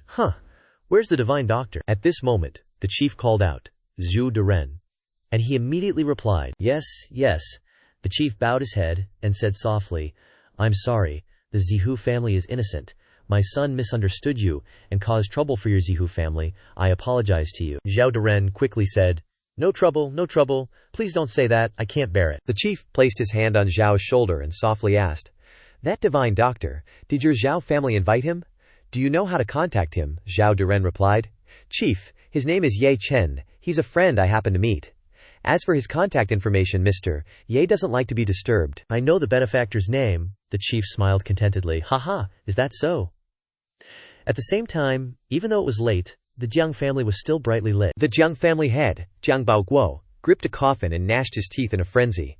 Who exactly is it who dared to kill my, Jiang Baoguo's, son? The young master of the Jiang family said softly, Father, it's still under investigation. We only know that when Wenlin was attending an auction, he took a fancy to a pill furnace that was snatched away by a mysterious person. Not long after, Wenlin died. Jiang Baoguo ordered, Investigate every single person at the auction. Remember, every single one. The young master of the Jiang family replied, Understood. Jiang Baoguo clenched his fist, his eyes blazing with hatred. Even if I have to turn Jiang City upside down, I will find the culprit. I want him to die. I want him to see everyone beside him die a miserable death. In the quiet of the night, Ye Chen was on his way back home. His phone suddenly rang. Ring ring. Ye Chen answered the phone and asked softly, Shen Haihua, what is it? The other end of the line quickly got to the point. Mr. Ye, the affairs of the Tianzheng Corporation are basically settled. Will you be the legal representative or should we arrange someone else? Also, the news of the Tianzheng Corporation will spread throughout Jiang City at most tomorrow. Will it have any impact on you? Ye Chen smirked indifferently. What's there to worry about? Now I don't need to hide anymore. I'll just use my own name. I want to tell everyone in Jiang Cheng. Ye Chen, I'm back. After a while, Ye Chen dropped by the villa. Jin Qian said happily, The 100 herb cauldron and star tier have been delivered. Please inspect them, Mr. Ye. Ye Chen checked the treasures and smiled in satisfaction. Excellent, he thought to himself. With this efficient pill cauldron, my pill refining will be at least 100 times better. At that moment, Jin Qian whispered worriedly, Oh right, Mr. Ye. The young miss told me to relay a message to you. The Jiang family's anger level is beyond our expectations. They've started investigating everyone who attended the auction, and it won't be long before they investigate you, he continued. The young miss has arranged a private jet. As long as Mr. Ye is willing, we can immediately take you to Sanya. We have assets there that the Jiang family's reach hasn't extended to yet. Ye Chen then said, I appreciate Jin Lingyan's good intentions, but I won't leave. It's actually a good thing if they come to deal with me. Hearing this, Jin Qian couldn't help but be shocked. Heavens, does Mr. Yi really intend to confront the Jiang family head-on? How is that possible? Ye Chen quickly ushered him out. You should go back first. I have my own plans regarding the Jiang family. No need to see me out. Jin Qian immediately replied, Yes. Back in the villa, Ye Chen put his hands in his pockets and muttered to himself, Next, we'll use this 100 herb cauldron to refine the Azure Spirit Pill and see how effective it is.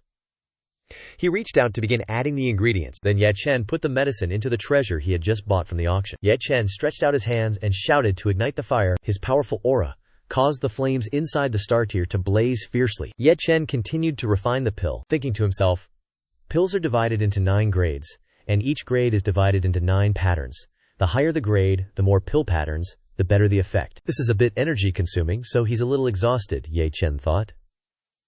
The Azure Spirit Pill is a 3rd grade pill used to refine spiritual energy and increase cultivation speed. I wonder if I can refine pill patterns with the 100 herb cauldron. After a while, a strong blue light emitted. Forcing Ye Chen to shield his eyes, he exclaimed in joy, "The light is so strong, it's a success." A pill flew out of the star tear. Ye Chen cheered happily. "The azure spirit pill is refined." Then he reached out and pulled the pill towards him. The pill quickly flew over, holding the pill in his hand. Ye Chen realized, "This is a 3rd grade, 7-pattern pill. The quality is excellent," he thought, based on what I thought. At most, a 3rd grade, 3-pattern pill. This has completely exceeded my expectations. After all, the medicinal ingredients I used are not considered high grade, so there's no way I could refine a 7-pattern pill. Ye Chen looked at the new treasure and thought, "Could it be this 100-herb cauldron?" he murmured. "If I'm not mistaken, it must be that the 100-herb cauldron enhances the medicinal properties. That's the only explanation." Ye Chen happily embraced the star tear. "It seems like I got a bargain this time. This 100-herb cauldron is a true treasure no matter where it is." What a windfall. Ye Chen then chewed the azure spirit pill and said, "Let's begin cultivation." As soon as he swallowed it, a huge force enveloped Ye Chen's body. He looked around in surprise and checked his stats. After a period of closed-door cultivation, Ye Chen realized he was about to break through. At that moment, a stone flew out of his pocket. Ye Chen was still focused on cultivating, and a golden light, with a powerful force, enveloped the entire room. Ye Chen shouted, "Ah!" Immediately, energy gushed out of his eyes and mouth, and a dazzling light appeared. Ye Chen cheered with joy. Breakthrough, 6th level of the origin opening realm. He checked his cultivation, and a satisfied smile spread across his face. "Haha, the effect is great. Keep refining pills. Keep going." Just like that, Ye Chen continued cultivating until dawn, engrossed in the alchemy room. He muttered to himself in surprise, "In just one night, I broke through 2 realms. How is that possible? Even with a 7-veined azure spirit pill, it shouldn't be this effective." Only then did Ye Chen notice the stone above his head. "Oh, could it be because of you?" He quickly reached out and touched it. Ye Chen murmured, "Holding it now, it feels a bit different than before. Let's go into the Samsara burial ground and see." With that, Ye Chen quickly entered the burial ground, a place surrounded by an extremely somber atmosphere. A stele glowed with a sharp aura, clearly displaying 6 characters. Luo Yuntian, of the Slaying Fist sect. Ye Chen thought to himself, "It must be because my cultivation has increased that I can now see different things. I can now sense that, whenever I want, I can activate this stele, and then this Luo Yuntian will appear," Ye Chen continued. "At the same time, I can also sense that he can only appear once. After this activation, his stele will be destroyed. This is an extremely precious last resort, only to be used when absolutely necessary." At this moment, the sun had reached its peak. Inside the metropolis apartment, Sun Yi exclaimed in surprise. "Yikes!" Jia Rushu, having just finished showering, ran over anxiously. "What's wrong? What happened?" Sun Yi panicked. "Look, it's the news from the TV station. News Center. Domestic news. Content. The Tianzheng Group, which disappeared 5 years ago, is about to return," Xia Rushui muttered to herself. "The Tianzheng Group. I seem to have heard of it somewhere." Sun Yi was so stunned that sweat poured down like rain. The Tianzheng Group was founded single-handedly by Ye Cheng's father back then. Then, for some unknown reason, it disappeared. Now it's coming back. Could it be? Xiao Rushui suddenly exclaimed. "Wait, the news says the legal person is Ye Cheng." The screen clearly showed the legal representative, Ye Cheng. Xiao Rushui was a little bewildered. "Is it the Ye Cheng we know? He said he wanted to start a company. It's true. I mistakenly thought he was doing it to rebel against his mother. Oh my god." At the same time, a very serious meeting was taking place in the Chu family. Chu Shuran seemed unable to believe her eyes. The Tianzheng Group is back, and the legal person is Ye Cheng. How is that possible? Could it be that he's not dead? What does he want to do? Just then, Old Master Chu spoke. "The investigation results are in. The Ye Cheng who registered as the legal person of the Tianzheng Group is that useless Ye family member who fell into Dongqian Lake last year." He projected a photo of Ye Cheng's ID onto the screen and added, "This is his registration photo." Recognizing that familiar face, Chu Shuran exclaimed in shock, "No, it can't be. That ancient martial artist is him. He is Ye Cheng. He really is Ye Cheng. How could the useless Ye Cheng become an ancient martial artist?" Old Master Chu solemnly said that the appearance of the Tianzheng Group was not scary. What was scary was that the Tianzheng Group was built on the Qing He Group, and Zheng Jingming of the Qing He Group died a few days ago. Even the Qing sect behind him was wiped out. He stood up, slammed the table, and said loudly, "What does this mean? The Tianzheng Group is built on a pile of corpses. Such power is enough to pose a threat to our Chu family. We must find out who is protecting the Tianzheng Group." Chu Shuran fell silent for a moment, lost in a jumble of thoughts. Old Master Chu suddenly turned. "Shuran, I almost forgot. The Ye Cheng seemed to have feelings for you back then, didn't he? Don't worry, he's not worthy of our Chu family. This time he's being pushed out. I'm afraid he's just a puppet. There are others behind him. At this time, a man reported. Just investigated the latest information. Behind Ye Cheng is Shen Haihua of the Bei Ming Group. The entire Tianzheng Group was built by Shen Haihua. But Shen Haihua had cancer before. I don't know how he came back to life. Old Master Chu sneered contemptuously. Looks like he's gone senile, even daring to name it the Tianzheng Group. I want to see how he opens tomorrow, looking at the entire Jiang city. As long as they have brains, no one will come to support him. The Xia residents had also quickly updated the information. Madame Xia said with disdain. Ye Cheng, Ye Cheng, you think setting up a Tianzheng Group can shake the position of my Xia family? Dream on, she sneered, thinking, it seems I have to let you see reality clearly. Madame Xia ordered, Xia Jun, send out a message. Tomorrow, the Tianzheng Group is opening. Whoever dares to go and support them with flowers, any business or person will become an enemy of my Xia family. Xia Jun replied, yes. He thought to himself, Madame wants to crush an enterprise, pushing the Tianzheng Group to its doom with the authority of the Xia family. Tomorrow, the Tianzheng Group will surely be bleak, and even Shen Haihua's Bei Ming Group will be implicated. The sky was gradually getting late. Ye Chen was still engrossed in cultivation within the villa, a golden aura enveloping his entire body. By the time Ye Chen noticed his phone ringing incessantly, the screen displayed a notification, Shen Haihua, calling. Ye Chen quickly answered the call and said, Shen Haihua, what's wrong? Shen Haihua hurriedly said, we're done for. The Jia family and the Chu family are both spreading news that they want to block the Tianzheng Group's path to survival. He continued. Even the remaining 3 major families of Jiang Cheng, the Zhao family, the Lu family, and the Wan family, have all expressed their support. Tomorrow, no one will dare to come and support the opening, because that would mean offending the 4 major families along with the Xia family of Jiangnan province. Even my Bei Ming Group will be implicated, and the stock price will plummet. Ye Chen calmly said. This is within expectations, Shen Haihua exclaimed in panic. How can you not be worried at all? This isn't simply a matter of whether they come to support or not. In the future, no one will dare to cooperate with us. Or should we change the opening date? Ye Chen smirked and said, why change it? If they want to oppose, then let them oppose to the end. Everything is already within my grasp. Leave the rest to me.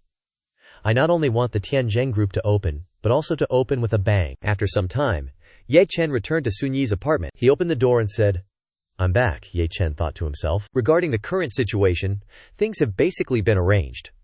Although Ye Lingtian really wanted to show his face, I still refused. He is more suitable to hide in the shadows. Suddenly, he was startled to see his 2 wives anxiously watching the news. Sun Yi softly asked, where have you been these past 2 days? Why haven't you contacted us at all? Xiaoru Shui still couldn't believe it. The Tianzheng Group is really yours, Ye Chen said embarrassedly. You could say that. After all, it's my father's business. I can be considered as inheriting my father's enterprise. Xia Rushu suddenly hugged him tightly, much to Sun Yi's surprise. Xia Rushui said with tears in her eyes, I'm sorry. I didn't expect my mother to use the Xia family to block the Tianzheng Group's path to survival. I made many phone calls to beg her, but she was unwilling to let go. I'm sorry. She was lost in her own illusion. Ye Chen worked so hard to build a business to oppose the Xia family. But it's being blocked. I'm really sorry to him. It's all my fault. Ye Chen patted Xia Rushu's head and softly said, don't blame yourself. It's not your fault. He even teased. If you feel guilty, then give me a kiss. Consider it as giving me some comfort. Suddenly, Ye Chen was completely stunned by Xia Rushui's actions. She unhesitatingly placed a kiss on his cheek. Xia Rushui shyly asked, is that comforting enough now? Ye Chen couldn't help but be shocked. Wow, you really kissed me. Sun Yi, who was beside them, was already teary-eyed. So they have this kind of relationship. Ye Chen nonchalantly gave a thumbs up and said, it can be considered a very good comfort.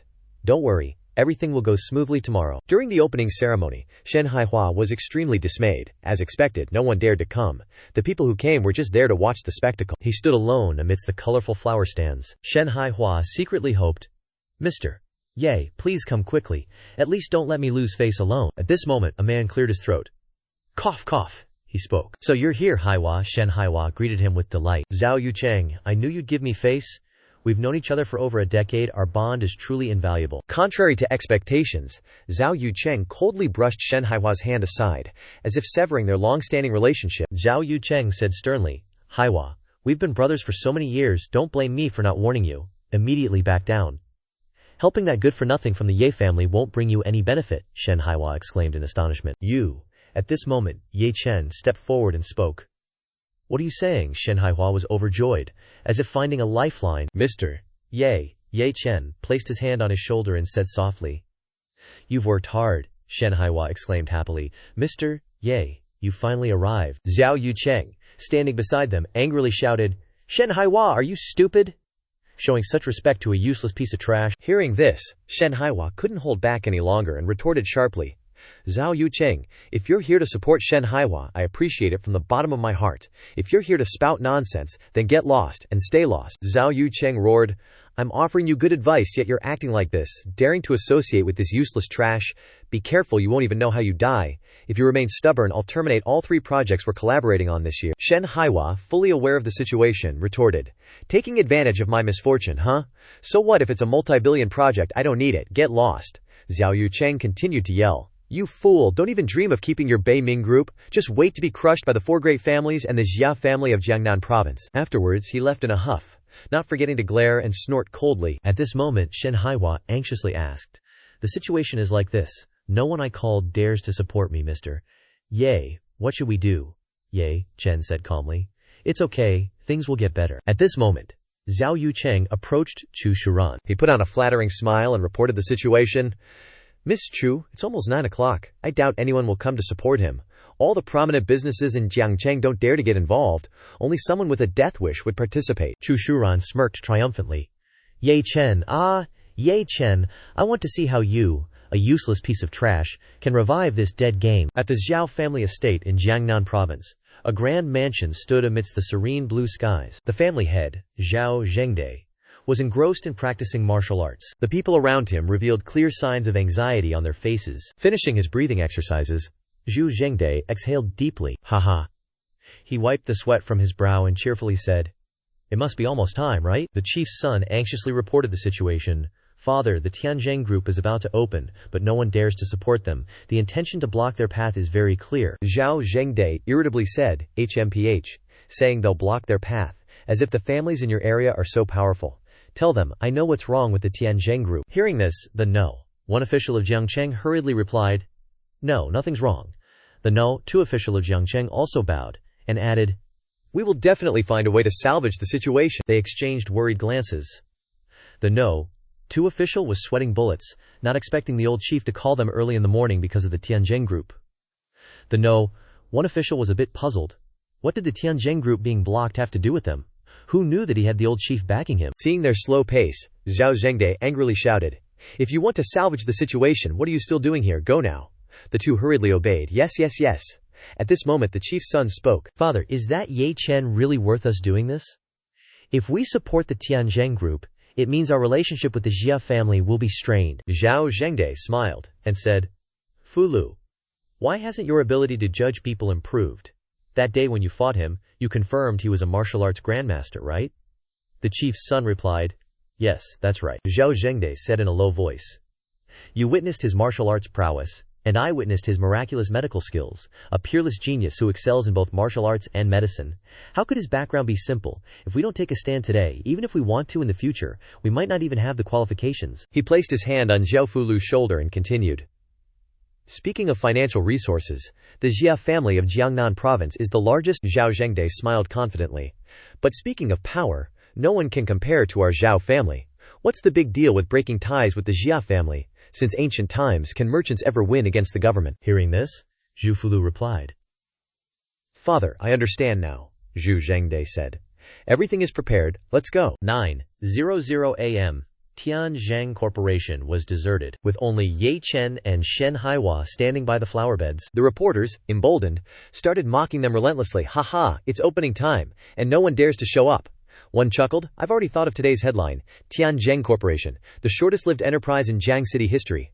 Another chimed in, "I've got one too. Tianzheng Corporation's dismal opening, not even a flower is offered." A third sneered, "Check this out, the shame of Jiang City Enterprises. How did Tianzheng Corporation manage to achieve this?" Zhao Yucheng and Chu Shuran stood outside, observing the scene with amusement. Chu Shuran said smugly, "No need to waste any more time, no one's coming. Zhao Yucheng, let's go." Suddenly she sensed something was off. From afar, 2 breathtakingly beautiful women were walking side by side to attend Tianzheng Corporation's opening.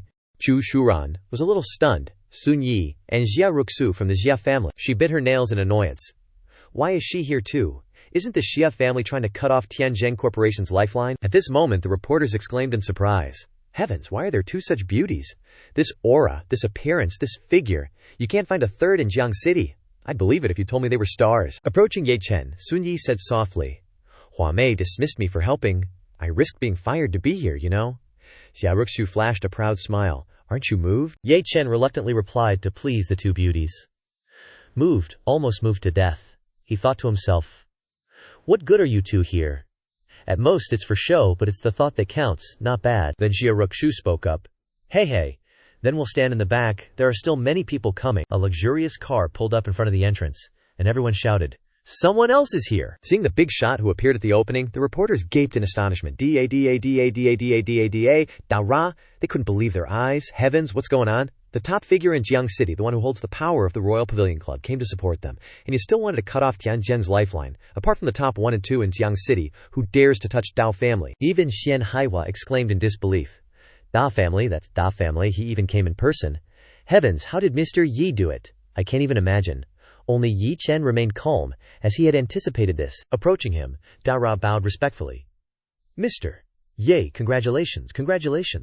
In the future, Tianjin Corporation will surely have wealth flowing in like water, and be filled with good fortune. Ye Chen smiled with satisfaction. Thank you. Xia Ruxu, standing behind, could only stare in shock. This is Dan family, the patriarch of the 4 great families in Jiang City. Even seeing him, you have to bow.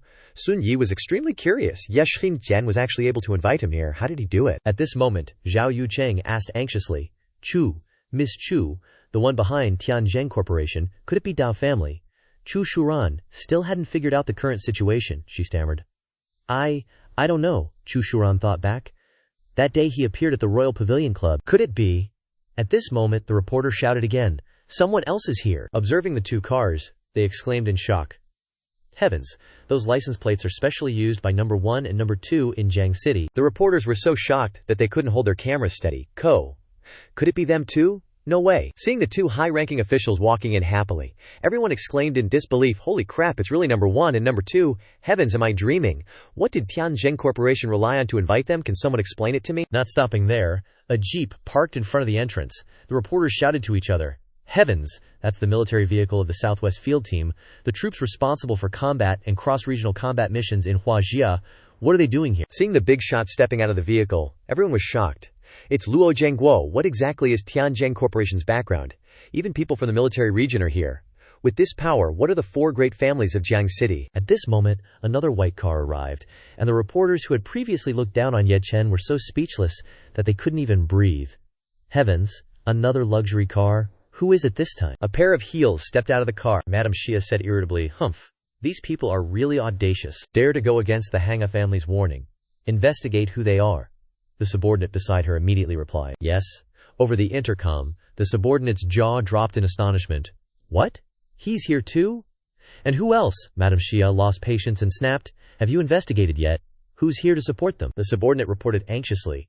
Currently, there's the Tuo family from the Imperial Glory Club, number 1 and number 2 of Jiang City, along with Luo Zhengguo, who has military backing. Rumor has it that behind the Tuo family is the Jiangnan king, and behind Luo Zhengguo is Commander-in-Chief Bai Li Xiang of the military region. But it's unclear if their support is their own idea or the idea of those behind them. Hearing this, Madame Xia pondered, I know both the Jiangnan king and Bai Li Xiang. They wouldn't care about a small Jiang City business. Ye Chen and Shen Haihua aren't qualified to contact them. But to get the Tuo family and Luo Zhengguo to support them, the Tianjin group must have some ability. I underestimated this. Ye Chen. Madame Xia stroked her chin and said softly, But daring to defy the Ha family comes at a price. I can't easily touch the Tuo family and Luo Zhengguo, but number 1 and number 2 of Jiang City should retire. The subordinate immediately obeyed. Yes, madam. Madame Xia proceeded towards the opening ceremony and instructed, Bring our things, and give the Tianjin group a big gift. The subordinate obediently followed behind. Yes. Seeing the new guest arrive, the reporters were all agape. Isn't that someone from the Hacha family? Are they here to support them too? What's going on? Is the Hacha family scared by this lineup? Arriving in front of Ye Chen, Madame Xia said quite gently, President Ye is indeed a talented young man. I originally intended to give flower baskets, but the flower shop sold out. She continued, I can only bear to share and give you a gift I've collected. Its name is... Looking at the gift Madame Xia prepared, everyone was shocked to their core. A wealth-scattering boy. Seeing this, the reporters burst out laughing. I knew it. How could the He family be afraid? Gifting a wealth-scattering boy at an opening, that's a major taboo. At this moment, Xia Rushui angrily exclaimed. Mom, you're too despicable, Sun Yi beside her also added. That's right. How can you give such an unlucky thing? Madame Xia glared at her beloved daughter Xiao Shu. Do you still have the Ha family in your eyes, standing on the side of outsiders? She threatened. And General Manager Sun, as the General Manager of the Huamei Group, instead of working, you're appearing here. Starting tomorrow, you don't need to come to the company anymore. Hearing this, Sun Yi remained firm and said, If I'm fired, I'm fired. Who cares about your Ha family's crappy business? Don't act like I can't quit. Madame Xia angrily shouted. This girl, teach her a lesson. The subordinate immediately rushed forward. Yes. He threw a punch at Sun Yi. She was so frightened that her face turned pale. However, Ye Chen managed to stop him in time. He growled, If you dare touch her, I don't mind seeing blood at the open. Suddenly, a loud laugh rang out, attracting Madame Xia's attention. Ha ha, the Ha family is truly mighty, Zhao Fulu said sternly. Could it be that the Ha family alone can cover the sky in Jiangnan? The Tuo family couldn't help but be astonished. It's Zhao Fulu, as expected of the palace lord. To be able to invite him, Luo Jingguo beside him only quietly smiled in satisfaction. At this time, Xia Rushu whispered, How do you know Zhou Fulu? He's the son of the Zhou family's patriarch, and he came in person. Receiving the information from her, Ye Chen simply replied, So his name is Zhou Fulu. I almost fought him last time. Zhao Fulu said cheerfully.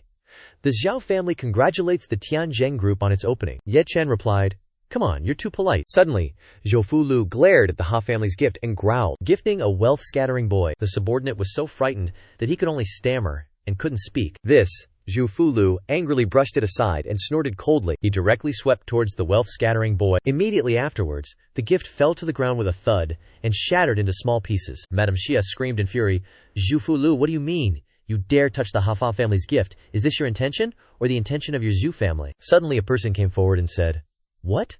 Can't Fulu represent our Zhao family? His appearance shocked Madame Xia. Zhao Zhengde asked in a low voice, Does this old man have to show his face? Seeing the big shot had arrived, Madame Xia could only stammer, Old Zhao? She thought to herself. It's over. How did even he come? Zhao Zhengde put his hand on Ye Chen's shoulder and said, Ye Chen is my friend. If your Ha family dares to make things difficult for him, my Zhao family doesn't mind doing something. Of course, the premise is that your husband, Ha Hongye, has the guts to antagonize the Zhao family. Madame Xia seemed unable to believe the situation unfolding before her eyes. The Jiang City Committee, the Luo family, and even Luo Jingguo himself, I could disregard them all, but not Elder Zhao. It's not to the point where I absolutely cannot risk offending him. The Zhao family primarily focuses on business. There's no way we can contend with the Zhao family, who wields such immense power. Considering all options, she could only click her tongue. Madame Xia immediately turned around. Let's go! Her subordinate anxiously followed, saying, Madam. At this moment, Ye Chen clasped his hands in a respectful salute. Thank you, Elder Zhao, Zhao Zhengde boisterously replied. Ha ha! It was you, Mr. Ye, who pulled me back from the gates of hell, so I should be the one thanking you. Watching the lively and bustling scene, Chu Shuran could only stand there dumbfounded, anxiously thinking to herself, the Tangxia families of Jiangnan province have actually fallen. That good-for-nothing Ye Chen is no longer just a nobody. Even the Zhao family is backing him. My Chu family no longer has the right to touch him. Seeing his backer turn and leave, Zhao Yucheng hurriedly called after her. Aya, Miss Chu, please don't go. What am I going to do? Chu Shu ran coldly kicked him. Zhao Yucheng was sent flying far away and cried out miserably. Ouch! He lay sprawled on the ground. He trembled with worry. The Chu family has abandoned me. It's over. Everything's over. Suddenly, Zhao Yucheng remembered something. No. That's not right. I still have hope. He brazenly ran over to strike up a conversation. Hai Hua, my brother, I apologize to you. I'll tell you everything. Zhao Yucheng tearfully clung to his old friend's leg. Hai Hua, I consider you my blood brother. You won't blame me, will you? Everything I did was at the Chu family's instruction. It was all the Chu family's doing. Shen Haihua, who already knew his true colors, immediately kicked him squarely. An opportunist like you dares to call yourself a brother to Shen Haihua, get lost. Seeing Zhao Yucheng fall flat on his face, everyone couldn't help but burst into laughter. Haha. Watching Zhao Yucheng flee in tears, Shen Haihua merely let out a cold snort. Ye Chen placed a hand on his shoulder and said, Haihua, well done. Then he raised his head and announced loudly, Next, let our grand celebration begin. Fireworks immediately shot up into the blue sky to celebrate the corporation's opening day. The reporters buzzed amongst themselves. The rest of the party is only for the bigwigs. We don't have the right to go in anymore, one person thought. But witnessing this historic moment isn't a loss at all. Some were only interested in personal gain, hee-hey. With so many important figures attending, these photos will definitely sell for a good price. Suddenly, A group of stern-faced people arrived. The security personnel sternly stated, "Please stop right there. We have received orders from the National Security Bureau's superiors.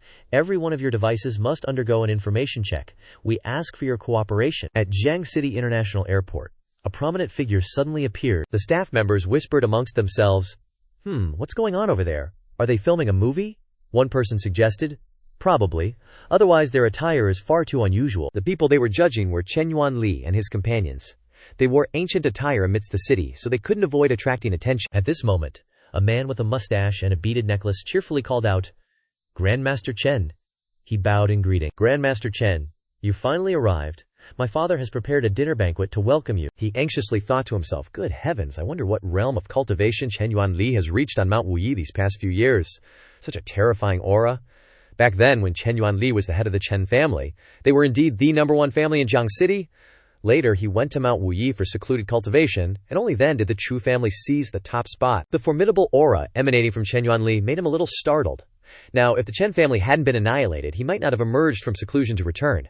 But now, he's back with a face full of fury. Starting today, Jiang City is surely in for a huge storm. After arriving at the building, the man with the mustache spoke. "Grandmaster Chen, come, let me offer you a toast." Holding a wineglass, he heartily said, "After so many years, Gi Rudong still only respects you." Contrary to that cheerful demeanor, Chen Yuanli sternly asked, "How have your investigations been going? Who is the killer of my Chen family's descendants? My Chen family is, after all, a prominent family in Jiang City. Who would have such great audacity?" The man with the mustache flinched and immediately replied, "This, my Gui family has always been investigating," he anxiously continued. "But for some reason, all information related to the Chen family's downfall has been sealed off. Evidently, the one who killed your descendants has an extremely powerful background." Hearing this, Chen Yuanli angrily slammed his hand down on the table. Under his power, the table shattered into many pieces. Chen Yuanli roared, "Gi Rudong, I don't want to hear any nonsense," the Gi family head quickly said. "No nonsense. No nonsense." Although the information was erased, I still uncovered some clues and simultaneously found the biggest suspect. The chief family presented a photo of Ye Chen and continued, "This kid is the prime suspect right now. His name is Ye Chen, but I don't have any concrete evidence." After taking a look, Chen Yuanli thought to himself, "This kid looks barely over 20 years old. How could he kill a Chen family martial artist? Could there be a martial arts family behind him?" Then, he crumpled the photo in his hand. Chen Yuanli, radiating killing intent, said, "Regardless of whether it's him or not, even if there's just a sliver of a lead, he must die." At the same time, a meeting was being held at Tianjin Corporation. Ye Chen took the initiative to speak regarding the development of the corporation. "What ideas do you all have?" Xia Ruxu believed that the most necessary thing was products. Without products, there's nothing to develop. Shen Haiwa nodded in agreement. "This is also my biggest concern," he added. "If Mr. Ye doesn't have a direction, I suggest pursuing investment or networks, but relying on that alone, we can't catch up to the Xia Family Corporation in half a year." Yan Chen leisurely put his feet up on the desk and said, "Tianjin Corporation doesn't need networks, and it won't do investments. We'll only do real business, and it will be a highly profitable real business." He produced a piece of paper and said, "This is the intermediate level youthful radiance elixir formula. I guarantee you, with just one treatment, any woman can look at least 5 years younger." Ye Chen then presented another formula. "This is the coagulated blood longevity pill.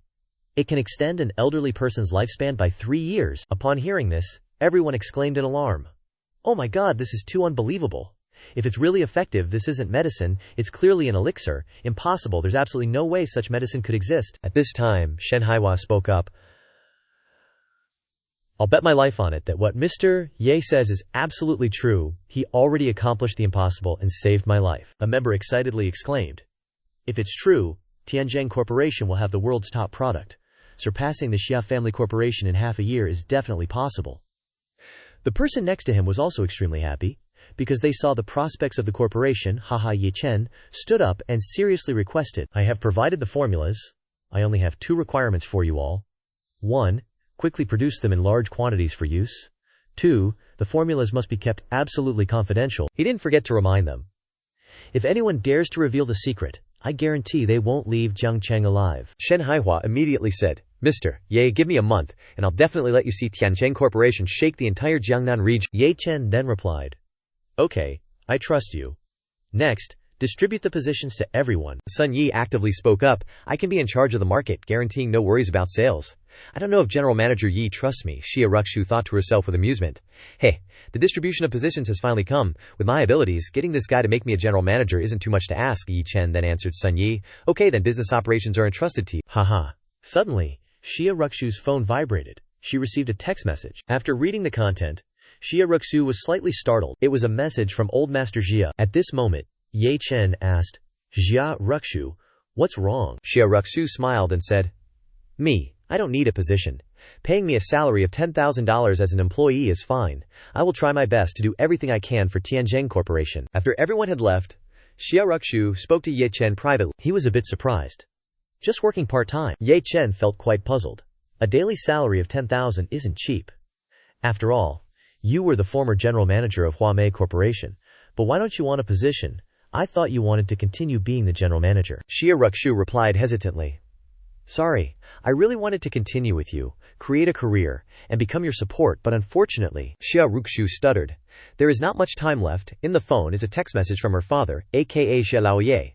The wedding date is set. 5 months later, Ruxu, you have no right to refuse. Being able to marry into the Qin family, the #1 martial arts family in Jiangnan province, is the honor of our Xia family, and also your honor. That night, even though it was late, the lights in Xia Ruxu's room were still on. She sat on the bed deep in thought. Xia Ruxu teared up, feeling wronged. Why don't I have the right to refuse? I'm clearly a person, not an object. Why can't I reject all of this? Why? Outside in the living room, Ye Chen and Sun Yi were enjoying fruit. Ye Chen spoke, asking softly, what's wrong with Xia Ruoxu? Sun Yi said quietly, I don't know. As soon as she got home, she locked herself in her room. She won't say anything no matter what I ask. That's strange. Just then, Sun Yi's phone vibrated, and she quickly answered it. Hello, Aunt Zhang. Why do you suddenly have time to call me? Something must have happened. Because Sun Yi's expression suddenly changed. Don't worry, Aunt Zhang, tell me. After listening to Aunt Zhang's account, Sun Yi stood up abruptly and said anxiously, Ye Chen, something big happened. Do you remember Wang Yu Heng? Ye Chen said softly, Hengzi. Of course I remember. He's the son of Uncle Wang and Aunt Zhang. Ye Chen continued. Back when everyone else shunned me, only he and his mom were willing to associate with me. That kid is a bit of an idiot and kind-hearted, but frankly speaking, he's my best bro. Ye Chen added. I chatted with Uncle Wang last time. He should be at Jiangbei University now. What's wrong? Did something happen to him? Sun Yi listened, then told Aunt Zhang. Wang Yuheng was beaten by someone and broke an arm. The other party seems to have connections and has locked down the school, even preventing ambulances from entering to provide treatment. Hearing this, Ye Chen exclaimed in shock. What? He gritted his teeth in fury. Damn it, Ye Chen roared furiously. Do those dogs want to die? After arriving on the scene, everything was indeed as Aunt Zhang had described. The school was under complete lockdown. Ye Chen and Sun Yi stood outside, extremely worried. Sun Yi spoke gently. Hello, sir. We're students at the school. We forgot to bring our ID cards when we went out. Can you please let us through? The two guards twisted and turned pretentiously, then said, No, this is a special period. The school leaders have ordered that no outsiders are allowed in. You must have a student ID. Paying them no mind, Ye Chen grabbed the iron gate directly. The guards shouted in panic, Hey kid, what do you want to do? Without a word, Ye Chen broke the gate apart, then tossed the scrap metal aside with a flick of his hand. The guard exclaimed in horror. God. They hugged each other in shock. Damn, is that even human? Ye Chen said sternly. The school is a place for teaching and learning. How can you harbor evildoers? I'm telling you, I'm going in to save someone. If you try to stop me, I won't mind breaking your dog legs. The two guards quickly knelt down and begged for mercy. No, we wouldn't dare. Please, come in. What a male lead halo, so OP with this dirty buff. At men's dorm E2, Jiangbei University, some rooms were still lit. Below, everyone gathered in a crowd. The students outside were blocked by a barrier and couldn't intervene. Uncle Wang, wearing a Pikachu outfit, shouted loudly, Don't come over here. His face showed a clear determination to protect his son. Looking at her son, who had been beaten black and blue, Aunt Zhang cursed angrily. Beasts! Beasts! You're all beasts! She couldn't hold back her tears, and 2 lines streamed down her face. Even so, you not laughed loudly. Haha, headmaster, this old woman is calling someone a beast. Who do you think she's talking about? The headmaster, being held down, had no choice but to speak softly. Young Master Yu, how can you ask such a question? Her son's arm is broken. Hasn't he become a beast that can't fend for himself? Wang Yuhang gritted his teeth furiously, and he roared, You, Chengdong, and you dog headmaster, curse me again, and even if I die, I'll kill you all. At that moment, young Master Yu sneered derisively. Ha! Even if you die, you want to kill me. He swung the baseball bat and threatened menacingly. Then I'll beat you to death now, and see how you can kill us after you're dead. Young Master Yu shouted, "Die."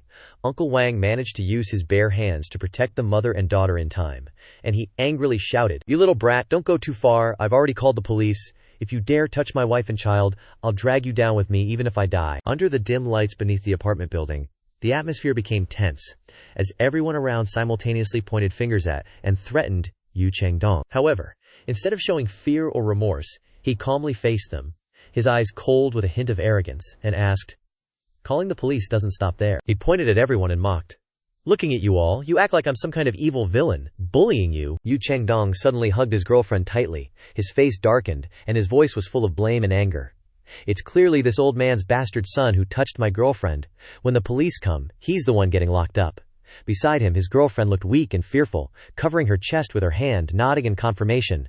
"That's right, he touched my chest." Hearing them speak with such certainty, Wang Yuhang paled instantly, a look of fear in his eyes. However, he couldn't bear this blatant slander, and he angrily retorted, "I didn't. It was clearly 3 days ago that Yu Chengdong, tried to rape a female student behind the mountain and I stopped you. You're making up this excuse for revenge." Hearing Wang Yuhang's words, Yu Chengdong slightly curled his lips into a mocking smile. Then he casually put his arm around his girlfriend and burst into laughter.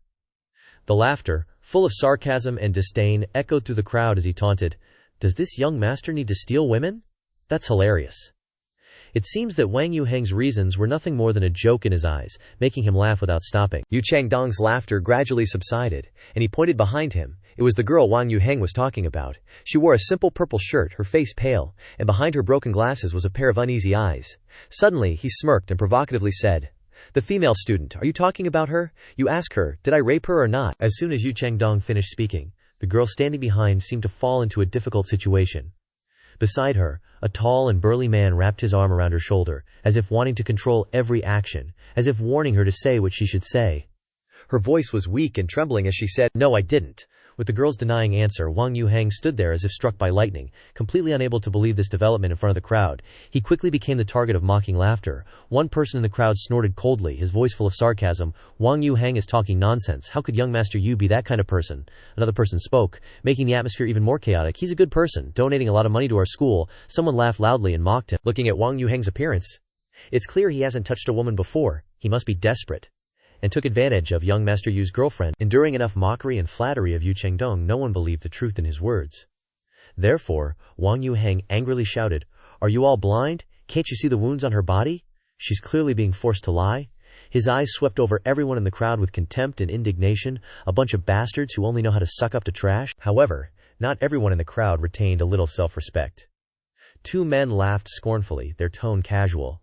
"As long as we can hug young Master Yu's thick thighs, I don't care who lives or dies. As long as young Master Yu gives us a little soup, we'll rise to the sky in one step. We must perform well." Meanwhile, Yu Chengdong, with his inherent arrogance and recklessness, stepped forward, holding a thick wooden stick, his posture full of provocation. "So what if they flatter me? I have power and influence. How dare a poor guy like you meddle in other people's business?" Uncle Wang couldn't bear Yu Chengdong's threats, and he stepped forward, his voice full of anger and warning. "Dare to touch him, I'll beat you to death, you little beast." Unexpectedly, an angry voice roared, "You damn old man!" Before he could react, one of Yu Chengdong's subordinates rushed out from somewhere and landed a powerful punch on Uncle Wang's back. The punch came too quickly and strongly, causing Uncle Wang to stagger, unable to defend himself. Seeing the situation was too tense, Wang Yuhang panicked and could only shout, "Don't, please don't." Seeing Wang Yuhang's worried look, Yu Chengdong couldn't help but feel pleased, laughing loudly and sarcastically. "Worry about yourself first." As soon as he finished speaking, he swung the stick high, his eyes full of murderous intent. "I'll tear your mouth apart first, see if you can still shout." But just as the stick was about to come down, a voice rang out. "You want to die?" Those words were like a sharp warning, causing Yu Chengdong to stop involuntarily. His face flashed with panic. The whole crowd suddenly stepped aside, making way for the person who had just spoken. Yu Chengdong's stick-swinging action also stopped immediately. The person who stepped out of the crowd was Ye Cheng. He rushed towards him, his hand clenched into a fist, stepping forward resolutely, his eyes filled with undisguised anger. Seeing Ye Cheng's appearance, Yu Chengdong felt a moment of fear. "Hey, don't come over here." However, Ye Cheng didn't stop at all. With just one powerful punch, Ye Cheng hit Yu Chengdong's stick, breaking it in half. That punch also hit Yu Chengdong's nose, causing his nose to bleed immediately. Not only that, but he also pushed him to the ground, repeatedly punching him. One of the subordinates saw Yu Chengdong being so easily defeated and said, "Dare to hit young Master Yu, you want to die?" As soon as he finished speaking, Ye Cheng lifted the man up high with one hand and roared, "Get lost!" With a powerful movement, he threw the man away. After dealing with the two of them, Ye Cheng turned to look at Wang Yu Heng. "Heng Zi, I'm here." Seeing Ye Cheng appear, Wang Yu Heng was so touched that tears welled up in his eyes, his voice trembling. "Shen, brother Shen, is that you? You're here?" Hearing Wang Yu Heng's question, Ye Chen didn't answer immediately, but quickly handed the pill in his hand to him. His voice was full of urgency.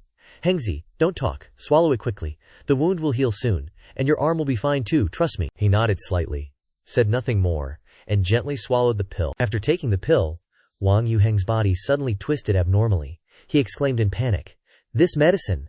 But Ye Chen gently reassured him, "Don't move, leave the rest to me." Feeling Ye Chen's good intentions, but because this was his trouble, he tried to stop him. "Brother Shen, please don't, this is my business, don't get involved, don't worry." Suddenly, a hand was placed on his shoulder, softly saying, "He can handle everything well." With Sun Yi's sudden appearance, he was a little startled. "Sun? Sister Sun Yi, why are you here too? That's not right, now is not the time to talk about this, there are so many of them." Seeing him so worried, Sun Yi narrowed her eyes and smiled gently. "Don't worry about him. No one in Jiang Cheng dares to touch him now." On Yu Chengdong's side, after he sat up, a middle-aged man in a suit approached and asked, "Young Master Yu, are you all right?" But Yu Chengdong just sat there, covering his face, his voice full of annoyance. "Do you think I'm all right?" He raised his head, his face wet with both nasal blood and tears, his expression full of anger and humiliation. Then he gritted his teeth and said, "This old man almost got beaten to death." At the same time, when the middle-aged man glanced over, he saw Ye Chen approaching Yu Chengdong. He quickly stepped forward, stood in front of him, blocking Ye Chen, and said, "You, what do you want to do? This is a school." Then he shouted loudly, "Security! Where's the security?" Seeing him noisily calling for security, Ye Chen lost his patience and waved his hand to stop his nagging. "Calling what? Calling?" As he spoke, he slapped the man in the face, causing his toupee to fall off. Being hit repeatedly in the face, the man sobbed with tears in his eyes. "You dare to hit me, even my father has never hit me." Ye Chen ignored his cries and coldly replied, "You're not even worthy of being a teacher, get out of the way, I'll deal with you later." Then he turned to the crowd and roared, "Including you bootlickers, men and women alike." His whole body exuded murderous intent, his voice full of threat. "Anyone who dares to run, I'll break their legs." Night had gradually fallen on the male dormitory building. Ye Chen, with an angry expression, stood in front of Wang Yu Heng and Sun Yi. Yu Chengdong retreated in panic, shouting, "Don't come over here." He pointed at Chengdong's girlfriend and coldly asked, "I'll just ask you one question. Did Wang Yu Heng provoke you or not?" Ye Chen threatened in a low voice, "Dare to lie, and I'll break your neck right now." Seeing this, she quickly replied, "No, he didn't." She pointed at Yu Chengdong, exposing his crimes. "It was young Master Yu who told me to frame him." "It was all young Master Yu's idea," he immediately exclaimed in shock. "What are you doing?" Ye Chen decisively slapped her and scolded irritably, "Bitch, aren't you going to kneel down before Wang Yu Heng?" Chengdong's girlfriend obediently knelt down in front of Yu Cheng, awkwardly saying, I'm sorry, I won't dare to do it again, wah." Ye Chen glanced at Yu Chengdong and said in a deep voice, "And you?" Seeing this, he retreated in fear, panicking and saying, "You, what do you want to do? Don't come over here, I'm telling you, I'm young Master Yu." He approached and punched him hard in the face, then calmly asked, "Young Master Yu, huh?" Ye Chen kicked him between the legs again, and calmly said, "Young Master Yu, huh?" Yu Chengdong had to endure the punches and kicks from Ye Chen without being able to resist. After a while of venting his anger, he landed a final hard punch on him, causing Chengdong to fall to the ground, then angrily shouted, "Damn it, you're young Master Yu, huh?" He weakly raised his hand, trembling and begging. "I was wrong," Yu Chengdong said while sobbing. "I was really wrong, please don't hit me anymore." The underlings behind him witnessed the scene and were terrified, thinking to themselves, "God, oh God, does he want to kill young Master Yu? How terrifying, how will he treat us later?" Ye Chen didn't seem to have vented his anger yet, and kicked Yu Chengdong in the shin, causing him to scream in agony. Lying on the ground, he stammered, Don't hit me anymore, or my dad will never forgive you." Yang Chen took out his phone and said coldly, "Almost forgot, you are so arrogant because of your old man, right? Now tell your old man to come here. With the same treatment that Wang Yu Heng suffered, you won't miss a single bit." He picked up the phone and made a call. "Ye Lingxian, immediately bring the Yu family head of Jiang Cheng here. For me, I'm at Jiangbei University." After a while, a luxurious car slowly drove to this dormitory building. A group of people quickly stepped out of the car. Ye Chen glanced at them and asked in a deep voice, "Did you bring him?" He then led two bodyguards closer to him and said, "Yes, The person has been brought here. Bring him over. The Yung family head was immediately brought over, and he looked at the person in front of him in surprise and asked, Chengdong, you. Chengdong cried his eyes out, pitifully shouting, Dad, save me, he hit me, save me. Suddenly, Ye Chen threw a long iron rod hard onto the ground. He coldly ordered, Let me see your method of educating your son, Ye Chen said threateningly. If he has one limb intact, then none of the Yung family will be spared. Hearing this, the Yung family head reluctantly picked up the rod. He said in a deep voice, You unfilial son, you brought this upon yourself. Yu Chengdong hurriedly begged, Dad, don't, please don't. The Yung family head pretended not to hear the pleas, and repeatedly struck him, while loudly scolding, Do you know who you provoked, you idiot? Who couldn't you offend? You dared to offend Ye Chen. Do you know what kind of person he is? Even the Tu Piao family has an extremely deep relationship with him. I will beat you to death, you unfilial son. Ye Chen softly called out. Tu Chiao family, Jia Tu Chiao respectfully said. What are your orders? Ye Chen indifferently ordered. Abolish the principal for me. Everyone was surprised to hear this, and looked at the principal, who was frozen in place. Ye Chen said sternly. In addition, except for the female student Wang Yuheng who was rescued, all the students here kneel down and slap yourselves 100 times with all your strength. If anyone doesn't use enough strength, break a tooth. If you are short of the number, lie. One finger will be chopped off, and no one will be spared. Hearing this, Jia Tuo immediately snapped his fingers loudly. He ordered the bodyguards. Do as Mr. Ye says. In an instant there were continuous loud slapping sounds, accompanied by cries for mercy. Wahaha, I'm sorry, we won't dare to do it again, Mom. I want to see my mom. Waha, waha. Wang Yuheng timidly called out, Brother Chen. Ye Chen smiled gently and said, Let's go, Hengzi, let's go home, he thought to himself. 5 years ago you protected me with your kindness. 5 years later, I will repay you with my strength. The next morning, in another place, the table was covered with documents filled with writing. Chen Yuankali looked at the pile of papers on the table and said in a deep voice, I didn't expect that kid to be Ye Tian's son. He frowned and asked in confusion, The Yi family is just a small family in Jiang Cheng. How could they produce such a figure? Gi Rudong replied, The Ye family has been destroyed. There is nothing to be afraid of. The main trouble lies in the power behind the Tianzheng group. If we kill this person, we will definitely face retaliation from the power behind him.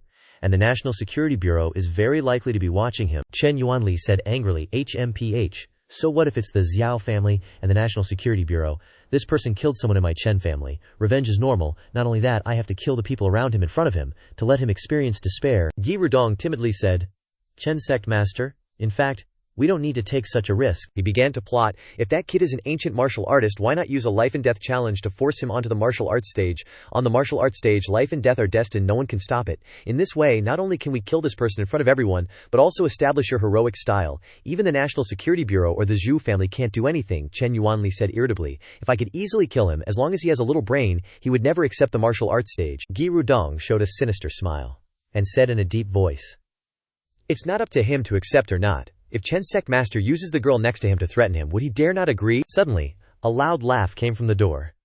You want to deal with Ye Chen, right? Jiang Baoguo suddenly appeared, and asked with a smile, How about adding me? Chen Yuanli was greatly astonished to see the newcomer, thinking to himself, Jiang Baoguo, this old man got in without me even noticing. His strength is not to be underestimated. He cupped his hands politely and asked, So it's Grandmaster Jiang. What wind blew you here? Jiang Baoguo didn't answer, merely staring intently at the tabletop before rapidly reaching out his hand. He slammed his fist down hard on the photo of Ye Chen that was on the table. Jiang Baoguo had already punched a hole through the photo. He raised it, gritting his teeth, and declared, Of course I came because of this person. Chen Yuanli asked suspiciously, Could it be that Grandmaster Jiang also has a vendetta against this person? He angrily replied, A son-killing feud?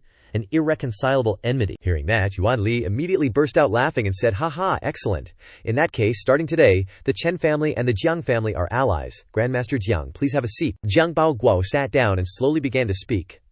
I just heard that to avoid Guoan and the Xiao family, you intend to make this person enter the martial arts arena. I have a better way, he continued with a sinister smile. I've investigated and found 2 young women who have an unclear relationship with him. We can send people to capture one of them. Firstly, this action is more reliable, allowing us to truly gauge his actual strength. Secondly, I want him to suffer torment. Simply killing him in the martial arts arena would be too cheap for him. Jiang Baoguo continued in a deep voice. Therefore, my Jiang family is willing to send out 3 powerful experts. Chen Yuanli laughed delightedly and said, As expected of you, such meticulous planning. All right, I will also send out my 4 strongest disciples. Let's see what that brat can do against us. At the same time, at Sun Yi's house, Ye Chen asked while eating, "How is Jia Ruoshui doing? What exactly happened?" Sun Yi replied softly, "I'm not sure. Her eyes were swollen when she came home last night. She must have cried a lot." She continued gently. "She wouldn't say anything when I asked. And just slept. She still hasn't woken up yet. Later, I'll bring breakfast and leave it by her bedside for her." Ye Chen stood up and said in a deep voice, "Forget it. If she doesn't want to talk, there's no need to press her. I'm going to school to check on Hengzi." He turned back and reminded her softly, "You remember to go to work too. Otherwise, if you're not careful, I'll dock your pay." Suddenly, Sun Yi timidly pulled on his sleeve. Ye Chen immediately looked at her with a puzzled expression. Sun Yi hesitated and said, "Are you still the same Ye Chen from before? After 5 years apart, I feel like you're very unfamiliar now, almost like a different person. Your personality and methods are beyond my comprehension. It's as if we're living in two different worlds." Ye Chen calmly spoke. "After so many years, I've come to understand a principle. There are only two ways for people to live. Either they are changed by the rules, or they change the rules. I want to be the latter." He smiled and gently advised, "Don't overthink it. No matter what I've been through, I will always be me. Everything is my choice." A moment later, at school, in the dormitory room, Ye Chen was sitting next to Young Yu Heng, asking about his well-being. The male students outside the door curiously peered into the room, whispering, That's him. He's Young Yu Heng's big brother, the most vicious among the vicious." Seeing that, Ye Chen turned around and coldly asked, "Is this amusing? Want to come in?" Hearing that, they immediately ran off like scared rabbits, nervously stammering, So sorry, we've offended you, please, absolutely don't kill us," he said cheerfully. "It seems after what happened yesterday, no one dares to bully you anymore." Young Yu Heng scratched his head and replied with a laugh, "Bully me? My classmates all lower their heads and walk the other way. When they see me, it's as if I'm the one bullying them." Ye Chen put an arm around his shoulder and said in a low voice, "Because they fear me, they fear my strength. That's how the world is. Everything is based on strength.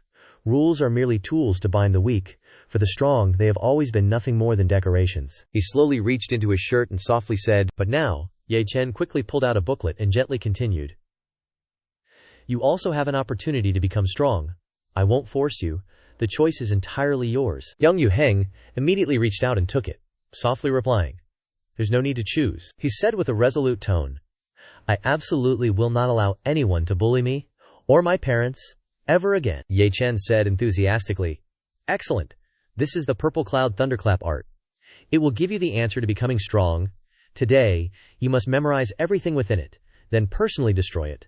Absolutely do not let anyone else discover it." Young Yu Heng asked in surprise, "Brother Chen, how can this be? Could this be?" Ye Chen replied meaningfully, "Yes, it's exactly what you're thinking. Finally, I must remind you, the martial arts path is extremely perilous. The most important thing is to maintain your Dao heart. If there's anything you don't understand, you can ask me." He continued in a serious tone, "Next, I'll tell you a few things about the ancient martial arts world. You must listen carefully." Ye Chen thought to himself, "I cannot look after you your entire life.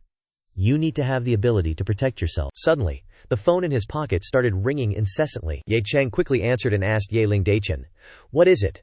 A hurried voice came from the phone. "It's terrible, master. Miss Jia has been taken away. The men I arranged to protect Miss Jia have been killed," he exclaimed in panic. "What?" Ye Lingdaichen said in fear. "Judging from the subordinates' wounds, the attacker is likely a master. Lingdaichen is willing to accept punishment." Ye Cheng gritted his teeth and threatened, "Now is not the time to talk about punishment, Ye Lingtian. Immediately use all your power to find her. If you can't find her, you're finished with me." He quickly obeyed. "Yes." Ye Cheng hurriedly ran off, not forgetting to remind Wang Yuheng, "I have urgent business to deal with. Don't forget what I said," Wang Yuheng called out blankly. "Brother Cheng." Ye Cheng hurriedly jumped out of the window. Seeing this, Wang Yuheng shouted, "Oh my God, Brother Cheng, this is the 5th floor." He looked outside and saw that Yin Cheng had already sped off, leaving only a blurry figure. Wang Yuheng exclaimed in surprise, "Heavens, is that even human?" Entering the room, the scene before him made Ye Cheng feel somewhat guilty. In the room, Xia Ruoxu's mother, upon hearing the news of her beloved daughter's kidnapping, furiously smashed everything in the house, leaving it in a chaotic and ruined state. When Ye Cheng entered, without a word of greeting, her face was dark, and she turned her head back, her voice as if wanting to pour all the blame on him. "You're back! When you entered here, you thought the mastermind behind this kidnapping was her family, and their initial intention was to probe. But when he arrived and saw this scene, Ye Cheng began to have doubts. He frowned and said, I thought it was the Jia family who did it, but it seems someone else is involved. Hearing Ye Cheng utter these words, she was extremely dissatisfied with the insinuation. She grabbed his collar and shouted, scolding and blaming him. How could I lay a hand on my own daughter? What about the guarantee you gave me? The signal from Ruoxu's life bracelet has been cut off. Is this how you protect my daughter? Hearing her vent her anger, he could do nothing. Because he had failed to keep his promise, he had no choice but to remain silent as she raised her voice. After she had spoken for a while, he finally reacted, taking her hand off his collar and lowering it. At this moment, Ye Cheng's face was extremely serious. He wanted to establish credibility with her and affirm, give me 1 day and I will definitely bring her back. His face looked trustworthy. After making the promise, Ye Cheng turned and left, leaving Xia Ruoxu's mother anxiously behind. Before leaving, he left her with a word to ensure that he would rescue her daughter. If I can't do it, you can do whatever you want with my life. She also placed her trust in Ye Cheng, but didn't want anything to do with handling his life. She put on a disgusted expression and said indifferently, who cares about your worthless life? And Xia Ruoxu's mother also outlined some methods she had used to be more helpful in finding her beloved daughter. I have accessed the cameras, and I will use even more power to find my daughter. What kind of mother is more attractive than her daughter? Let me ask a question. Is she still single so I can apply for the slot to be Xia Ruoxu's father? Their conversation quickly ended. Ye Cheng had to start the task of finding the daughter for the Xia family. Sitting on the large bed in Xia Ruoxu's GF suite, he seemed to be deep in thought. Concentrating on breathing and observing, Ye Cheng discovered some important things. There was still the aura of an ancient martial artist in the room, like a grandmaster.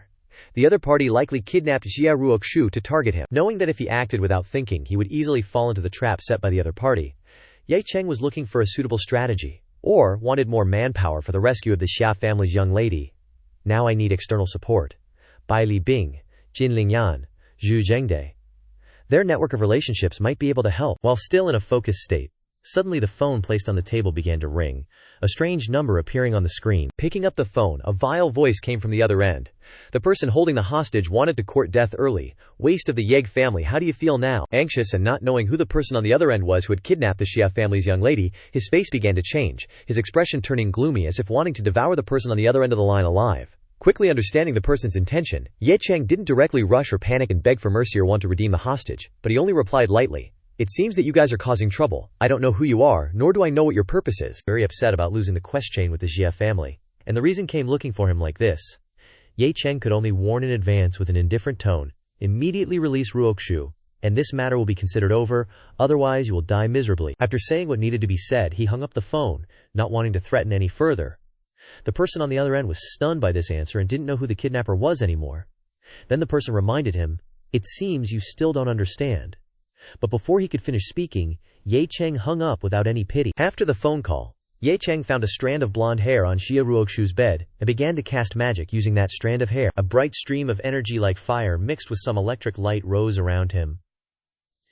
This is Xia Ruoxu's hair found in the room. I shouldn't have used this spell, but now it seems I have no choice. The magic had been summoned, and Ye Cheng began to cast it. He used 2 fingers to write strange characters like talismans, and continuously recited several phrases.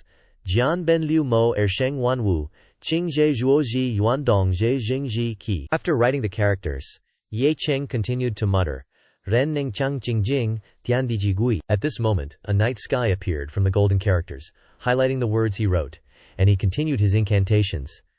Cheng Qi Xin, Shen Zi Qing, Ziran Liu Du Bi Yu Sheng, San Du Xiao Mie, Ne Guan Qi Xin, Xin Wu Qi Xin. Finally, it came to the last part of the move, he recited.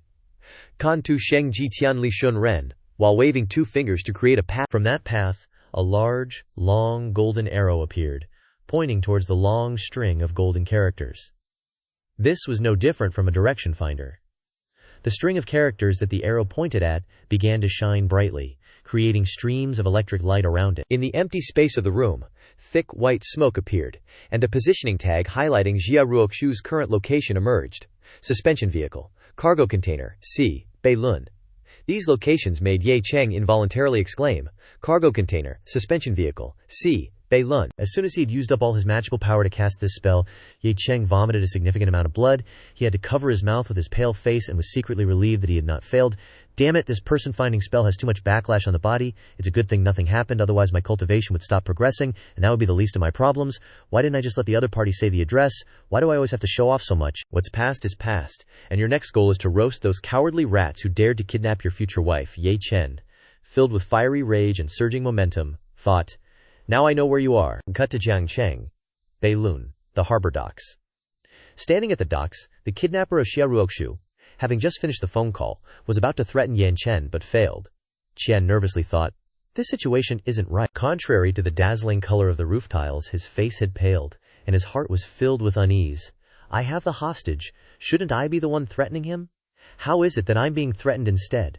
And he even hung up the phone. What kind of nonsense is this? Just admit you're scared. The sun was already high in the sky, and the two masterminds behind this kidnapping had finally shown their faces. The bald-headed one asked the young man, Shang Tong, is that kid panicking yet? He even said smugly, when will he come to offer his life? Which life? Looks like my peaceful days are numbered. Shang Tong put on a cowardly facade, recounting the events to the two henchmen with a crestfallen face. He threatened me and hung up. I didn't even get a chance to give him the address. I suspect that Ye Chen doesn't want to save her at all. How is that possible? She is his wife after all. The old man Chen Yuanli was extremely skeptical upon hearing this. What trick is Ye Chen playing? Doesn't he care about the woman's life? Just his intimidation alone caused these guys to fall into wild speculation. The old Chen Yuanli frowned at the new problem, and besides Ye Chen's attitude, there was something even more difficult to deal with. He glanced at Xia Ruoxu, who was tightly bound in the warehouse, expressing his displeasure. We originally planned to kidnap Sun Yi, but that idiot brought Xia Ruoxu back instead. Bound tightly to a metal chair deep inside the warehouse, Ruoxu looked at the kidnappers and speculated, based on their strange actions. Their actions showed that they clearly had a well-prepared plan, but they weren't hurting her, and even gave her water regularly. Her jade green eyes narrowed, and she accurately guessed the kidnappers' intentions, proving that they knew her identity, and were afraid something might actually happen to her. But she still couldn't understand why she had to be held hostage. As Yang Tong approached to give her water, she deduced, what's their purpose for using me as a hostage? To threaten the Xia family? It shouldn't be. I doubt anyone in Jiang Cheng would dare to do that. Just as he approached, holding out the bottle of water, he commanded her, drink. Ruoxu refused. Turning away, she stubbornly threatened him. I won't drink unless you tell me your identity, otherwise you'll bear the consequences. Do you know what it means to offend the Xia family? There she goes again, acting like a princess. Shang Tong was annoyed by her. I'm being nice, but you're not appreciating it. So he threw the water bottle away, his face flushed red as he yelled, I don't care if you want to drink or not. The falling water bottle caused Ruoxu to duck her head in fear. He was touched where it hurts, so he resentfully vented his anger on her. I've given you an inch, and you're still acting like a pampered young lady. What if I kill you? At worst, I'll trade my life for yours. Suddenly, the alarm on Xiang Tong's body beeped loudly, and emitted a bright green light, which he quickly recognized. Seeing the signal, he shouted, the sensor is reacting, someone's coming. He was about to launch an ambush and overwhelm Ye Chen, but the scene before his eyes shocked and terrified him. The fact that Ye Chen was able to find this place without an address shocked him greatly. And now he was standing there, imposingly, with a pile of his subordinates lying defeated on the ground, holding one of them by the neck. This was what shocked him even more. Ye Chen's face was full of anger, and his eyes were turning red as he glared at Xiang Tong. That sharp gaze stared at him, causing him to tremble uncontrollably, his face pale as if drained of blood, biting his lip and sweating profusely. This time, not even the heavens can save me. Before long, Ye Chen had reached the kidnappers' hideout. He single-handedly defeated the chaotic guards. Every single one who charged at him was knocked down. Squeezing the neck of an old man, Ye Chen proudly announced to warn Xiang Tong, Ha Dong, another one down. He was so shocked by this scene that his soul almost left his body. He couldn't believe what was happening before his eyes. Xiang Tong gaped at his power, single-handedly defeating 4 grandmasters. Impossible, impossible. Although Chen Yuanli's 4 disciples had only recently entered the Grandmaster realm, they were still Grandmasters. How could they be killed so quickly? Absolutely impossible. Nothing is impossible. Because I'm the main character with plot armor. Although he was unwilling in his heart, he still needed to protect his own life first. He ran away, leaving behind the Grandmasters. He was more cowardly than a child. All of this was caught by Ye Chen's keen eyes. How could he let this troublemaker escape? Just as he had run a short distance, Ye Chen quickly caught up in front of him, his eyes burning red with judgment. You must die too. As soon as the words were spoken, all 5 fingers slammed straight onto Xiang Tong's face, catching him off guard. At this moment, when Ye Chen applied the left-hand rule to this treacherous villain, he combined it with magical energy to forcefully press his head into the ground. Xiang Tong's face was pinned to the ground, causing cracks to spread around, and Ye Chen's arm had purple magic forming a stream of pressure. Knowing that he couldn't fight back, he couldn't resist at all. His eyes rolled back, veins bulging red, revealing his fear. But his foul mouth still tried to overpower Ye Chen. "No, don't kill me, or you won't be able to bear the consequences." Just as he spoke, Ye Chen recognized him as the one who had threatened him on the phone. He was furious that he had been lenient with this ungrateful person. "Hearing your voice, it seems you are the one who called me. I gave you a chance to live, but you didn't cherish it. Now you have no choice." With that, Ye Chen personally took the life of this fool, and he quickly moved on to his main mission, rescuing Xia Ruoxu. After some time, Ye Chen finally located Xia Ruoxu, who was being held captive. His imposing figure appeared in the dazzling sunlight, his voice resonating with valor. "I'm here to rescue you." Hearing his voice, the young lady of the Xia family couldn't help but look up. Her body was lying on the ground, but as soon as she looked up and saw Ye Chen's figure, Xia Ruoxu was stunned. "It's you." Without another word, what was coming had arrived. With one hand, Ye Chen sliced through the tough rope binding the girl in front of him. Her body freed from its constraints, Ruoxu quickly threw herself into his arms, expressing her shock. "Why is it you? How could I not have expected it? You came to save me." Embracing the beauty, Ye Chen said softly, "Haha, if no one came to save you, at least you're not hurt." Not only did Ye Chen comfort her, but he also showed his flirtatious side. He raised his warm hands to her cheeks and asked with concern, "Can you walk? Let's go home. Is this an exception for you?" Touching his hand with her own, Xia Ruoxu noticed that his hand was injured from the fight. She asked with concern, "Blood, what happened? Didn't you bring Li Na to rescue me? Where are the kidnappers?"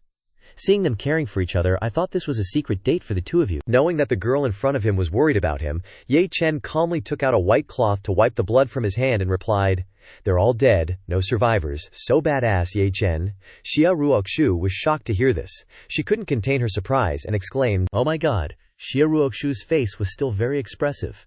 She covered her mouth in surprise. "Even though I haven't trained, I've seen many ancient martial artists, and I can see that their aura is very strong, but all of them combined can't beat Ye Chen. Sister, don't you think your future husband is very good?" The more she thought about it, the more something felt off. Xia Ruoxu fell into a state of contemplation. She remembered her father's previous words, "I heard my father say that the person he wants me to marry is the genius of the Qin family, also a martial arts expert." Originally, the other party couldn't compare, but now it seems that Yang Chen is not inferior at all. If his strength is strong enough, maybe father will change his mind. Thinking about the scene of herself being together with Ye Chen, her face flushed with embarrassment.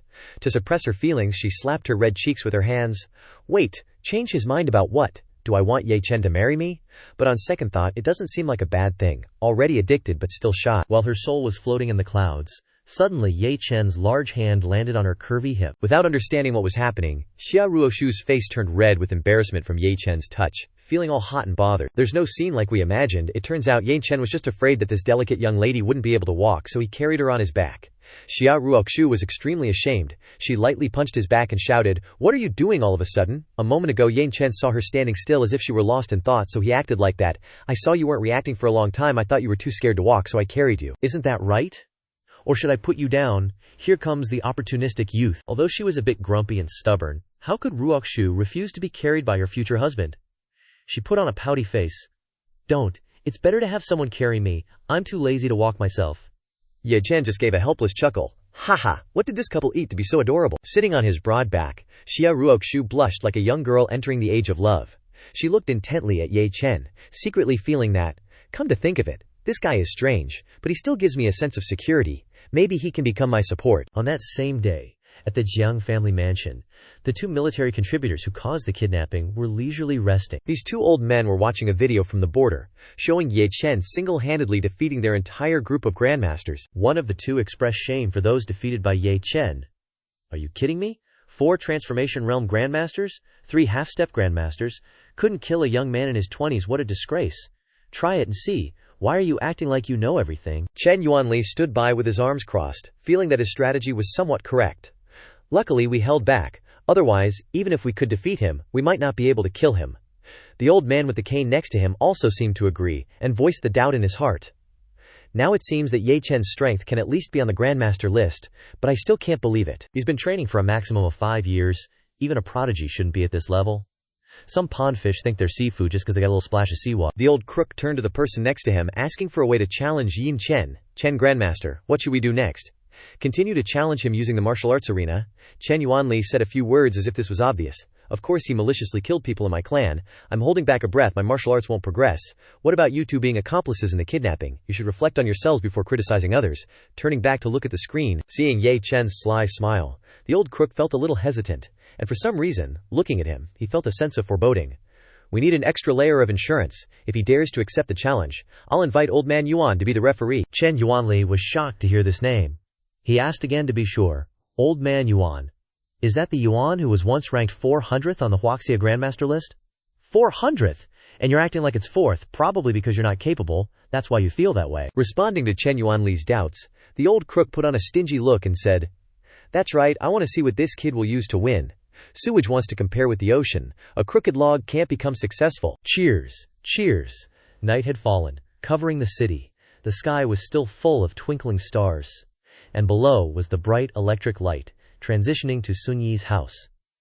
This is a large building showing that the Xia family's background is not ordinary. Knowing that her beloved daughter had returned safely, Madame Xia rushed out to ask her daughter with concern, Ruoxu, are you okay? Looking at you, madam, I would have mistaken you for a call girl. You're dressed way too young. Rushing to her daughter lying tired on the sofa, Sun Yi worried. Suddenly being taken away, were you injured? Xia Ruoxu, in order not to worry her mother too much, just said, Mom, it's nothing, it's all a misunderstanding. Ruoxu's words, misunderstanding, made her uncomfortable. She shouted, Misunderstanding? What misunderstanding? That could make people break down the door, knock you unconscious, and take you away. Not satisfied with that, she also sarcastically provoked Ye Chen. If someone can't protect you, then come home with me now. Hearing this, Yen Chen exuded a gloomy aura. Although he was very bitter, he couldn't refute a single word. She took her daughter's hand and said, Your father has transferred 3 strong experts from Jiangnan province, much more reliable than someone. But at this time, Xia Ruoxu seemed to be under a spell. She resisted her mother. I'm not going, I want to stay here. Seeing Sun Yi's excessive actions towards Xia Ruoxu, Yi Chen pointed and warned her, Take it easy, if you make a move I won't stand by and watch. Sun Yi was extremely annoyed, secretly resenting in her heart. This kid was very strange. The aura around him was like he crawled out from a pile of corpses. There's no need to be forceful with this type of person. Afraid that he would really attack, she obediently listened, sat back down properly, and spoke gently to Ruoxu. It's not that Mom is forcing you, but have you forgotten that your birthday is in a few days? Come home with Mom for a few days. After your birthday, you can come back here anytime. Hearing Sun Yi say this, Ruoxu seemed hesitant, but she quickly put on a pitiful act, and made up all sorts of reasons. Your grandma is coming back from overseas to celebrate your birthday. You know she's old and is living year by year. Don't you want to see her? Grandma is the one thing that can sway. Xia Ruoxu. She turned to ask her mother, Grandma is back. With her small hand, she gently stroked Ruoxu's head and confirmed. That's right. Why would Mom lie to you? Ruoxu didn't want to believe her words anymore. How many times has Mom lied to me over the years? Then she turned to consult Ye Chen. Ye Chen, understanding her situation, quickly agreed. Go back, I'll come to pick you up in person on your birthday. Ye Chen's promises made her believe him more than all her mother's sweet talk. Xia Ruoxu smiled happily, held out her pinky finger, wanting him to guarantee it 100%. Okay, you definitely have to come then, or I definitely won't forgive you. To reassure her, Ye Chen also held out his hand to do a pinky promise with Ruoxu, and guaranteed, Don't worry, I do what I say. Xia Ruoxu put her hand out before Ye Chen's invitation for a pinky promise. She said sternly, HMPH, you probably wouldn't dare to lie to me, Ye Chen. Ye Chen casually put his hands in his sturdy trouser pockets. Definitely, if I lie to you, I'll be your dog. Then, Xia Ruoxu remembered something, she thought, and said, Oh, that's right, I almost forgot. Then her white hands took out a very thick stack of papers and handed it to Ye Chen. I made a development plan for the Tianzheng group, which is much better than that Shanghai Hua's. You must seize this good opportunity. Receiving the heavy stack of documents, he was as if he had found gold, receiving it with joy. Ha ha! If it's not better than his, then wouldn't my 10,000 salary be for nothing? After talking for a while, Xia Ruoxu's mother urged her and led her away. Hurry and go back with Mom to prepare, or we'll miss the trip. Xia Ruoxu hurriedly left, but didn't forget to say goodbye, bye-bye, remember to come. Yi Chen also politely waved goodbye and promised, Yeah. He also showed reliability on his handsome, sharp face and affirmed, "Don't worry." Watching the backs of the mother and daughter as they left, Ye Chen calculated in his heart, now Sun Yi's house is no longer safe. Letting Xia Rushu go back is not a bad choice. And also, I can see that she cares about her grandma very much. Of course, what's more important is, thinking of this, the expression on Ye Chen's face became serious and full of shrewdness. In the next few days, I have to clean up a few things. Any threat must be killed as soon as possible. Outside, the sky was already turning to the colors of the setting sun. Yi Chen's thoughts were interrupted by the sound of knocking on the door. He wondered who would be knocking at this hour. Then Yi Chen asked, "Ruo Shui, did you forget something?" Opening the door of the luxurious, modern room, there was no one in front of him, but a small figure below spoke up. "Are you Uncle Yi Chen?" Yi Chen was surprised, but also replied, "I am." A green-haired boy wearing clothes and a scarf politely handed an envelope to Yi Chen with both hands and a happy face. "Uncle Yi Chen, a man told me to give this to you." Receiving the strange letter, Yi Chen went into the room and opened the envelope to see what it said. He tore the envelope open and threw it on the table, quickly opening the letter, muttering to himself, "What is this?" Before he could finish speaking, Ye Chen looked at the challenging words in the letter, his hands clenched tightly. "Murderer of the Chen family, tomorrow, battle at the martial arts arena. Do you dare to accept? If you don't fight, how many times can you protect the people around you? Signed, Chen family, Chen Yuanli." After reading the threatening words, Ye Chen angrily clenched his fist as if wanting to punch the one who wrote the letter. So that's it. It seems that this Chen Yuanli is the old man of the Chen family, and also the one who attacked Xia Rushui. That's right, now I don't have to go looking for you. Another knock interrupted Ye Chen's surging emotions. He irritably opened the door, his voice stern. "Who is it now?" A red-haired girl stood in front of the door calling him, "Mr. Ye." Seeing the red-haired girl standing in front of him with a chest-revealing Qiangsam, Ye Chen was surprised. "Jin Lingyan?" She hurriedly asked Ye Chen, "Did you receive the challenge letter from the martial arts arena?" Having just received the letter not long ago, Jin Lingyan came to ask. Ye Chen hesitated a little and replied, "How did you know about this? I just received it." Saying that, he showed the letter he had received earlier to Jin Lingyan. In his mind, he was evaluating the information of this woman. That was fast. Ling Jinyan, with a serious attitude, raised her fan to her face and said, "The martial arts arena has already posted it. Now all the major forces of Jiang Cheng know about this battle. The martial arts arena is a place where ancient martial artists use to resolve disputes.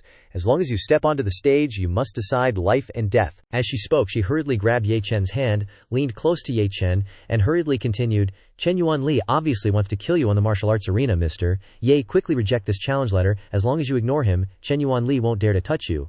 Every word of Leng Jinyan clearly showed her anxiety and worry, but in response, Ye Chen was indifferent. "Why refuse? I was worried about not being able to find Chen Yuanli. If he actively offers his life, I will kill him." Leng Jinyan became even more anxious and panicked, leaning closer to remind him, "Mr. Ye, that Chen Yuanli entered the Grandmaster realm more than 10 years ago. His strength is extremely strong." Ye Chen looked at her panic but only used puzzled eyes. Saying nothing, Leng Jinyan continued.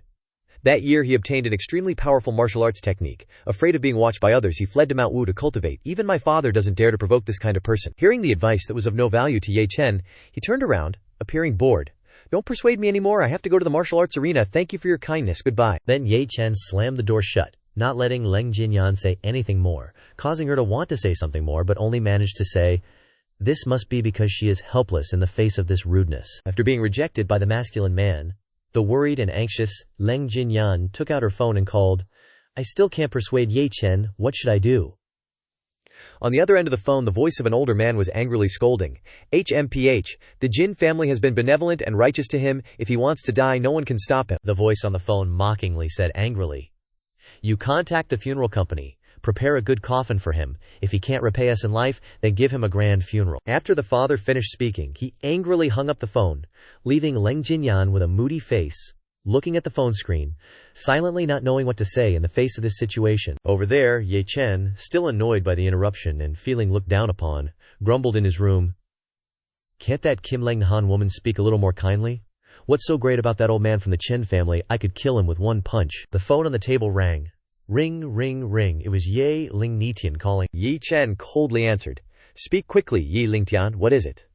On the other end, a hurried voice warned, "Master, Chen Yuanli's strength is formidable. He might even be in the top 600 of the Grandmaster rankings. Should I send someone to assassinate him?" Ye Chen once again doubted, replied with an unperturbed, slightly annoyed tone, "No need, I can handle it. What I care more about is the harbor. How was the corpse dealt with? Don't cause chaos for the people." Hearing these caring words for the people, it's clear just how benevolent Ye Chen is. Ye Lingtian quickly reported. It's already been cleaned up. Ye Lingtian continued to advise. Master, I'm telling you, Chen Zhengguo practices a special kind of martial art. It's said its power is extremely strong. They say its power is extremely. Not allowing him to finish, Ye Chen hung up abruptly. He slumped down in the chair. I give up. They treat me like a child. At this moment, the phone rang again. Annoyed, Ye Chen looked at the number calling him. Again, the screen displayed Chu Zhengde's number. Seeing this number, Ye Chen paused. Some time passed, and the sky darkened. Inside the room now, Ye Chen was in a fit of rage. Good heavens, why is everyone calling non-stop? Ye Ling Chen, Chu Zhengde, Bai Li Bing, Zhao Rende. Everyone who knows about this is calling at the same time. Does no one support me? Do you all look down on me that much? Ye Chen angrily threw the phone onto the table. What do you mean, go to my death? Everyone's being too much. Do I look that weak? Once again, the familiar screen displayed Shen Haihua calling. Ye Chen answered, not thinking much, and launched into a tirade to vent his anger. What? You also want to tell me not to go to my death? I'm telling you all today, no one can dissuade me. I'm definitely going tomorrow. The person on the other end was surprised. What do you mean, go to my death? Hearing the question, Ye Chen calmed down and realized, that's right, I forgot that Shen Haihua and Sun Yi haven't reached the world of ancient martial arts yet. Shen Haihua's voice came urgently through the phone. Mister, Ye, there's a major problem. The medicine we're producing is a bit too special. The Provincial Drug Supervision Bureau isn't approving it. There's a lot of pressure. We need Mr. Ye to find a way to help. Ye Chen replied. Okay, I understand. He hung up and began to think carefully. This is easy to solve. Asking the Chu family for help shouldn't be a problem. The phone had barely been off for 30 seconds when buzzed the phone, indicating another call. Indeed, Ye Chen's day must have felt like dealing with hundreds of people. Receiving another call made Ye Chen's face darken. Is there an end to this? Is someone else going to tell me not to go to my death? Ye Chen answered, and a respectful voice came through the phone. Mr. Ye, I'm Ying Jing. I hope Mr. Ye will come out with me to meet the chief. I'm already waiting in the car. The call's content differed from the previous calls, greatly pleasing Ye Chen. He happily replied, okay. He continued to ponder. Although the Chu family can help me a lot, their power is only in Jiangnan province. The Longhun Special Forces are a national-level special team. Building a good relationship with them wouldn't be bad either. At Jiang Cheng, at a certain machinery and electrical area, a zone concentrated with lots of goods and transport trucks. From inside the house, the conversation occurred. Sorry for contacting you so late. It's just because of my special mission that I've been delayed for some days. In the building walkway, Ying Jing was walking while handing Ye Chen some type of slip of paper. This is for you. It's our pass. Later, when meeting the leader, please restrain your temper a bit, whether it's for Tianzheng Group or for yourself. Ye Chen received the card, silently looking at it, then turning away with annoyance. Do I look like the type who likes to cause trouble? Ying Jing scratched his head awkwardly but replied very frankly. Basically, yes. Then the two of them stopped in front of a large door. Ying Jing stomped down hard on his foot. He stood straight and loudly by the principals. Reporting chief, Ye Chen has arrived. Inside the room, the voice echoed. All right, let him in. The door was slowly opening. Ye Chen slowly stepped into the large room by himself. Inside the room, a man was standing looking at the window. He must have been waiting for Ye Chen from a long time.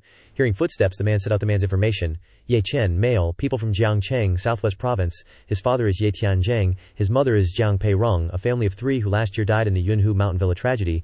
5 years after, Ye Chen, who was dead and came back to life, entered the Grandmaster realm, seeking revenge and killed the Chen father and son first, then killed Diao Jinji Yu. Annihilated over hundreds of people at Qingmen. Killed Jiang Baoguo's son. Looking at the man in front of him who was saying out correct details about himself, Ye Chen cautiously thought, this person is a martial artist and a very powerful one. He gives me a dangerous feeling. Then that man turned his head around. On his face you could also see sharpness. Just your recent resume is already enough to overwhelm others for a lifetime. I'm very curious where you went during those 5 years. Even mobilizing satellites couldn't find you. Then the chief took out a tea set to pour tea, then said, what's more curious is where did you get the courage to accept Chen Yuanli's challenge? He showed a weird smile looking at Ye Chen. Drink tea or not, let's enjoy tea and talk. After speaking, the chief gently used the force to control the teacup to fly afloat in the air. Before Ye Chen's surprise, he launched the cup with the speed of lightning. Ye Chen quickly grabbed the cup that was flying over with precision. The moving speed made the water in the cup constantly shake inside the cup but didn't splatter at all. Ye Chen raised the teacup to his lips, chuckled softly and said, you talk a lot. The chief seemed very pleased with Ye Chen's action of catching the teacup. He secretly praised. This teacup, when I shot it out, had already fused with my kinetic energy. It would have been very difficult for Grandmaster Thuong to catch it. Even if he were lucky enough to catch it, the teacup would likely crack.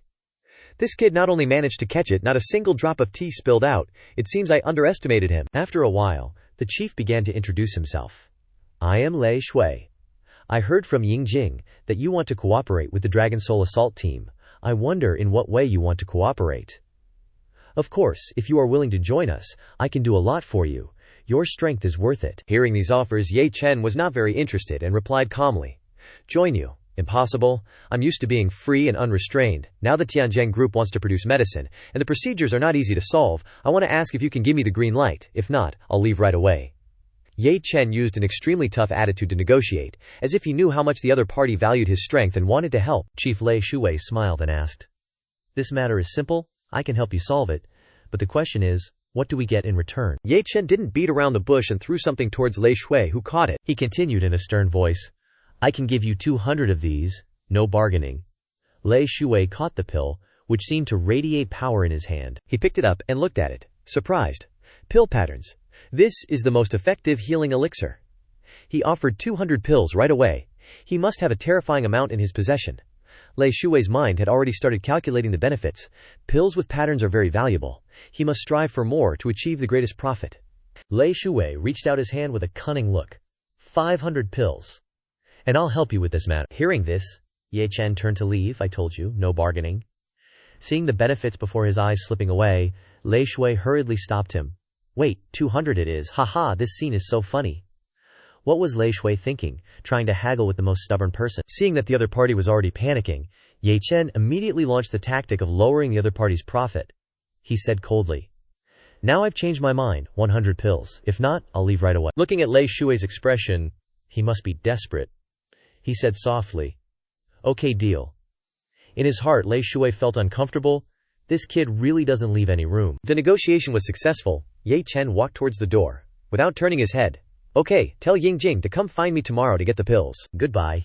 Ye Chen just walked away and slammed the door shut, leaving Lei Shui still deep in thought. This kid, I thought he was someone who valued benefits, but he wants to give them away for nothing? It's really puzzling. Seeing that Ye Chen had left, Yingjing peeked through the door. Seeing Chief Lei Shui standing in the middle of the room, Yingjing rushed in. According to my understanding of Ye Chen at the martial arts arena, he will definitely leave. Do we need to think of a way? Lei Shui calmly ordered. Prepare the plane. Today, I'll go ask for instructions from the leaders, and strive to get Wen Jian as soon as possible. Then he looked out the window and gnashed his teeth.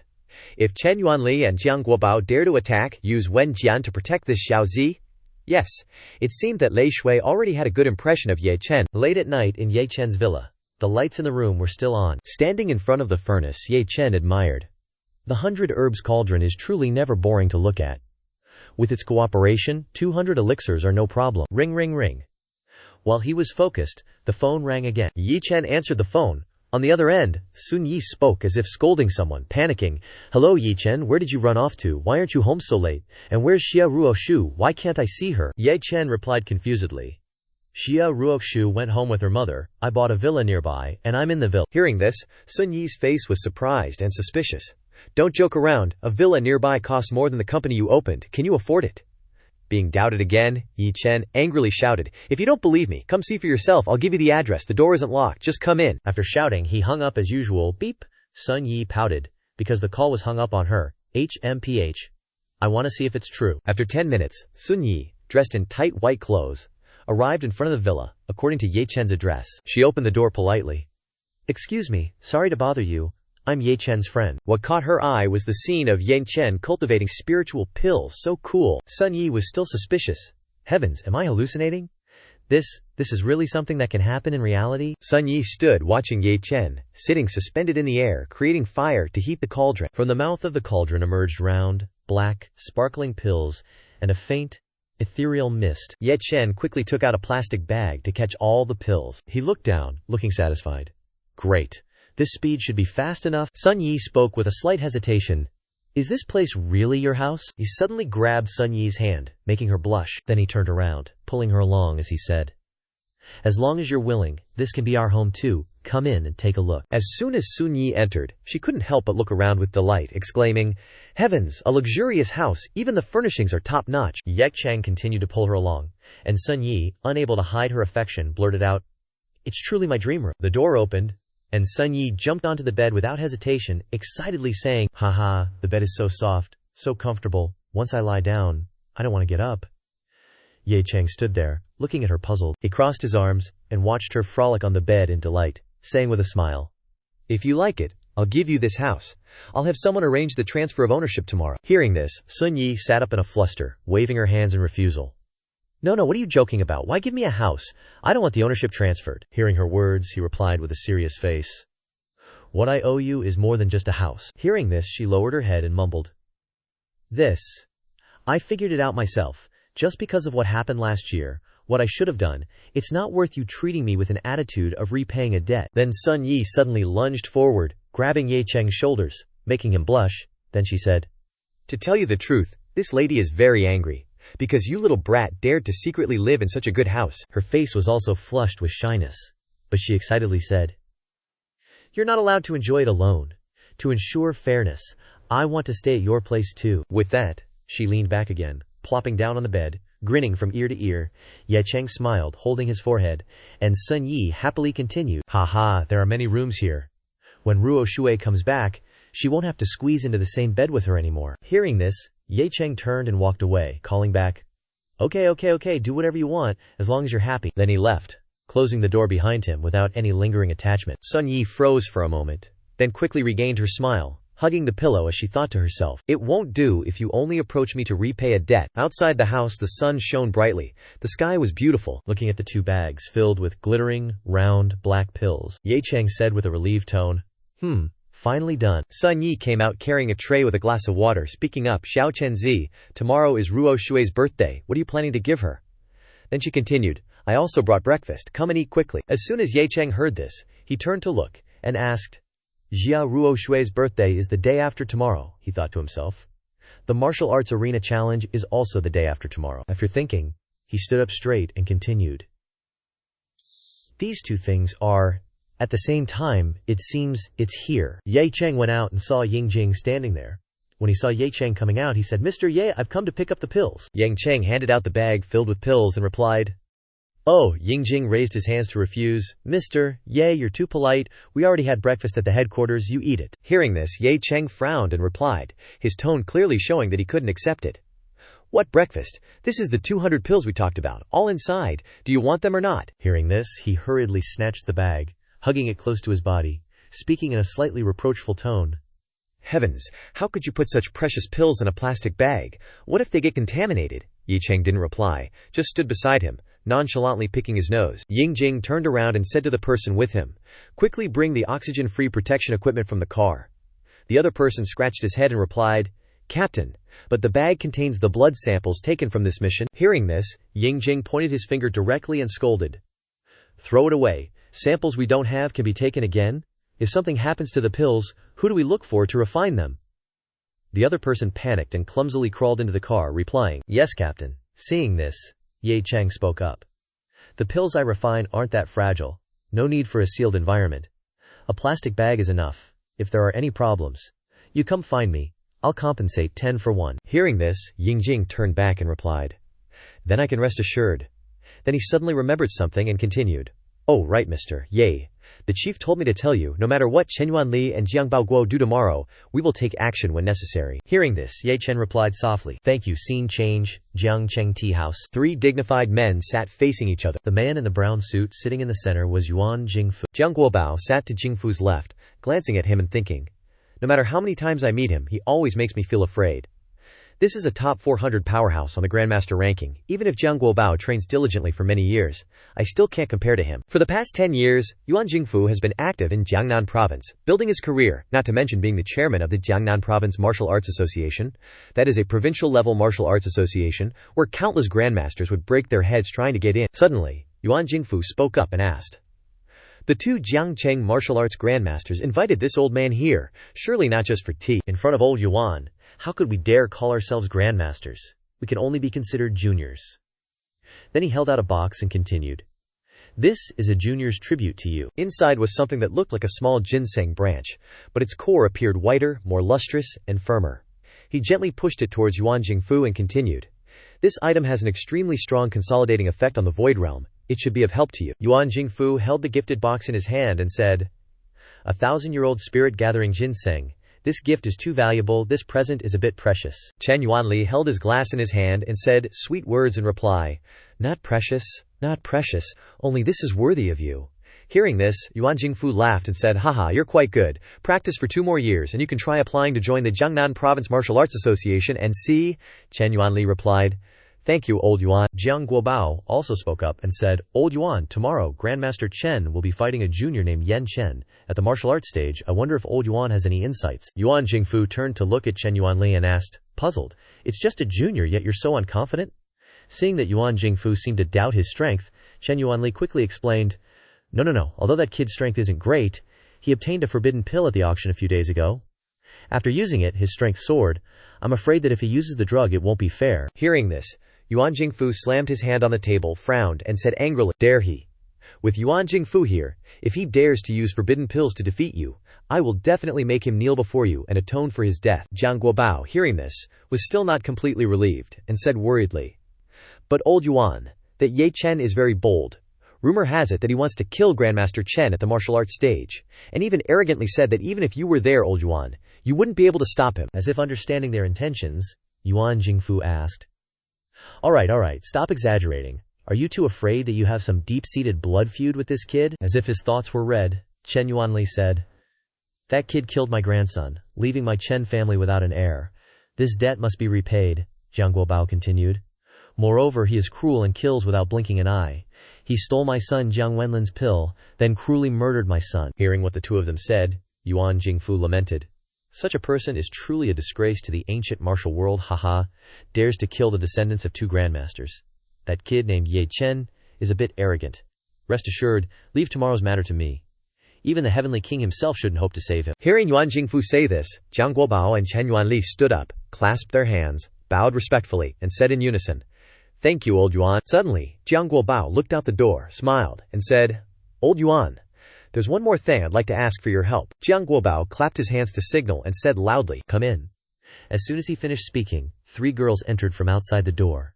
The girl in the middle spoke up and said, Greetings, Old Yuan. Seeing the 3 girls enter, Jiang Guobao smiled and said, These 3 are all students from Jiangbei University.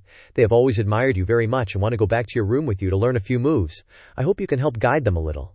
Hearing this, Yuan Jingfu's face darkened, and he hesitated, saying, This matter. Then he revealed a blatant, lecherous smile, curling his lips and said, Ha ha ha, easy to say. Female college students these days all study well. As an elder, I should naturally give them some guidance, especially that big one. On the second day, at Ye Chen's villa, the stone was enveloped by a golden aura. Ye Chen was currently levitating in the air, cultivating. After a while, Ye Chen suddenly opened his eyes wide, and a golden light emanated from around him. Ye Chen had broken through to the 8th level of the Kaiyuan realm. After breaking through, Ye Chen stopped cultivating and slowly sat down on the stone, as it also descended. Ye Chen raised his hand to his chin and wondered. Logically speaking, the spiritual energy in Huaxia is now scarce, far inferior to that place. Yet my cultivation speed hasn't decreased but increased. Could it be because of that stone? The stone suddenly moved slightly. Seeing this, Ye Chen thought to himself, It moved. Could it be that this stone has life and was just answering me? He leaned down, getting closer to the stone, looking at it for a while. Then Ye Chen picked up the stone and said, This stone is truly mysterious. The reason I have enough confidence to participate is also because of the samsara burial ground inside. The current me can mobilize the first great power. I wonder just how powerful that ancient figure really is. Ye Chen then took out a tortoise shell and 3 coins. Forget it, there's no point in thinking too much. Ye Chen tossed the tortoise shell and coins down and said, No matter what, this is the first martial arts arena I've participated in.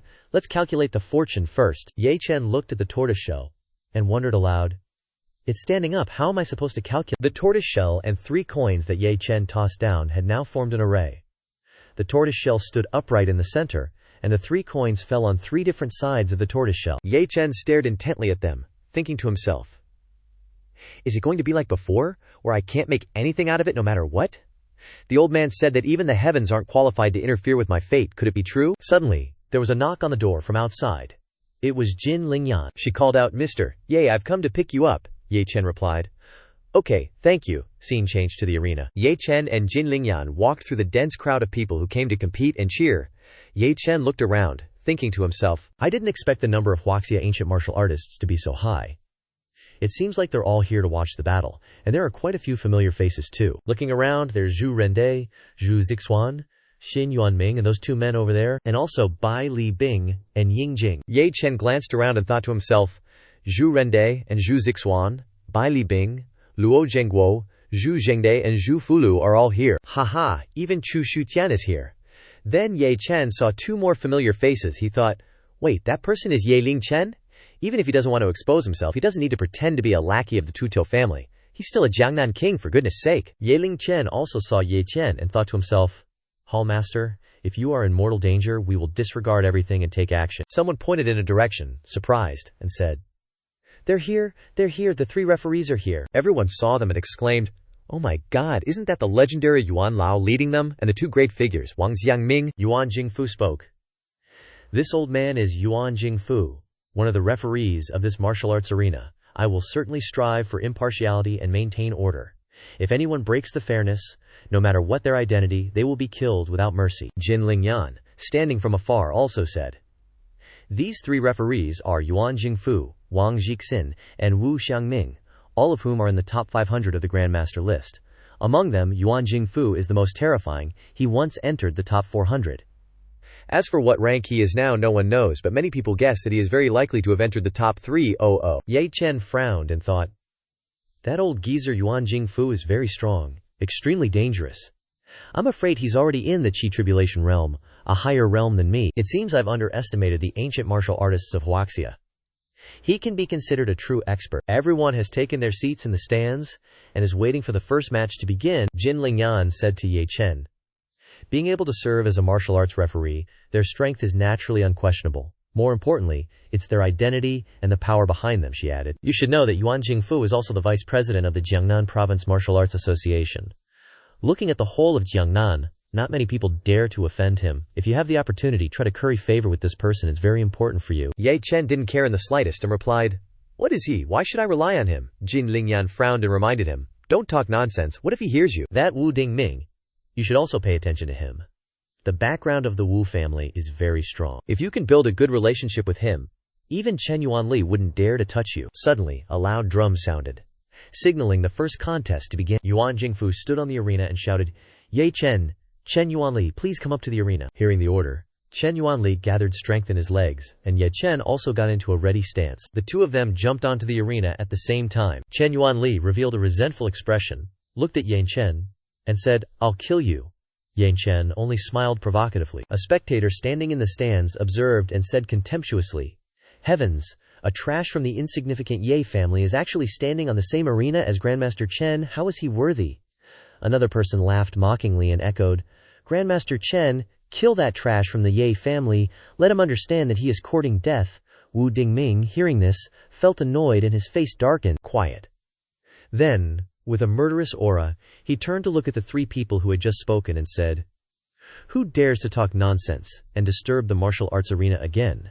Don't blame Wu for being impolite. The people who heard this were frightened and jumped in surprise. Then Wu Dingming sighed regretfully, saying, it's such a pity. A young grandmaster like that could definitely be considered a top genius, yet he has to die here. On the arena right now, Ye Chen is full of vigor, emanating a blazing purple light of imposing manner.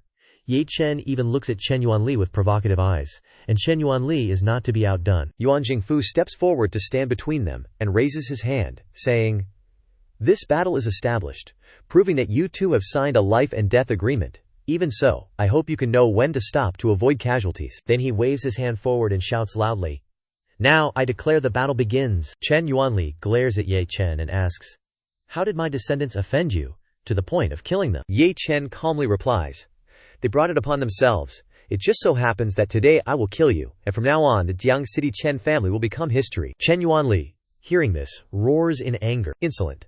The paving stones beneath are blasted up by Chen Yuanli's anger. Chen Yuanboli jumps forward, stretching his leg out to give Ye Chen a kick.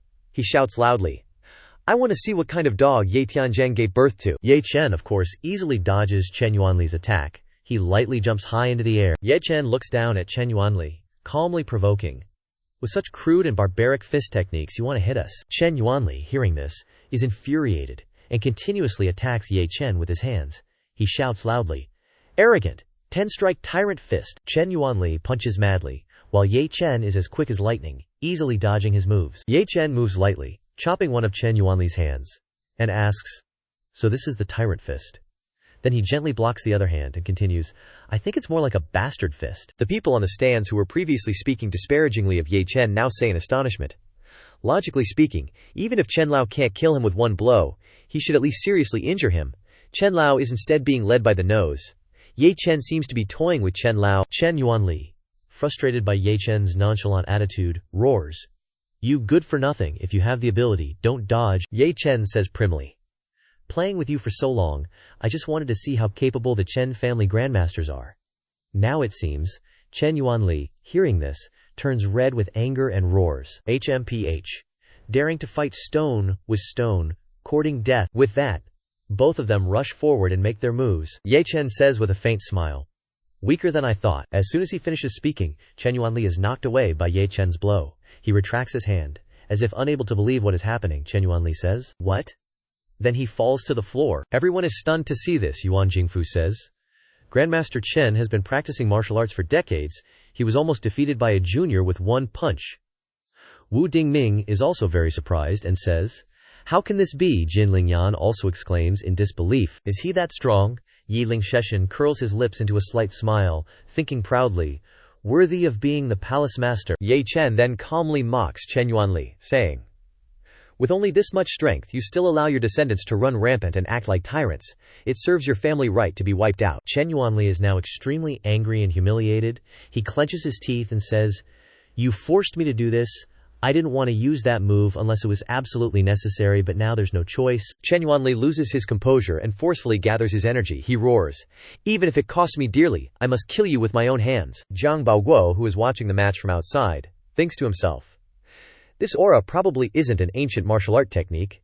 No wonder he had to hide in Mount Kongxiu, so he obtained such a treasure." Ye Chen also guesses and thinks to himself, "This familiar feeling is the martial technique of a cultivator, and of a not low grade." Ye Chen thinks this way because, in principle, ancient martial artists and cultivators are completely different. Their dantians are quite weak, and can hardly contain the methods of cultivators. Once they use this type of martial technique, it will cause great damage to their internal organs, which is why he said it would cost dearly. Now just Chen Yuanli stomping lightly on the ground causes the ground beneath to shake. He stands in the ready stance of the martial technique, heaven-piercing demon thunder palm. The killing intent surrounding Chen Yuanli has also changed, as if wanting to tear someone to shreds. Suddenly, the sky darkened, and the clouds drew closer together, creating flashes of lightning. A series of lightning bolts struck the altar one after another. The atmosphere became even gloomier than usual. Lightning and thunder converged, gathering and entering Chen Yuanli's body. Chen Yuanli was furious at Ye Chen's actions. Chen Yuanli unleashed the martial skill of a cultivator, sacrificing himself for power, as the technique damaged his internal organs. However, Ye Chen, despite knowing what Chen Yuanli intended to do, simply stood there, unafraid and unyielding. Chen Yuanli raised his hand, adopting a defensive stance, then focused his strength into his palms and shouted, "Ajia!" A blue aura surrounded Chen Yuanli, symbolizing his profound inner strength, while also creating a force that radiated around his body. Yuan Jingfu, Wu Mingding, and many others standing below the altar watched Chen Yuanli intently. Everyone was undoubtedly astonished by Chen Yuanli's martial skill. Yuan Jingfu, sweating, looked up at the altar and said, "If struck, one would likely die a gruesome death." Wu Dingming, standing beside Yuan Jingfu, was equally astonished. Wu Dingming stared directly at Chen Yuanli in admiration, which led to a strange phenomenon. A strange phenomenon appeared in mid-air. Chen Yuanli leaped up, drawing his legs close together, while extending his arms high above. Chen Yuanli stared directly into Ye Chen's eyes as he prepared to attack. Ye Chen stood directly below Chen Yuanli. Seeing Chen Yuanli's actions, Ye Chen guessed, "This move, could it be Crow?" So he had already secretly anticipated the technique Chen Yuanli was about to unleash. Chen Yuanli began to change his posture. Chen Yuanli faced directly towards Ye Chen, and extended both hands forward.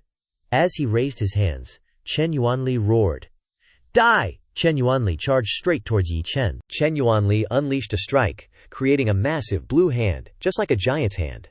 The massive hand followed Chen Yuanli's direction, heading straight towards Ye Chen. Chen Yuanli's falling speed was lightning fast. Ye Chen remained firmly in place without moving. He looked up at Chen Yuanli and began to circulate his inner energy throughout his body. A red-orange aura appeared, enveloping Ye Chen. Ye Chen stood firm, clenching his fist, and said, "This move." After saying that, Ye Chen wore a contemptuous expression. Ye Chen did not flinch at all at Chen Yuanli's attack. Even though many people were still praising Chen Yuanli, Ye Chen received it calmly. He said a sentence. Inferior, child's play. Chen Yuanli unleashed his attack. A pillar of light emitted a powerful force due to him. A loud bang, the arena shattered. Looking like this, we can see why the grandmasters below were so amazed. A girl with red hair, high bun, holding a fan in her hand, standing outside the altar looking up worriedly said, "Yi Chen." Standing on the side, Yi Chen's people were also shocked and said loudly, "Hallmaster," a girl with short yellow hair, sharp eyes and a small face, standing under the altar, seeing Ye Chen was hit by Chen Yuanli, smiled faintly and said, "Ye Chen, this time you are definitely going to die." The old man from the Jiang family, standing below the altar, also looked up and shook his head. Dying so easily is too cheap for this brat. No wonder he is the family head of the Chen family. Chen Yuanli, Chen Yuanli. The head of the Jiang family looked up from afar. Below the altar were a series of people from many martial arts families. The white smoke has not completely dissipated. I don't know how Ye Chen and Chen Yuanli are. After a while, the white smoke gradually dissipated, and the head of the Jiang family looked up again. But he discovered something. The head of the Jiang family stared curiously. That is, after looking more closely, it seems that the head of the Jiang family saw something amazing. His eyes widened, his skin tensed, and his mouth blurted out, "How can it be?" Oh, so Yi Chen was still normal. In the middle of the white smoke, Yi Chen still stood proudly. Yi Chen smiled faintly. The white smoke gradually dissipated, and on the altar was a scene that no one expected. Chen Yuanli was beaten black and blue, lying face down in the middle of the altar floor. Ye Chen was still normal. Without a scratch, he stood proudly looking down at Chen Yuanli, his hands in his pockets. Standing high, everyone around the altar was shocked. Seeing this, the head of the Jiang family said loudly, "Why is he still alive?" Yuan Jingfu was stunned when he saw this. Yuan Jingfu was the leader of the match, so he saw the scene clearly, and saw Ye Chen's attack most clearly. Yuan Jingfu remembered the moment he attacked and trembled. When Chen Yuanli hit, Ye Chen only needed to stand still and raise his hand to wait for him to take the blow. Yuan Jingfu thought to himself, Ye Chen didn't even gather strength at that time. Yuan Jingfu imagined the scene again, and still trembled. Yuan Jingfu thought to himself, just raise a fist, wait for the opponent to bring it to the door himself. How did he break through in such a strong leader wind and at the same time counterattack? Ye Chen was very proud and arrogant at that time. He put his hands to the side and laughed loudly. "Go to hell, Chen Yuanli." Just as Yin Chen was about to kill Chen Yuanli, a voice rang out. "Don't kill people."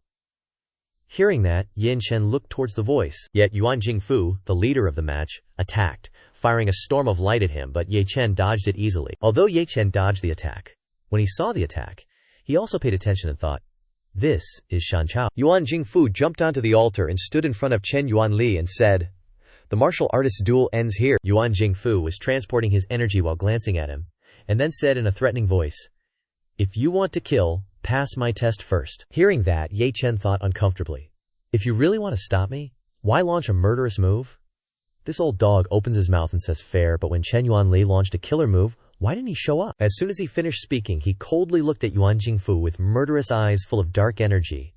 Ye Chen raised his hand and said, "It seems that today not only Chen Yuanli will die, but this old dog with the surname Yuan will also die." The head of the Jiang family, standing below the altar, was still looking at the development of the story.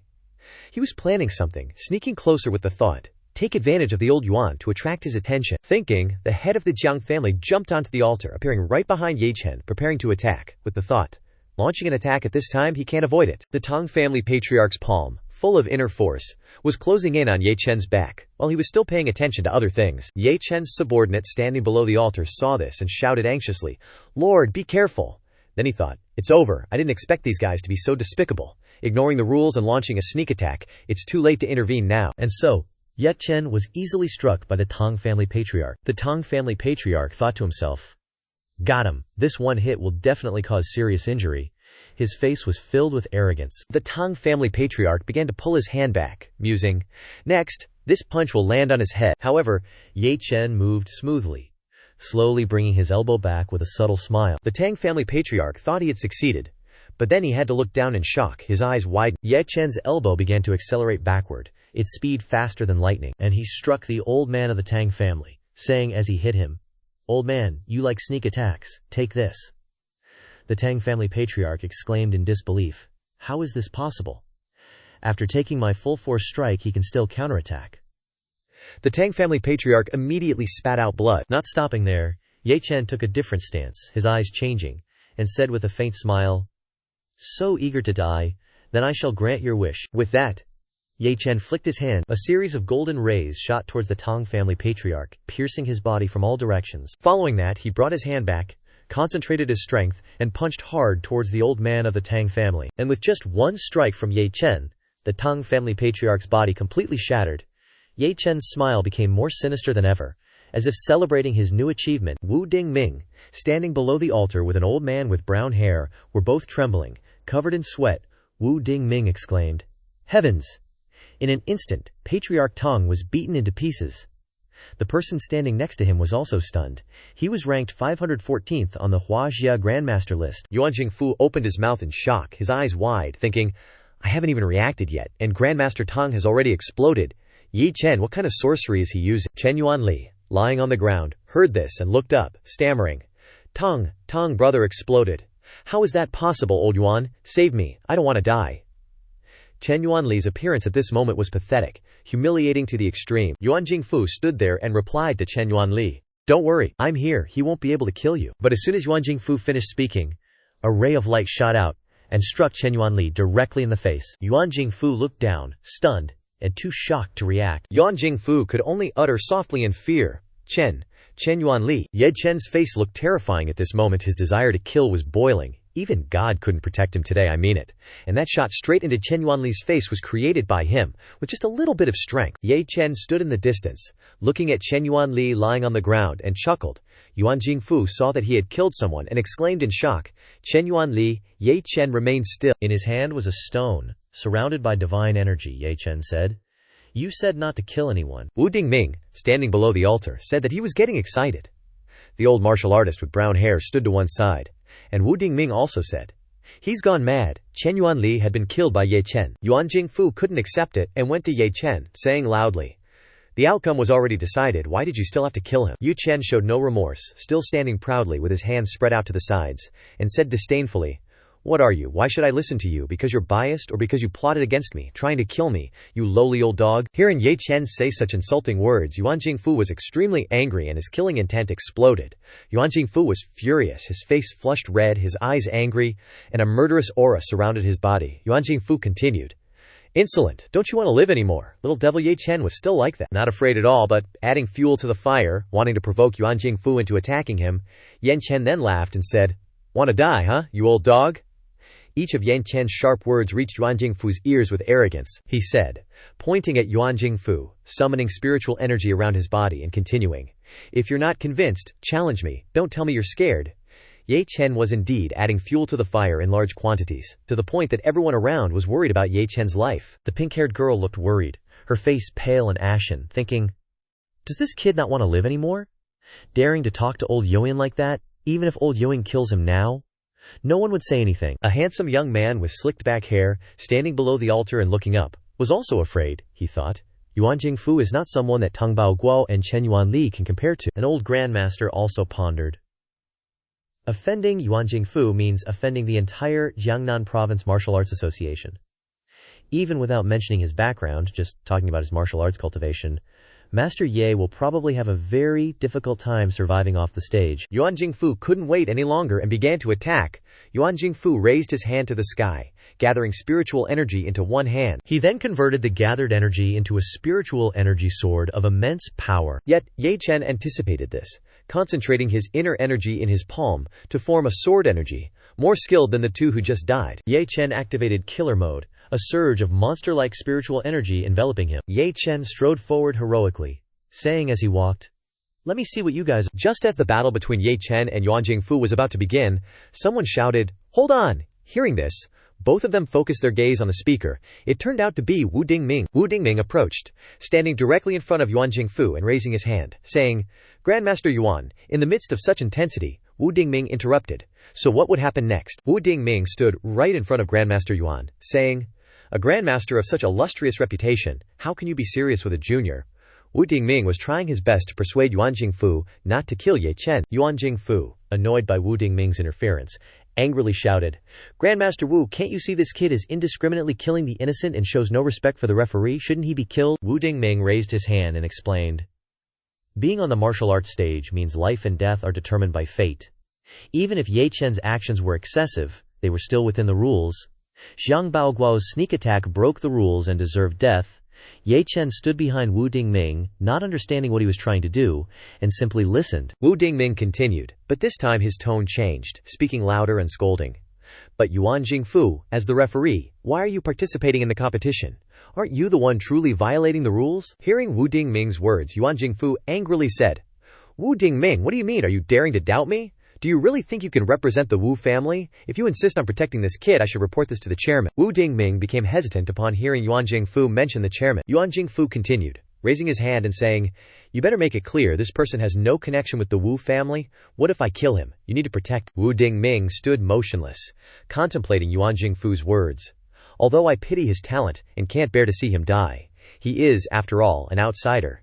Yuan Jingfu is using the chairman to pressure me. If I don't have a legitimate reason, it will be difficult to deal with. Ye Chen, standing beside him with a cold expression, said, are you done? Standing on the platform, Wu Dingming turned around and said to Ye Chen, I ask you. Ye Chen replied, Wu Dingming continued. Are you willing to join my Wu family? Ye Chen didn't understand Wu Dingming's intention. Countless questions of why were swirling around him.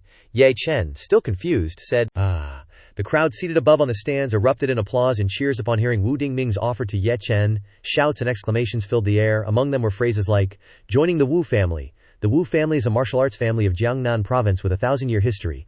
The Wu family's old patriarch is one of the highest-level grandmasters. If the Wu family lends a hand, Ye Chen will rise to the heavens in one step. Everyone will be dumbfounded by this offer. The blonde girl who once rejected him showed a regretful expression. She bit her lip and thought, I didn't expect that if I had accepted Ye Chen back then, the Chu family would have the Wu family as support, surely ascending to the peak in one step. Why didn't I see his potential back then? Hearing Wu Dingming's words, Yuan Jingfu pointed at Ye Chen and said, Are you crazy? You actually want to accept this homicidal maniac into the Wu family? Aren't you afraid of what others will say? Yuan Jingfu paled, thinking, I didn't expect his attitude to be so resolute. If he really joins the Wu family, then I really won't be able to do anything to that kid. Wu Dingming turned and said to Ye Chen, let's go. Now that you're a member of the Wu family, no one here will dare to touch you. Ye Chen asked in a low voice, Who is a member of your Wu family, old man? Hearing this, Wu Dingming exclaimed, What? Wu Dingming turned around and said, This is the only way to save your life? Ye Chen replied blankly. Save my life? Who needs to save my life? In an instant, Ye Chen's attitude changed, continuing to summon spiritual energy around him and saying forcefully, Sorry, I don't intend to join any forces. Besides, isn't that guy surnamed Yuan still alive and, well, I can't just leave like this. The blonde girl standing outside the platform's expression changed upon hearing this. Heavens, he rejected the Wu family. Has this guy's brain been fried by drugs? This is the dream of so many martial artists, and he rejected it without hesitation. There's no need to seek death like that. After thinking, the blonde girl breathed a sigh of relief. As expected, useless people can't be supported. It was right not to agree to be with Ye Chen. Wu Dingming shook his head, closed his eyes, and said, If you are so determined, then your life is your own responsibility. Wu Dingming stepped down from the platform with a rather melancholic expression and said, Although I don't want to admit it, this is a mistake made by a young person. Ye Chen and Yuan Jingfu watched Wu Dingming's departing figure with serious expressions. As Wu Dingming moved further away, Yuan Jingfu once again flew into a rage at Ye Chen. Yuan Jingfu's face contorted, his eyes narrowed, and he gritted his teeth, saying hatefully, Kid, you've cut off your only way out. I've never met such a foolish and arrogant person like you in my life. Ye Chen was not to be outdone. He stood heroically and said, Shut up, you idiot. Thanks to that guy just now, you were able to live a few more minutes. Ye Chen's words were incredibly cool and impactful. Yingjing, standing outside the platform, looked up at the platform and thought, Oh heavens, he really wants to fight. Elder Ying, please don't act rashly, life is important. Ye Chen's people also worriedly said, What should we do? Should we stop him? But this is the Hallmaster's intention. What should I do? The battle between the two began, with Yuan Jingfu initiating the opening. He raised a finger high, gathered energy, and began to speak. Kill you, Wang Jingfu, having gathered enough energy, swept his hand down, creating a net of light, and continued. 3 moves are enough. Ye Chen remained standing, lost in thought, focusing all his true qi on his index finger. Yuan Jingfu's voice echoed, You little bastard. Watch the first move closely.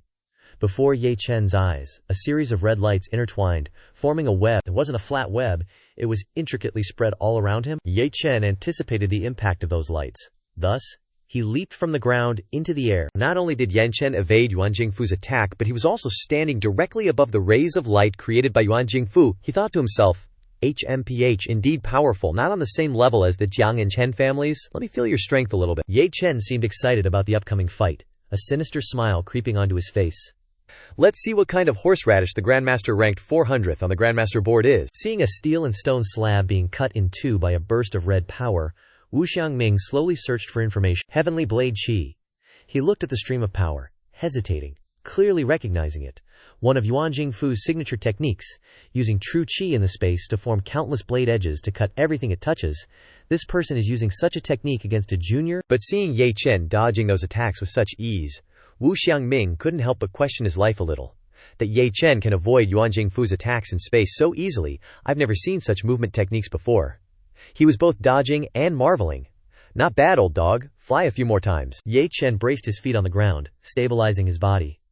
If you can't hit me, it's meaningless. Then he quickly evaded the mass of power, heading straight for the person behind everything. Die.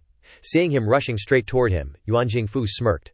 No wonder Chen Yuanli lost. This kid really has some skill. But snapping out of his thoughts, he raised his hand to activate his power. Quickly, Ye Chen's eyes widened as he sensed something unusual. The red power from Yuan Jingfu's hand transformed into a thread, tightly wrapping around him, and he advanced to attack. Running faster wouldn't help, he would get caught in the net. Successfully immobilizing Ye Chen, Yuan Jingfu grinned sinisterly like a madman who had just escaped the asylum. Seeing his triumphant smile and expression, Ye Chen inwardly scoffed. HMPH, this kind of thread chi is far inferior to the initial blade chi. I just need to circulate my energy to break free. Just then, Yuan Jingfu spoke. Second move. Hearing these three words, he realized in dismay. Crap! Ye Chen could only curl up, enduring a punch straight to the face. While thinking about how to escape this thread chi, I was careless. I didn't dodge. Yuan Jingfu jumped up from below and punched him, soaring dragon in the sky. After that punch, Ye Chen quickly collapsed, but he managed to prop up his body with one hand. Witnessing this scene, Yuan Jingfu gritted his teeth in anger,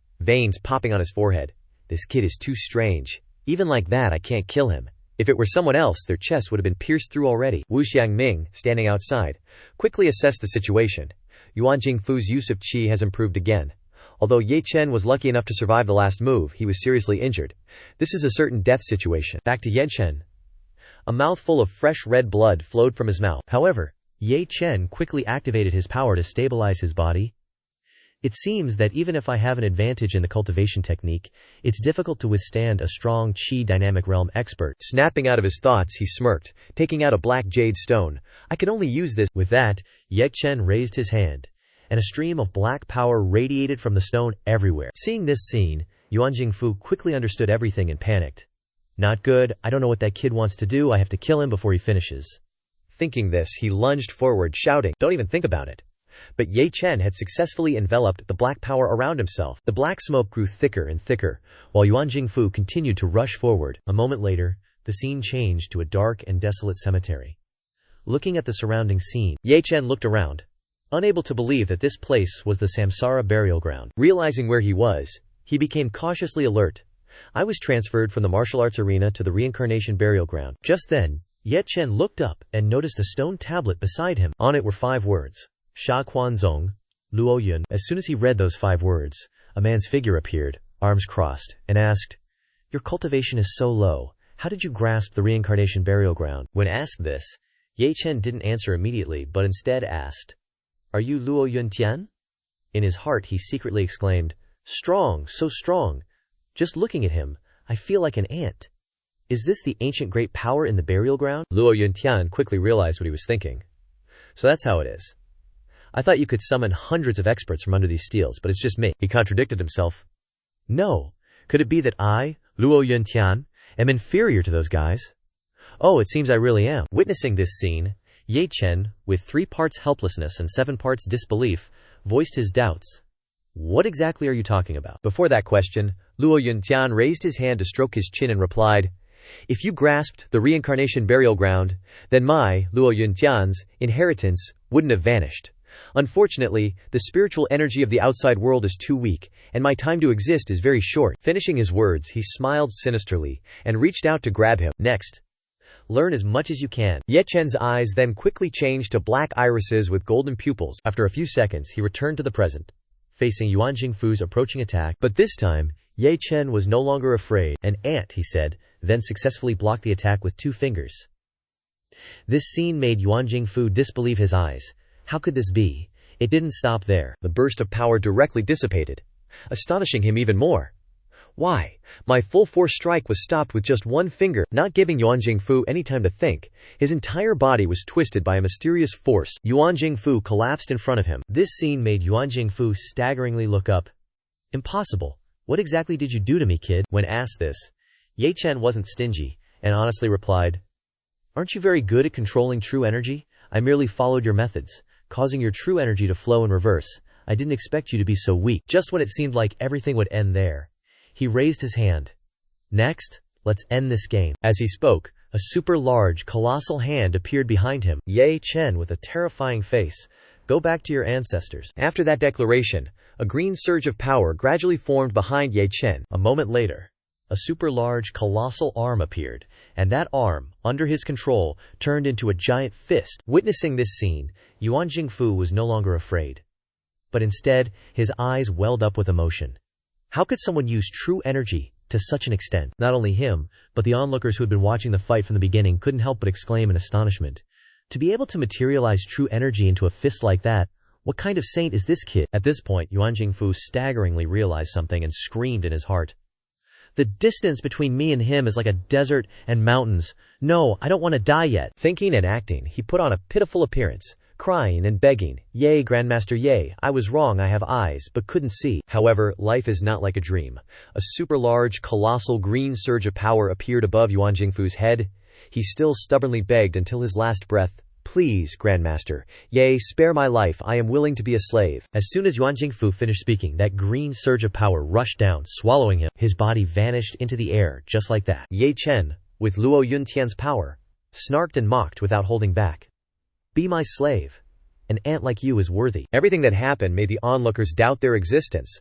With a bit more fear in their hearts, Yuan Jingfu was killed by a junior. What happened just now? The martial arts arena exploded? What kind of saint is that? Ye Chen, Chu Zhengde and Chu Fulei, witnessing everything from the outside, began to whisper. Dad, the entire martial arts arena has been destroyed by him. Does Hua Jia really have such powerful experts? Why do I feel like that person isn't Ye Chen? I have the same feeling. Not only the true father and son and the onlookers, but even Ye Lingtian was equally shocked. Although he didn't know how the Hallmaster did it, this battle was enough to go down in the history of Huaxia martial arts. It seems I have to speed up my progress. With the Hallmaster's strength, his path of conquest isn't in Jiang Cheng, nor in Jiangnan, but in the entire Huaxia. Grandmaster Zixin, paying attention to these things, also felt something was amiss. Master Wu, is that person really an ancient martial artist? Why do I have a bad feeling? Wu Xiangming disagreed. I'm afraid he's not an ancient martial artist. Wu Xiangming pondered for a moment before voicing his own speculation. But a cultivator, hearing these words, Grandmaster Zixin couldn't believe his ears, and asked repeatedly, How is that possible? Do heaven-destroying, earth-rationizing cultivators really exist? Is it true that the Hua stage Grandmaster in the legends is just the beginning? Pressed like this, Wu Xiangming frowned, hesitantly expressing his opinion. But Ye Chen has caused too great a commotion this time. Once it spreads, he will definitely become a common enemy of Jiangnan province. Even with Huaxia's martial arts world, the major forces will absolutely not tolerate such growing strength, one that refuses to be bound by the rules. He paused for a moment before continuing. Based on the rules, there are still experts from the Martial Arts Association lurking in the shadows. If this person leaves and spreads the news, the forces of the entire Huaxia might surround and kill Ye Chen. Each word left those present speechless. Just at this moment, a masked man spoke up. Yang Chen, you dared to send off the vice president of the Jiangnan Province Martial Arts Association? You're courting death. After saying that, the person sensed something was off. Hearing that declaration, Ye Chen sneered. Luo Yuntian and Ye Chen smiled grimly. So, there are accomplices. These words successfully made the masked man realize the smell of fear. Not good, I've been discovered. I must retreat immediately. Suddenly, his eyes widened as he realized something. Beside the masked man, a super huge hand had appeared out of nowhere. Death. Just like that, he was crushed by the hand. Seeing the person fall to the ground, blood everywhere, the crowd gathered around to ask, Hey brother, are you okay? Why did this person suddenly vomit blood and fall? Observing the crowd gathering, Ye Chen stood alone, sighing inwardly. Too strong. Immediately after that, Luo Yuntian appeared beside him, arms crossed. Powerful, right? If I want to send someone off, even if they're thousands of miles away, they'll still kick the bucket as usual. Hearing his words, Ye Chen was speechless, pointing out, the more troublesome thing now is that because of your messing around, I'll be targeted by a bunch of people. To those words, Luo Yuntian calmly delivered a green judgment. Then I'll help you fix their memories. This one sentence made him freeze stiffly. That easy, Luo Yuntian stroked his chin, proudly showing off. Just use true energy to gently tap the heads of everyone here. Roughly like that, this sentence left Ye Chen helpless. You don't want to kill everyone here, do you? Having said that, he enveloped Ye Chen, controlling his actions, then explained, changing memories doesn't mean erasing everything. One day, someone will follow the clues and deduce what happened today. What you need to do now is to constantly become stronger and quickly meet the strong ones on the steel, ranked 1 and 2. Before Luo Yuntian did it, he reminded beforehand, don't touch Ye Ling Zitian, the others are up to you. He accepted without hesitation.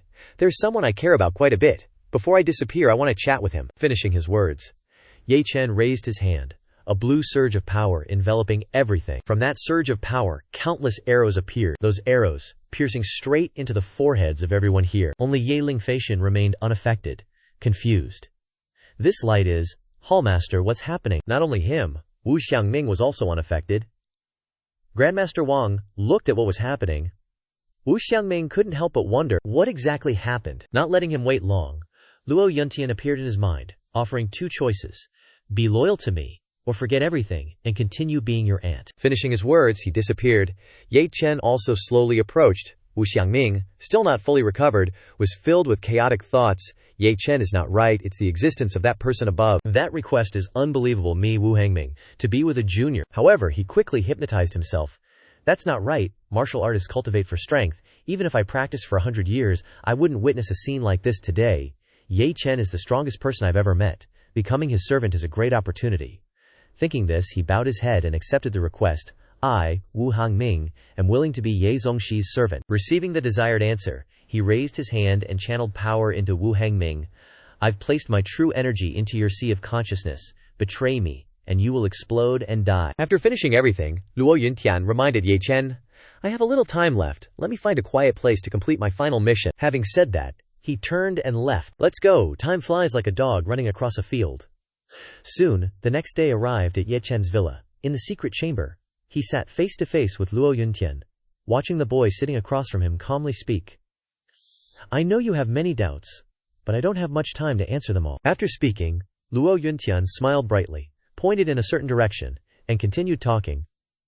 I know you have many doubts, but I don't have much time to answer them all. Hearing these words, Ye Chen's face darkened, his eyes full of murderous intent. He gritted his teeth and said each word, one question. Why were you imprisoned in the stone? Why help? Being asked like that, Luo Yuntian retorted firmly, but still honestly answered each question one by one. Those are 2 questions.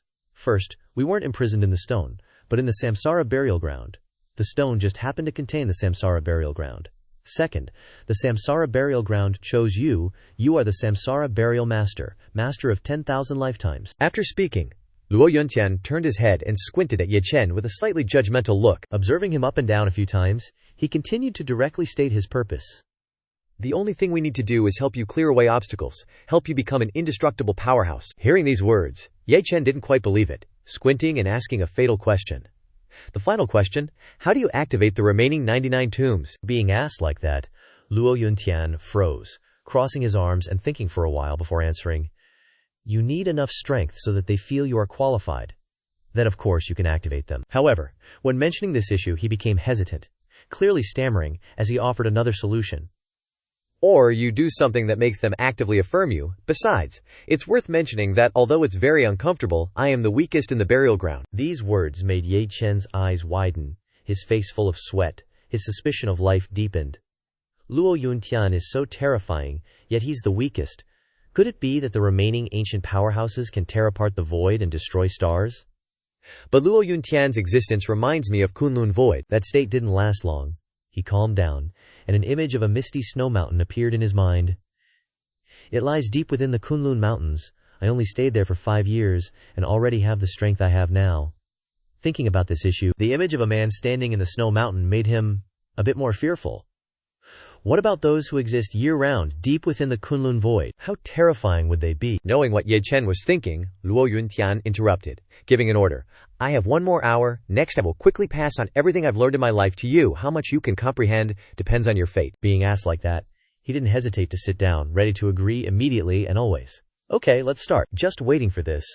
Luo Yuntian put a finger straight on the middle of his forehead, Immediately after that touch, a surge of golden power surged throughout his body, surrounding the place where Ye Chen and Luo Yuntian were sitting. Not only did changes occur outside, but in his mind, images of two men fighting also appeared vividly in his head. In an instant, a lot of information flooded into his mind. All kinds of powerful martial techniques and mental cultivation methods, and even countless fighting images. I can't absorb it all at once. Seeing that Ye Chen had completely absorbed the essence of knowledge, Luo Yuntian smiled contentedly and gradually disappeared. You are the Samsara burial master, which means you have 100 great powerhouses guiding you. Before those words, he remained in the same closed-eyed state without any reaction. But Luo Yuntian didn't pay much attention and cheerfully suggested, "Are you willing to call me master now? I don't want what I've learned in my whole life to disappear in this world." Being asked like that, Ye Chen opened his eyes and softly called out, "Master?" This word made Luo Yuntian feel that there was nothing to regret in life, laughing loudly with his head raised.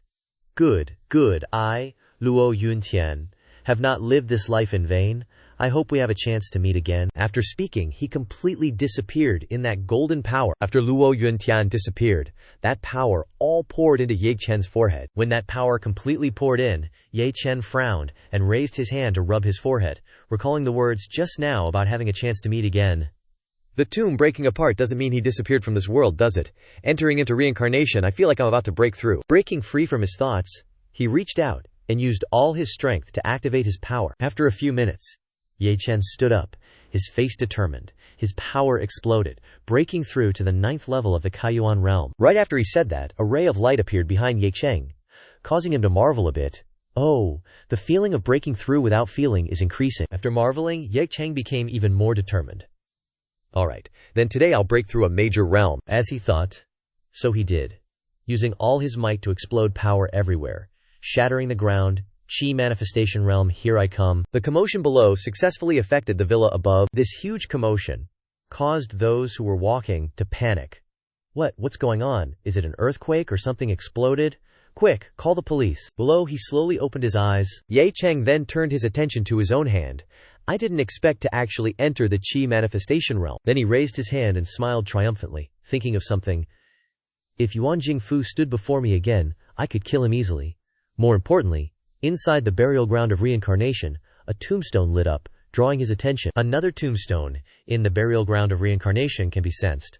Although the sensing is still very weak, as long as my strength increases a bit, I will definitely be able to activate it. Just then, the phone rang. Ye Cheng picked up the phone, and the person on the other end quickly yelled, "Hello, Sun Yi. Ye Cheng, where are you now?" Being asked like that, he replied sternly, "At home."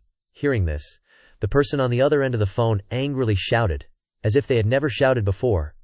"There was a localized earthquake at home just now, didn't you notice? Are you a tiger or something? Did you have to make this old lady worried to death?" Being scolded like that, Ye Cheng smiled sheepishly to clear his name. "Earthquake? I've been in the house the whole time, nothing happened?" That answer pleased Sun Yi. Oh, it's good that you're okay. Then quickly go to Ruo Shui, she looks her best today, standing in front of the door waiting for you. Every word stunned Ye Cheng on the spot. Damn, how could I forget about this? I'll go right now. In another corner, a man said in disbelief, "You mean Ye Cheng successively sent 3 grandmasters to their doom, and even Yuan Jingfu died without a complete body? How is that possible?" To that question, the man behind him truthfully replied, "Yes, Chen Guobao and Jiang Yuanli were completely overwhelmed, because Ye Cheng's strength was too strong. But Yuan Jingfu's death was a bit strange. My only impression is that Yuan Jingfu's body exploded. I don't know what the reason was." This made the man narrow his eyes, paying attention. Only impression. Not wanting to question himself, he immediately asked, "What do you mean by using this term?" After hearing the strange phrase, the man didn't hesitate much, and spoke out the doubts in his heart. "What do you mean by only impression? Why use this description?" Being asked like that, the red-haired guy smiled helplessly, scratching his head in response. "I can't explain this clearly either. Looking closely, it feels like that part of the memory can't remember the details no matter how much it thinks, only a vague impression." This phrase made the man excited. Unbelievably, he jumped up. Memory erasure. The man couldn't believe his ears, got out of his seat, and asked his subordinate repeatedly, "Could there be a psychic power user in the field? I've met a psychic power user before. They can indeed erase other people's memories." Every word made the gelled hair man stiffen on the spot, not knowing how to answer. The man went to the front of him and asked a meaningful question. "Are the clothes you're wearing today the same ones you wore yesterday?" Before that question, the red-haired guy replied with 3 parts helplessness and 7 parts confusion. "Yes, chief." Only waiting until this time, he excitedly shouted the request, "Then take off your pants for me." This request panicked the red-haired man, tactfully refusing, "Ah, Chief, I don't have that kind of interest." Knowing that he had misunderstood, the veins on the man's face twitched, angrily yelling, "The belt! Give me the belt!" Stupidly scolded like that, the guy blindly followed, and soon the man got the belt in his hand and opened it. Looking at the tiny camera placed in the center, the man excitedly, and satisfied, said loudly, "Very good. It will tell us everything." After doing everything, the man returned to the table. Connecting the camera to the computer, the red-haired guy also came over, watching the whole process with admiration. "There is such a sophisticated camera in this mountain. Wow, who would have expected this? No wonder you're the chief." Before those compliments, the man, while clicking something on the computer, explained, "This is my contingency plan. Compared to the privacy of soldiers, national security is obviously more important. I hope you can understand." Soon, Ye Cheng's face with Luo Yuntian behind him appeared on the screen. "The image is out. You can come and take a look." The two went together to see the scene of him standing in front of a supermassive force, straight down to the ground. This scene made the man doubt his life a bit. Heavens, is this something a person can do? After watching for a while longer, the man was even more shocked, and hesitated to say the speculation in his heart. I guess it's probably only the existence ranked before the top 50 of the Grandmaster list who could do it. But Ye Cheng is only in his 20s. Before the top 50 are all old men who have been famous for many years. The concepts of the two are completely different. The red-haired guy beside him, watching what was happening on the screen, hesitantly pointed out, "Chief, with the strength Ye Cheng is displaying in the images, even if our Dragon Soul Strike team uses every trick in the book, I'm afraid we can't stop him." Every word stunned the man on the spot. Unable to watch anymore, the man slammed the laptop shut for some unknown reason. After closing the laptop, the man stood up, his face dark, and warned emotionlessly, "Yingjing, you've followed me for so many years. You must know the gravity of this matter. Remember, what you saw today must never be revealed to anyone, or I will charge you with treason." Yingjing acknowledged understanding and raised his hand in salute. "Understood." As he responded, the man, while fastening his belt, continued, "Furthermore, although the martial arts arena has jamming devices that prevent recording, it doesn't mean others don't have special anti-jamming equipment like us. These images could have been taken by someone present." After fastening the belt, the man placed it in the suitcase, along with two strange cords, and commanded, "Drop all tasks at hand immediately. Organize everyone at the martial arts arena. Once you discover that the other side possesses any similar materials, I authorize you to use any means necessary to erase the documents and the people involved. I will take responsibility for what happens." After issuing the order, the man turned to state his request. "Arrange for me an SSS-class military aircraft. I must immediately go to Zhongnanhai to report this to number 1. Yingjing raised his hand to his forehead and immediately responded, "Yes, Chief." At this moment, at a beautiful villa inside that mansion, countless people were gathered in the main hall. Sun Yi stood among the crowd, holding a glass of wine, quietly assessing her surroundings. This place not only gathered high-ranking figures from Jiang Cheng, but even included nobles from Jiangnan province, many people she had only seen on TV. While she was deep in thought, Xia Ruoshui approached from afar. "Sun Yi, where is that guy? Why hasn't he arrived yet?" Seeing who it was, she hesitated. "He should be here soon, I just urged him." This answer made Xia Ruoshui pout in dissatisfaction. "He clearly promised me, and I still need to urge him. He really doesn't." Before she could finish, Xia Ruoshui's mother hurriedly ran over from a distance. "Ruoshui, an important guest has arrived. We need to personally greet him. You need to get acquainted." This statement startled both girls. Afterwards, without saying a word, she pulled her away. "It's that fiancé of yours."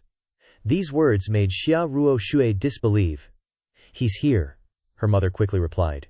"He hasn't arrived, but the Qin family of martial arts has sent a grandmaster to visit, which is also a show of respect for our Xia family." The person being mentioned was Qin Yuanqiang, currently standing solemnly in the hall on the other side. The mother introduced him enthusiastically. "His name is Qin Yuanqiang, ranked 600 on the grandmaster list. His strength is terrifying. Our Xia family is primarily in business, lacking the protection of martial arts experts." Soon, Xia Ruoshui appeared before him and greeted, "Mr. Xin, it is truly an honor to have you come from afar to attend my birthday party." In response, Xin Yuanqiang also politely greeted back, "Miss Xia, you are too kind. Recently the young master is in seclusion to break through, so he cannot come out. I can only represent him, please forgive him.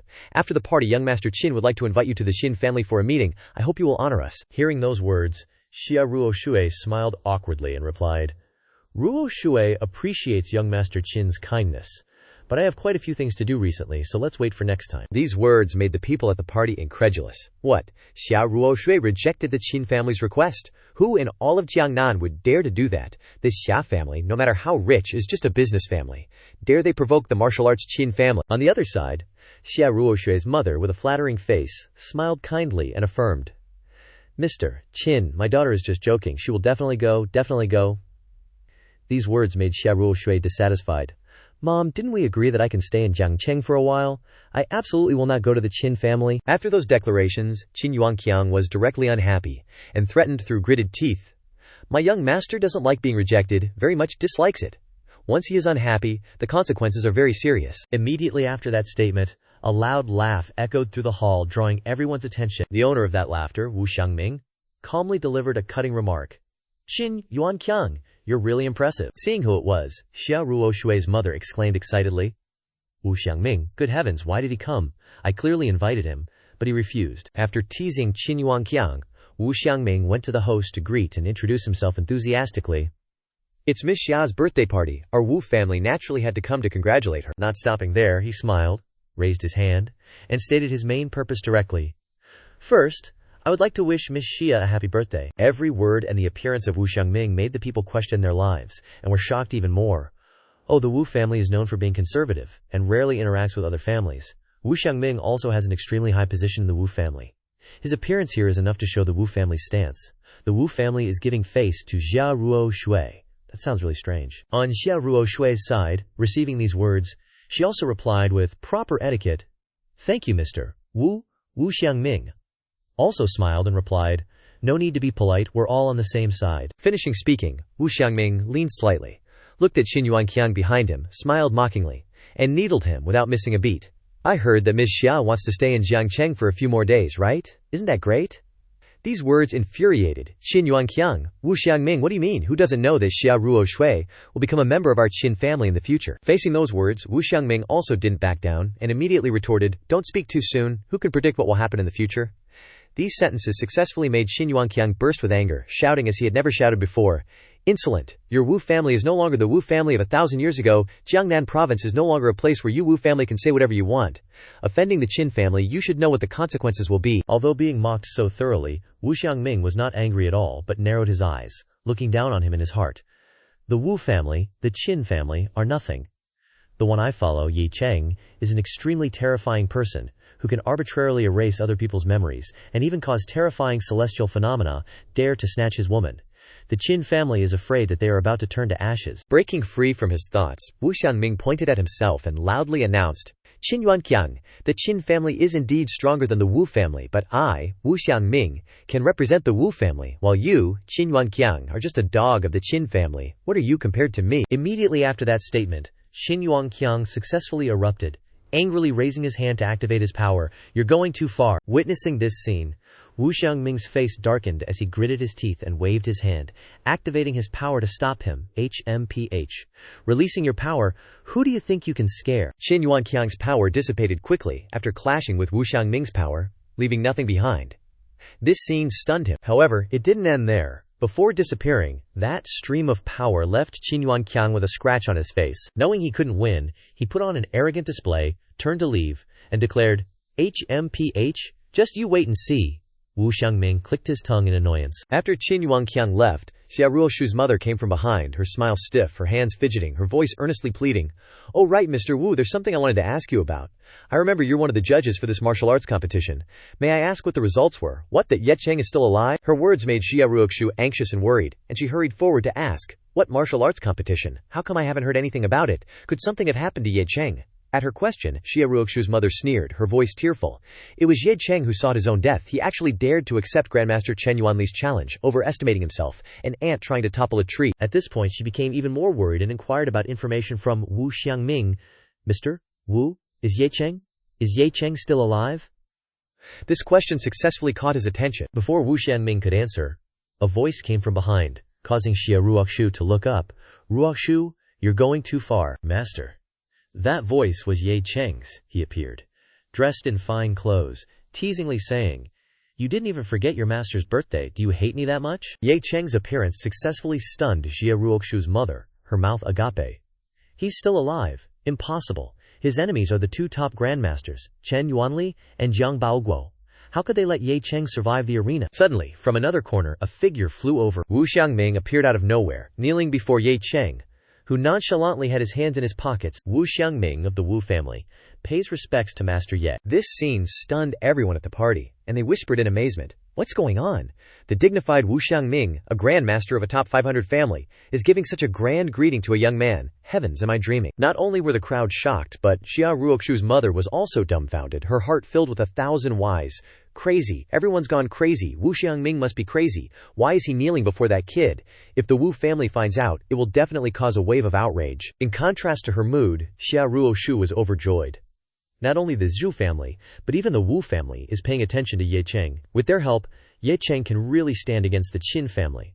Although the Qin family is indeed terrifying, Ye Cheng is still young, he still has a bright future. In another corner, Qin Yuanqiang hadn't left, but stood by the table, his face dark and silent. He stared at her, and secretly assessed in his heart. Xia Ruoxu's eyes are the eyes of someone looking at the person she likes. No one is qualified to defile the young master's woman, not even someone backed by the Wu family. Returning to reality, Ye Cheng smirked and ordered, "Stand up. Your kneeling like this suddenly makes me the focus of everyone's attention. It's someone's birthday after all." Wu Xiangming slowly stood up. "Yes, Master Yi." After taking care of everything, he went to her to congratulate her. "Ruoxu, happy birthday. I'm a little late. You won't blame me, right?" At his question, Xia Ruoxu pouted, her cheeks puffed up. "Blame you, of course. I blame you. If you don't give me a gift that satisfies me today, this young lady will definitely be very angry." Hearing those words, he smiled confidently, patted his chest, and declared, "Don't worry. For you, nothing is more precious than what's in my pocket. This gift is guaranteed to satisfy you." Ye Cheng's declaration caused the party attendees to sneer and laugh. "Trisk! This kid knows how to boast too much. Everyone here is either extremely wealthy or holds power. How could they not give expensive gifts?" Yet he dared to say that. Not letting them talk further, Xia Ruoxu's mother interrupted. "Ruoxu, it's time. You should go on stage." Then the three of them appeared, standing under the stage lights. She took the microphone and spoke proactively. "Thank you all for taking the trouble to come here from afar to attend my granddaughter's birthday, especially the presence of the Qin family, which makes us feel extremely honored." Ye Cheng stood below and assessed the three people on stage with Sun Yi. That should be Xia Ruoxu's grandmother. She still looks quite healthy. The Xia family is very filial. While the speech was going on, Sun Yi took the opportunity to voice her doubts. "Where have you been all day? I couldn't find you anywhere." He smiled and replied meaningfully, "Dealing with some trouble. It's not worth mentioning." Receiving the answer, Sun Yi's attention shifted to Xia Ruoxu on stage. "Ye Cheng, look quickly. The gift-giving segment has begun. Someone has gone on stage." As soon as she finished speaking, a blonde, chubby man stepped forward flatteringly. "This is the Jade Emperor King that I spent 50 million to buy. It took 2 months to make this Jade Guanyin statue. I hope Miss Xia will like it." Observing his performance, the people below sneered. This guy must be an idiot, right? The Xia family controls the economic lifeline of the entire Jiangnan province. What they lack the least is money. Isn't giving this kind of thing just embarrassing himself? The crowd's disdain made Sun Yi question her existence. "No way, such a precious gift doesn't count for anything. What should I do? I'm afraid my gift will be even more ordinary." In response to her worries, Ye Cheng smiled brightly and comforted. "Don't worry, compared to price, Ruoxu values sincerity even more. Your sincerity is definitely not inferior to anyone else's." Sun Yi was speechless. "You speak so well, I like hearing it." After getting her spirits up, Sun Yi held the gift box in her hand, her face determined. "Okay, next. It's my turn to go on stage. The longer I wait, the more I'm afraid I won't be able to bring my gift out. It's best to quickly bring it up and give it." After reassuring herself, Sun Yi also stepped forward. Xia Ruoxu happily reached out to receive the gift. "You're my best friend. If you dare to trick me, I definitely won't forgive you. Don't worry, I don't dare to say it's precious, but it's definitely full of sincerity." Hearing this, she happily reached out and untied the ribbon on the box. Then, Xia Ruoxu saw something that excited her endlessly. Wow, this is... Inside the gift box was an exquisite miniature house. Sun Yi enthusiastically introduced, "This is our house. A scaled-down model, handmade by me. There are even tiny models of us in the living room, visible through the window." Xia Ruoxu followed her gaze to the window, where 2 small figures were sitting on a tiny sofa. Seeing all of this made her even more excited. "Wow, it's so detailed, I love it." After admiring it, she couldn't help but run over and hug Sun Yi tightly, nuzzling her face and saying happily, "Sun Yi, how can you be so talented? I love you so much." Sun Yi also replied happily, "Of course you must take good care of the house." Seeing this scene, Wu Xiangming also smiled and stepped forward to join in the fun. Such sisterly affection is truly touching. "Very well. Next it's my turn to present a small gift. With that said, he slowly approached where she was standing, speaking as he walked. I came in a hurry this time and didn't have much time to prepare. Finishing his sentence, Wu Xiangming smiled brightly, took out a red string connected to a green jade pendant, and presented it to Jia Rushu. Blessing her with a smile, I present this jade pendant to Miss Xia, hoping that her wishes can come true. Seeing what it was, Xia Rushue's mother couldn't help but gape in shock. What jade pendant? This is clearly the Wu family token. Holding the Wu family token is equivalent to directly receiving the protection of the Wu family. Its value is unimaginable. Snapping out of her thoughts, she refused immediately, with a dark and panicked expression. Without thinking twice, Mr. Wu, please take it back. Rushu cannot accept it. To those words, Wu Xiangming jokingly smiled. What is there to not accept? Miss Xia is no ordinary person. After speaking, he stubbornly placed the jade pendant into Jia Rushu's hand and slowly said, This item is insignificant compared to the relationship between Miss Xia and Mr. After handing over the gift, Wu Xiangming smiled meaningfully and offered a heartfelt congratulations. I hope to be able to drink your wedding wine soon. At that time, I will definitely prepare a grand gift. Each word caused both her and her mother to be stunned. After her soul returned to her body, Jia Rushu blushed and murmured, Wedding wine. In contrast to her shy demeanor, Qin Yuanqiang stood below with a dark face, saying nothing, while the people on the other side were whispering, Heavens, a major event has occurred. Who doesn't know about the engagement between the Xia family and the Qin family? Wu Xiangming dares to pair that kid with Xia Rushue in front of everyone, truly stirring up a confrontation. These words successfully caused Qin Yuanqiang to explode with anger. He forcefully moved to Wu Xiangming's side and said accusingly, Wu Xiangming, I hope you know your place. At that time no one can save you. I always know my place very well. Seeing that he wouldn't listen to reason, Qin Yuanqiang took out a similar jade pendant. HMPH? What? The Wu family token, huh, miss? The Qin family's protection order is the true kingly way. Not stopping there, he also took out a small wooden box from his pocket. In addition, the Qin family has also prepared a special gift for Miss Xia. Without keeping everyone waiting, Qin Yuanqiang opened the box, showing off until his last breath. This is the Cultivation, soul-intoxicating pill. Any person without a cultivation base who consumes this pill will not only directly become a martial artist, but their strength can also reach the peak of inner force in one step. The appearance of the pill caused the people present to admire even more. The appearance of the soul-intoxicating pill truly surpasses all other gifts. The Qin family is too generous. Nonsense. The Qin family ranks third in the Jiangnan province's martial arts families. Its foundation is extremely terrifying. Of course they are generous. In contrast to her attitude of rejecting Wu Xiangming's gift earlier, Xia Rushue's mother now smiled warmly and stepped forward to receive it.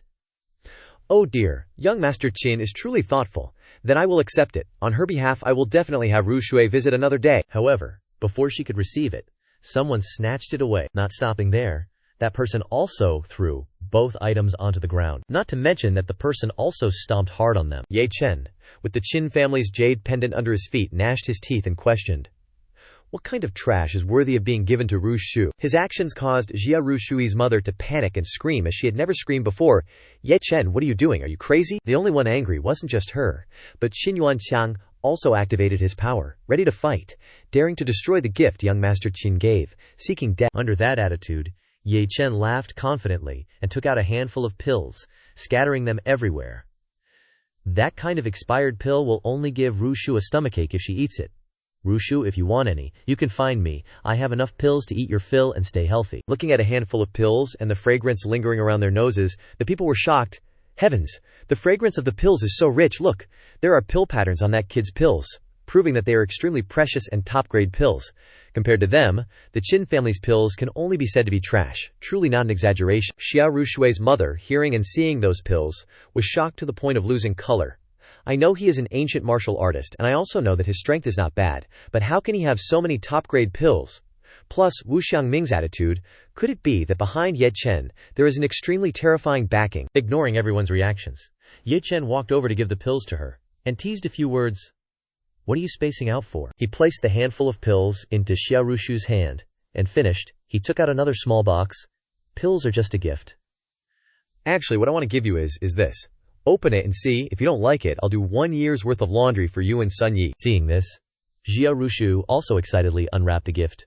Really, this young lady's very picky, you know. As soon as she opened it, a delicate blue pendant caught her eye. The crowd below, not understanding what was happening, seized the opportunity to muddy the waters. Seriously, after all that mystery, it's just a piece of jewelry.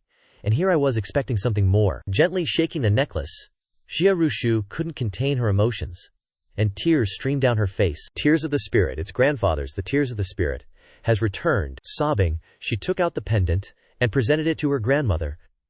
Grandma, look, it's real, it's the tears of the spirit that the old man personally made for Rushu before he died. Xia Rushue's mother, who had been distraught earlier, was now also moved. It really is your father's tears of the spirit. Where did that kid find it? Observing all these reactions, Ye Chen asked, with a mixture of helplessness and gentle indulgence. Do you like it? Asked like that, Xia Rushu answered, crying and sobbing. I like it very much. This is the best gift I've ever received. Seeing this, Ye Chen grinned and scratched his head. Good that you like it.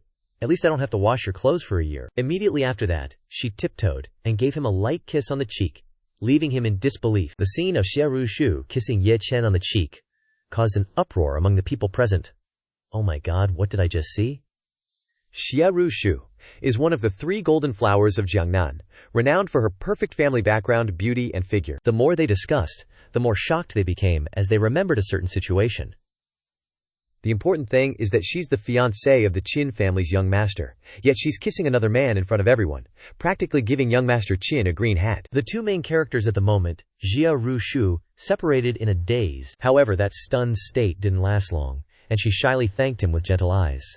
Thank you, mister, who doesn't want to reveal his name. Seeing the harmonious state of the two, Qin Yuanqiang gnashed his teeth in anger and shouted with all his might, Xia Ruzhue, do you know what you're doing? Unable to swallow this insult, he angrily and resentfully appeared in front of Xia Ruzhue, raising his hand to attack. You shameless bitch.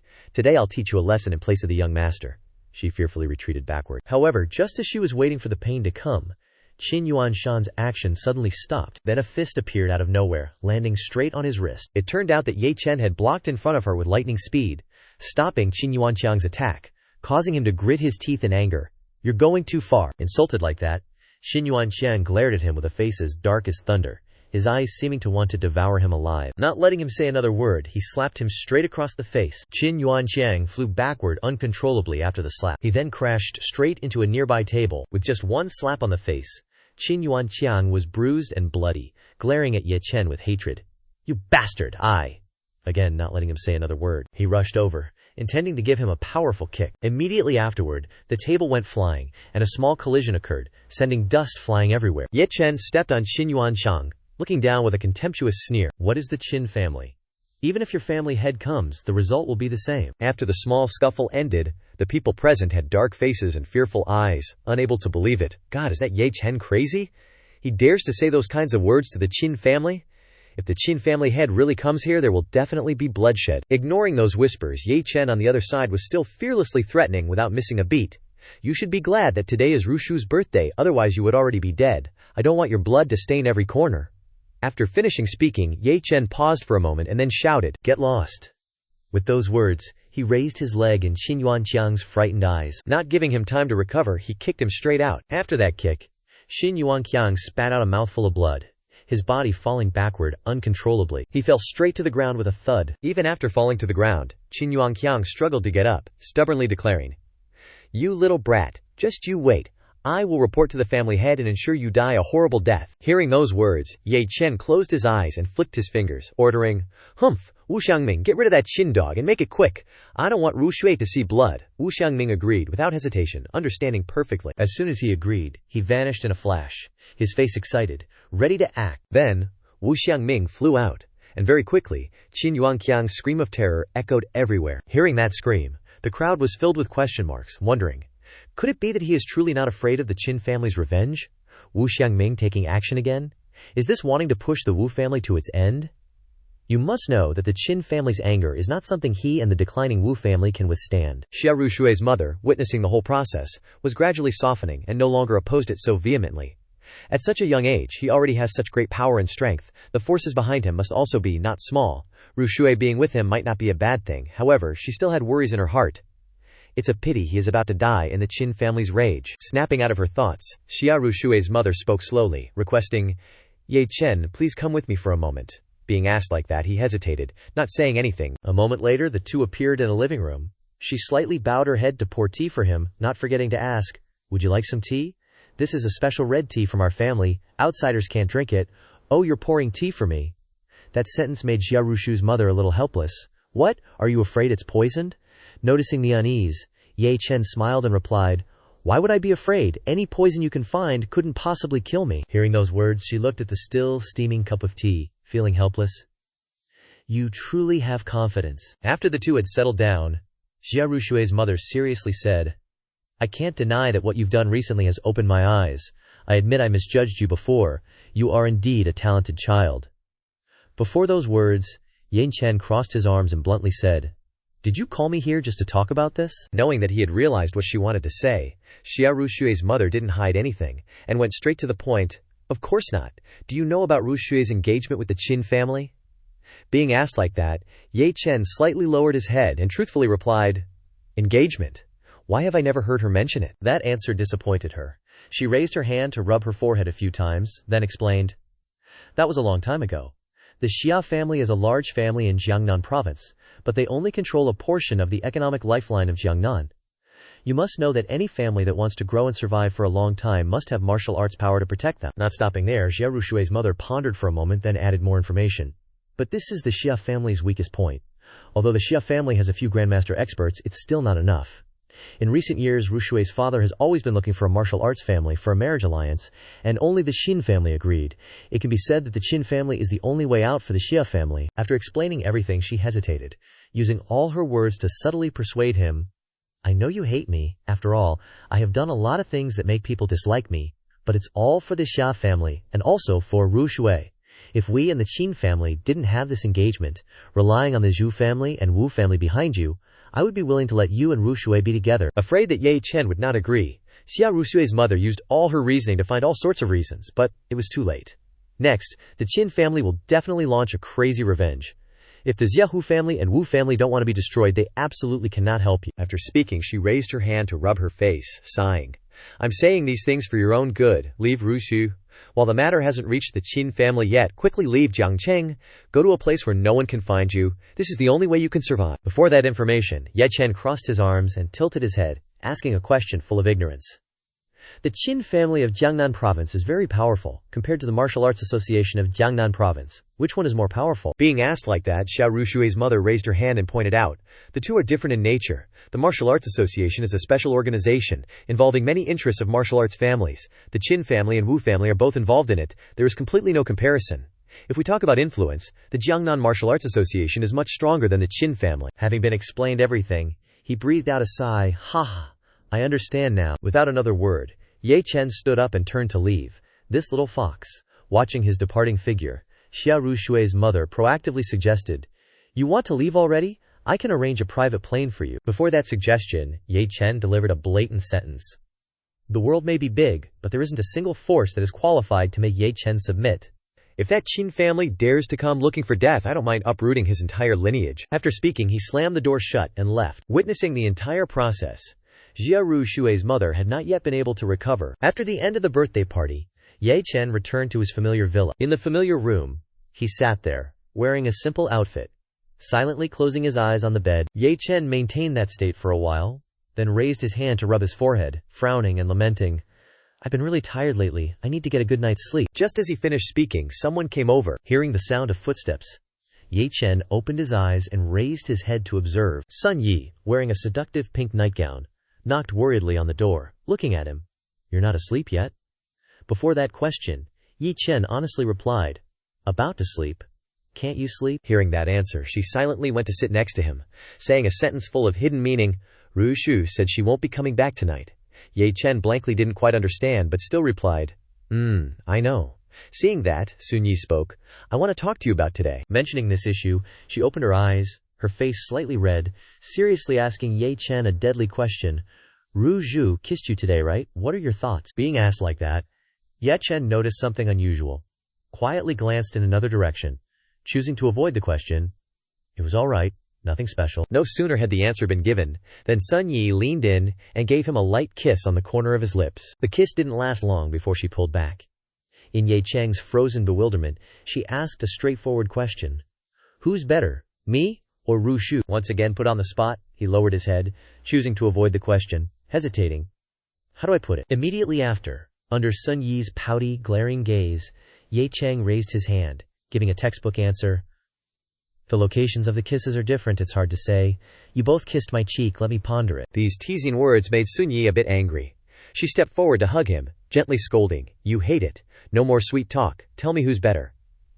Reaching this point, Ye Cheng had no choice but to lay his cards on the table, smiling flatteringly. "Of course you're the best." In his mind, Ye Cheng puffed out his cheeks, thinking, seriously, praising another woman in front of a woman, how could I do something so stupid? Knowing what he was thinking, Sun Yi laughed so hard she bent over. After laughing to her heart's content, she sat up and reached out to touch his face. Not just stopping at stroking Ye Cheng's face, Sun Yi also put her arms around his neck, bashfully declaring, "This empress has decided to claim you tonight." Suddenly, Sun Yi froze, sensing something, and leaned back. Ye Cheng playfully grinned, bracing his hands on either side of Sun Yi, stating confidently, "I won't give up the dominant role." With those words, he leaned down slightly and raised his hand to gently lift Sun Yao Chi-Chi's face. "If you want to claim me, I'll have to see your strength." Before the two could act, the phone rang. Without a word, Ye Cheng used his power to smash the phone. Sun Yi's face flushed red while Ye Cheng's eyes turned scarlet, veins popping on his forehead.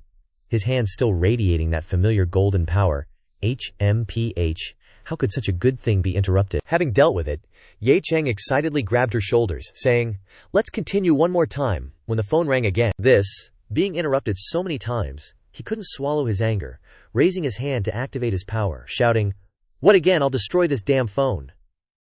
However, Sun Yi quickly hugged him, stopping him. "That's my phone." At this point, Yan Cheng could only accept the truth with twitching veins. Watching Sun Yi answer the phone, "HMPH, it's just a phone, I don't need it. I'll buy you a better one later." It was General Shen. Seeing his unwilling and annoyed expression, Sun Yi smiled apologetically, reassuring him, "If both of our phones are ringing, it must be something important. Answer it." Persuaded by her, he reluctantly accepted the truth. Fine, it was so hard to build up the mood, and it was cut off in a moment. Agreeing, Ye Cheng answered the phone. "What is it?" Shen Haihua, hearing the familiar voice on the other end, frantically announced, "Mr. Ye, something terrible has happened. Someone is robbing the pharmaceuticals." Before long, he appeared at the Tianzheng group. Inside a certain room, an empty box was displayed. Ye Cheng stood with his hands in his black pants pockets, his face dark, looking at the box, and demanded an explanation.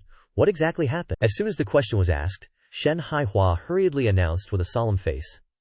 Around 8:00 p.m., a group of people violently broke down the door and forcibly broke into the group. Several powerful guards were killed, and the pharmaceutical formulas and important documents were robbed. These words made Ye Cheng serious, questioning his life a little. "The safe was broken. Impossible. I set up a restriction. Unless you have the key, it's absolutely impossible to break it with brute force. Even if they forced it open, I would have noticed." This safe, after being opened, was disguised as forced destruction. Not stopping there, Shen Haihua, with a face that showed he had nothing left to live for, continued to add information. After that, Lu Zewen disappeared. He must be an inside agent, otherwise they couldn't have easily killed those guarding the pharmaceutical formulas. Hearing this, Ye Cheng understood everything, and his murderous aura surged. These people who came to rob the place are not ordinary thugs. At this moment, an image of an army with a leader automatically appeared in his mind. The guards here were all subordinates of Ye Lingtian, all experts who helped Jiang Nanwang conquer the world. In a situation where no one survived, they were breached so easily. Observing his silent and contemplative appearance, Shen Haihua placed his hand on his chest apologetically, taking the initiative to request, "I'm sorry, Mr. Ye, this is my oversight. Lu Zewen is my man. Please punish me." But Ye Cheng immediately refused. "It doesn't matter anymore," he said calmly with a dark face. "Now is not the time to investigate responsibility. Let's go see the dead first." Soon, the two appeared in a deserted and dark corridor. Countless people had fallen there, blood flowing everywhere. He surveyed the scene, bodies strewn everywhere, his face darkened, silent and pensive. Then, Ye Cheng approached a man lying nearby, touched him, and stated the situation. They were all tortured to death. He started by touching the face, then moved his hand down the body. As he felt around, Ye Cheng analyzed the situation with professional detachment. Extremely brutal methods. Seems they thoroughly enjoyed the torture process. Hearing those words, Shen Haihua looked heartbroken, feeling as if life held nothing more. What are we going to do? The important thing is that even the precious formula has been stolen. Contrary to his panicked worry, Ye Cheng calmly stated, "The formula was never important." Pausing, Ye Cheng's face darkened, his eyes filled with murderous intent, a golden aura enveloping his body, and he said, each word heavy with emotion, The formula can be rewritten, but a lost life can never be reclaimed. Each word he spoke made Shen Haihua's eyes widen, a realization dawning on him. I apologize, Mr. Ye, I misspoke. Setting that aside, he stood up, staring intently at the security camera and asked, Have you checked the surveillance cameras? Asked like that, Shen Haihua truthfully replied. The cameras were destroyed. I've arranged for data recovery, but the success rate is very low. Even though the information seemed unfavorable and almost hopeless, Ye Cheng remained persistent to the very end, but did not forget to instruct. Then find clues elsewhere, console the victims, families. In addition to the insurance, give each family an extra 10,000. Shen Haihua understood and complied without a second thought. Yes?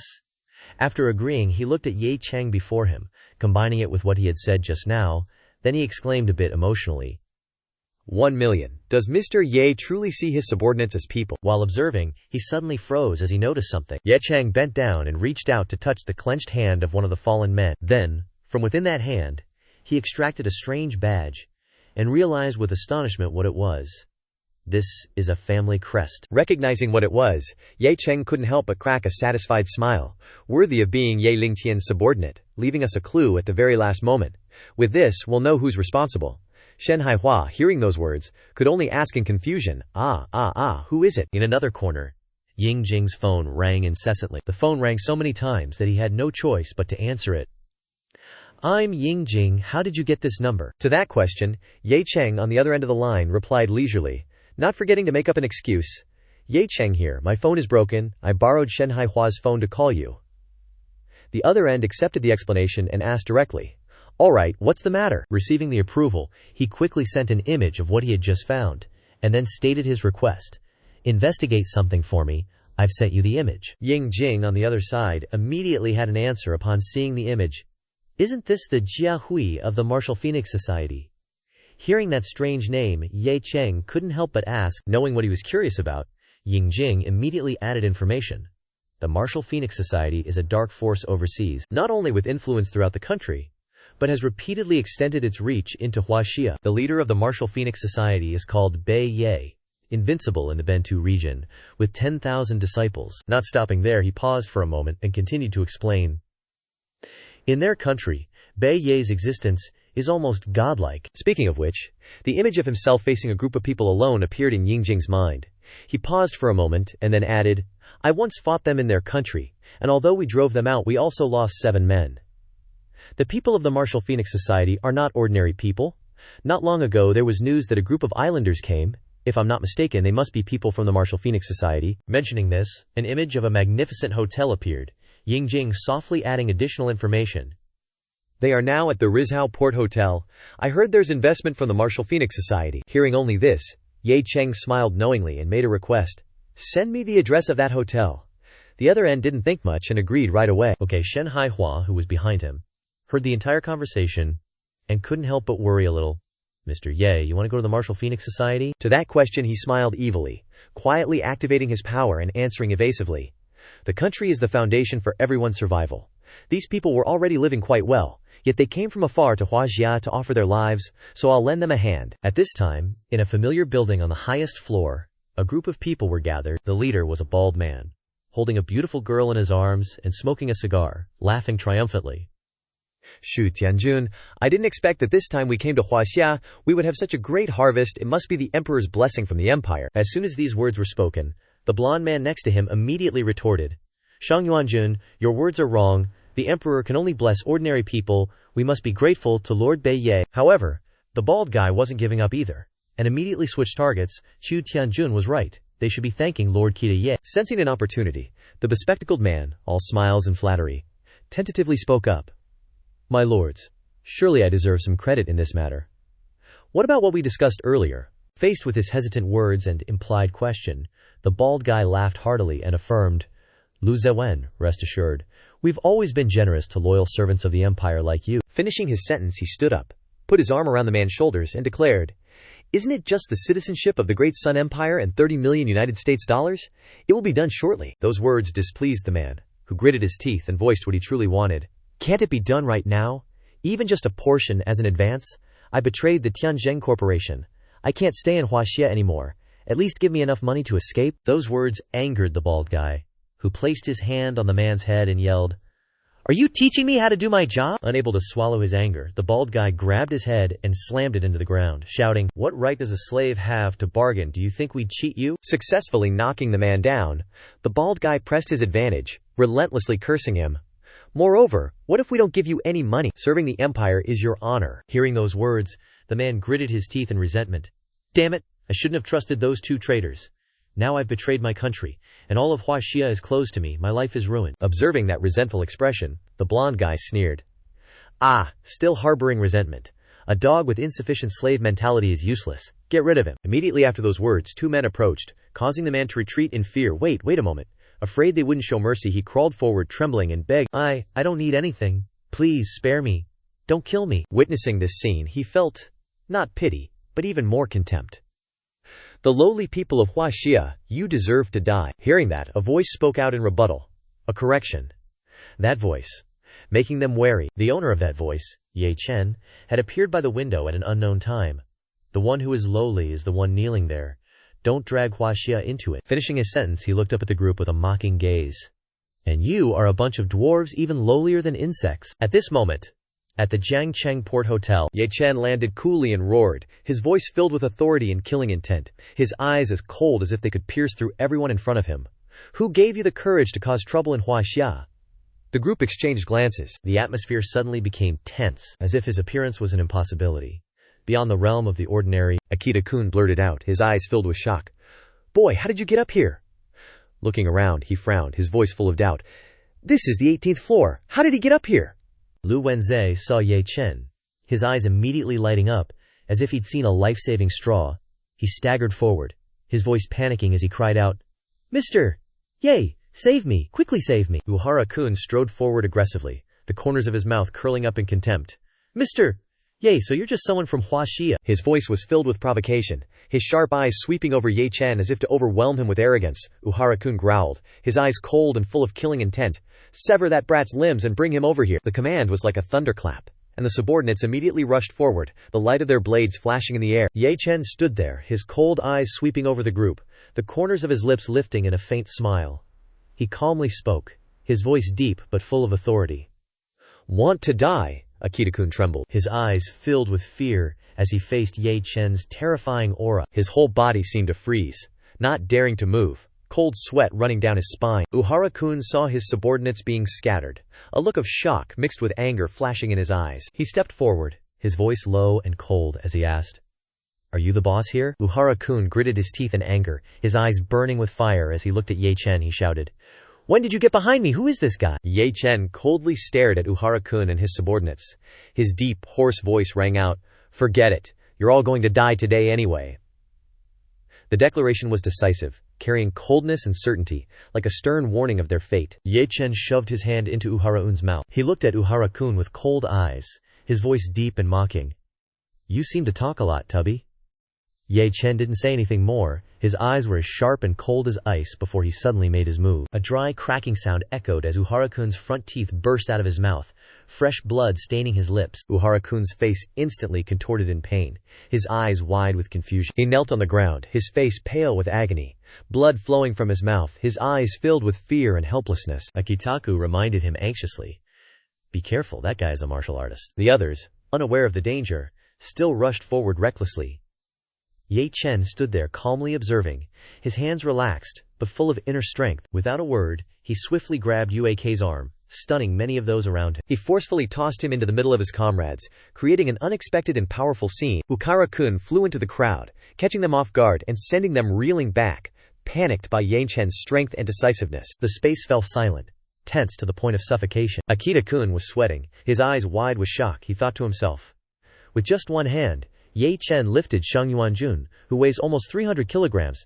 This is?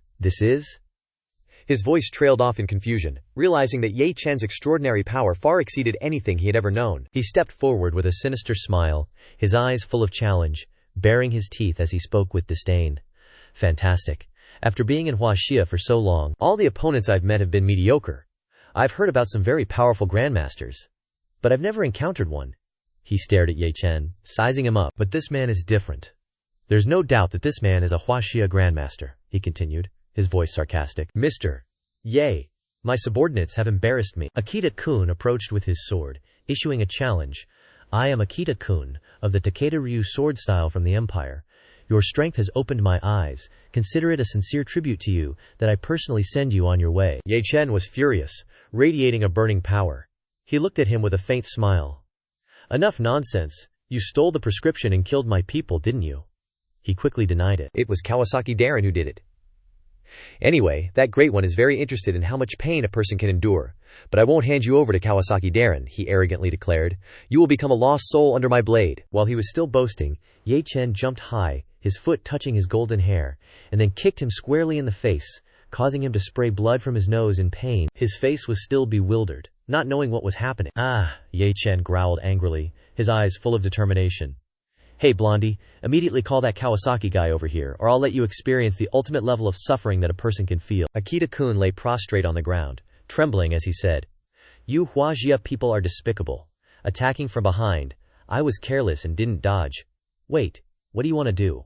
Without a word, Ye Chen reached out and grabbed his hair. His face turned purple as he cried out, Wait, stop pulling my hair. I'm a delegation visiting Huaguo, a guest of yours. Don't. But Ye Chen paid no attention to his words and yanked hard, pulling out a clump of hair. Suddenly, the door was smashed open with a loud crash. A man with shark-like teeth spoke unpleasantly. Hey, damn it! The person who arrived was Kawasaki. With a tall, muscular build, he was clearly annoyed as he continued.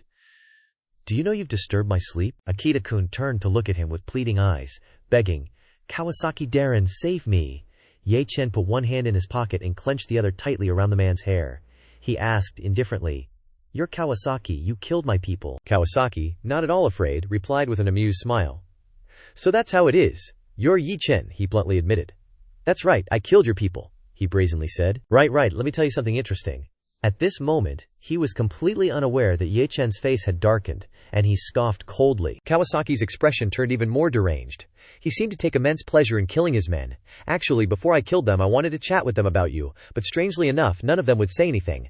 It suddenly made me want to play origami with their bones. I slowly crushed their bones. As he spoke, he laughed loudly. Ha ha ha ha. Unfortunately, none of them would talk to me. Ha ha ha. They protected you, even in death. I didn't expect you to come to me yourself. Ye Chen. They all died because of you. Upon hearing this, he released his grip on the man's hair, letting the strands fall to the ground, and slowly approached Kawasaki. Aki, standing to one side, was overjoyed. His battered face still held hope as he thought, Great! Kawasaki Darren has arrived, so this Huaxia person is definitely going to die. He glanced at the two of them, comparing their heights. Kawasaki, a giant with a height of 240 centimeters, possessed monstrous strength, and despite his size, his speed was unbelievable.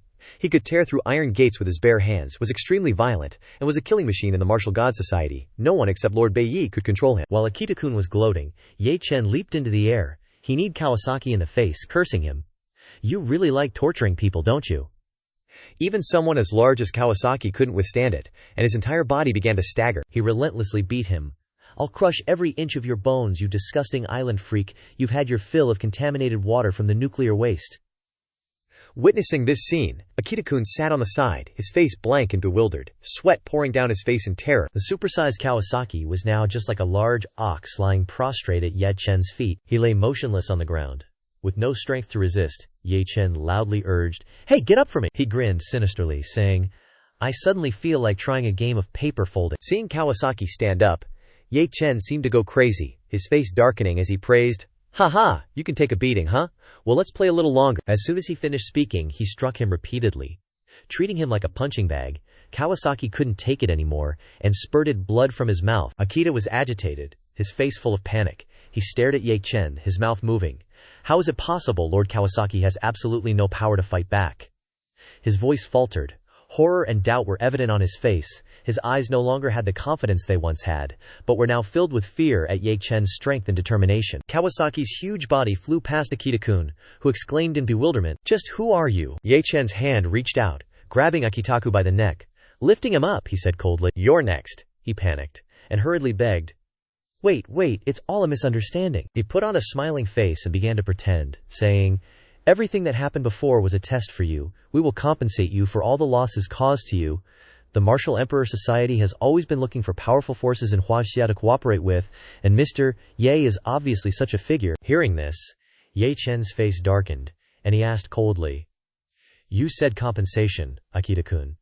seeing that he had caught his attention, nodded repeatedly in response. Yes, yes, we will definitely make Mr. Ye satisfied. As soon as he finished speaking, small flames suddenly appeared. At this moment he felt the danger, and shouted in fear, "Wait, Ye Chen? Not wanting to compromise with this kind of villain, he directly burned him to death with fire? Then take your life as compensation." He didn't have time to react, and his whole body was submerged in a sea of fire. Before he died he kept screaming miserably, In just a moment, the group of people was dealt with by him, leaving only one Lu Wenjie, who was the subordinate who betrayed him. He trembled, tears welled up in the corners of his eyes, and he called out in fear, "Ye, President Ye." At this moment he was restless and muttered in his heart, "Dead, they're all dead. Is this absolute power the reason why Qin Haiwa listens to him?" Ye Chen still had a cold expression on his face and spoke. Lu Wenjie was so scared that he turned pale and knelt on the ground. His face was sweating as he begged repeatedly. "Please forgive me, President Ye. I will definitely risk my life for the company in the future, be dedicated and conscientious, and I don't even need a salary. I am the third brother of Hagada, and I can definitely be used. Let me atone for myself." He put his hands in his pockets and did not answer him, just kicked him hard in the stomach. Atonement. Ye Chen glared at him. He scolded in a stern voice, "That's a human life. What are you going to use to atone for it?" Lu Wenjie lay prostrate on the ground, trembling, and uttered each word, "Mr. Ye, please don't." But he didn't want to kill innocent people. After all, he didn't kill any of his people, so it wasn't to the point of death. He shouted loudly, "Get out, I don't kill people." Hearing this, Lu Wenjie was overjoyed and bowed his head to him. Thank you." Ye Chen turned away coldly. He reminded him, "You followed the Tianzheng group to rise to become the top group in Huaxia, but now you can never turn over. You will suffer the resentment of the deceased's family, and live forever in regret and oppression." After dealing with everything, Ye Chen took out his phone and then told Ye Lingtian to send someone to clean up the scene. But suddenly his eyes stopped, widened as if he saw something terrifying. Kawasaki was still able to stand up. His whole body was emitting black smoke, and his limbs were deformed, and he asked, Who are you?" Hearing this, Ye Chen was stunned.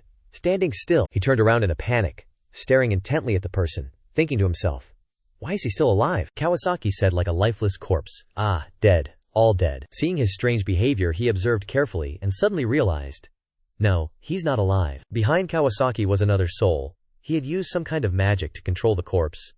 He angrily questioned him loudly, "Do you know the consequences of opposing our Wuhuang society?" Only then did he understand. Someone was remotely controlling the body to speak. Ye Cheng regained his composure, smirked, and asked, "What kind of thing are you? What is the Wuhuang society?" In his heart he was still surprised. He didn't expect people in the island country to know how to use this secret technique, but he was just worried about not being able to find their leader. He growled and introduced himself. "Wu Huang Society. Bei Ye. State your name, brat." He didn't hesitate at all, even pointing a small flame directly at his face, and said, "Your father, Ye Cheng." The flame he created shot straight at him, causing him to roar angrily, "Ignorant brat!" Before Bei Ye vanished, he didn't forget to threaten him. "I'll say it only once. If your people dare to step into Huaxia again," his voice was full of strength and determination, "I'll kill whoever I see." A raging fire also engulfed his body. Elsewhere, there was a strange and mysterious pattern. Bei Ye was recovering his soul. His eyes rolled back, his face covered in cold sweat. Blood spurted from his mouth. Cough. The nearby ninjas panicked and asked, "Lord Bei Ye, what's wrong?" He gritted his teeth in anger and said, "Ye Cheng." Then he quickly stood up, unleashing his fury. "I will definitely make you pay for your arrogance," causing the other subordinates to be frightened and kneel on the ground, not understanding what was happening. Scene changed to the Tianzheng Corporation. Documents stained with blood were scattered all over the table. A board meeting was being held. The atmosphere was extremely tense. Ye Cheng sat in the chair, loudly announced, "The attack has been resolved." His face was serious as he asked, "Does anyone here have anything to say?" Everyone below began to talk.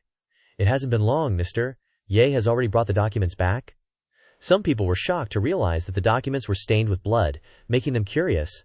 What tricks did he use? Ye Cheng put his hands in his pockets, sternly reminded, "Anyone who is dissatisfied with me can leave the Tianzheng Corporation at any time." His eyes flashed with angry threat. "But if anyone dares to betray me again, I guarantee the consequences will be disastrous." Everyone was afraid to say a word, completely overwhelmed by his aura. "Yes, mister. Ye." After a long day of tiring work, Ye Cheng returned to his warm home, where beautiful girls were waiting for him. Sun Yi guessed from his expression, "Are you still angry? Now that you're home, leave the company matters aside." Ye Cheng sadly replied, "I regret it so much." Seeing that he was unhappy, Sun Yi reached out to caress his cheek to comfort him. Ye Cheng frowned, annoyed, and continued, If I had seriously chosen people earlier, such a tragedy wouldn't have happened. She gently put her arm around his shoulder and said, "Then don't be sad anymore. Look at me. How about now? Is your mood any better?" They understood each other implicitly. Their cheeks flushed as they exchanged a passionate kiss. Yi Cheng was mesmerized by Sun Yi's beauty and said adoringly, "Not enough yet, please give me more." After a night of passion, Yi Cheng's clothes were scattered in the living room. By this time, the sky was already bright, and the rays of the morning sun shone through the window, making the room brighter. Their clothes were still scattered on the stairs upstairs. The bedroom door was not closed yet. Yi Cheng had been awake for a long time. He looked lovingly at the beautiful Sun Yi lying next to him. With a tired face because he had worked so hard last night, he gently asked Sun Yi, "Are you still sore?" She blushed and snuggled into his chest and said, "After you treated me, it doesn't hurt anymore." Hearing this, Yi Cheng gently caressed her cheek. "That's good," he lovingly instructed. "Don't try to endure it next time. Let me take the initiative in the future. I can grasp it." His words were so ambiguous, but Sun Yi pouted her cheeks and said angrily, "No way, I want to take the initiative. Seeing you so energetic, I won't refuse either." He then nodded with a bright smile as if he had struck gold. Okay, whatever you want." Sun Yi shyly nestled into his arms, her heart pounding as she continued. "Yi Cheng, I'll tell you a secret, but after I tell you, you have to tell me one too, okay?" Yi Cheng agreed without hesitation. "Okay." Her eyes sparkled as she looked up at him. "Actually, I've liked you since last year. I'm happier than anyone that you came back to me. I really missed you." Yi Cheng felt extremely happy hearing this. He gently touched her head and replied, "Me too." Suddenly, her eyes turned resentful, and she said with a self-reproaching tone, "Later, I learned about your family's situation, and I was very angry, but there was nothing I could do, because my abilities are too small. Too small. Even now, I only know how to drag you down." Suddenly, she composed herself and looked up at him lovingly. "But I like cooking for you, even though it's not as good as you cook. But I like it, and I especially like being with you, so I want to be your first woman, so you'll remember me for life." Yi Cheng was truly good at pleasing women. He hugged her tightly and kissed her hair gently, saying sweetly, "Don't worry, your place is in my heart. No one can replace you. No one." Sun Yi was very satisfied hearing that. Yi Cheng asked calmly. "I've finished talking, now it's your turn. What do you want to ask?" Sun Yi's face was flushed, and she wiped his face with sweaty hands, saying, "Suddenly, I realized one isn't enough, because you have too many secrets, and I don't know which one to ask. You choose." Yi Cheng's eyes were melancholic as he began to tell his story. "Then I'll tell you where I went during these 5 years." He recalled an unpleasant memory. 5 years ago, I fell into a lake and was rescued by an old man. He took me to a place called Kunlun Shu. The entrance to Kunlun Shu is deep in the Kunlun Mountains, a place where the strong are as common as clouds, where magical arts are widespread, and where laws are completely ineffective. Speaking of this, he frowned, looking very angry. There, the only rule is the strong eat the weak. I experienced 5 years full of hardship, but they were very real. Sun Yi was curious, and she suggested, "Then can you take me to see it sometime? I want to know where you've been." Yi Cheng looked embarrassed and hesitated. His face showed obvious worry. He frowned and thought to himself, Kunlun Shu is truly very dangerous. Even I would find it hard to protect myself there, let alone bringing someone else. Thinking of this, he suddenly regained confidence. But that was before. Now I hold the Samsara seal, and I have 100 ancient powerhouses behind me. What's there to fear? After a moment, Yi Cheng gently stroked Sun Yi's nose and happily agreed. "Okay, I'll take you to visit when the time comes." She cheered excitedly. "That's great." Then, like a starving wolf, he pounced on Sun Yi, preparing to go a few more rounds as a reward. Let's do it again. Scene changed to the Jiangnan Province Martial Arts Association. In a room of the association, everyone gathered to discuss something. The atmosphere was extremely silent and tense, and everyone's expression was very unsightly. The person sitting heavily in the middle was the chairman of the Jiangnan Province Martial Arts Association, the head of the Tang family, Tang Ao, ranked 189th on the Huaxia Grandmaster list. He said loudly, "Who should be responsible for the death of Yuan Jingfu, and who should be responsible for the death of Jiang Luozhen, who was secretly sent by our Martial Arts Association?" Everyone below became worried upon hearing this, and everyone was scared and sweating profusely, awkwardly replying with this and that. After waiting for half a day, they still didn't hear a satisfactory answer. Tang Ao angrily shouted, "Are you all deaf? Is no one willing to take responsibility for this? Or do you think this is my fault, Tang Ao's fault?" Hearing this, Ma Weiqi stood up and replied, "Chairman Tang, we believe that the person who should really be held responsible is that kid named Yi Cheng. We have investigated the martial arts arena incident. Although we don't know the specific situation, Yi Cheng cannot escape implication." Tang Ao frowned and said with a suspicious look, "This is the crux of the matter, that Yi Cheng is just a useless member of the Ying family. I don't know where he learned some kung fu from. Reaching the Grandmaster realm, I wouldn't be surprised if he killed Chen Yuanli and Xiang Guobao. But how could he kill Yuan Jingfu? Su Yuantu also stood up and analyzed. This matter indeed has many questionable points. I heard from eyewitnesses that Yuan Jingfu self-destructed, like he went into Qui deviation. The martial arts arena also exploded because of this. Tang Ao angrily slammed his hand on the table and shouted, "Self-destructed." He stood up, pointed at the crowd below and questioned, "Yuan Jingfu is our vice chairman. He has a bright future. What reason would he have to self-destruct when facing a piece of trash? And Jiang Luozhen, he always hides in the shadows. Why did he die?" Su Yuantu couldn't understand either. He stammered and continued, "This matter is very difficult to explain. We asked many people. They all gave the same answer, obviously not lying, but they don't know anything when asked for details. This is the most suspicious thing for us." Tang Ao's face darkened, and he remained silent for a long time. Suddenly, he looked at them and said, "Mao Weiqi, Su Yuantu, Kui Zhen, the strength of you three is among the top in the association, and 2 of you are vice chairman. Now, I order you to go to Jiang Cheng to investigate the cause of Yuan Jingfu's death." He angrily stretched out his 5 fingers, and stood there, ordering, "Don't let go of any clues. If there are no clues, bring Ye Cheng before me. This matter is definitely related to Ye Cheng. Do I, Tang Ao, need evidence to kill this piece of trash? We cannot let a vice chairman die in vain." Everyone said in unison, "Yes, Chairman Tang." At this time, at the Longhun Special Forces, Jiang Cheng headquarters, the members of the assault team were diligently training. Each of them had bulging muscles, looking incredibly strong, their shouts resonating throughout the entire military region. Ye Chen walked over with Yingjing, his hands in his pockets, gratefully saying, "Yingjing, thank you for yesterday," he replied casually. "Mr. Ye is too polite, it was my duty." After exchanging a few words, Ye Chen got straight to the point. "What did you call me here for today?" Yingjing smiled and replied, "The chief wants to see you, he has something to discuss." The chief had been waiting in front since who knows when. Upon arrival, Yingjing announced, "We're here." Hearing that he had arrived, the chief turned around with a warm smile. "Ye Chen, you're here." Standing before the crowd, he casually proposed to him, "I asked you here because I want to ask you for a favor, to do something for Long Hun." Without hesitation, Ye Chen raised his hand to decline. "No way," the chief patiently said with a smile. "Hear me out first. I'm not asking you to join, but to be the chief instructor of Long Hun." He glanced at the people there and asked, "This is the Long Hun assault team," someone denied. "Not exactly," the chief explained. "This is a team with mystical powers in Huaxia, codenamed Long Hun. As for Yingjing's Long Hun assault team, that's just a small team within it.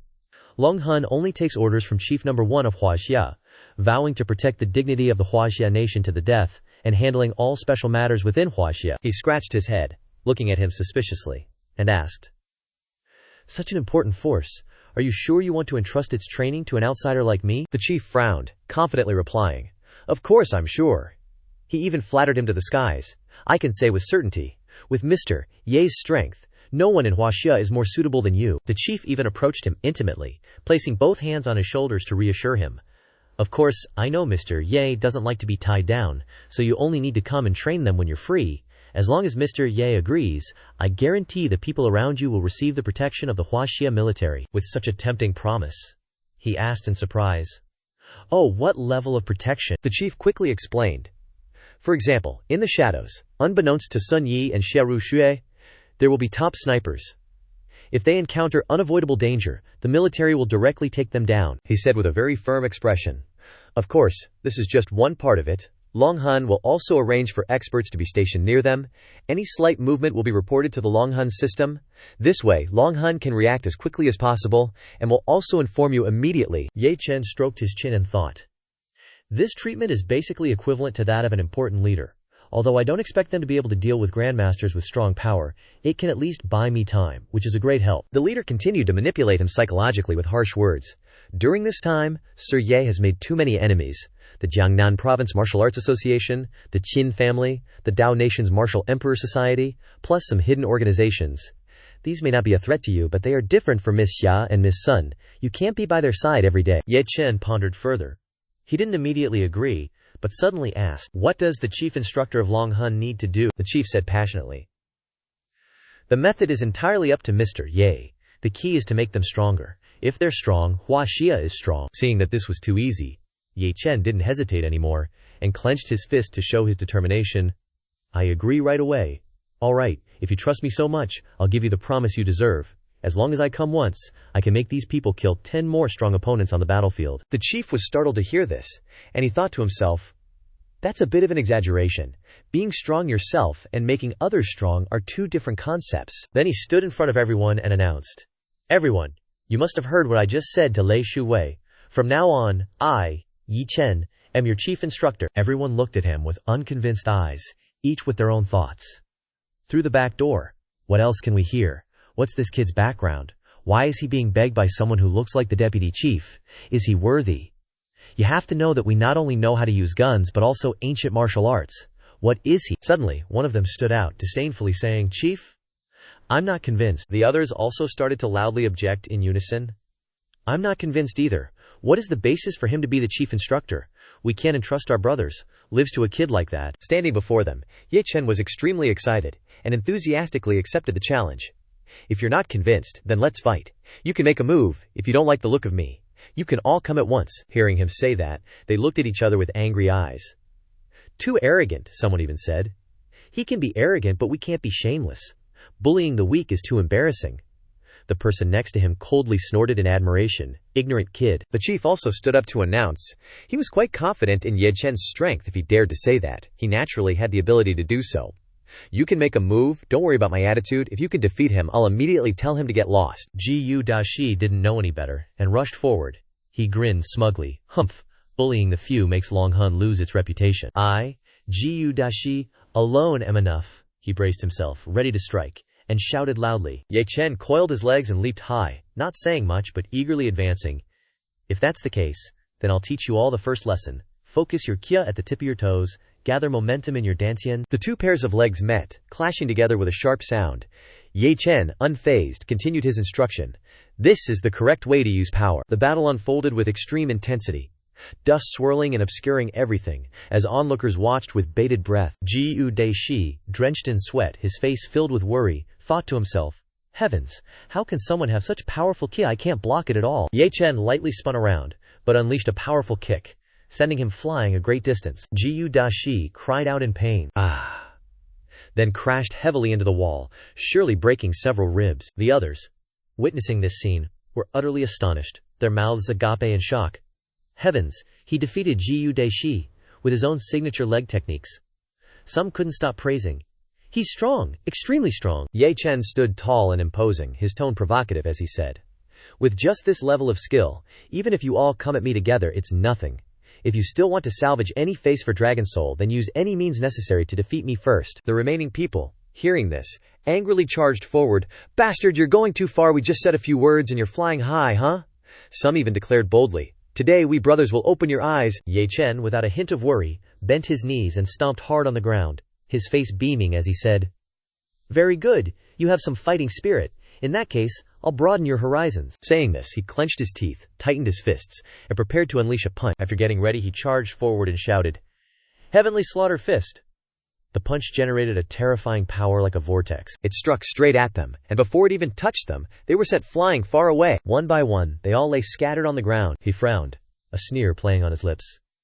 The outcome is already decided. They lay painfully sprawled on the ground, no longer having the strength to resist or stand up. At this moment, at the Jiang Cheng headquarters of the Dragon Soul Assault Team, the atmosphere became very lively. Ye Chen was like a tireless machine, his two hands possessing incredible strength, continuously taking down one opponent after another, beating them so badly that they couldn't even stand up. Only then did he stop, his face full of confidence, asking, "So, are you convinced?" They lay sprawled on the ground, their faces filled with anger as they looked at each other. "Damn it, so many of us couldn't beat one person." Some exclaimed in shock. "How can someone be so strong in this world?" Their eyes softened, unable to remain unconvinced. Their voices were too soft, and he couldn't hear them, so he asked again, "What did you say?" Jiu Dashi's sudden rise also startled him. Suddenly, he loudly announced, "Jiu Dashi reports to the head instructor." The others, seeing this, didn't object, and stood up to announce themselves. Fu Chao reports to the head instructor. Li Hu reports to the head instructor. Cheng Yiyun reports to the head instructor. Zhang Aikun reports to the head instructor. Ye Chen, seeing the situation develop well, smiled. In fact, their fundamentals were very good. To improve their strength, the method was very simple. Suddenly, he stroked his chin, his face serious, and asked, "Speaking of which, do you all want to learn the Heavenly Slaughter Fist? I'll teach you." Everyone was very excited upon hearing this. Really, some immediately responded without hesitation. Learn, definitely learn. They happily and enthusiastically continued, I want to learn, Master Ye.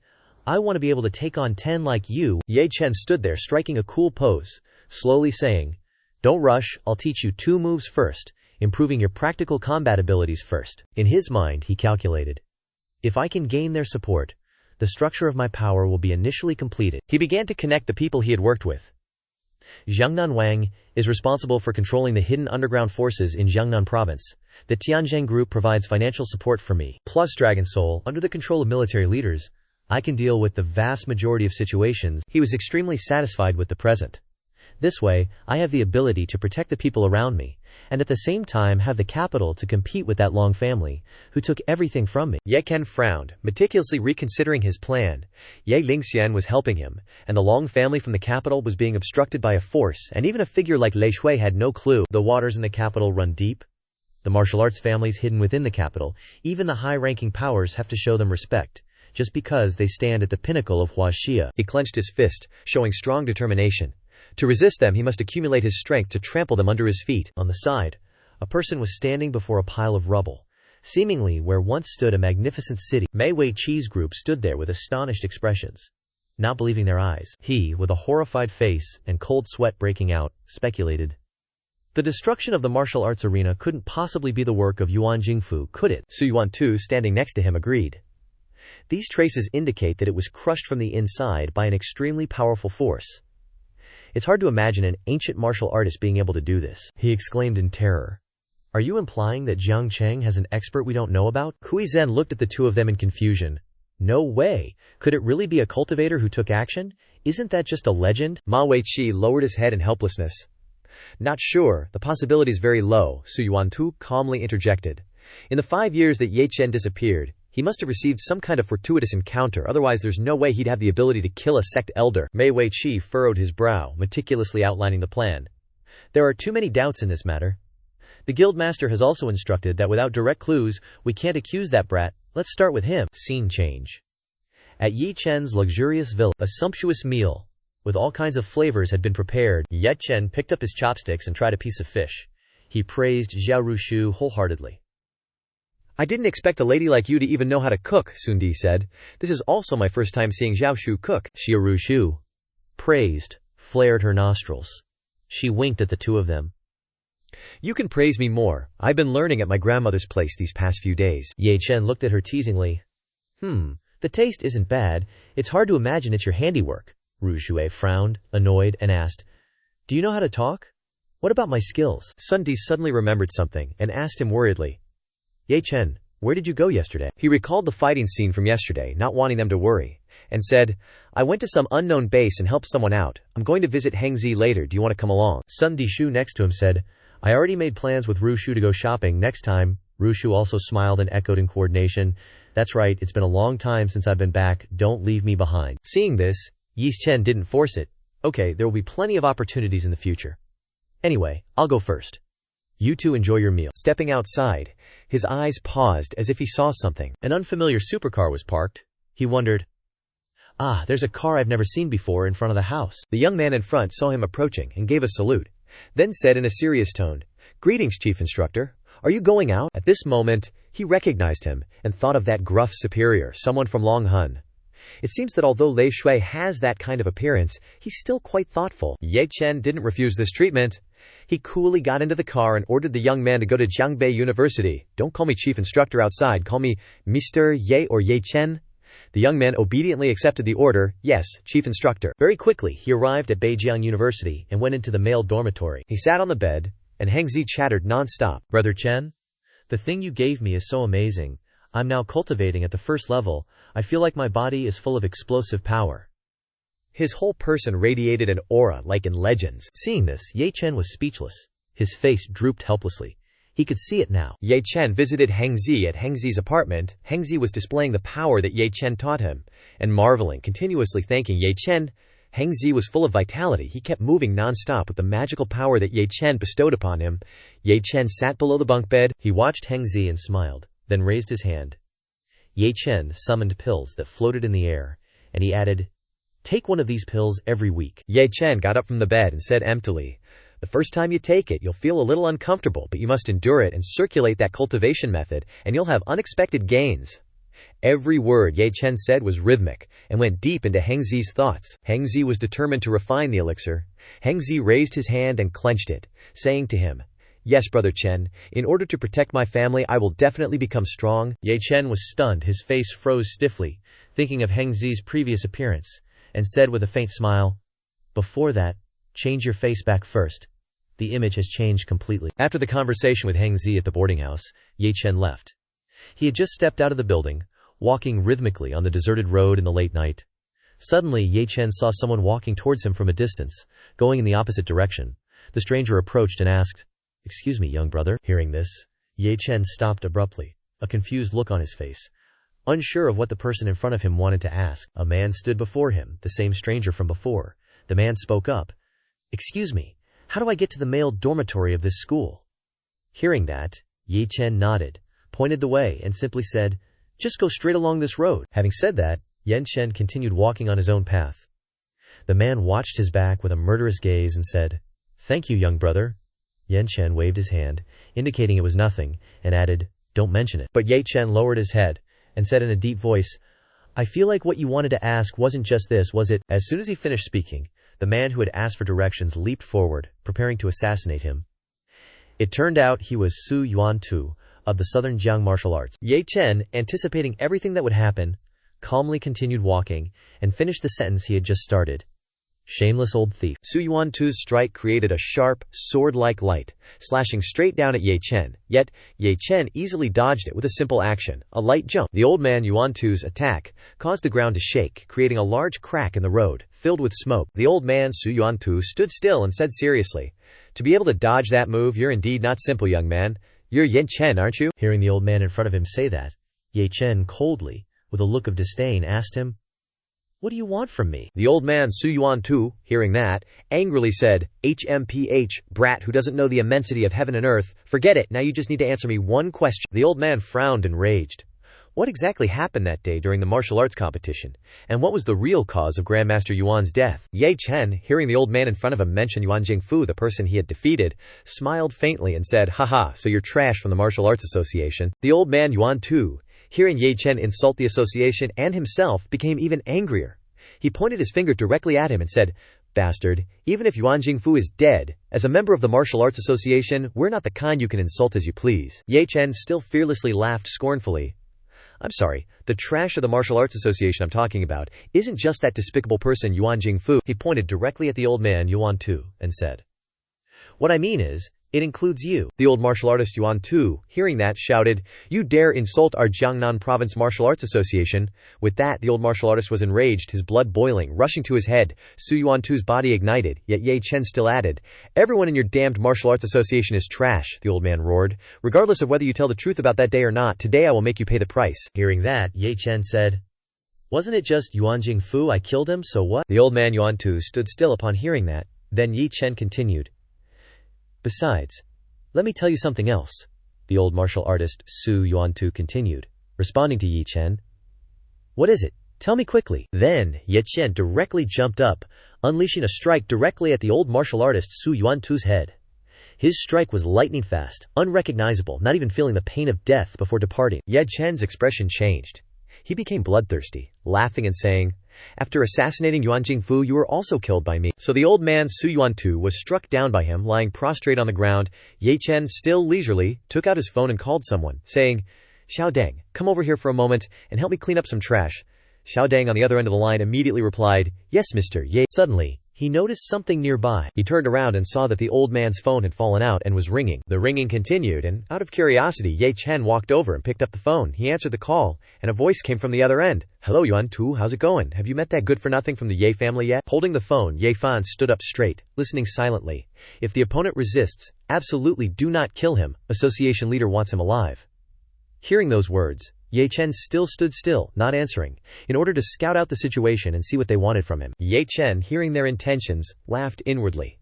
The other end of the line, not hearing anyone answer, panicked and asked, "Hello, Yuan-tun, why aren't you talking? Could it be?" Then the other end of the line hung up. Ye Chen held the phone in his hand and thought for a moment, then said, "Quick to react, huh? So you hung up.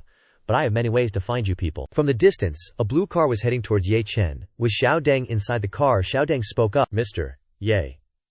As soon as he stopped the car, Xiao Deng hurriedly opened the door and got out of the car, saying, "Are you all right?" Ye Chen stood there and replied, "I'm fine.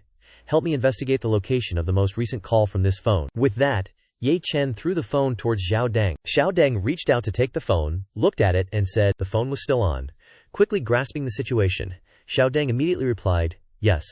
Just as Ye Chen turned to leave, he suddenly remembered something. He turned back and said, "Oh right, give me the file on the Jiangnan Martial Arts Association." Arriving at Ye Chen's home, it was already late night, dark, and there was no one left walking on the streets. Ye Chen sat on the floor, spreading out the set of documents Xiao Deng had given him, the files on the Jiangnan Martial Arts Association. Ye Chen looked over the documents repeatedly and said, "It has existed for 100 years. He reached down, picked up a document, looked at it, and said, "Its sphere of influence is also very complex, involving at least 12 Jiangnan martial arts families. This Jiangnan Martial Arts Association truly has some capability." He picked up the file, read it carefully, and thought to himself, "The chairman of each term of the Martial Arts Association is in existence with sky-high power in Jiangnan province. The chairman of this term is named Tang Ao, merely the head of the Tang family, a high-ranking martial arts aristocratic family in Jiangnan province, ranked 189 on the Grandmaster rankings.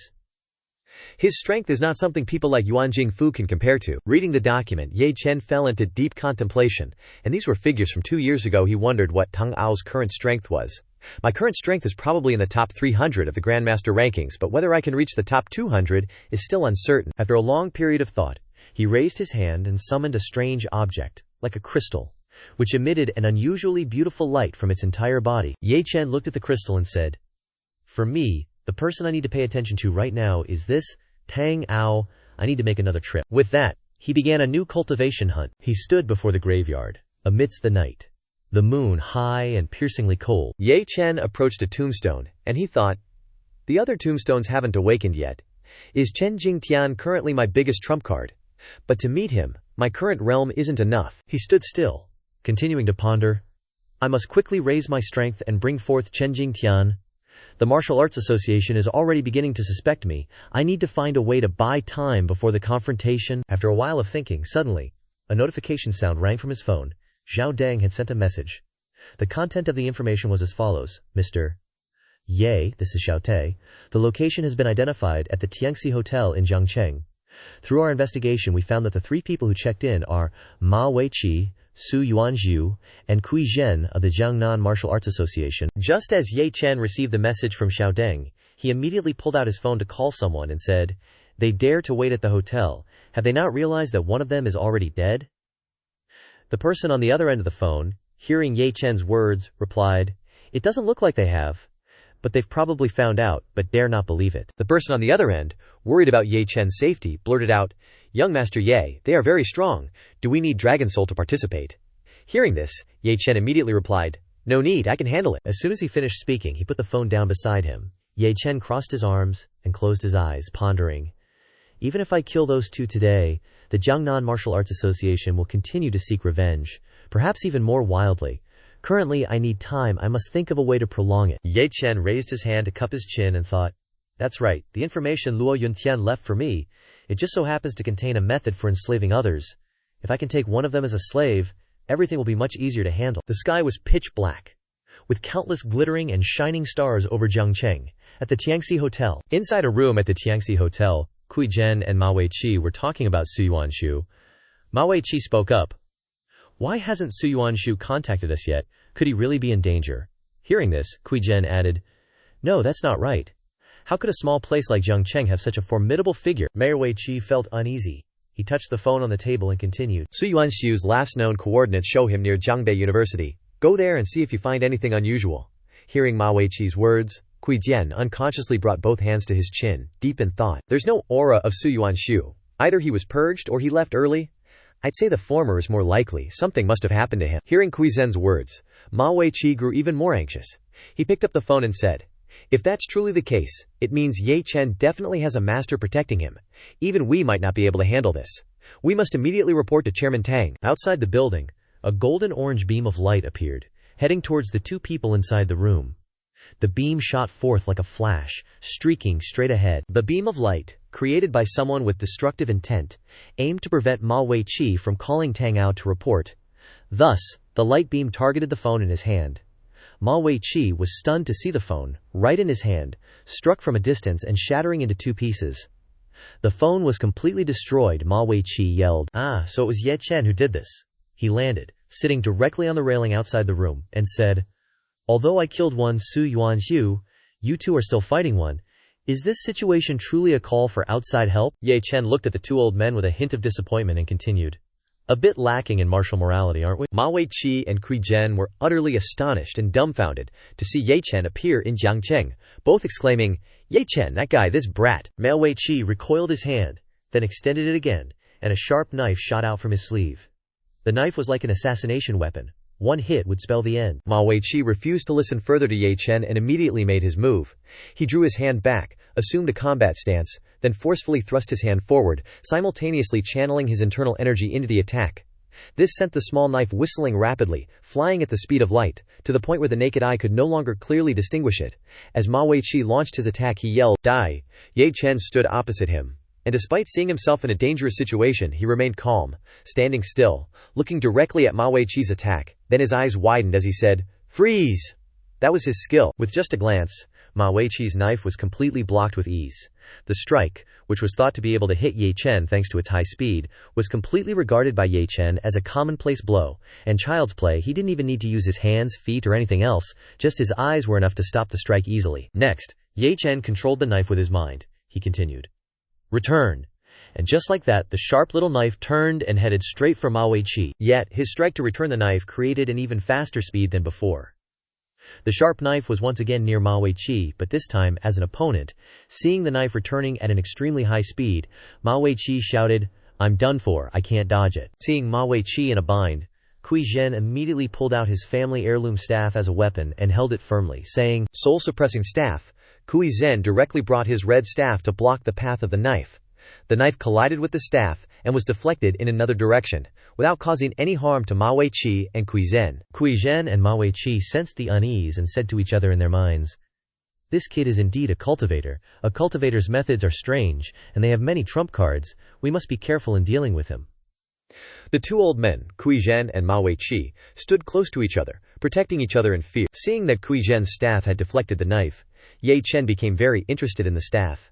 Ye Chen stared at the staff and said in a killer's tone, "Oh, this staff looks good. If you agree to be my servants and offer this staff to me, I might spare your lives." Both old martial artists were enraged, gritting their teeth and saying to him, "Insolent, even if you are a cultivator, that doesn't mean you can deal with the 2 of us at the same time." Ma Weiqi stood in a new stance, placing his hands into fists, tucked deeply into his waist, channeling internal energy throughout his body.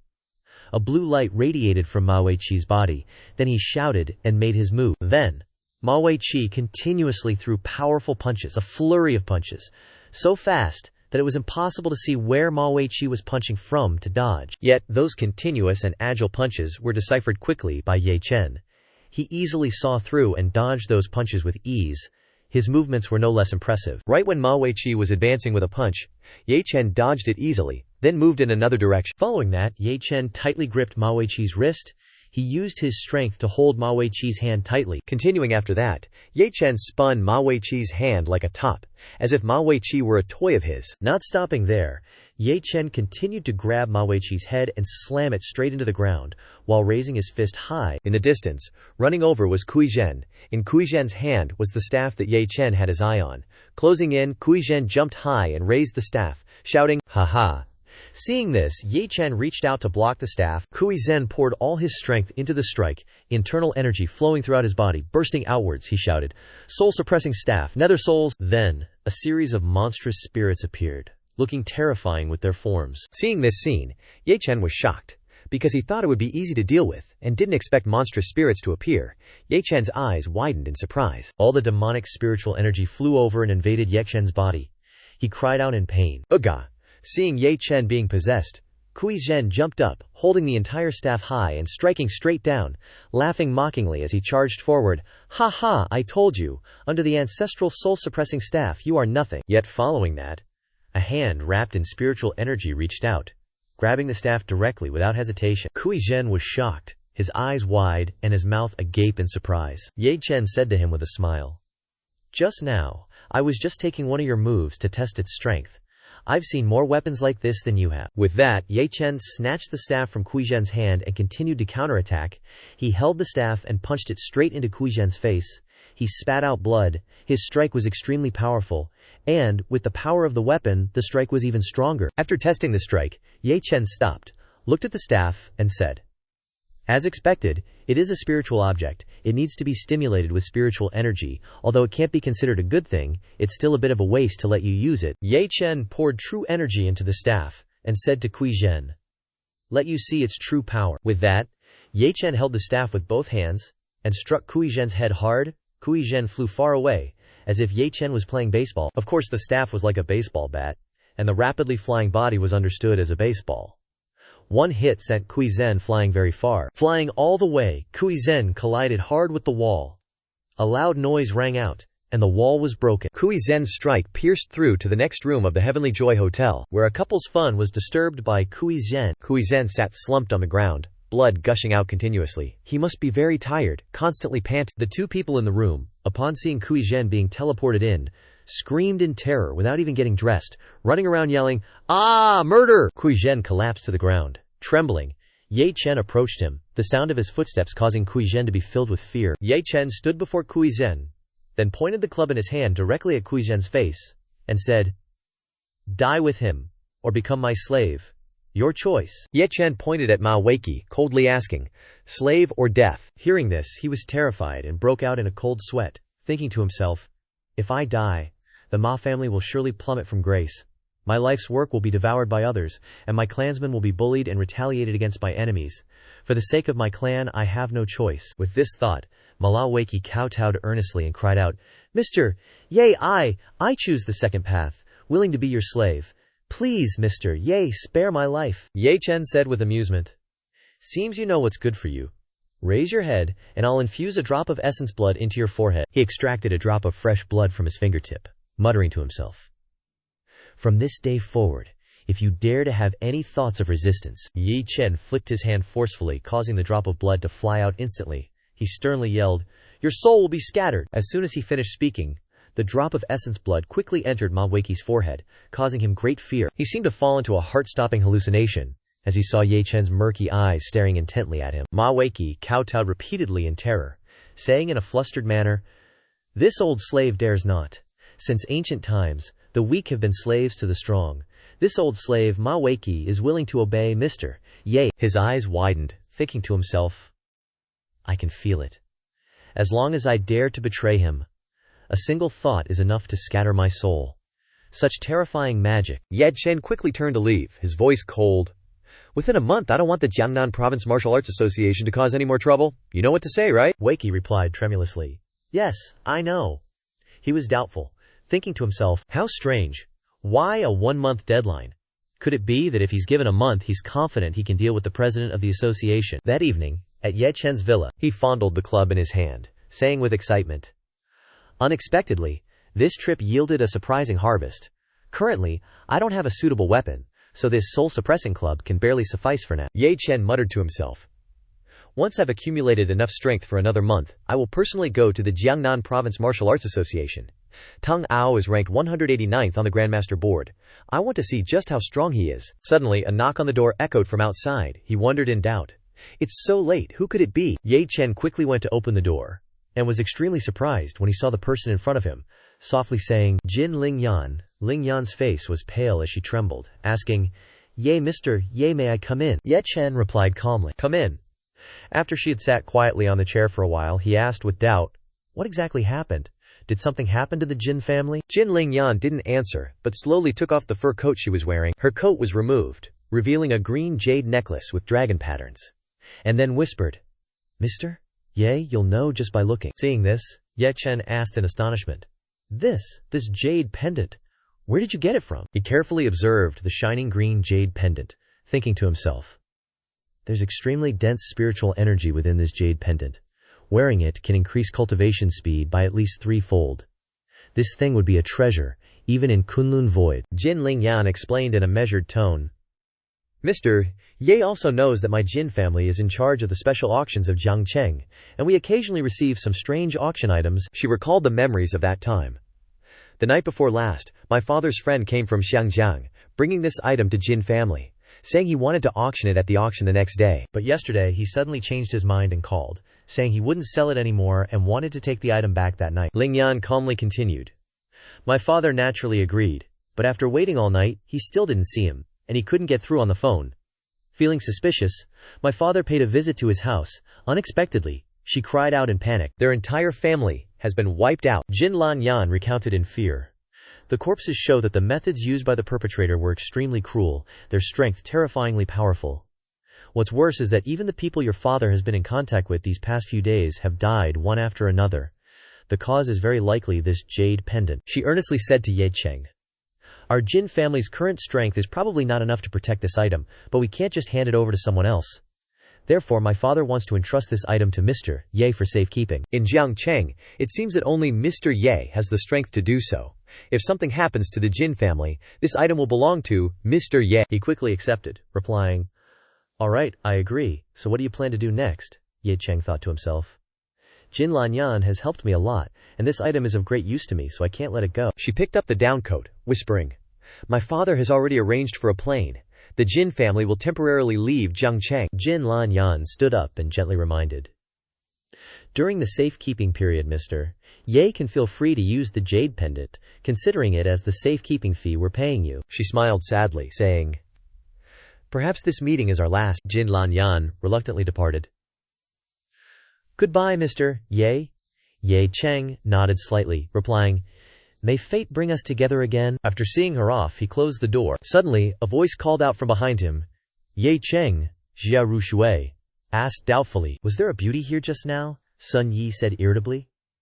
Are you having an affair in the middle of the night? Ye Cheng quickly stuffed the jade pendant into his pocket, smiling calmly as he replied, It's nothing. A friend came to ask for my help.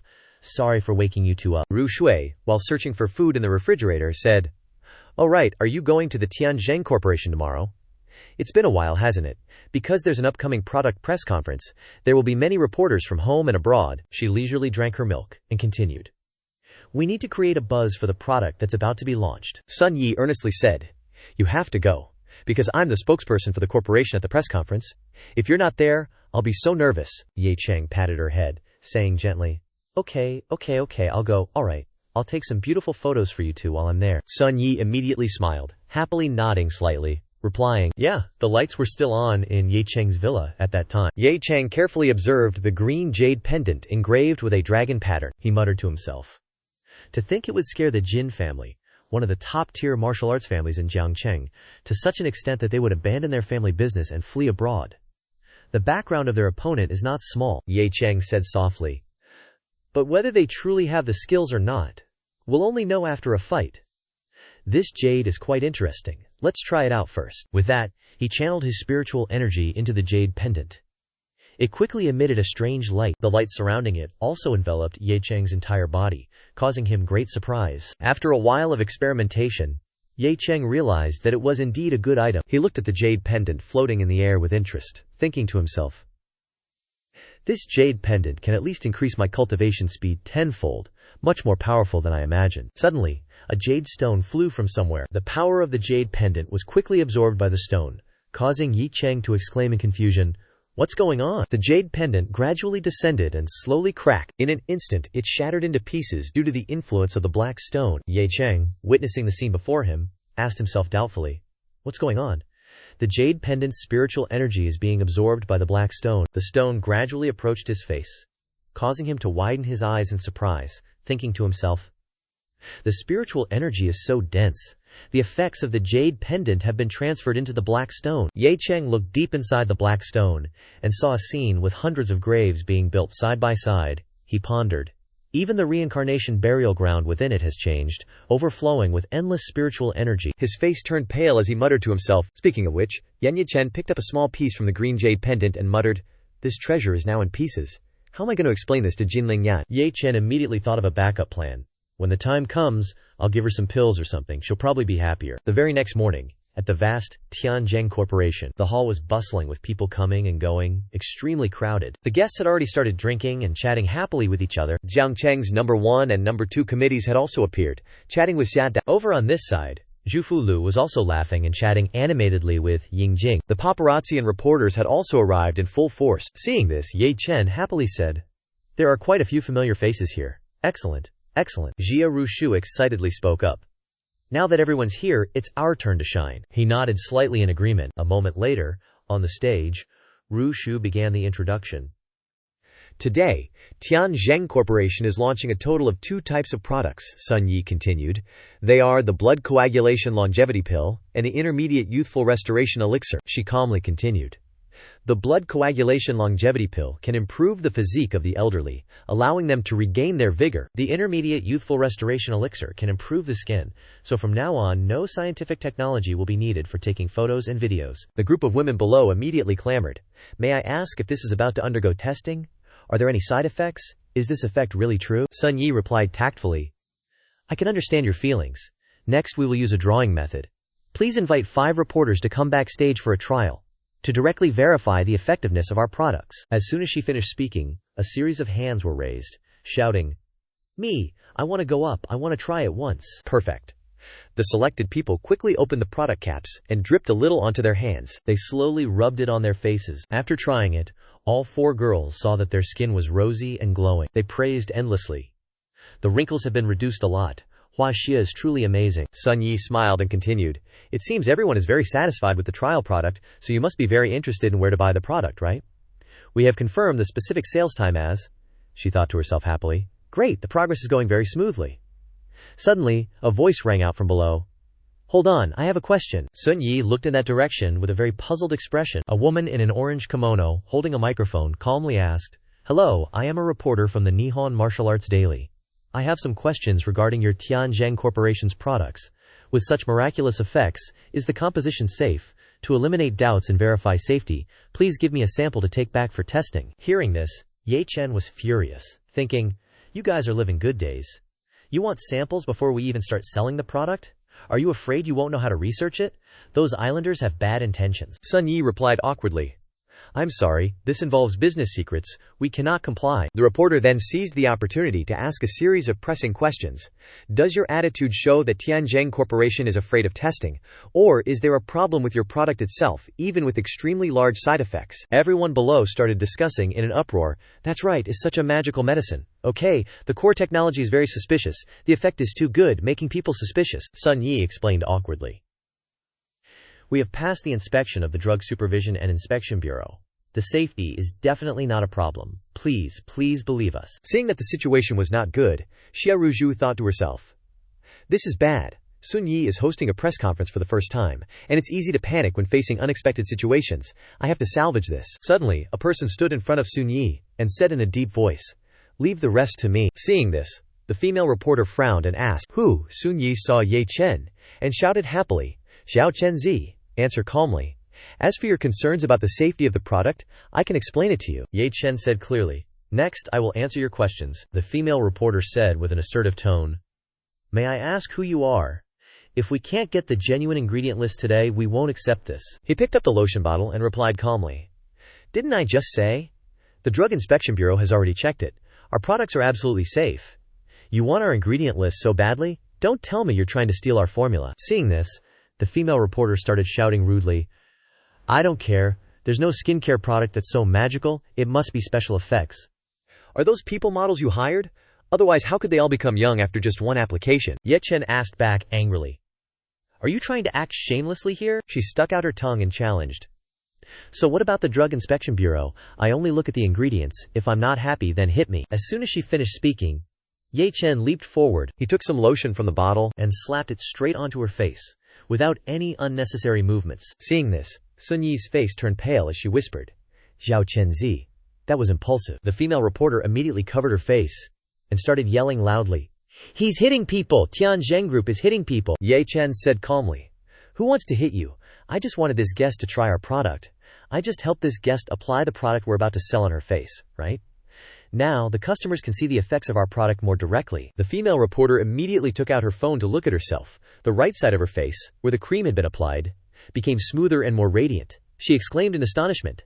The side of my face that was applied to looks like a different person. Seeing this scene, the reporters rushed to take pictures and exclaimed, "It's too fake. Even novels wouldn't make up this kind of effect. To have this kind of effect from a casual application, quick, take pictures. This is definitely the headline news for today." The female reporter frantically asked Ye Chen, "Wait, only half of my face has the product on. What about the other half?" He replied coldly, "What does that have to do with me? Do as you please." Ye Chen announced sternly, "Let me mention it in passing. The effects of our product are permanent. Consider this good half of your face as a gift from me." He smiled excitedly and continued, "Oh right, didn't some reporters ask about where the product will be sold? The first place to sell it will definitely be in Huaxia. Other countries will be released a month later. Also, let me make it clear," Ye Chen emphasized, "Tianzheng Group will never advance into the island nation market." Hearing this, the female reporter loudly retorted, "Discrimination. This is clearly discrimination, even humiliation, an act that violates the principles of fair competition in the market. My country expresses its protest." He asked back arrogantly, "I am discriminating, so what?" Ye Chen said coldly, "I'll sell my product wherever I want. That reporter from the Japanese Imperial News is ill-intentioned, disturbing the press conference. Guards, kick her out." He quickly changed his attitude and said cheerfully, "All right, I've said what I wanted to say. Next I'll invite Masa Sun Yi to answer your questions." Suddenly a voice rang out from behind. "Mr. Ye." He turned his head and, recognizing the person in front of him, said softly. General Manager Shen Haihua, asked with some concern, "Mr. Ye, do we really want to give up the island nation market? The island nation's newspapers are very likely to smear us later." Ye Chen said calmly, "Then smear us. The quality of the product is there. What's there to fear? You go ahead and deal with things." Shen Haihua quickly replied. "Yes," Jia Rushu happily said. "Well done, so satisfying." He smiled and said softly, "You flatter me, you flatter me." She hesitated and continued, "Speaking of which, Jiang Cheng has had quite a few things happening recently. Even our press conference is vying for headline news." Ye Chen asked curiously, "How so?" She quickly recounted. "There was just a breaking news report saying that a private plane in Jiang Cheng suddenly exploded. Speaking of which, the Qinghe building was also bombed some time ago." He asked in surprise, "Private plane?" He frowned and pondered. "Last night, Jin Lingyan said that the Jin family wanted to leave Jiang Cheng by private plane. Could it be?" Ye Chen immediately took out his phone. He said sternly into the phone, "Zhao Zheng, Bao Longhun, investigate the private plane explosion incident today. Also, you immediately drive to take me to the Jin family's house." That evening, at the Jin family's house, Ye Chen sniffed around and said in a low voice, "The smell of blood is too strong." He decisively kicked the wooden door open and rushed inside. Regardless, he had to see what was going on. Suddenly, Ye Cheng's eyes widened in astonishment. Before him lay dozens of corpses of the Jin family members, scattered all over the ground. Xiao Zheng, standing behind him and witnessing the scene, froze in disbelief and exclaimed, "How could this be? The Jin family has been exterminated." Ye Cheng crouched down, carefully examining the wounds, and said in a stern voice, "The perpetrator was ruthless, killing men, women, old and young alike, leaving no one alive. Clearly, they wanted to eradicate the Jin family completely." Xiao Zheng held up his phone, reporting, "Ye Sheng, the Long Hun's investigation results are in." Ye Sheng asked in surprise. "What is it?" Xiao Zheng continued. "The private plane that crashed indeed belonged to the Jin family. But the head of the Jin family and his daughter, Jin Lengyan, were not on board.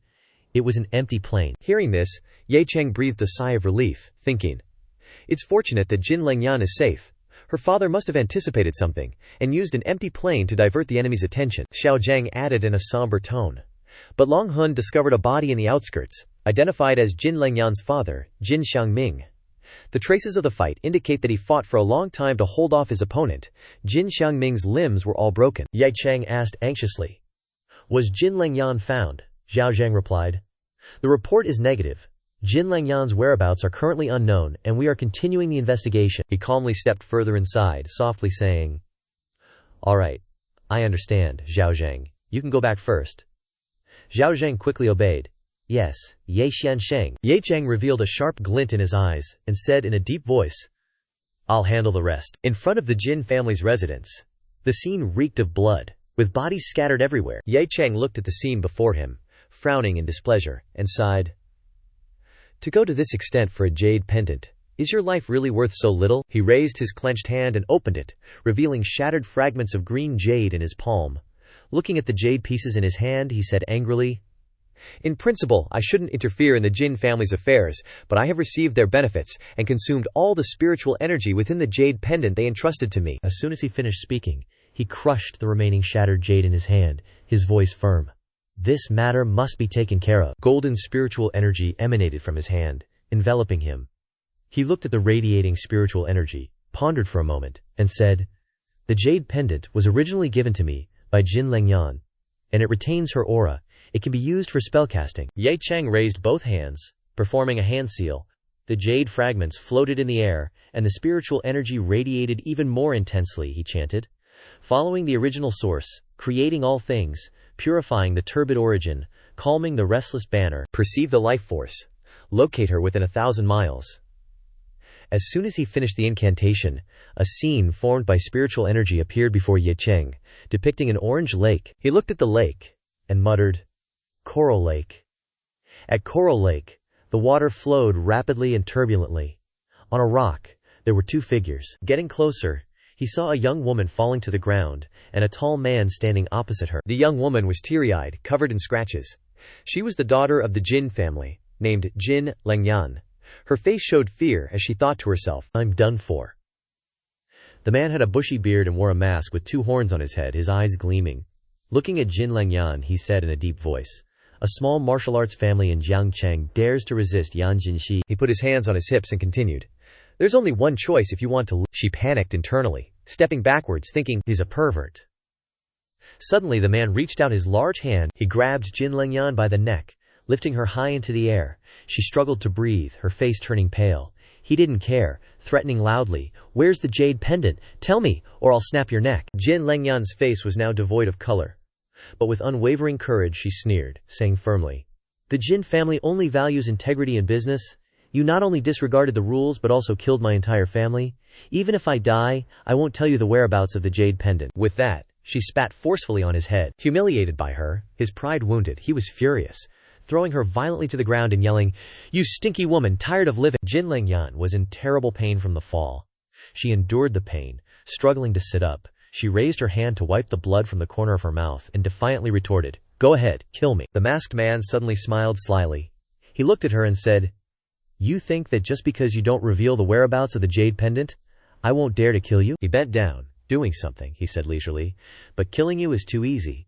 Lacking a challenge, I've decided. I'll conquer you with my charm." Jin Lengyan gaped, staring at him in shock, thinking, "What are you doing, ah?" After fumbling around, he pulled out a golden key. He showed it off to her.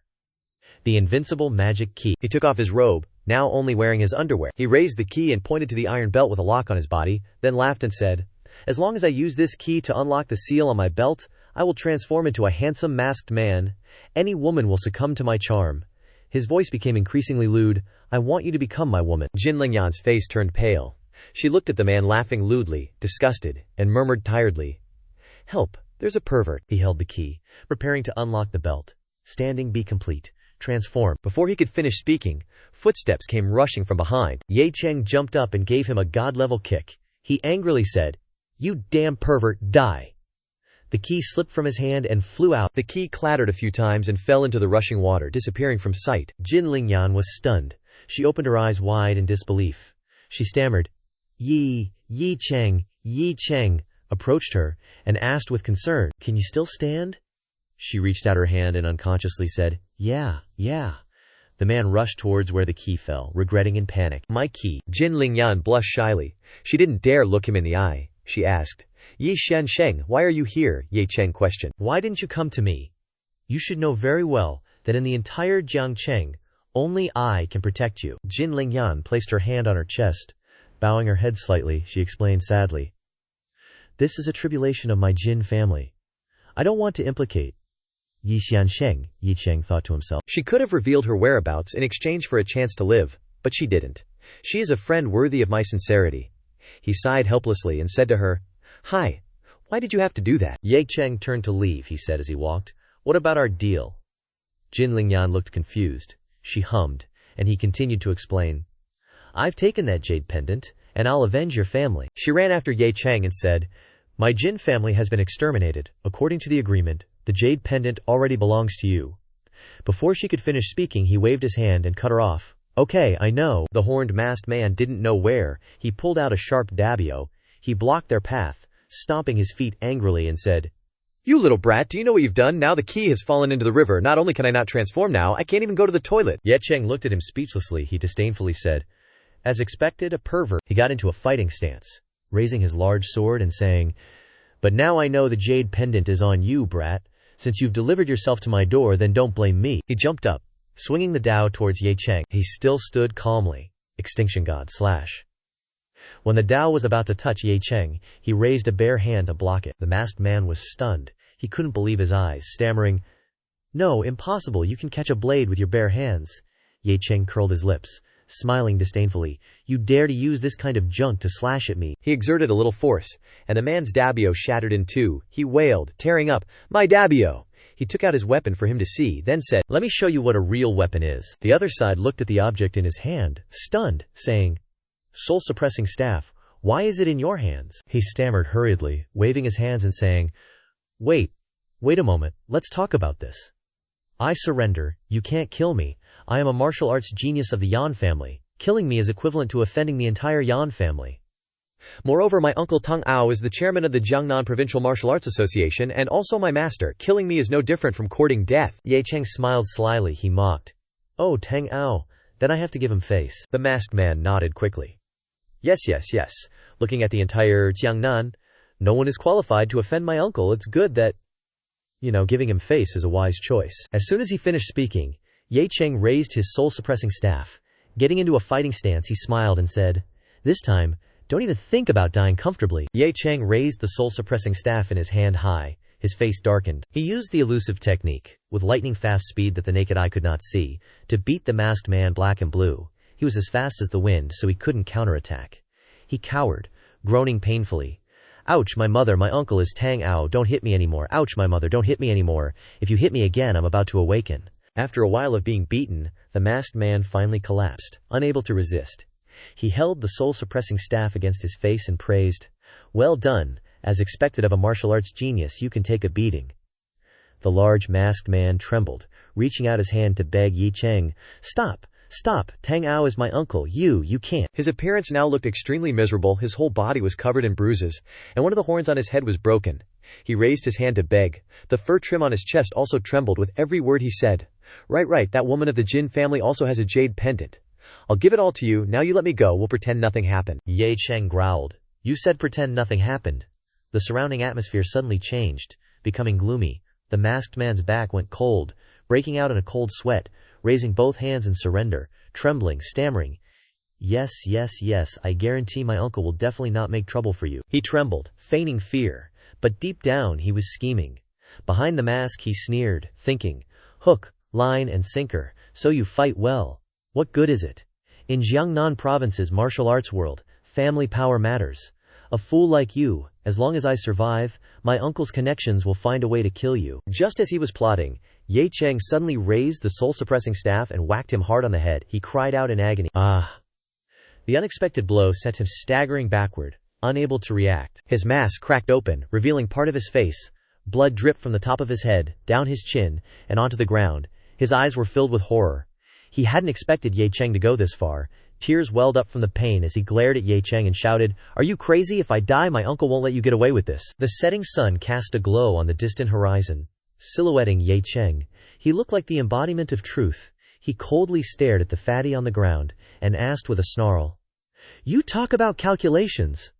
What about the lives of the Jin family you slaughtered? The masked man seemed to be struck to his core, and he lied prostrate, mumbling in protest, I'm different from them. I'm a martial arts genius. My uncle is Tang Ao. Tang Ao, seems you like your uncle a lot. Don't worry, Ye Cheng said, raising the soul-suppressing staff. A powerful surge of spiritual energy enveloped the staff, and Ye Cheng, he looked down at the fatty on the ground and continued, It won't be long before I send Tang Ao to keep you company over there. He grinned, and with all his strength, smashed down on the masked man. The strike created a significant shockwave. Dust and rocks flew everywhere, the wind howled, and all that remained of Ye Cheng's strike were a few fragments of the shattered mask, along with his underpants torn to shreds. He stared at the cloud of dust before him, and said coldly, Languish in hell, for the sins of the Jin family. After witnessing everything that had just unfolded, Jin Langyan collapsed to the ground. Her Her knees struck the cold stone floor. Ignoring the pain in her knees, she blankly watched the sun setting behind the mountains, muttering, "It's all over." Seeing her so sad, Ye Cheng couldn't help but soften. He rummaged through his pockets and pulled out a piece of candy, offering it to her. As he offered it, he comforted her. "Are you all right? Eat this, you'll feel better." She took the candy and said, "Thank you." Ye Cheng helped her up and asked, "The Jin family is gone. What are your plans now?" Jin Lengyan hesitated, her face clouded with sadness. She sighed worriedly, predicting, "Yan Jin is dead. Tang Ao will definitely investigate this. I'm definitely the prime suspect. Even if I change my name and hide my identity, I'm afraid I won't survive." Suddenly, Ye Cheng interrupted her. "Come with me." Jin Lengyan was surprised. Her eyes widened, slightly red and tearful. He reached out and took her hand, saying earnestly, "Go to Dragon Soul first. I'll have them give you a new identity, ensuring Tang Ao won't find you." Hearing his confident assurance, she felt like she had found a beacon of hope for her future. She replied decisively, "Okay." She accepted Ye Cheng's arrangements. The sound of waves lapping against the rocks, along with the sunset sky, created an incredibly romantic scene. Back in the bustling city, the next few days saw Changji stirring up an unprecedented storm. The products of Tianjin Corporation officially hit the market. Although initially only covering Jiangnan province, clips of the press conference were spread online. The public was in an uproar. Based on the miraculous effects of the medicine, within just 5 days, the blood-coagulating life-extending pill and the intermediate-level visage-preserving elixir had reached sales figures of over 1 million. At the same time, sales were still soaring, becoming a hot topic online and in the streets. All the newspapers were reporting this sensational news. And the jaw-dropping part was that under such a frenzied buying spree, Tianjin Corporation's products were sold out. Many people were willing to spend exorbitant amounts of money just to get their hands on this scarce, high-end beauty product. As dusk was approaching, in the suburbs of Jiangnan province, the Xia family owned a large, antique villa. This was the Xia family's home. Inside the spacious living room, 2 figures, a man and a woman, were sitting on the sofa. The atmosphere was extremely quiet and contemplative. The man sitting on the chair was Xia Hongye. He rubbed his temples, picked up a newspaper and said, "This Tianjin Corporation was created by that kid named Ye Cheng." The woman sitting beside him was Xia Hongye's wife. She praised, "That's right, you can probably see it too. Right now, Tianjin Corporation's scale is still like this, but in less than a year it could become a top-tier corporation in Huaxia." Xia Hongye jokingly teased his wife. "Looks like you lost your bet with Ye Cheng." "I was ready to admit defeat, didn't the wife refute?" She sighed helplessly. "There are too many secrets about him, so many that I feel it's unreal." She pondered for a moment, then looked at Xia Hongye, saying admiringly, "I can't help but admit, he really is impressive." Xia Hongye sighed, speaking regretfully. 2 such excellent Ye Chengs, if Shu liked him. But he hesitated for a moment, then sighed again. If not for the Qin family. At the same time, before Xia Hongye could finish his sentence, a sudden strange voice rang out. The voice was extremely cold and scary. "Oh, if not for the Qin family, then what?" Xia Hongye and his wife both turned towards the source of the voice. They were startled, their eyes filled with astonishment and fear. By the doorway, a white-haired young man leisurely leaned against the wall with his arms crossed, looking at them as if awaiting an answer. He smirked and continued with a mocking tone, "I've only been gone for a few days, and you're already trying to marry my lovely fiancé off to someone else." Xia Hongye and his wife both exclaimed in surprise, Young Master Qin." Xia Hongye's face turned green, and he thought to himself in a panic, "I heard that the Qin family returned from Mount Ma a few days ago. Could it be that they found out about Ru Shu's matter at the birthday banquet?" Although he was scared out of his wits on the inside, sweat soaking his clothes, and filled with 70,000 questions about why young Master Qin was here, he still put on a happy face on the outside. He forced a smile and asked young Master Qin, "Why are you here?" Young Master Qin didn't bother answering Xia Hongye. He immediately raised his hand and grabbed his neck, his face turning pale without a trace of blood. His hand tightened more and more. He said irritably, "I finally made it back from Mount Ma, excited to see my fiancé. And you're telling me that my fiancé is in Jiang Cheng keeping someone else company." Seeing her husband being bullied, Xia Hongye's wife cried out, "Husband, young Master Qin, please stop." Young Master Qin released his hand. Throwing Xia Hongye to the ground with a thud, he commanded, "Immediately, right now, tell Xia Rushu to come and see me." Suddenly, an old voice came from behind. It was Rushue's grandmother. The old woman said with a trembling voice, "Hongye, what happened? Why is it so noisy?" Xia Hongye's wife's face turned pale, and she said in a panic, "Mom, it's nothing here, please go back." Young Master Qin glanced at the old woman and said, "Oh," with interest. He jumped up and used his spiritual energy to attack the old woman. The old woman fainted, Xia Hongye's wife panicked and cried out anxiously, "Mom, what's wrong? Mom, wake up!" Young Master Qin smiled sinisterly. He pointed at the Jia family of 3 and said, "Now, something has invaded and corroded your grandma Rushu's body, causing serious injury. Only I in this world can solve it. I believe Rushu will come back immediately, right?" Haha. Scene changes to Ye Chen's villa. Sun Yi and Jia Rushu leaned on each other, breathing heavily. When Ye Chen spoke up and asked, "So tired. Don't even have the strength to pour water." Jia Rushu replied, "What does an irresponsible boss like you know? This is pre-selling. The inventory is completely empty. Now the entire company is in chaos. I have to go back and work overtime after resting for a while." Sun Yi also added, He. Such powerful products, the report is opened by me, you know. He. He smiled at the two of them.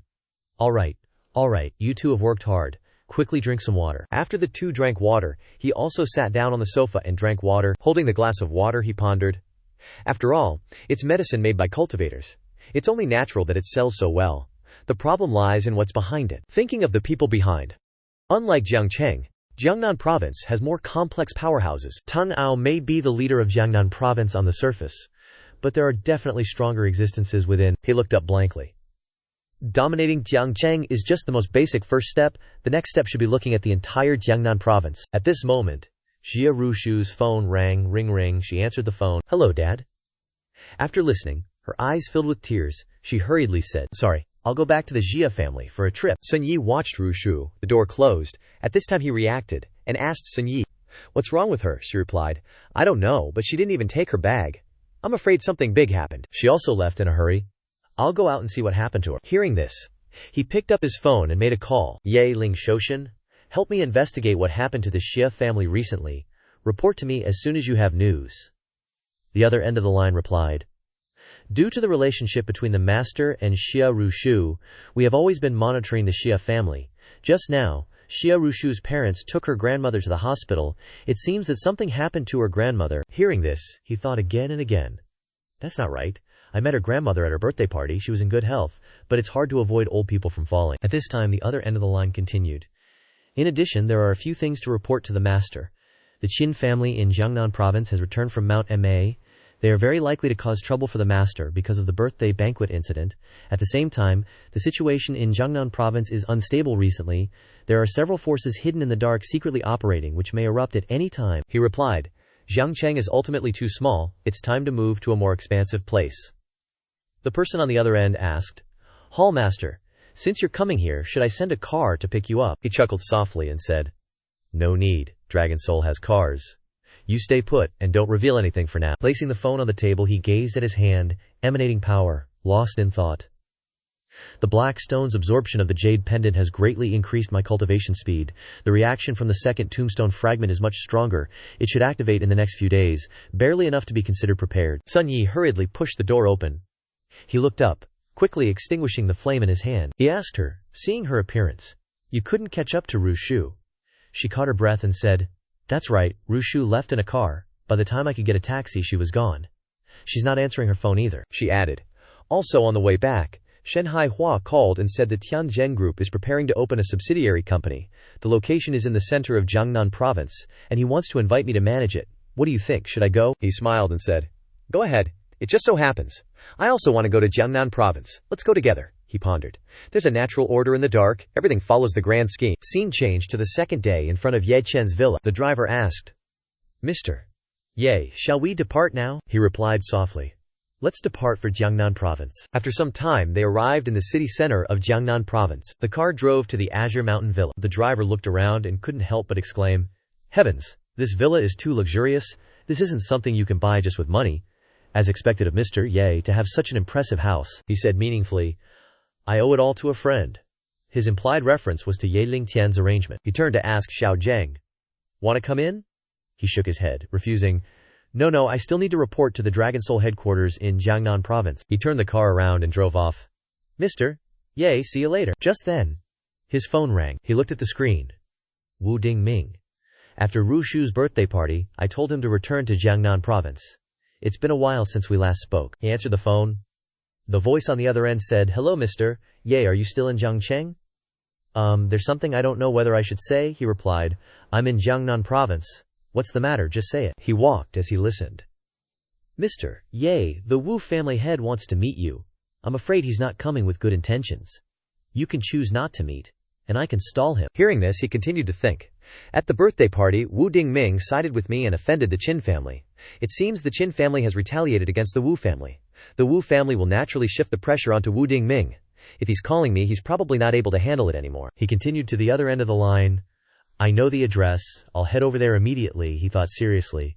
Since this matter is because of me, what's wrong with meeting him? Arriving at the magnificent Wu family manor, Ye Chen and Wu Xiangming stood at the door chatting. He sighed. I didn't expect that the first martial arts family I'd encounter in Jiangnan would be the Wu family. Wu Xiangming sighed. Mr. Ye, you shouldn't have come. The Wu family and the Qin family have been fighting fiercely these past few days. They're about to come to blows. The family head is in a terrible mood. I'm afraid he'll make a move against you, he said confidently. Rather than waiting for him to make a move, I'd rather take the initiative. Let's go meet him and see, he explained further. But this matter isn't without room for negotiation. Later, a big figure from the Jiangnan Province Martial Arts Association will arrive to mediate the conflict between the two families. The family head probably won't make things too difficult for it. Scene change, both of them walked inside together. He looked at the man sitting in the chair in front of him, and the girl standing beside him. Those two are the Wu family head's daughter, Wu Xinlan, and the man with the fierce face is the Wu family head, Wu Qiyuan. Wu Xinlan looked at him and thought, he's Ye Chen. He could actually make Uncle Wu Dingming side with him so wholeheartedly. He must be very powerful. The family head asked him. You're Ye Chen. His eyes were deep as he replied. That's right. At this moment, a man, upon hearing this, slammed the table in anger and stood up, yelling, Insolent brat! Facing the family head. You not only don't pay your respects, but you dare to speak so loudly, it's outrageous. Angrily, Ye Cheng shot him a fiery glare. According to you, I should lower myself and fawn over him. Furthermore, if you dare delay me any longer, your hand, Ye Cheng, will take it, he retorted in anger. Such an arrogant brat. I want to see what you're really made of. Wu Xiangming stepped forward, placing his hand on the man's shoulder, smiling. Old Cheng, be careful. Ye Xiansheng is giving me face with his temper. Don't argue anymore. He flung Wu Xiangming's hand away. Spare me, Wu Xiangming. Are you a member of the Wu family or this kid's dog? I find it strange. You're supposed to be a master. Why do you need to kneel and flatter that brat like that? Wu Xiangming's face darkened, warning. Wu Cheng, if you dare insult Ye Xiansheng again, then I'm sorry, Wu Cheng questioned back. You would go so far as to act against me for an outsider. Fine, I'll play along to the end. The two argued to the point where it seemed like they were about to fight. At this moment, the family head of the Wu family spoke up, cutting off the chaotic scene. Everyone, shut your mouths. He stood up and walked towards them. Brat, although I don't know why Ding Ming worships you so much, but the matters of the Wu and Qin families, you can hardly escape involvement. A youth who is too arrogant is never a good thing. Who knows when you might die? Both he and Ye Cheng emitted terrifying energy. At this time, the crowd outside whispered to each other. The family head's pressure is as terrifying as ever. Even I feel scared. Another person added, Ye Cheng is just a young man. There's no way he can withstand it. The purple-haired person added, What he's doing, I'm afraid, is trying to make Ye Cheng submit. Ye Cheng asked with a somber face. Using pressure on me. Ye Cheng continued arrogantly. Fine, then I'll let you see. Ye Cheng used force in his feet to stomp hard on the ground, causing a large hole, with water seeping around. How do cultivators play? Stomp. Terrifying power spread throughout the entire room. The people outside exclaimed endlessly. Heavens, he not only withstood the family head's pressure but even shattered it. The family head's grandmaster ranking is only 3 places behind Tang Ao. Could it be that he's stronger than the family head? Impossible, he must have used some trick. The family head's daughter pondered. Is this the legendary leader of Jiang Cheng? So powerful? At this moment the family head spoke. Ye Cheng, I admit your strength isn't bad, but you are only alone. What you're involved in are 2 high-level families in Jiangnan province. You absolutely cannot withstand it. Ye Cheng massaged his neck. Wu Qiyuan, I came to the Wu family not to join your ranks, just want to tell you, with a profound smile. The matters of the Qin family, Ye Cheng will handle them myself, absolutely will not involve you people. If the Qin family comes to cause trouble for you, just push it all onto my head. Wu Cheng said angrily. Who do you think you are, relying on you to resist the Qin family? This is Jiangnan, not your small Jiang Cheng, just killing a few useless grandmasters in Jiang Cheng, and you really think you are invincible? Wu Qiming interjected. In that case, this matter has nothing to do with my Wu family anymore. Wu Qiyuan gave the order, take back your arrogance and ignorance, and lead the traitor Wu Xiangming out of the Wu family. Upon hearing this, everyone discussed heatedly. Here, Wu Xiangming has been expelled? He's leaving just in time? The Qin family will no longer have a reason to make trouble for us either? Serves him right, he's even a grandmaster. yet he's willing to be a sycophant to a young man. Wu Xiangming said with reluctance, uttering 2 words, family head. Wu Shiyuan turned his head. I'm sparing you considering your many years of contribution to the Wu family. Today I won't kill you, but from now on you are no longer a member of the Wu family. Go be someone's dog. Wu Xiangming knelt down, grateful for the Wu family's care. This kneeling is a thank you to the Wu family. After that kneeling, the family head closed his eyes in acceptance, while Wu Xiangming stood up, resolutely stating, but I, Wu Xiangming, am even more convinced that Ye Chen will definitely reach the peak in the future. Perhaps I am just his dog now, but in the future, your Wu family will absolutely have to kneel down and beg this dog to return. Everyone shouted. How could we, the dignified Wu family, need to beg a dog like you? Haha, you feel honored to be a dog. Get lost, don't embarrass yourself here. Ye Chen looked at him and sighed. Hi, why do you have to demean yourself? I never looked down on you like that. The 2 of them turned and walked away, he said. Let's go. At this moment Ma Weiqi walked in. Family head Wu. I was delayed on the road, I'm really sorry. He smiled, and his face became clear. The family head also replied. Haha, old Ma, you've arrived. Come in and have a seat quickly. Before Ma Weiqi could finish speaking, he was shocked to see his figure. Okay, you guys are... Ye Chen looked at him, and he respectfully asked, Mr. Ye, why are you here? Everyone was surprised, with a hint of panic. Wu Cheng thought. Ma Weiqi is the vice president of the Jiangnan Province Martial Arts Association. Yang Chen turned his back, and Wu Cheng looked at him. He was just like Wu Dingming, addressing Yang Chen as Mr. Yang based on what? It's chaos. Chaos. This world is in chaos. Mr. Ye, you are here for just a trivial matter. Oh my god, so many forces want to curry favor with old Ma but can't, yet he has this attitude, and the important thing is that old Ma isn't even angry. What kind of world is this? Old Ma, you. Ha! Let's discuss the main matter first. The main matter is important. Now that you've left the Wu family, what are your plans for the future? I have regained my freedom. Of course, everything will be according to Mr. Ye. Okay, from now on you will follow me and listen to my orders. Since you chose me without hesitation, I will naturally make it so that the Wu family cannot reach you. These 30 elixirs, take 1 each day, and your cultivation speed can be at least 3 times faster. This cultivation manual is also for you. From now on you must forget the trash martial arts in your head.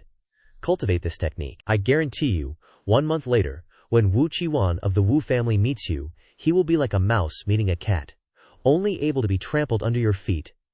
Heavens, this is Mr. Ye's method. At the same time, he doesn't see himself as a slave, let alone a dog, but treats himself as a human being. Wu Dingming. I am willing to go through mountains of knives and seas of fire for Mr. Ye, even unto death. Jiangnan Province. No, 1 hospital. VIP ward. What's going on? Grandma clearly had a full body check, and all the items were normal, so why did she suddenly fall? Hi. If I had known that Qin Zhengyang was so ruthless, I wouldn't have brought Mother back to the Xia family no matter what. I'm sorry to Mother, and I'm also sorry to my daughter. Let's go home and rest first. Mom, the more I think about it, the stranger it seems. Is there something you're hiding from me? Why did Grandma faint, and the hospital can't find the cause no matter how they check? I don't know about this either anyway. Your grandmother is getting old. You must not let Ru Zhu know the truth.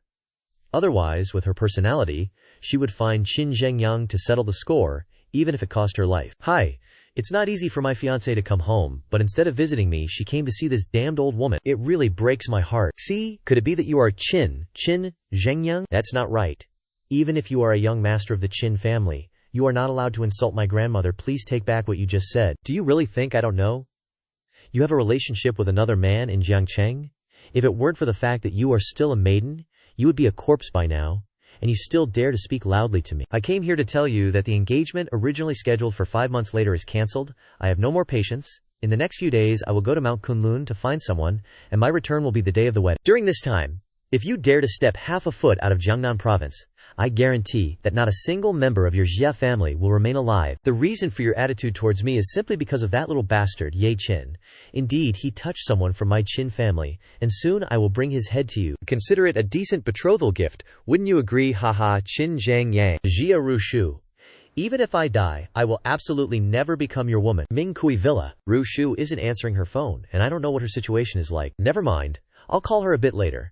If she still doesn't pick up, I'll personally go to the Xia family. After several days of cultivation, I've advanced from the first level of the Qi Tribulation Realm to the peak of the second level.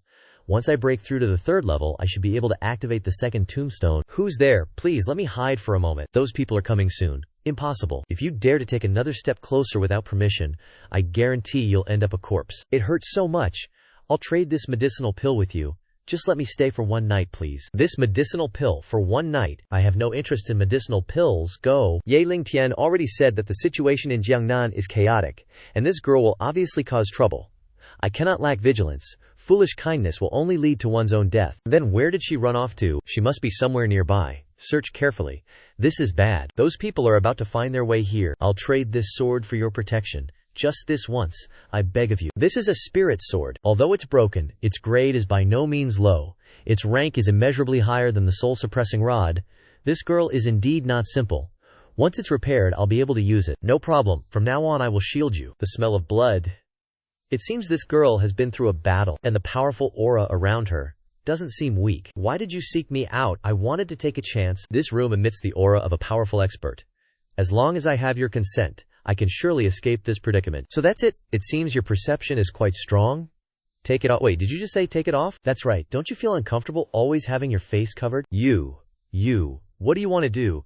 I've already given you the GU sword. Do you still want my body? Don't even dream of using your strength to take advantage of me. It's stifling. I told you to take off your veil. He seems like a good person. I'll take care of this girl's troubles. Door opening formation activated. Where is she? Open the door for me. This is bad. They've arrived. I'll go out and handle it. You stay here and don't go anywhere. Excuse me, young man. Have you seen anyone suspicious around here? Aren't you the suspicious ones? These guys are all at the half-step transformation realm. So, that old rat is a grandmaster. The person that girl offended must be a powerhouse from a martial arts family. Haha, kid, you're quite the comedian. We're just kind-hearted civilians. That person is extremely dangerous.